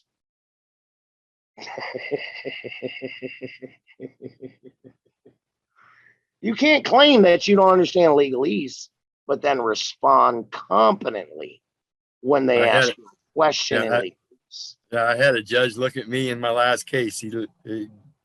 You understand English? Yes. No, I don't. Here I am. I'm realizing how stupid that answer was. Because no, I don't understand English. You know what? Out of the 5,000 or 6,000 words, I maybe use a couple hundred, and I know about 50 definitions of those couple hundred. So therefore, no, you can't consider me competent in the English language. No, I'm sorry. I don't agree with that. Right? I'm still in transition of learning it. I'm still doing my research. Could you help me out? I'm a work in progress here, baby. But don't ask me if I'm competent or I understand it when I only use a couple of hundred words out of the several thousand words, and I don't know the fucking definitions. I think I saw that with Gus. He just kept saying, I'm a man, I'm an idiot. I have no idea what's going on here. Is there a man making a claim before this court? Yeah, it was Gus. And he just kept saying it like a broken record. Yeah, and then it's, let me just speak to you man to man. Man speak. No more legalese bullshit. Man speak. Now, there's a few things Gus isn't showing that I'm aware of, which was the claim that he put in, which Derek showed tonight that I did for him. Things of that nature to this way run a common law claim alongside their complaint to be held at the same time. And Gus put in a claim of harm by the way of false prosecution against the prosecutor, which he was definitely guilty of. And that's why it went to a nolo process, because he had that prosecutioner dead to rights. Did he win? Yeah, it got nolo processed. What does that mean? Gus was a 2-time felon, no driver's license, loaded gun in the back seat. And here's where I caught Gus. on a call one night because somebody asked him, they go, well, what kind of gun? And he goes, well, or no, before that, he goes, well, it wasn't my gun and it wasn't my car. And I didn't know it was in the back seat. And they go, what kind of gun? And he's like, oh, Smith & Wesson 45. Time out, Gus. Gotcha, buddy. Gotcha. Damn. That was your gun, Gus. God damn it, that was yours. Can I ask you guys a question? Go for it. Can you repeat that suejurist.me? Was that it on Facebook? The guy that sent you the Suejurist, period, me. say suejurist period me. I'm trying to look it up right now. His name is John Little. He lives up in Canada. John Little, suejurist me. You won't find him under John Little though, but you'll find him under suejurist.me. Yeah, that's what I'm looking up now. And you'll see where he offers common law as well as healing methods and shit like that. Thank you. I'm trying to look it up right now. I'm seeing just me. Yeah, I found it. Yep. Yeah. Yep. John's a very good guy. He's a very honorable man. He's a very honest man. I took classes from him. A lot of my friends have. We love what John does. But like I say, John is getting your feet wet. Gotcha. If this is the type path you want to go down, you're still going to need a little bit more. Got you. What's a good I've done some research, not research, but things of that nature. Like I'm in the process of correcting my status. So I'm kind of a little bit aware, but I know it's always a lot more to learn. So If you want to do status correction, I would go to Denny George. That's with 2 N's. Denny George. I want to follow he's up in Anchorage, Alaska. Denny George. Now, just know this, because he's in Anchorage, messages and phone calls with him are an issue. It might take him a week to get back to you. You trying to go from a U.S. citizen to state citizen? Well, no, so- I don't. I don't claim any of that. Got you. Well, I actually, man, because man sits at the right hand of God, does he not? nice. He does. Not citizen, not state citizen, not U.S. citizen, but man. See, this is why I see all this trickery with this shit like that crap AOC and all these other fucktards start talking about birthing persons. There's a diminishment of status, right? Anytime they put a pronoun on you, which is what you got to realize, and not to go against any community like the transsexual community, whatever, they can do whatever the fuck they want to. I don't care. But this you, him, her, they, them pronouns. Pronouns diminish your status. You're either a man or woman or you're not. Yep. Man and woman have rights. Everything else has privileges. So that's why the government has jumped on that bandwagon, in my opinion. Still trying to Diminish everybody's status with that stupidity. Brother, we have a question on that, brother. We know that there's only man and woman, but on credentials, on traveling credentials, let's say we'd like to go to Australia or there's actually ways that you, and I've never done this myself, but I know some people that have. That's why I know it's available. You can contact the consulates in those nations to make arrangements, and it can't be done. Or you can go with a world passport. Okay. Yeah, I definitely everywhere. It's not accepted everywhere. You want to look up the list.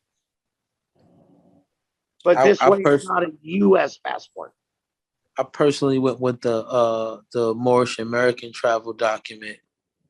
There you on that. go. Yep. I can actually, if you want, sir, I can give you some information on obtaining one too. You can get a non-Moorish American travel document or a Moorish American travel document, and there's definitely several ways to turn your regular passport into an international document to where you can travel to any place you want. Yeah, there you go. But it still has a tinge of the citizenship and nationality, does it not? No. No.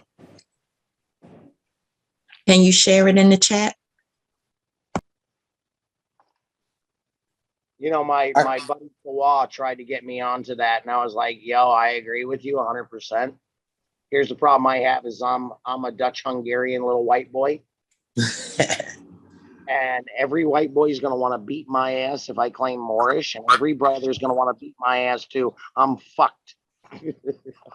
No, man. How about if I just let you know that there's already a heavenly passport at Psalms 121 verse 8 in the King James Version of the Bible, where it says, "The Lord shall preserve thy going out and thy coming in from this time forward and forevermore." They apply to Judeo-Christian societies. That's the Judeo-Christian society we're addressing. That's what they believe in. Yeah, but I'm saying, like, if you wanted to go to Afghanistan, they're not going to accept that. Right. Their scripture says, "Honor all prophets." You know, I mean, that's the kicker. A gentleman gives notice, and when he gives notice, he lets them know his origin, and he wants to come and learn about their culture in peace for the societal for what is it, social welfare of the common good. Now that's where I feel a couple of nations will give pushback against that. Which ones those are, I can't really say. Well, and then I would agree with that, but again, I'm going to point out the Treaty of Berne, which there are 560 some sub treaties to. That is the treaty based on the law of nations itself. Yeah, but treaties are meant to be broken. But they also have, again, like I said, the Constitution of the Universal Postal Union is what indentures that treaty, and Well, that is yeah, what but that is what it let's that, look that is at it what like- states that is what states that freedom And of you are freedom correct. that is what states that freedom of transit is guaranteed throughout the territory of the Union. And Now, if the you are United States correct. wants to profess that they have territorial jurisdiction in any matter, it has to relate to the Union through that Constitution they're professing that territory in. And you are correct, but let's just see what those boys over in Afghanistan are going to do about that shit right now. That's why we have to be educators. That's the prime element. That's the prime element of the social welfare and the common good is the furtherance of knowledge. Those Now boys that burn that you referenced, you said that was in the Bible? No, Bern, Switzerland. Bern, Switzerland. It's the Treaty of Bern, which is actually the origin of the Universal Postal Union itself. And then they renamed it the Treaty of Bern and used the Constitution of the Universal Postal Union to indenture the treaty as the main treaty throughout all nations of the lands. Wow. That's some deep shit right there. Treaty of Bern. That's what you see. That's what you see the sub treaties like North American Free Trade Agreement, stuff like that. Those are sub treaties to the Treaty of Bern. Yeah, and it all goes through the Vatican. Yeah, the Vatican is the one that hands out the black bank book. Yeah. I'm sorry, guys. I'm still having a hard time trying to find that Facebook Facebook link though. I don't know why mine is not pulling him up. This is SUIJURIS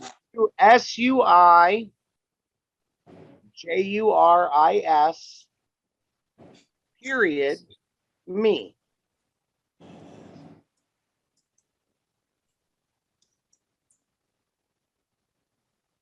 Gotcha. I think I found it. I think it was, yep. Okay.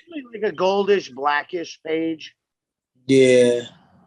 Yep. Yep. I see it. I John. found it. Wonderful. I appreciate you fellas for that. But like I say, that's common law, and that might not click for everybody. You know, me, I try to stay around it a little bit of tax, a little bit of legal. You know, tax is definitely good though, because everything, like you said, everything is in that tax law. So that's what all these courts are about. At my disposal. I've been trying to get with this OID studies as well too. That's been I've been tackling that. I had some old trainings from that with Christian Walters, and I do see where Winston Shrout failed, and that's why he's doing 10 years. Yeah, for fucking around with that because he really didn't know what he was doing. Gotcha. I'm very fortunate at some of the men that I'm aware of that share knowledge with me. Why? I'll never have a clue. But I'm just very fortunate, you know. You can go to people like Denny George, who was a friend of Shrout, and he will tell you exactly where Shrout fucked up. And how do you spell Denny? Denny. George. Is that on Facebook or does he have his own website? On Facebook, no websites, no nothing, and just a really shitty connection. Gotcha. He said he's in Alaska. He said I gotta look for.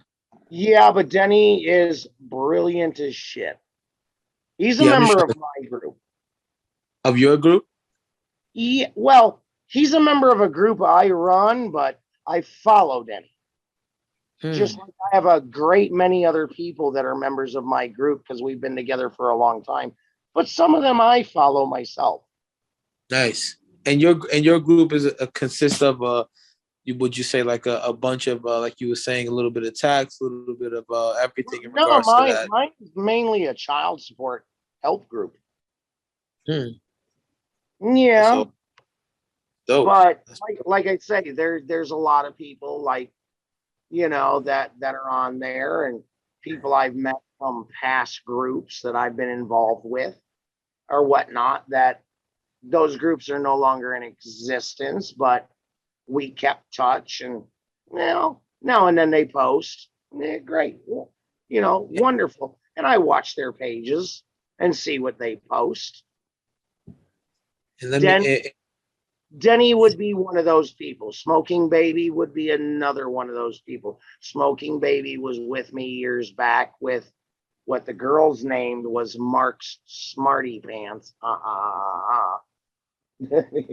Little underground group I did, you know, on Messenger, but it was only about 20 of us. We didn't let the general public in there. We didn't want the stupid questions. You know, just learned people. That was it. This way we could discuss things openly. And that's how I met the man. Nice. And he's I think I found him right here, a former production manager. I don't know. I haven't been to the page in weeks. I think it says a negotiable instrument template and attachment instruction. Oh, you mean Denny? Yes. Yeah, I believe he was something in productions. Gotcha. Yeah. Shows a man with a little facial scrub. Yeah. He got a little beard under it, like a nice little beard. Look like he's in the hills somewhere. That's Denny. That's Denny. Nice. Just know you got to give a lot of leeway. A lot. No problem. Can I jump in for a minute? What's that? What if I jump in for a minute? You know you're allowed to. You're above. Yeah. Yeah. I mean, a lot of military, they're being put in the brig and bread and water, trying to compel them to take the jab, all this coercion and everything. And then it started me thinking about that SF-180 I did to get my records out of the National Personnel Center. There's a form SF-180, and you fill it out and you get I want my oath of office, and I wanted every SF-61 appointment to public office that they have in their records. And this is how it came back. I put my name there anyway. So it came back like this: Sean S. Haggerty. You fucked up. No, this is how it came back from the Office of Personnel Records, and the address in the veteran's name was last name, all caps, comma, first, middle, proper case. The last three of the social and the requester number. So that's one name. There's two different names so far in this thing. We come down here. It says they've been a seal affixed has been affixed to the separation document to attest to its authenticity. The oath of office is enclosed, and the SF-61 appointment to public office is not a matter of my record. They fucked up in the spelling. Without the SF-61, I've never been appointed to public office. And if I've never been appointed to public office, I've never engaged in a trade or business and never earned income or never earned wages. That's why I went after this SF-180 to have them produce every appointment to public office to rebut that trade or business Title 26 definition in 7701 to show that I never had income because I never held public office, which means I was not an employee by the definition of that Public Salary Tax Act we heard a few hours ago. So the oath of office came with it. The SF-61 is not a matter of my record. And when we come down to this oath of office, you see at the top, authority of Title 5, 3331, and Executive Order 4397 is what this Air Force form is under. We come down here, and the person that took the oath was the all cap, first, middle, last, all caps, Social Security number. Yep. Is what took the oath, not me. So the Social Security card has been appointed second lieutenant, and and I, Social Security person, having been appointed second lieutenant, solemnly swear affirm that I will swear the Constitution against all enemies, foreign and domestic, bear true faith and allegiance the same, that I take this obligation freely without any mental reservation or purpose of evasion, that I will well and faithfully discharge the duties bound in my office which I'm about to enter. The so help me God is in all capital letters, which makes it not part of the page, which makes it not the Title 5 3331 oath. This is a forgery of an oath. And then Yes, and if we look in the code, the U.S. code, which I'll drop in the links in the comment section, it is not transliterated that same way. It is an upper and lower case. This here is a forgery. Yeah, this is a forgery. And then down here, type or underneath that, the type or print the name, grade, and organization. They put first, middle, period, last, 2LT USAF. And it's all capital letters. That's a fictitious entity name. Yeah. Yeah. And so, the Social Security person was appointed second lieutenant, and the office is this mangled up letters and appointments, and then down here was the person who swore me in. So my thinking is, all these people in the military who are trying to get jabbed, they want to jab the person that's in the office. I say, taking your Social Security, get your oath of office, taking your Social Security card, and say, go ahead, give the person who took the oath the frickin' jab. Here's a Social Security card, stab that Social Security card. I didn't take the oath.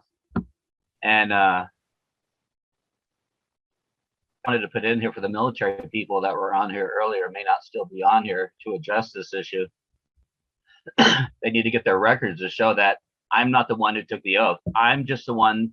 I just loaned my consciousness and ability to that 2LT USAF, this type and print, name, grade, and organization down here, that first middle, period, last. All I do is loan my consciousness and ability to that fictitious entity so it can carry out whatever its duties are. I do this. I've done the same thing with the driver's license. The driver's license was issued to that piece of paper, Social Security card, and that Social Security card is incompetent. So the driver's license was issued to an incompetent, knowing incompetent by the state, and that's why it needs insurance. So that driver's license, in order for it to carry out its purposes of its being created, I simply loan my consciousness and ability to that license. And when that license borrows my consciousness and ability, I'm no longer liable for what that license does with it. And I've actually won cases doing that. When tickets in the past, when I write up my documentation to the court, and they just throw it out. So the same thing for the military members. The human man, whatever, never took that oath. It was a Social Security card that took that oath. And so that social security card needs to take the jab, not the living flesh. Right, it's the name and number that identify the record. Again, that social security name and number is what took the oath. Yeah, So the and those aren't even mine. So the Social Security Administration, you could go jab the secretary. Whoever owns that name and number should have to go take the jab. But it's not the human, not the living flesh that actually occupies that thing. But it's interesting. There's like 1, 2, 3, 4 different names on this record, which mangles the DD-214, which prevents me at 60 from getting anyone who has a selective service number has retirement at the age 60 in the system. But because the names are mangled, there's a disjoint in the system, so that the benefits can't flow because the names are all fakatka, like you see in here. So I just wanted to show that to the veterans or even the active duty people. They can do an SF 180. I'll pull it up again. SF, come on. SF 180 for the OPM. Nice. Request for military records. And for the people who didn't actually serve, but have a selective service number.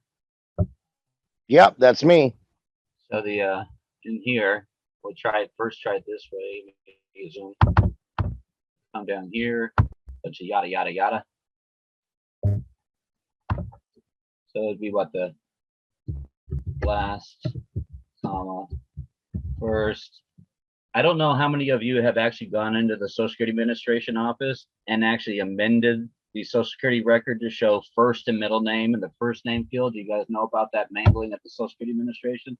SS5, right? Well, yeah, but legal, GAL. Is that the 521 form when you are removing it? Middle. Okay, look at the definition of the legal name. While that's pulling up, and go over here, I'm gonna put in 6,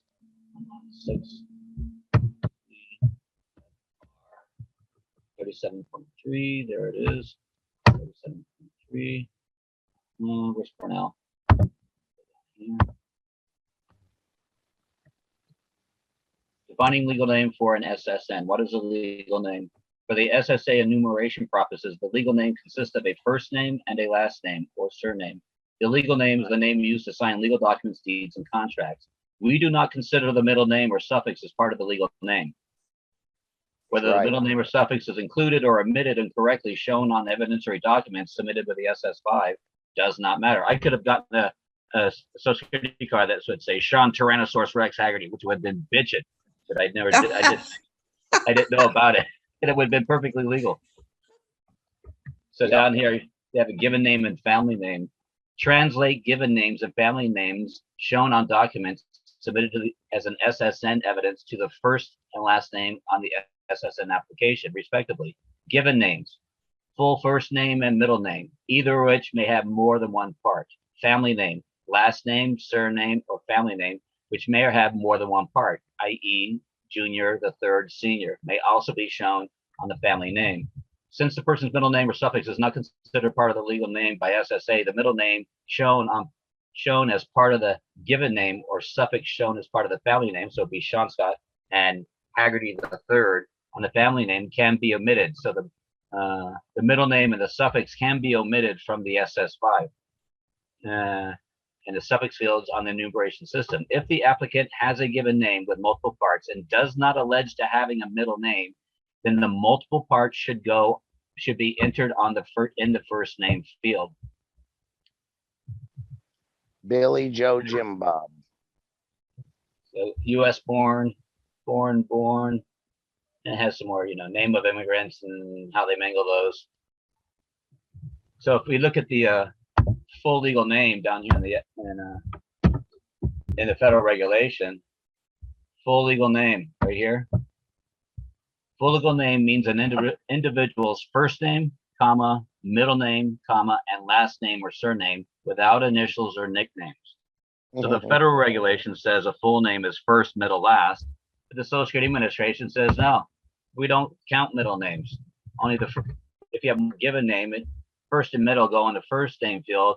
and last name suffix goes in the last name field. Either the Social Security Administration is in violation of federal law, or the Social Security Administration is foreign to the United States, which is what the fact of the matter is. The Social Security Administration is foreign to the United States. And not to cut you, brother, but I've actually seen a case. It was from a very long time ago to where they did a screw up on the middle name and the guy tried to fight it. And they were like, no, it doesn't matter if they screwed up on the middle name because middle names don't count. It's true. And there's something significant about it though. So I don't use the SS5. When I went in to correct the record and I put Sean Scott in the first name field, Hager last name field, I brought in, where's SS5? There we go. SS5, where's the other SS5? See the SS5FS? Yep, foreign status. No, from outside the United States. So when I filled out the SS5 as a 13-year-old and signing that thing, using the SS5 admits I'm in the United States. So I came in, I brought in the SS5FS because I'm in Arizona, or I was at California, outside the United States, and he freaked out. Where'd you get this? But he still took it. So I use the SS5FS to not admit that I'm in the United States, because US citizens have no rights. He did this years ago, guys. So I did what, 3 or 4 years ago. So I brought up here middle name because of the SF180. That's right, the SF180. Are you So guys here, familiar with that Judge Ann Ruwitz? what about Anna? Are you guys familiar with her? What, Anna Wrights? Is it Wrights? Yeah, she's Von a Ritz, kook. Anna Von Ritz. Yeah, what about her? No, I was asking for me. I've been studying a lot of stuff from her on site as well. Okay. So on this SS5, they're asking for a social security number. They lead you to believe to have last, first, middle. So I made sure I filled out the when I corrected the name on the SS5FS, it rippled through the entire system and was shut down on my accounts because the names didn't match anymore. I had to go get records from the Social Security Administration, take it back into the banking center. The banking center entered stuff into some system of records, and the following day, all my accounts were unlocked and I could use them again. So when I did the this SF180, I did last, comma, first, middle. I didn't put a comma between them because there is no middle name associated with a social. You know what I mean? Yep. It does it for itself. Okay, escape. Go.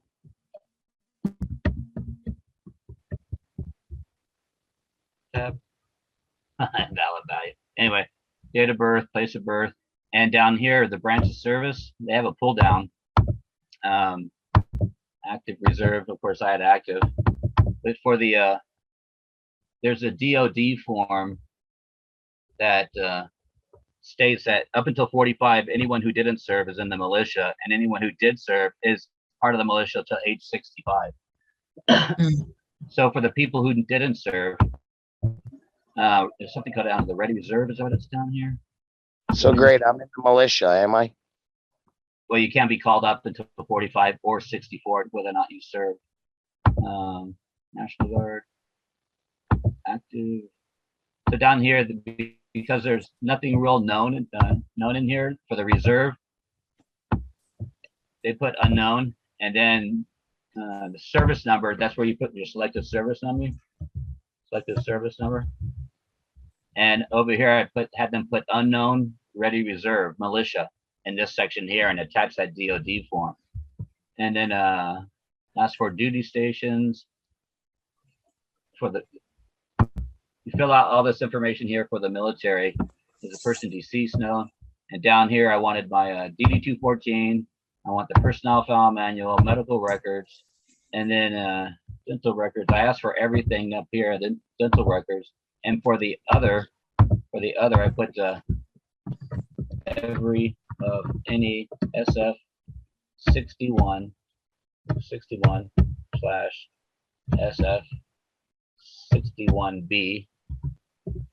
61B is the accepted to the appointment. They can appoint you, but you have to accept the appointment on file related to the person above. And wouldn't that be Secretary of State, correct? I don't know what you're talking about. Well, because I know with the Secretary of State, you can do a resignation of registered agent. So wouldn't acceptance also be with the Secretary of State? Well, the SF-61 is something that's in the military personnel, in the Office of Personnel Oh, Management. okay. So, Gotcha. and in order for me to be engaged in a trade or business, I have to occupy public office. To occupy public office, there has to be an SF-61 on file.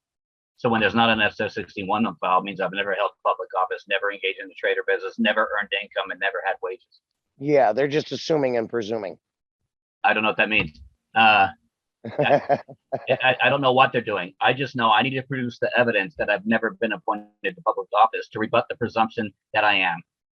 And so that's why I got these FOIA records from the OPM. And down here, I put down here, I put genealogy, personal, employment. I just checked off the ones I wanted, and then I filled it out and sent it in. And it was, I am the military service member. The other one would be, I am the selective service registrant for the selective service people. Selective service registrant. And if you haven't updated your selective service account, you log back into selective service and you can update your mailing address. And the reason this is because with that birth certificate name that's on the birth certificate, back in 1934 when they did that gold confiscation and everyone went and deposited their gold into the bottom of the Federal Reserve building for the Exchange Stabilization Fund, when they wrote out the receipts for the gold, they said, well, you know, someone could come in here and forge the receipt. So guess what? We'll spell the name this way, so anyone coming in here will get it wrong.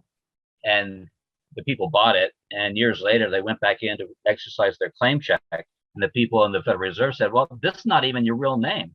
This looks like a forgery, so we can't give you your gold back. They fucked them over. So the spelling of the name is the tricky part, because where was I going with this? Spelling the name, fuck you over the name. Because my birth certificate has a first, what looks like a first, middle, last name with spaces between them. And the birth certificate is what goes in with the SS5 form, SS5FS preferably. That is the birth certificate is the security behind the IMF account created through the Social Security Administration to the IMF based on the Exchange Stabilization Fund. And so if the name in the Social Security record does not match the name on the birth certificate, there's a disjoinder. And now if I were to try to call one of your bank accounts and I only knew your first and last name and you have a middle name, and I try to call in and pretend I'm you and I don't have your middle name in there, or I'm not going to get into the account. So the same thing with a set off and discharge, because the Social Security number is tied to the estate. We got that out of a probate court. The judge about puckered himself. He lurched up the chair. Okay, well, you just bring it in and we'll record it. And so the Social Security number is tied to the estate. Yeah.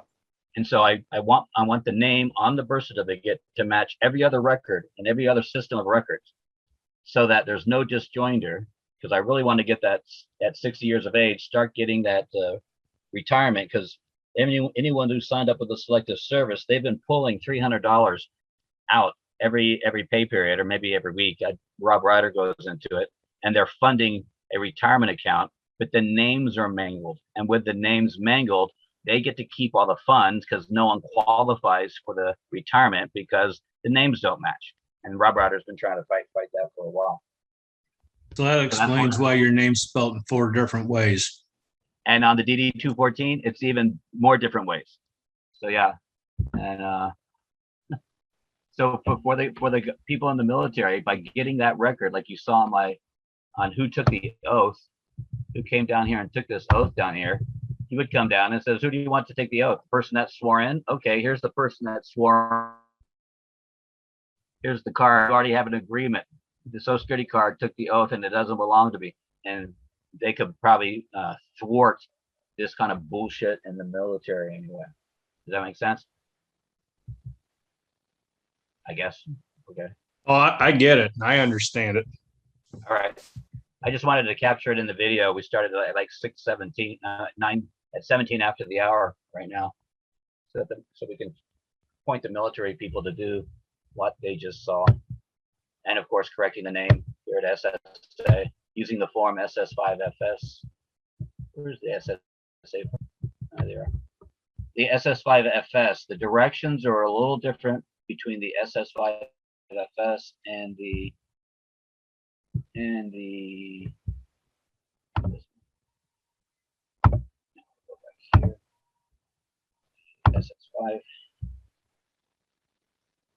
I don't know if I remember the differences. I haven't looked at it in so long.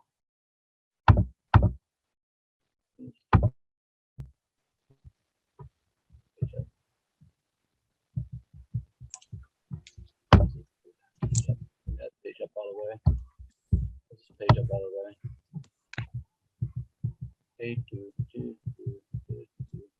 Anyway, you go back through here and there's some minor differences between the directions. There's some minor differences, but otherwise the form's largely the same.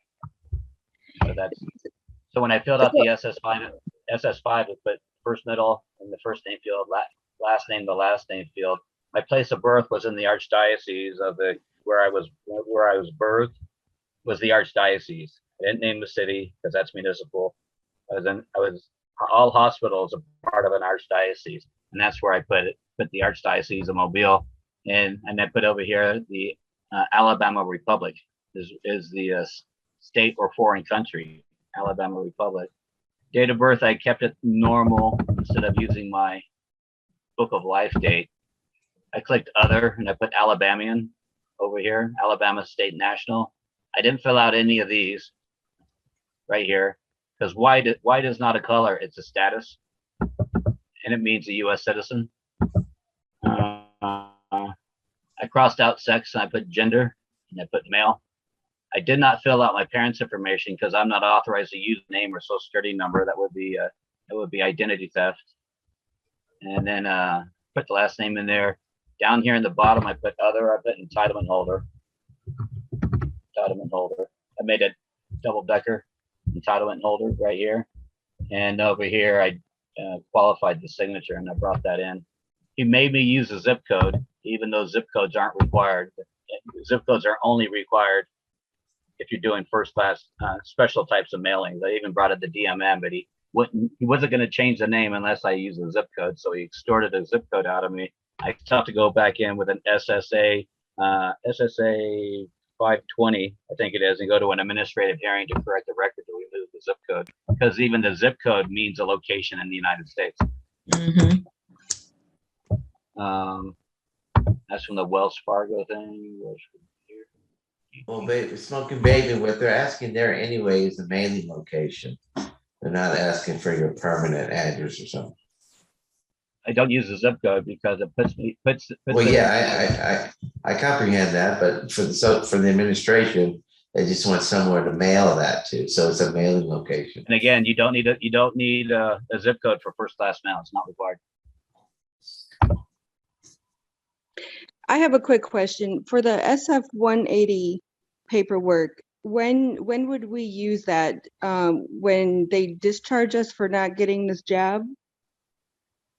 No, I use the SF-180 to get my military records and my oath of office out, because the oath of office over here, page up.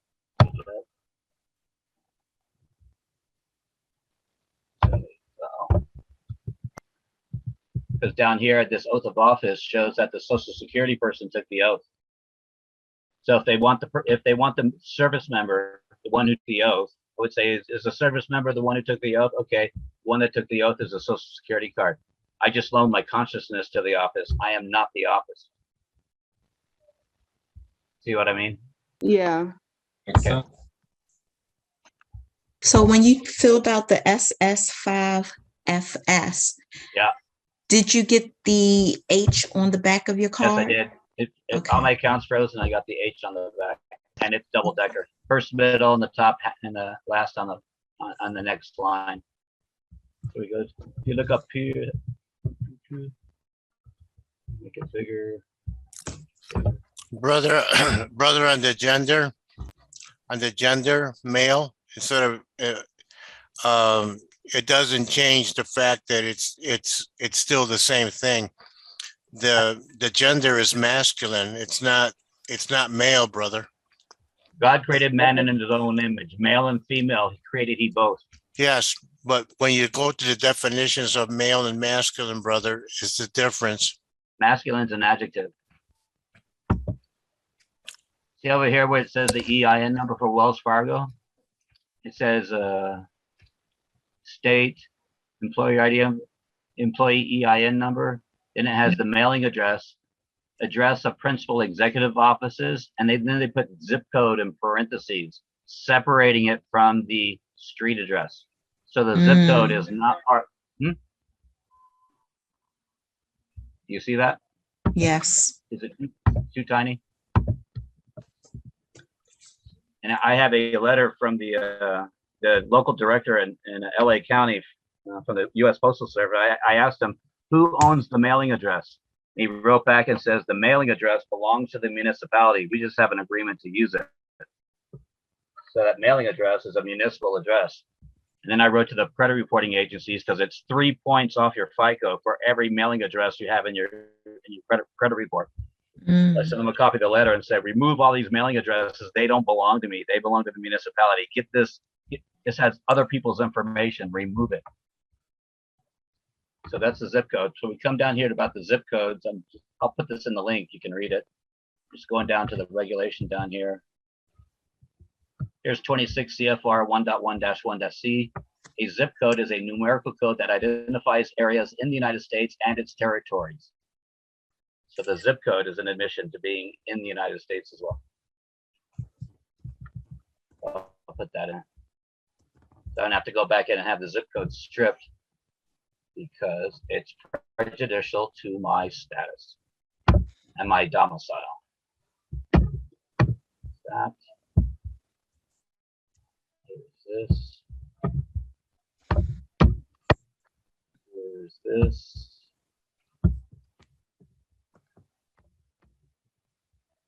Here's this. This is the SS5. Here's the FS. That one. What else do I have to give you? What else was I looking at? I think that was it. Wells Fargo. Zero that out. I was just having dinner, and a friend of mine was talking to me about how they were mangling, how they're abusing the service members who refuse to get the jab, putting them in the brig, not feeding them. So I figure it'd be fun to go and have that quarried out, given the admissions that they have in the. But that's also why all these living men and women that go out there and wage war are not protected, because they never took an oath. They're mercenaries, which puts them available for war crimes because they're not protected. There's a life insurance policy on the dead bodies, so if they get killed, they get paid out on key employee insurance. Even if they murder themselves, they still get paid on key employee insurance. But they can be charged with war crimes. I just wanted to share that and make it on the record here, so when the military people watch it again, we can point to the 15 minutes after this 9th hour, or I guess whatever hour it was when it started. That's all. I appreciate you. Awesome, brother. I also, you guys know about the bankruptcy creditor number? Bankruptcy creditor number. Creditor number.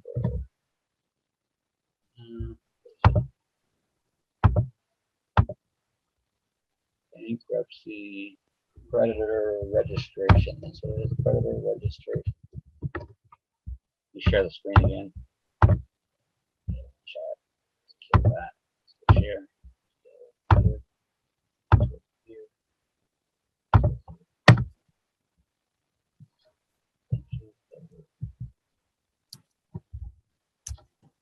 Where is it? Wow, they changed it. Let me take off the all caps. Maybe that's why. Creditor registration.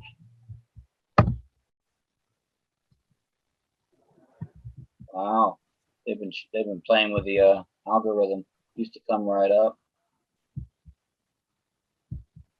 Yes, U.S. courts. U.S. courts. Bankruptcy. National Creditor Registration Service. There we go. National Creditor Registration Service. And when we go into, let's see, here.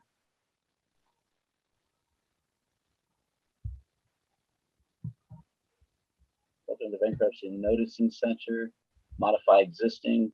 Sign up today. I want to receive notices.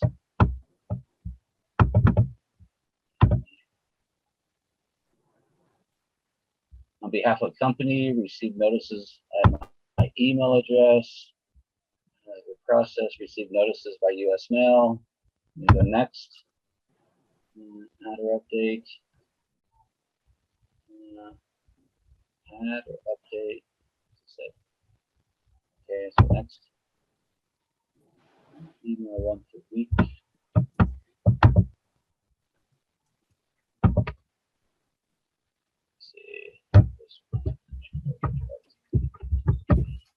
Oh, they don't let me do that. Can't copy and paste. So you come down here and you start filling out the name and everything down here. And on the next page, it'll ask you for, you can fill into like the 25, there's a field of 25 names where you can put in all these other names associated with that all caps name that I'm typing in here. And that's where I took that 2LT, all these variations of the names, I put them in there as derivative names in this BCN system, bankruptcy creditor number. And I submitted that bankruptcy creditor registration number in with my name decree. And I wanted all these other derivative names collapsed and merged into my name decree, consolidating all the fictitious names. So that's what this bankruptcy noticing center is. I figure I might as well go in and register myself as a creditor if I want to be a creditor to the bankrupt nation, right? I might as well. If that's interesting, I think it's interesting.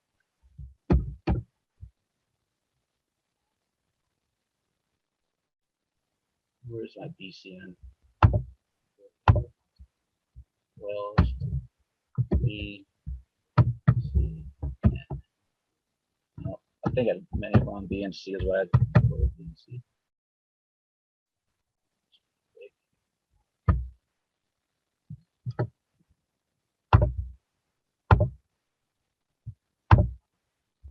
You get done, when you go through the whole system, you get to the end, you'll have this form here, confirmation form that you print out, and it has all the information.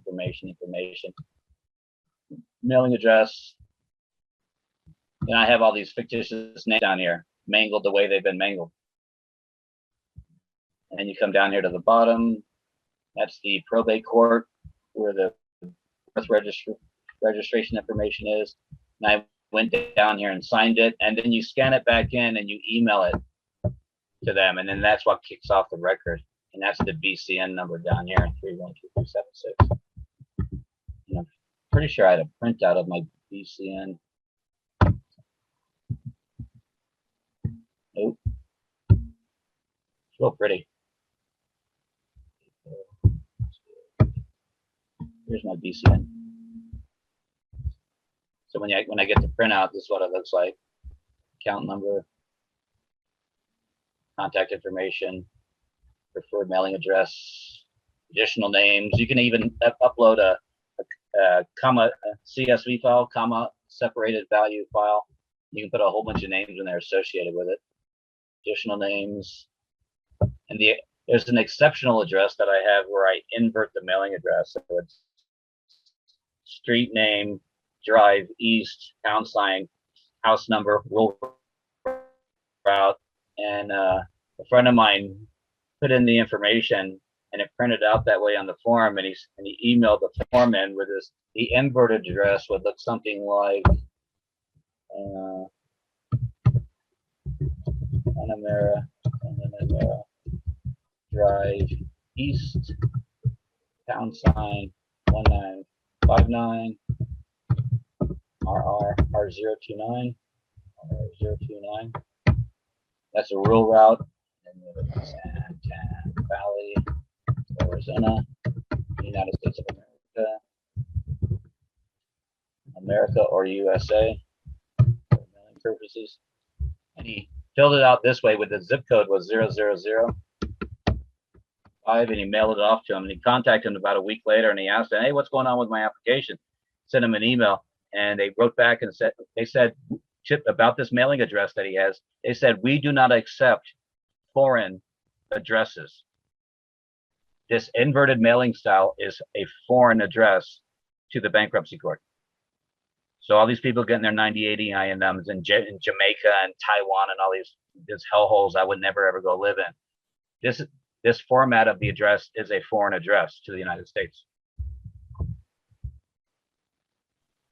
which I think is cool. Let's see. So basically, we can use the homestead address in that format, and it is foreign, and still get a 98. Yeah, as a foreign address. And this 1840, I think it was. What year was this? 1863, about the mailing. Stands down here, number 22. And being enacted that the rate of postage on all domestic letters transmitted in the mails of the United States, not exceeding 1/2 ounce in weight, shall be uniform at 3 cents. That's all we need to see. You look at number 23, though, that the rate on postage on all letters not transmitted through the mails of the United States, but delivered through the post office and its carriers, commonly described as local or drop letters, not exceeding 1/2 ounce in weight, shall be uniform at 2 cents. When you go inside the post office, they have that little slot on the wall, and it says local drop letter. That's where the non-US mail goes, because there's 2 different mail systems.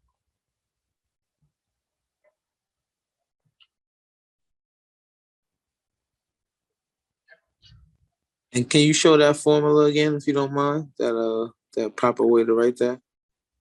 The inverted way? Yeah. I can show you. Let me go page up. So again, I still send mail with 2 cents using non-domestic mail. I think I have one down. No, I want to do that. Cancel. Go here. Because this is what I put on where the cancellation stamp goes for the 2 cents in that area. I have a stamp made that shows this 12 sections at large, which we just read, local drop letter. And then on the back of the envelope, this is what I print. Notice the carrier. This envelope is a first-class non-domestic mail. As such, it does not require the postage you're normally accustomed to. You are not authorized to make legal determinations on the proper amount of postage affixed to the envelope. Doing so has potential to make you liable in your personal capacity under the following criminal code.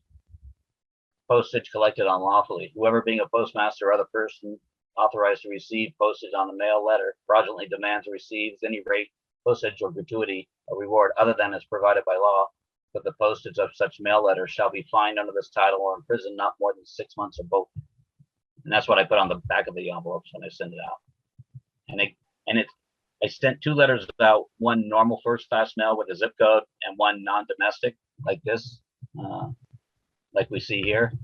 And the 2 cent mail got back to my house a day earlier than the zip code mail got to my house. We're gonna do a Quickwood, Bad Spring, Virginia. I don't even use the zip code. I write zip exempt in here. And you want to go look at the format again? Well, let's see how we get the format first. USPS.com. How do I get the rule route is the question. We go to tools and go to zip code lookup. So we go tools, zip code lookup. address. We'll type in 1959 Commodore Drive. Take out the RR. That's San Tan Valley, Arizona. And when we click find, here's the standard delivery. Delivery address is a military thing. You deliver ordnance, so the delivery is military in the Lincoln's corporate overlay. You see down here, they have this other one down here with this last 4 right here. You click this down arrow, you have right here carrier route. R029. That's how you find your carrier route.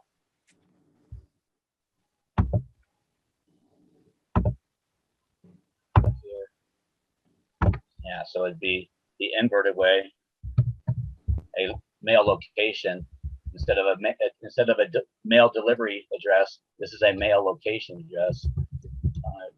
Drive east, pound sign 1159 RR.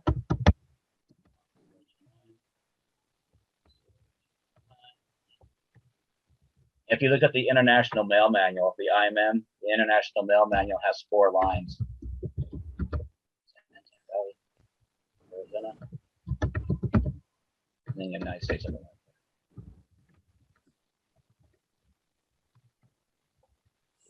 This up here. You can also read this USA instead. USA. Remember the state of Texas used to have TEX, Alabama was ALA, Florida was FLA before the 1969 Mr. Zip Code came into play. All the states had their 3-letter identifiers, just like Deutschland, the EU, France, Yeah. FRA, ESP, Spain. That's because the states were still sovereign back then. Then they had a financial crisis, and all this. They met. Paul Volcker met with all the governors, and all the governors reincorporated their state-of corporations and reincorporated them under the U.S. corporation, and the Buck Act, right? And they took in and then the 3-letter state republics took on their 2-letter subcorporation identifiers of the parent corporation in the U.S. and the zip codes are an overlay. Right. Yep. And that's where they get the idea with the names from, essentially, right? Doing it with the quote unquote humans. So they started out with the sovereign states. Well, then, Lincoln came in and conquered everybody, and I typed in the chat a while back, Title 22, 2715C, and that birthright is being administered by the Secretary of State in D.C. and is held in trust for the claimant. It says in that Title 22, 2715C. Care of non-domestic. Care of non-domestic. Right. And you were saying that you have a group as well too, right, Smoking? What? You were saying you have a group as well? Me, no. Okay. So this is the format I use for the inverted, for a mail location, not a delivery address. San Tan Valley is a city? It's the locale, that's what it's called here. It's an unincorporated area. And someone went and got their driver's license this way, and it did something quirky in the system, and he got pulled over one time by the police, and he's not part of their jurisdiction. They couldn't write him a ticket because his address is not part of their jurisdiction. It's foreign. And he filled out the driver's license that way, you saying? The application, yeah. Wow.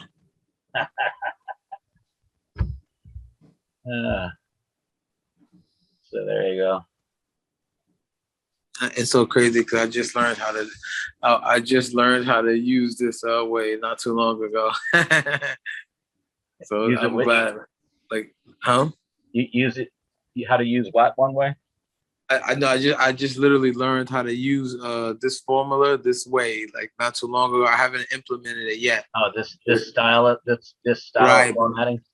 So when you brought it back up, it was just like it's just dope to see it in just like that's just learning why it's being used that way as opposed to so that's awesome. International mail address format. This is the International Mail Manual, IMM.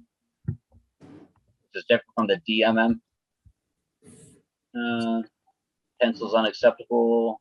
Mail may not be addressed to a person in one country and care of a person in another. All these rules in here.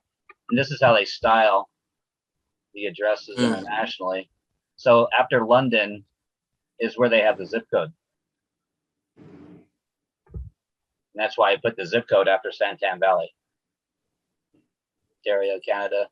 And so this is the styling for international mail. So I would style my address internationally if it's foreign. I wouldn't style it normally like we do if I'm going to say it's foreign. This is the International Mail Manual for style. There's nothing like having fun on a Saturday night, staying home and reading the International Mail Manual. You know, that's what gives. That's where I get my kicks, baby. Right. Right. This is beautiful, man. Oh, what's everyone else doing? I wonder for kicks. Oh man, there's all kinds of weird fields in here. Commercial mail delivery, no. E-lot, this E-lot ascending, descending. That's interesting. Private mailbox number, PMB. That's where you have you go to a little place and fill out a form. LAC, default flag, EWS, E-lot number. I don't know what all these mean. I've been slowly trying to piece through them. That's where that comes from. And if you haven't already, go down to here, down to the bottom of the page here. They have this business gateway right here.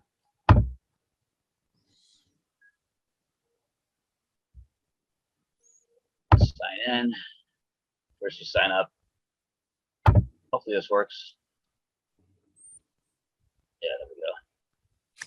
There's this whole different area back here with all these other mailing services and all this information back here. And part of it up here is you see after Sean Scott Haggerty, that 241-60092, that's a customer relation ID number, a CRID number. And there's also a mail number. So whenever I make a complaint to the Postal Inspector General, I have a contract with the Postal Service because I have a customer relation ID number, a CRID number. Down here, you have the MID numbers. They changed this whole format recently.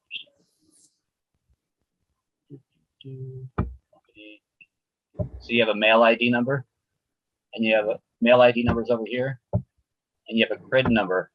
And the mail ID number you can add to your mail for better routing and tracking that way. That's what the mail ID goes down with the zip code, like a barcode.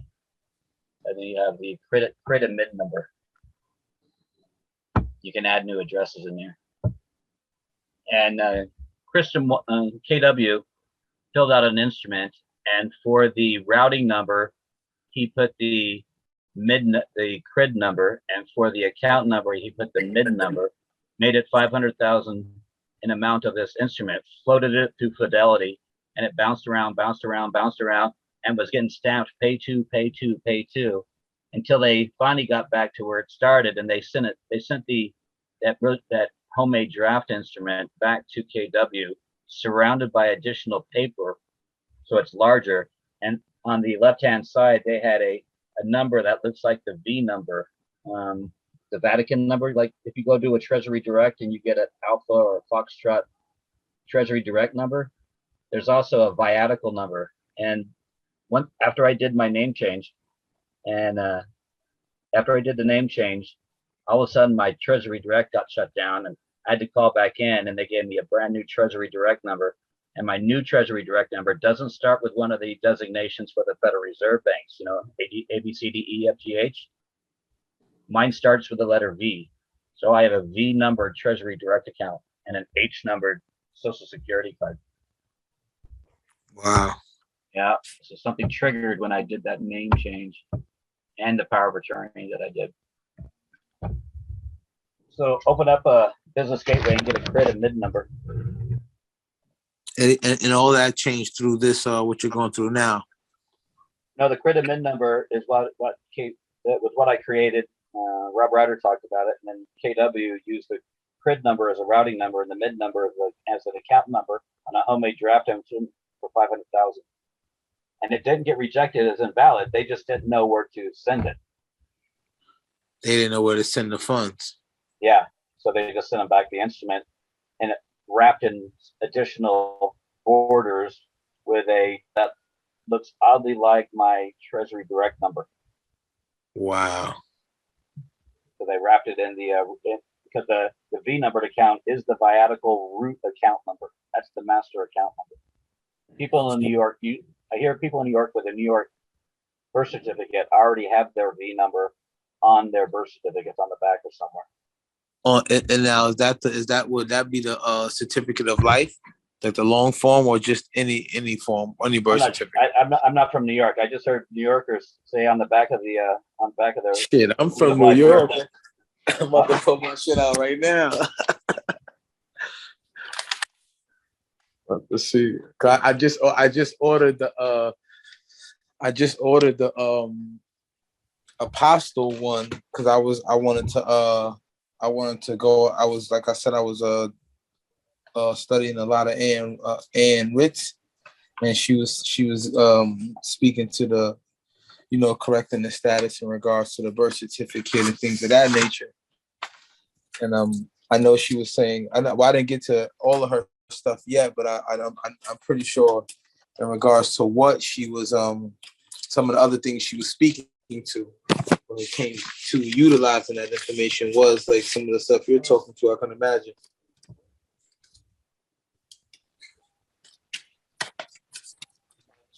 Pull up this birth certificate right now. You see here it says the full legal name may not include initials except where they are an adopted trade name.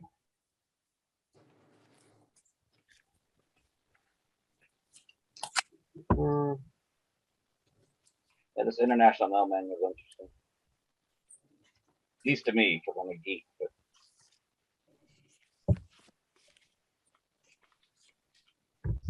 and then we do the DMM. I'm looking at mine right now. My birth certificate. The Domestic Mail Manual for addressing.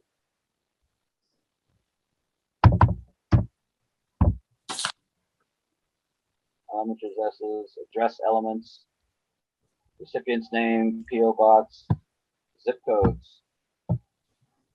Zip codes are required on Priority Mail Express, commercial first class mail, first class package service, commercial periodicals, USPS marketing, packaging services, and parcel select mail pieces. All mail sent to military address with the United States, APO, FPO, official mail, business reply mail, USPS return services. So if it's not one of these types of mail, commercial first class mail, first class package service, so regular first class mail does not require a zip code.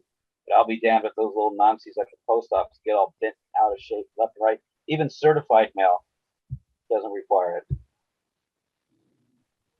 Because they can't force me into the United States zone of influence. They can't traffic me up from the private side in the Republic over to the military side. And there's a way into that postal terminal, a little computer thing, where you click some buttons and there's new screens that actually don't require a zip code when you do certified or registered mail. My God, they're Nazis. They're bent. What does it say on your birth certificate? I see a number in the top right. I'm not sure if that was the number you were mentioning. Then I see also a number at the bottom under a barcode. I don't know if I can share my screen on here. I don't know. I mean, does anything start with the letter V? The letter V? Victor. On the back, there's a VR-134-308M. Is that the live birth or is that a birth certificate? It's a certificate. You have your certificate of live birth? No, that's the one I have. I ordered that one now. I ordered it today, actually. Because each one of the birth certificates are derivatives and they have a unique issue number, like a stock certificate. Each one has a unique identifier, but the certificate of live birth is a single issue. Yep. That's the root. And that root and that number on the CLLB in New York at least should be a V number to count.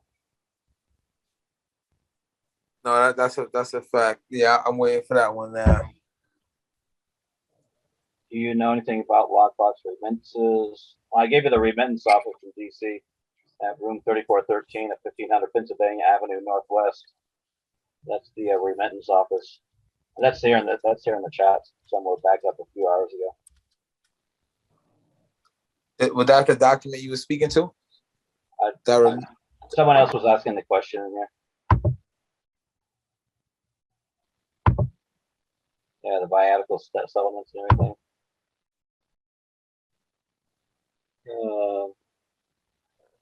So that's for the service members.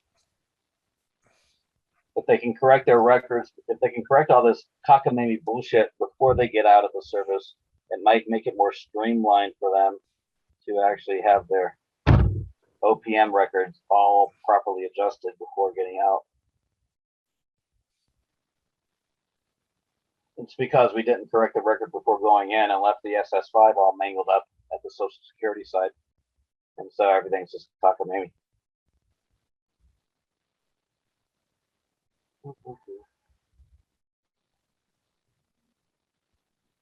Yeah, the OPM's a FOIA request, and I also did a FOIA request with the FBI to show that I don't have any Title 27 associations, and I also did a FOIA to the Treasury Financial Management Services to ask them for the Clayton Act forms, Form 2678 and 8655, which is an authorization for withholding. And so there's never been an authorization to withhold from my pay. There's never been any Title 27 alcohol, tobacco, firearms trade or business going on, and I've never held public office, which means I've never had a tax liability my entire life. And I'm now in the tax court in my second round to go back and scoop all the excise taxes I've ever paid in back, because I've never had a tax liability, which means I've never been a tax debtor. I've always been a tax creditor, which means everything I've put into the system, I now get to recoup back to me by doing the 2603 tax liability assessments, which we talked about earlier in the day.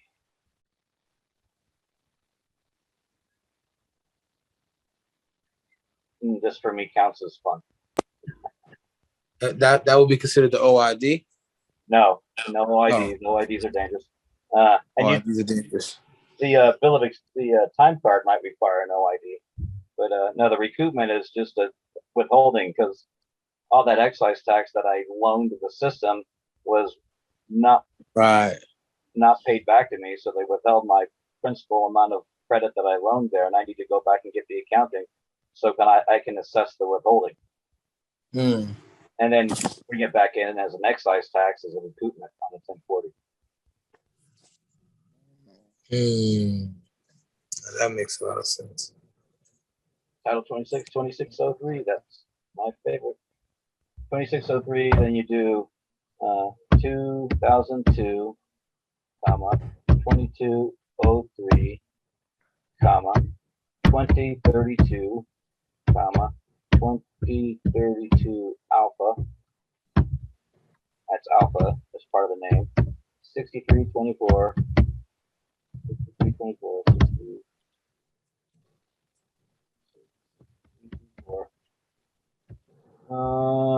That's pretty much all the sections you need to know. In Title 26, it's all 26 US C. And then, you know, Title 31, 31, 37, 13. United States has a priority claim. Your screen is not sharing too. I put it in the chat. Okay. Those are the only code sections we need to care about. Gotcha.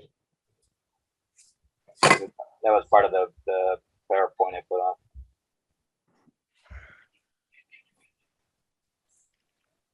Oh, sorry about that. I don't know. This thing keeps defaulting.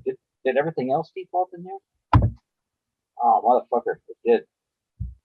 Someone sent me a private message and now it's stuck in that person's name. It doesn't go back to everyone, even though I put it on everyone.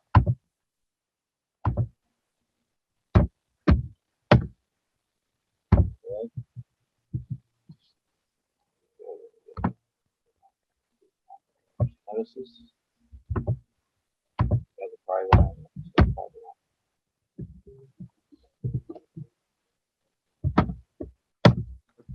More. I think it's going to me. Let me, can I help with that? Let me see. No, I'll do it. I'll do it. Not that I'm mad. I'm a lucky one. Let's see, IMM. Here's the DMM. Copy. I don't know, it's just stuck on your name. It's weird. Hold on, let me see if I can copy the URL for everybody. Code sections coming into the messenger. Yeah, I'm getting everything you're posting. Oh yeah, now I'm doing it to everyone now.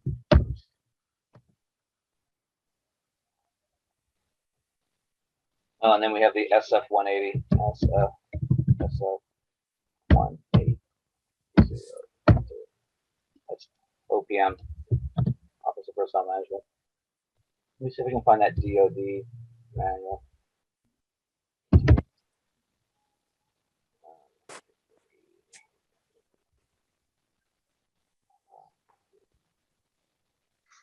Militia. Let me find the militia thing. Militia. Yeah.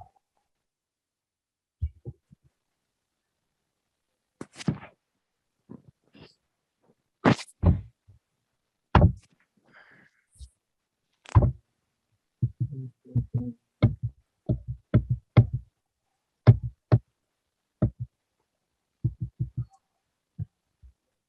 not so sure.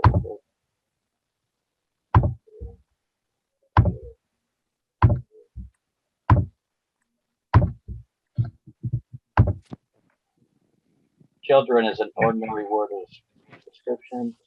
The word child or children in their usual sense are words of purchase. That's not for free.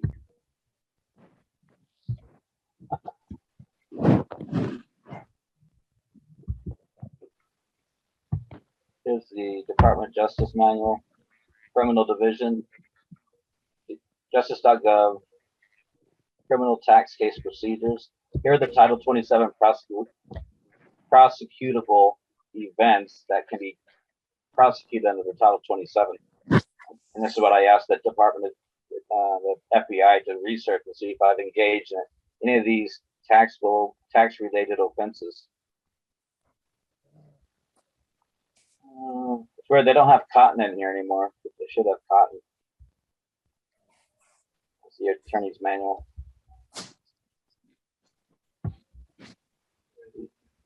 I was looking for the militia.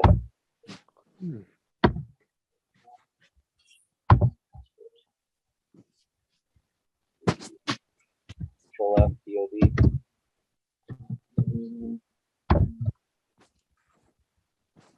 I keep saying I'm never gonna forget it where it is again, but I keep doing it.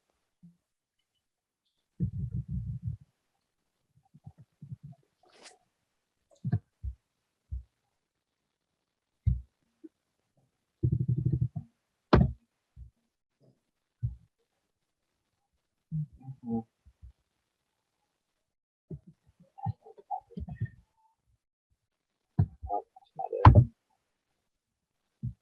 I saw that one. YouTube.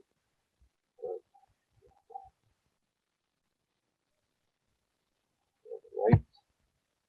Sovereign to serve. Getting tired there?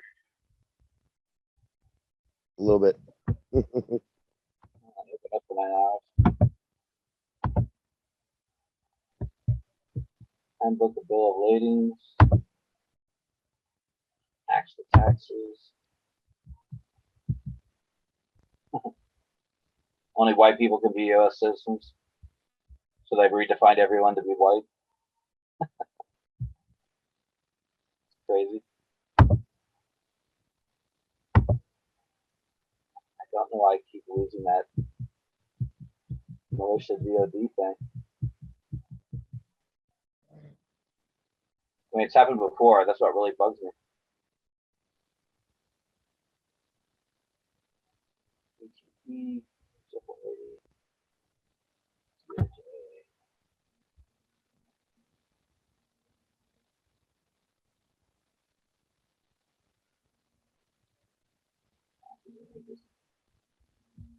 Well, if I find it, I'll get it over to somebody. I don't know where it is. That really bugs me. I'm not sure what I interrupted you guys when I came in. I'm not sure you guys were jawing about.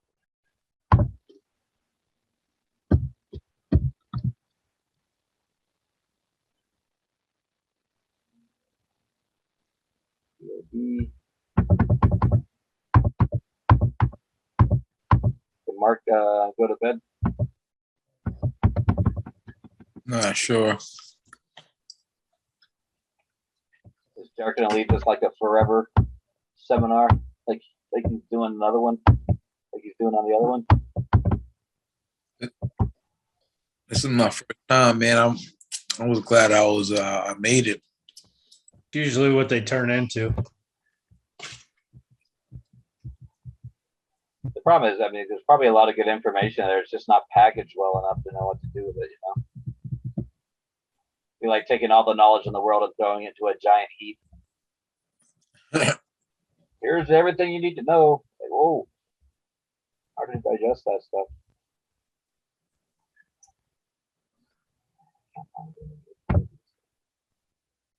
That really bugs me.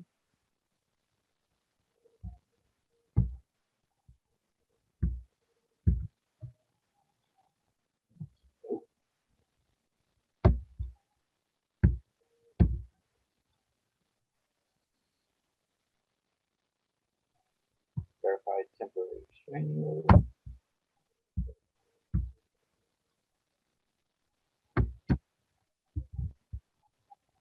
What's the next thing y'all are going to work on?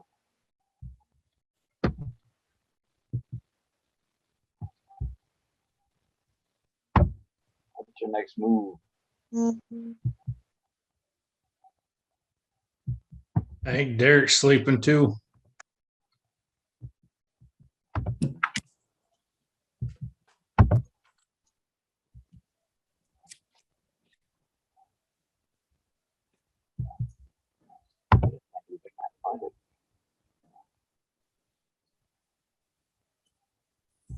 I just sent you a friend request, Mark, on Facebook as well.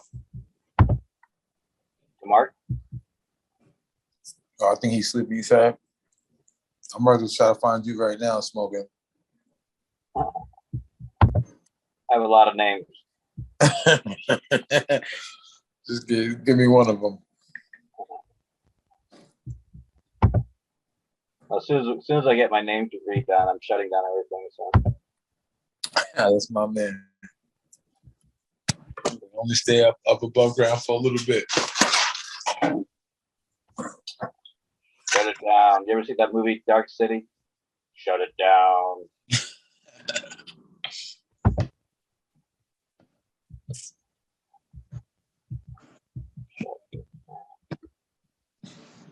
How often you guys do this? Like these Zoom calls?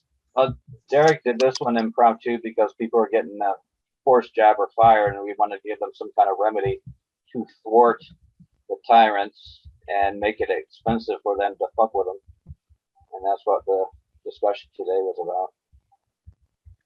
Yeah, you can fire me, but I'm going to take millions out of your ass and hand it to the IRS for them to scoop you out and leave you a hollowed out corporation.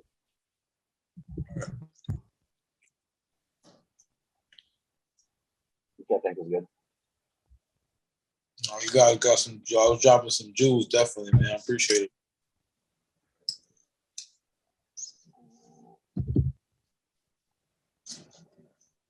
Man, so weird. I can't find it. Veterans Revelation. 15.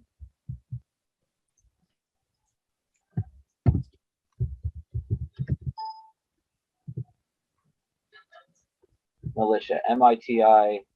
Militia. MA thing. Going on. That's what's on. Me not still so good.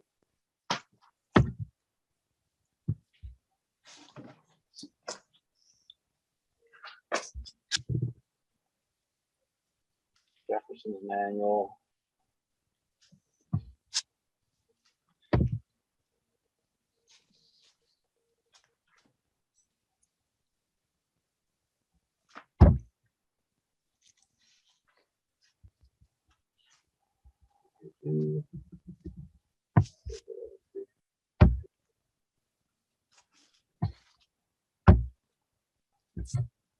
Now those are way too old.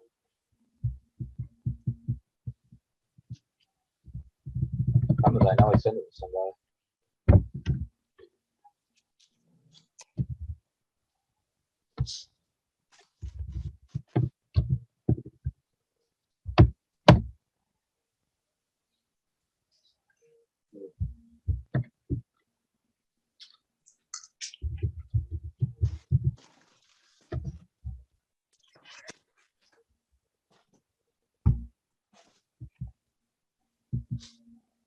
Oh, if I find it, I'll drop it there.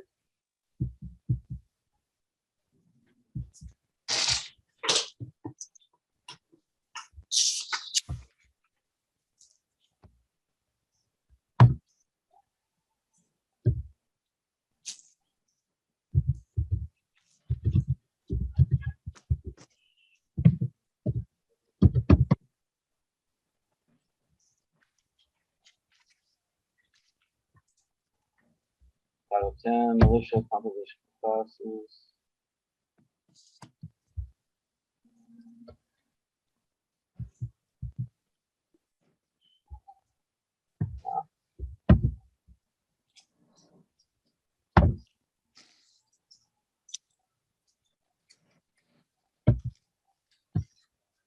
No.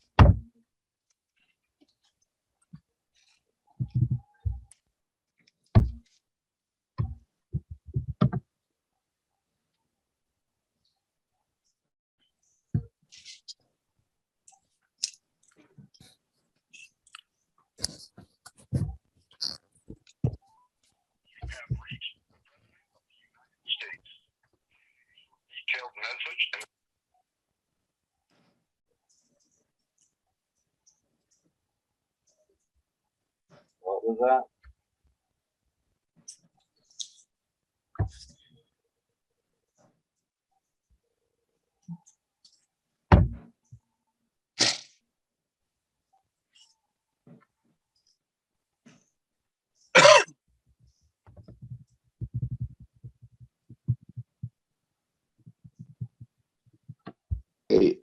Hey, Sean. Yes, sir.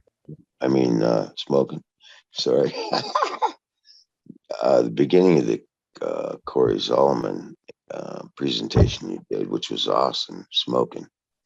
You mentioned a little bit about a foreclosure that I'd never really heard before. I was wondering if you might want to talk about that again. How you did changes of address and DBA. Well, you heard me a minute ago. I said the mailing address belongs to the municipality, right?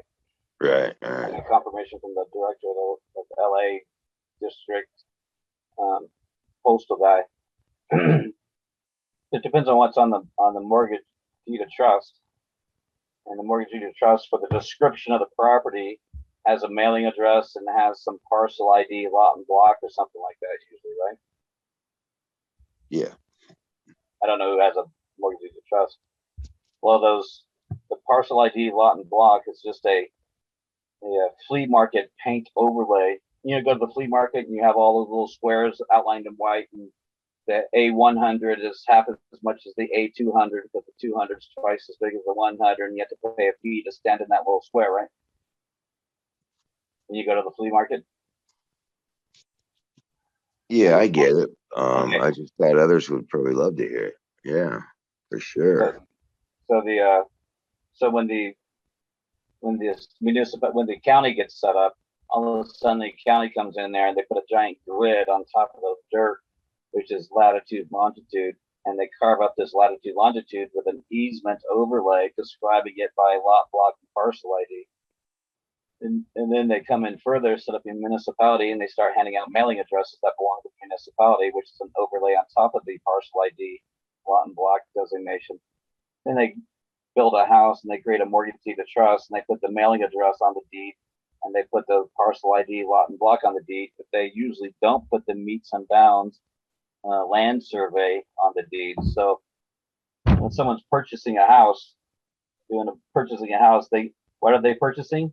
The right to use property that doesn't belong to them. The municipal ID and the parcel ID is what describes their property. There's a guy in Australia who got evicted from his property. Let's see if I can find it.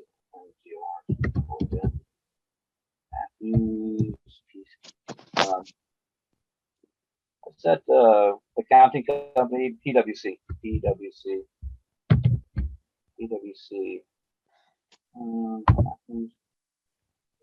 They've already kicked him out of his house, so let me share what they're doing here. They did down Australia's system, same as ours, no real difference. So here's PricewaterhouseCoopers is foreclosing on his property because he didn't pay his council tax, property tax. Used to work for them. Carrie Dancer Lane, 27 Exeter Roads, Sutton Forest, New South Wales. And it's coming down here, Douglas. That's efficiency. Where is it? Is that that's an FBAR filing? That number for the FBAR filing number? Yeah, he did that for filing. Yeah. It's not that one.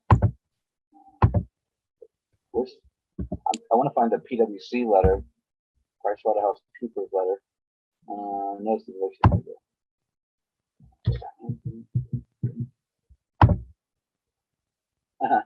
There it is.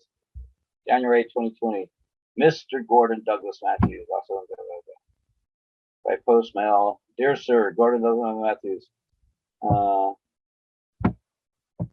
The property. See right here, the property? This is the property they're foreclosing on. The mailing address. Because his land registry was, because his dirt and twigs were described by a municipal ID and municipal designation called a mailing address. That's the property PricewaterhouseCoopers was foreclosing on. Not on the twigs, not on the latitude, not on the longitude, not on the land registry. They're foreclosing on the mailing address. Because the mailing address is an easement owned by the municipality. And if I don't pay the rent for using their mailing address, then they'll foreclose on the property because their mailing address describes the property that supposedly I'm living in. It's an easement. Oh, so we I wanted them to do a quick claim deed and quick claim the mailing address back to the municipality, and by special deposit, and then take the parcel ID, lot and block when it comes in that tax notice that comes in the mail that says parcel ID, lot and block, and the special spelling of the name and all this other crazy shit. Whatever the name is on the deed of trust, be like Mr. and Mrs. Smith, comma, husband, ampersand, wife. You would take that string that's on the mortgage deed of trust, just like that. My 2LT USAFA name is a fictitious business name. Well, so is the name on the deed of trust, Mr. and Mrs. Smith, comma, husband, ampersand, wife. That string would have to be registered as a fictitious business name and actually show who the real owners of that name is, which would be the proper full legal name for the husband and wife as co-trustees and co-beneficiaries.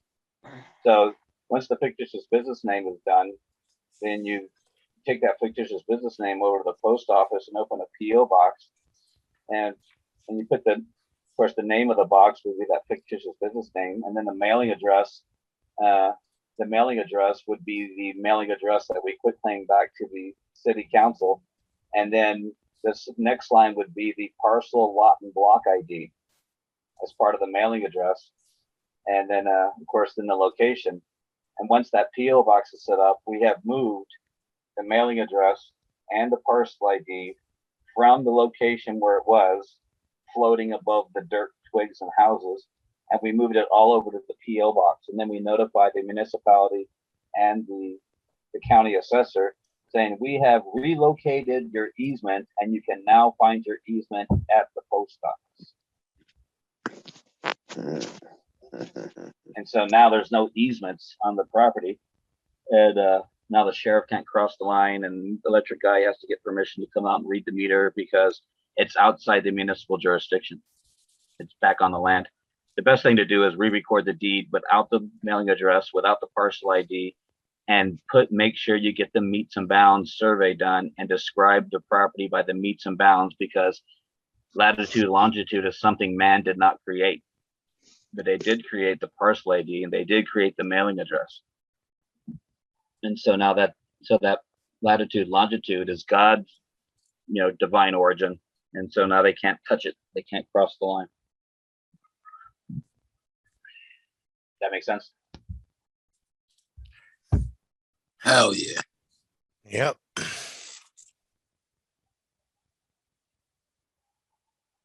Transcript of Smoking Baby with Carrie. Oh, Carrie, C-A-R-Y. That thing's floating around everywhere. People have been hitting me up with it since last Thursday. I go, oh. I wanted to kind of be anonymous. So that's PricewaterhouseCoopers.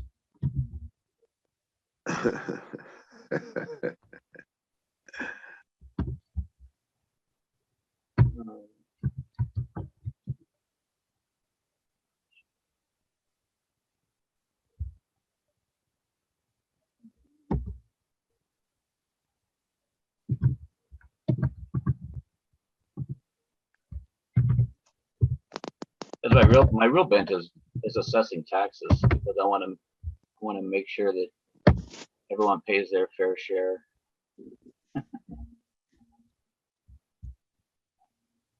Plus, it sounds noble. And if people have to, And I was going to ask you that letter that you spoke of in regards that you had put together for one of your friends. Is that more of a was that just more of like a favor, or is it like a template type of thing? What are you talking about? And I know you said that one that had your that they sent all around through the guy, and he would have had his address, they essentially would have cashed him that check. The V number, the V. V number. Oh, the V numbered account. What about it? Well, I was just saying, was it a template that you developed for him that was, or was that kind of like a personal thing? No, that was KW's invention. Say that again. That was KW's invention. Oh, KW's invention. Got you. Mm-hmm. You guys got a whole Avenger team on this side, huh? Yeah. Beautiful. Easy storm. Militia 65 below. Control defense to see if I found it. Maybe I found it. February 99. There we go. I found it. Shouldn't take that long. Share screen.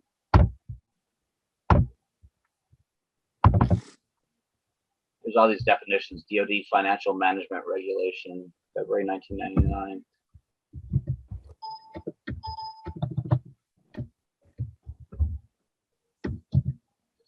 Here's militia. All able-bodied males, 17 at age, but under 45 years of age, or 64 years of age, a former member of regular Army, Navy, Air Force, and Marine Corps. So I'm on the hook till 64. Who are U.S. citizens and who have declared the intention to become citizens, female citizens who are commissioned officers of the National Guard. That's who the militia is. And then up here, what was the other one?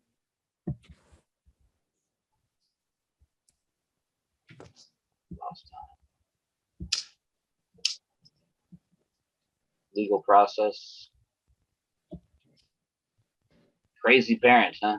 Local parentis, crazy parent.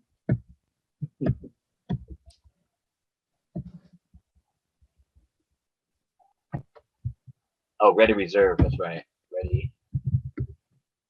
There's ready reserves.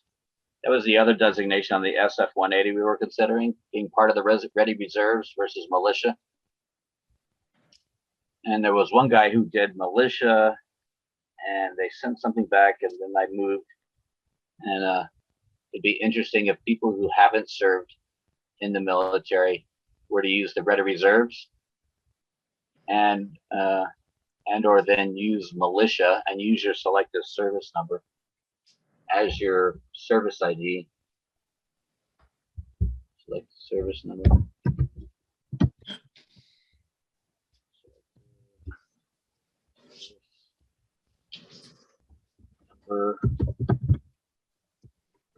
Look up.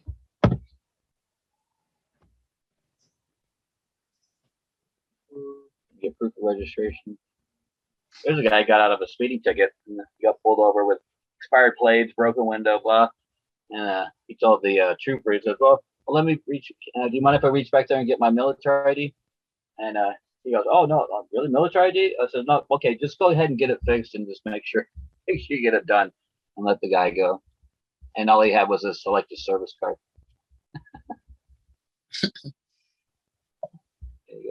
Wow, this stuff's sticking to my system. What's going on?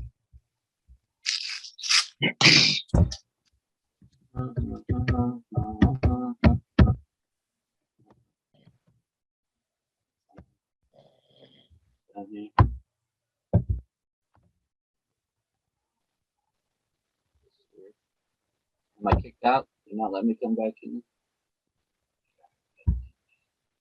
Is that all I mean? Oh, has to have all 4 years. Why don't you guys tell me? Leaving me out here to hang. What happened? Say once. Oh, there's no slashes. Oh, that's why.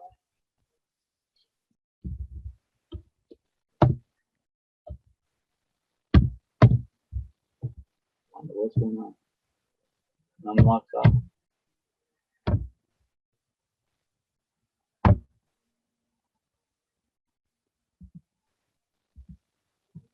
Now you can go in here. You can update. You can update the mailing address in here also. I would recommend you guys do that. Registration. Change your address. You're supposed to get the address updated within so many weeks of moving. And there's a penalty. There's a penalty if you don't. Let's see if I can find it. Penalty. Update your information.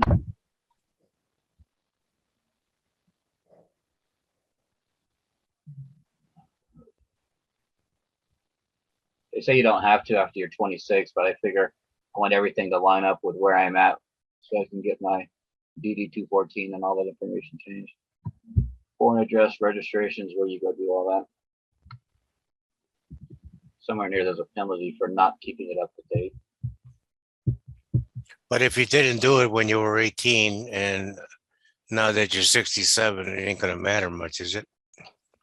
It'd be interesting if they would let you sign up. Oh. I mean, if you're never in, you're over 45, you're not even part of the militia. Yeah, there's some kind of regulation that says that you get in trouble if you don't keep it up to date because you're trying to hide from. I would do that too, all you military people. Even if you're in, update your selective service number. Military people.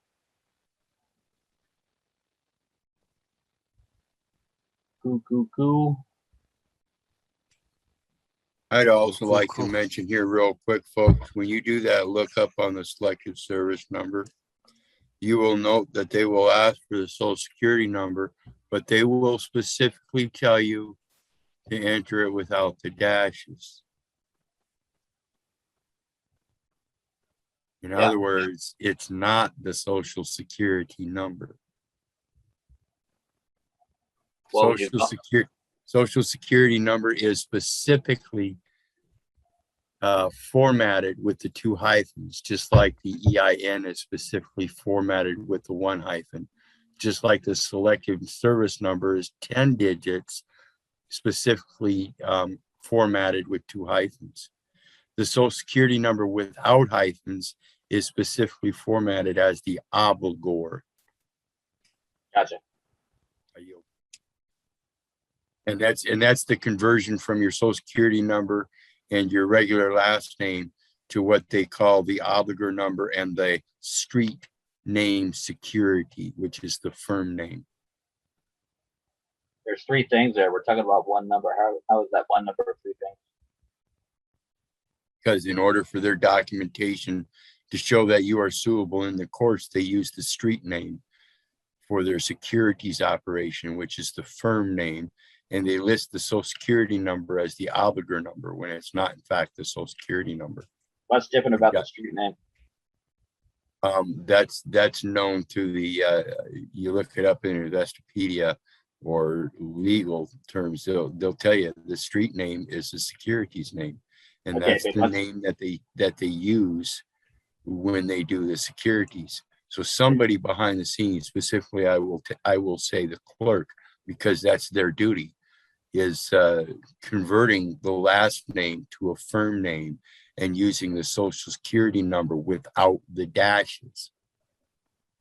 Again, I don't know what the trade name is compared to the name on the name of the birth certificate. I mean, is there a spelling difference, an order difference, a stylistically upper lowercase difference for the street name? The street name is the stock ticker name that they use, which is not the I'm actual trying to, the actual letters. I'm not doing adjectives. I'm doing a noun. What is the street name of your person? Is it Sean Scott Haggerty? Proper case? Is it Haggerty Sean Scott? I'm trying to explain that to you, brother. Okay. I'm On the hearing document- adjectives. I'm not hearing nouns. That's all. Well, that's what I'm trying to explain to you. They're not using nouns. So what would mine look like? Here, I'll show you. Give me screen share.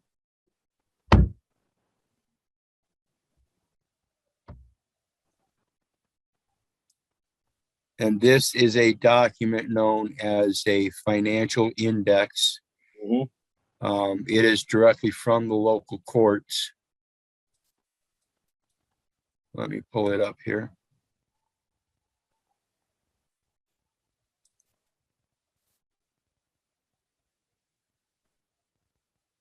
Oh, shoot. How do I do this? Okay, let me see here. I got to pull it up.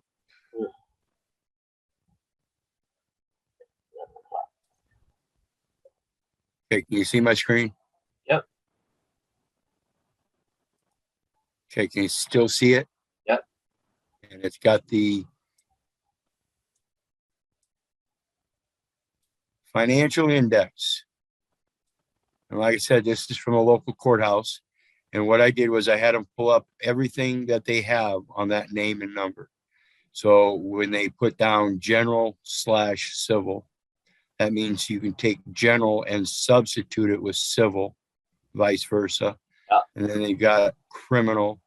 And then here you can see they've got the dot filled in for full. So that's both criminal and the general civil, right? Yep. Okay, now here you see last/firm. Same thing. They can substitute one for the other.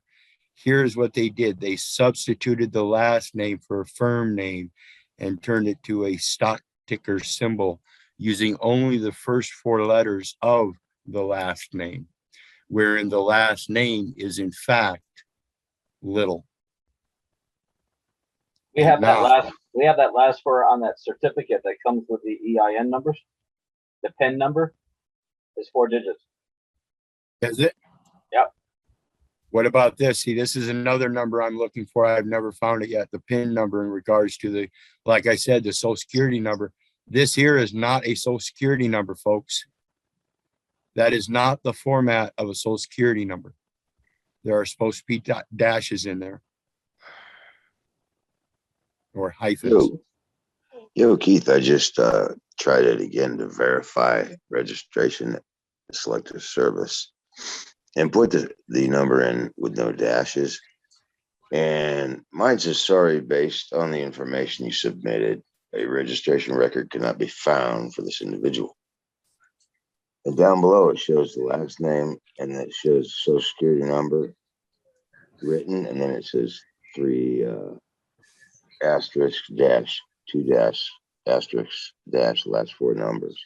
Have you done that, whatever people call it, resignation of appointment or whatever? No, and I know I signed up to get it because I wanted a student loan back in the day.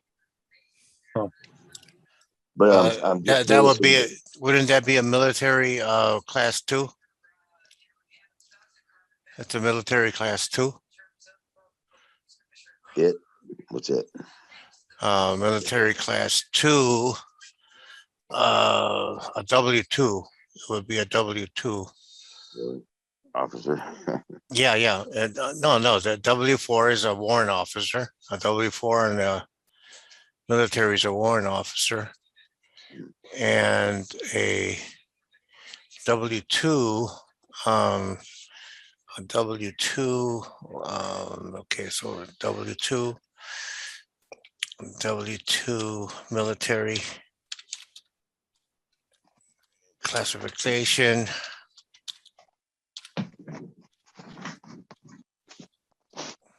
W-2 military classification. Military ranks. You got a W-2 warrant officer, second class. Is a chief warrant officer. Yeah, warrant. Chief warrant officer. Half enlisted, half officer. Knows their shit inside out. No one fucks with them. Everyone else moves around. The warrant officers stay there and have all the corporate knowledge. They're really good at their job.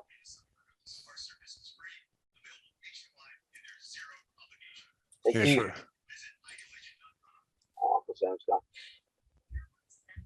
here's where you find the military ranks.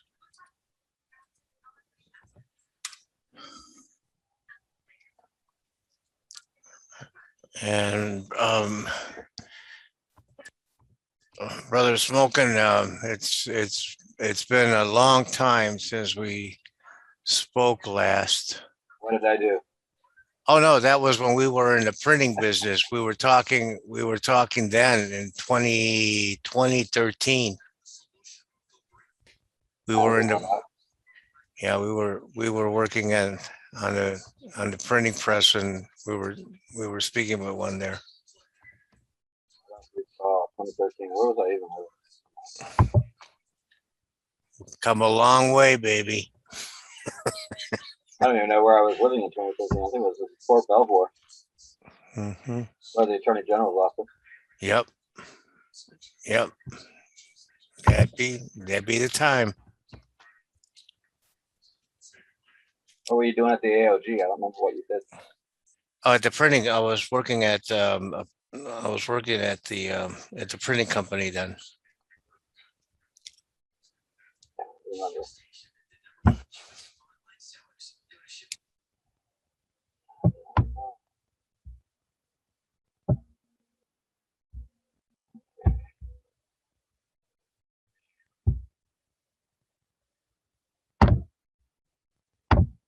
Wait, I don't know where Derek is. I don't know how he shut the thing down. Is Derek even on the call? Is he still listed in the attendees?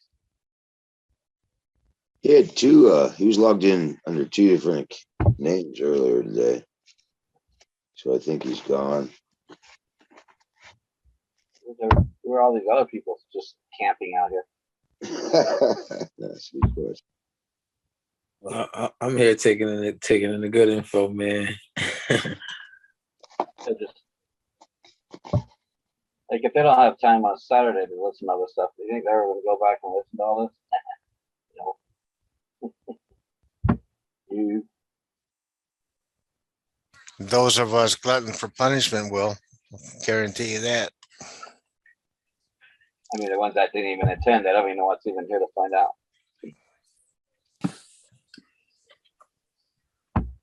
I do this shit almost every day, man.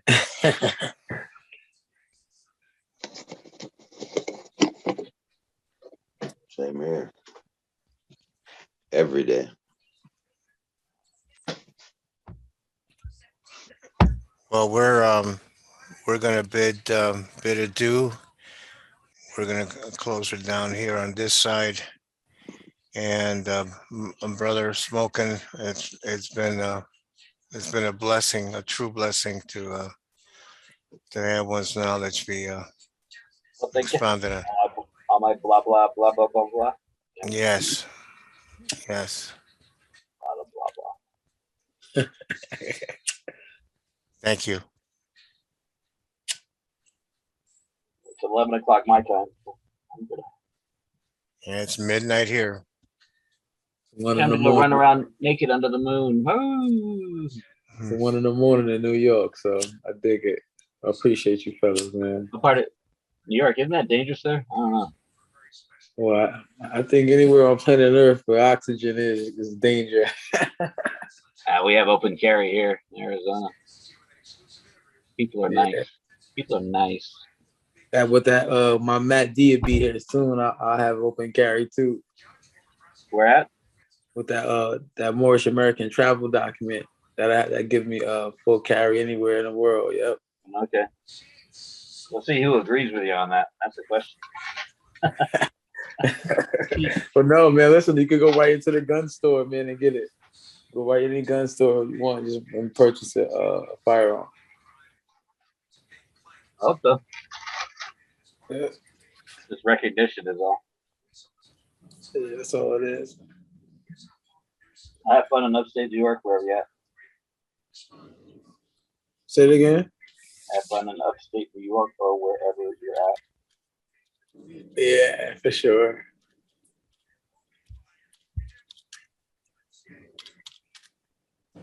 Make sure you copy the chat before you leave. That's what I need to do. How do I do that? You see the smiley face down above where you typey in the upper right hand corner, the 3 dots. Okay. You see where you type a message? Yeah, I see where you can type message. It says meeting settings, minimize meeting, background filters, raise hand, like right in that section. No, I'm talking about the chat. Oh, okay. Hold on. Let me go in there right now. Yeah, I see the smiley face. Next to it, the 3 dots. Click the 3 dots. It's like a send arrow next to mine. No, you should have 3 dots next to the smiley face to the right. Like right where you type at. Like if I was the type of message you're saying. Yeah, with the typey area, it's a line above that where it says 2. Who's it to? Oh no. You can change who you want to expose it to, who you want to chat with. Say that. I think okay, got you. It's everybody. You see to the right of that, you have a little square, smiley face, and 3 dots on the same line. My shit don't go like that. What? Like, unless I'm looking at something totally different, like. Well, on Androids and so forth, you don't get that option. Only on a PC. You're on a toy. You're not on the computer. Now I'm on an iPhone. Maybe that's why. Yeah. Yeah, toy. Like I said, toy. Oh, you said the toy. Yeah. If I go on my computer, yeah. Cause what it was is I joined it from like a phone. I didn't go on my Zoom on my Mac. I'll go on right now and get it. Since I'm already at the computer. He said you're on the toy, god damn it. I guess Derek will have it put away inside the documents anyways. But I've been thinking about that, how they use Zoom for courts now. And so if you don't get there, I mean, you don't get the previous chat history. You disconnect and come back, you lose the chat history. I don't know if courts are using the chat history, or the chat room, but I have a feeling they made that feature that way on purpose. About what? The chat being wiped out? Oh yeah, that you can't see anything prior to you arriving in case attorneys are talking back and forth, or I don't know, prior to the hearing or whatnot. That's where my nano mosquito comes in there, sits there and listens. I need a few of those. What's good for DARPA is good for me. Mm-hmm.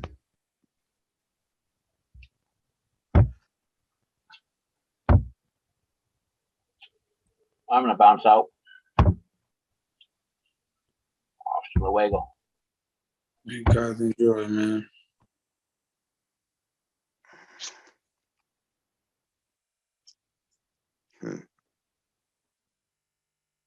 Somebody's got to wake Derek up, huh? Giant file. Unless everybody bounces out. Probably makes sense. Yeah, Including listen to him sleep, right?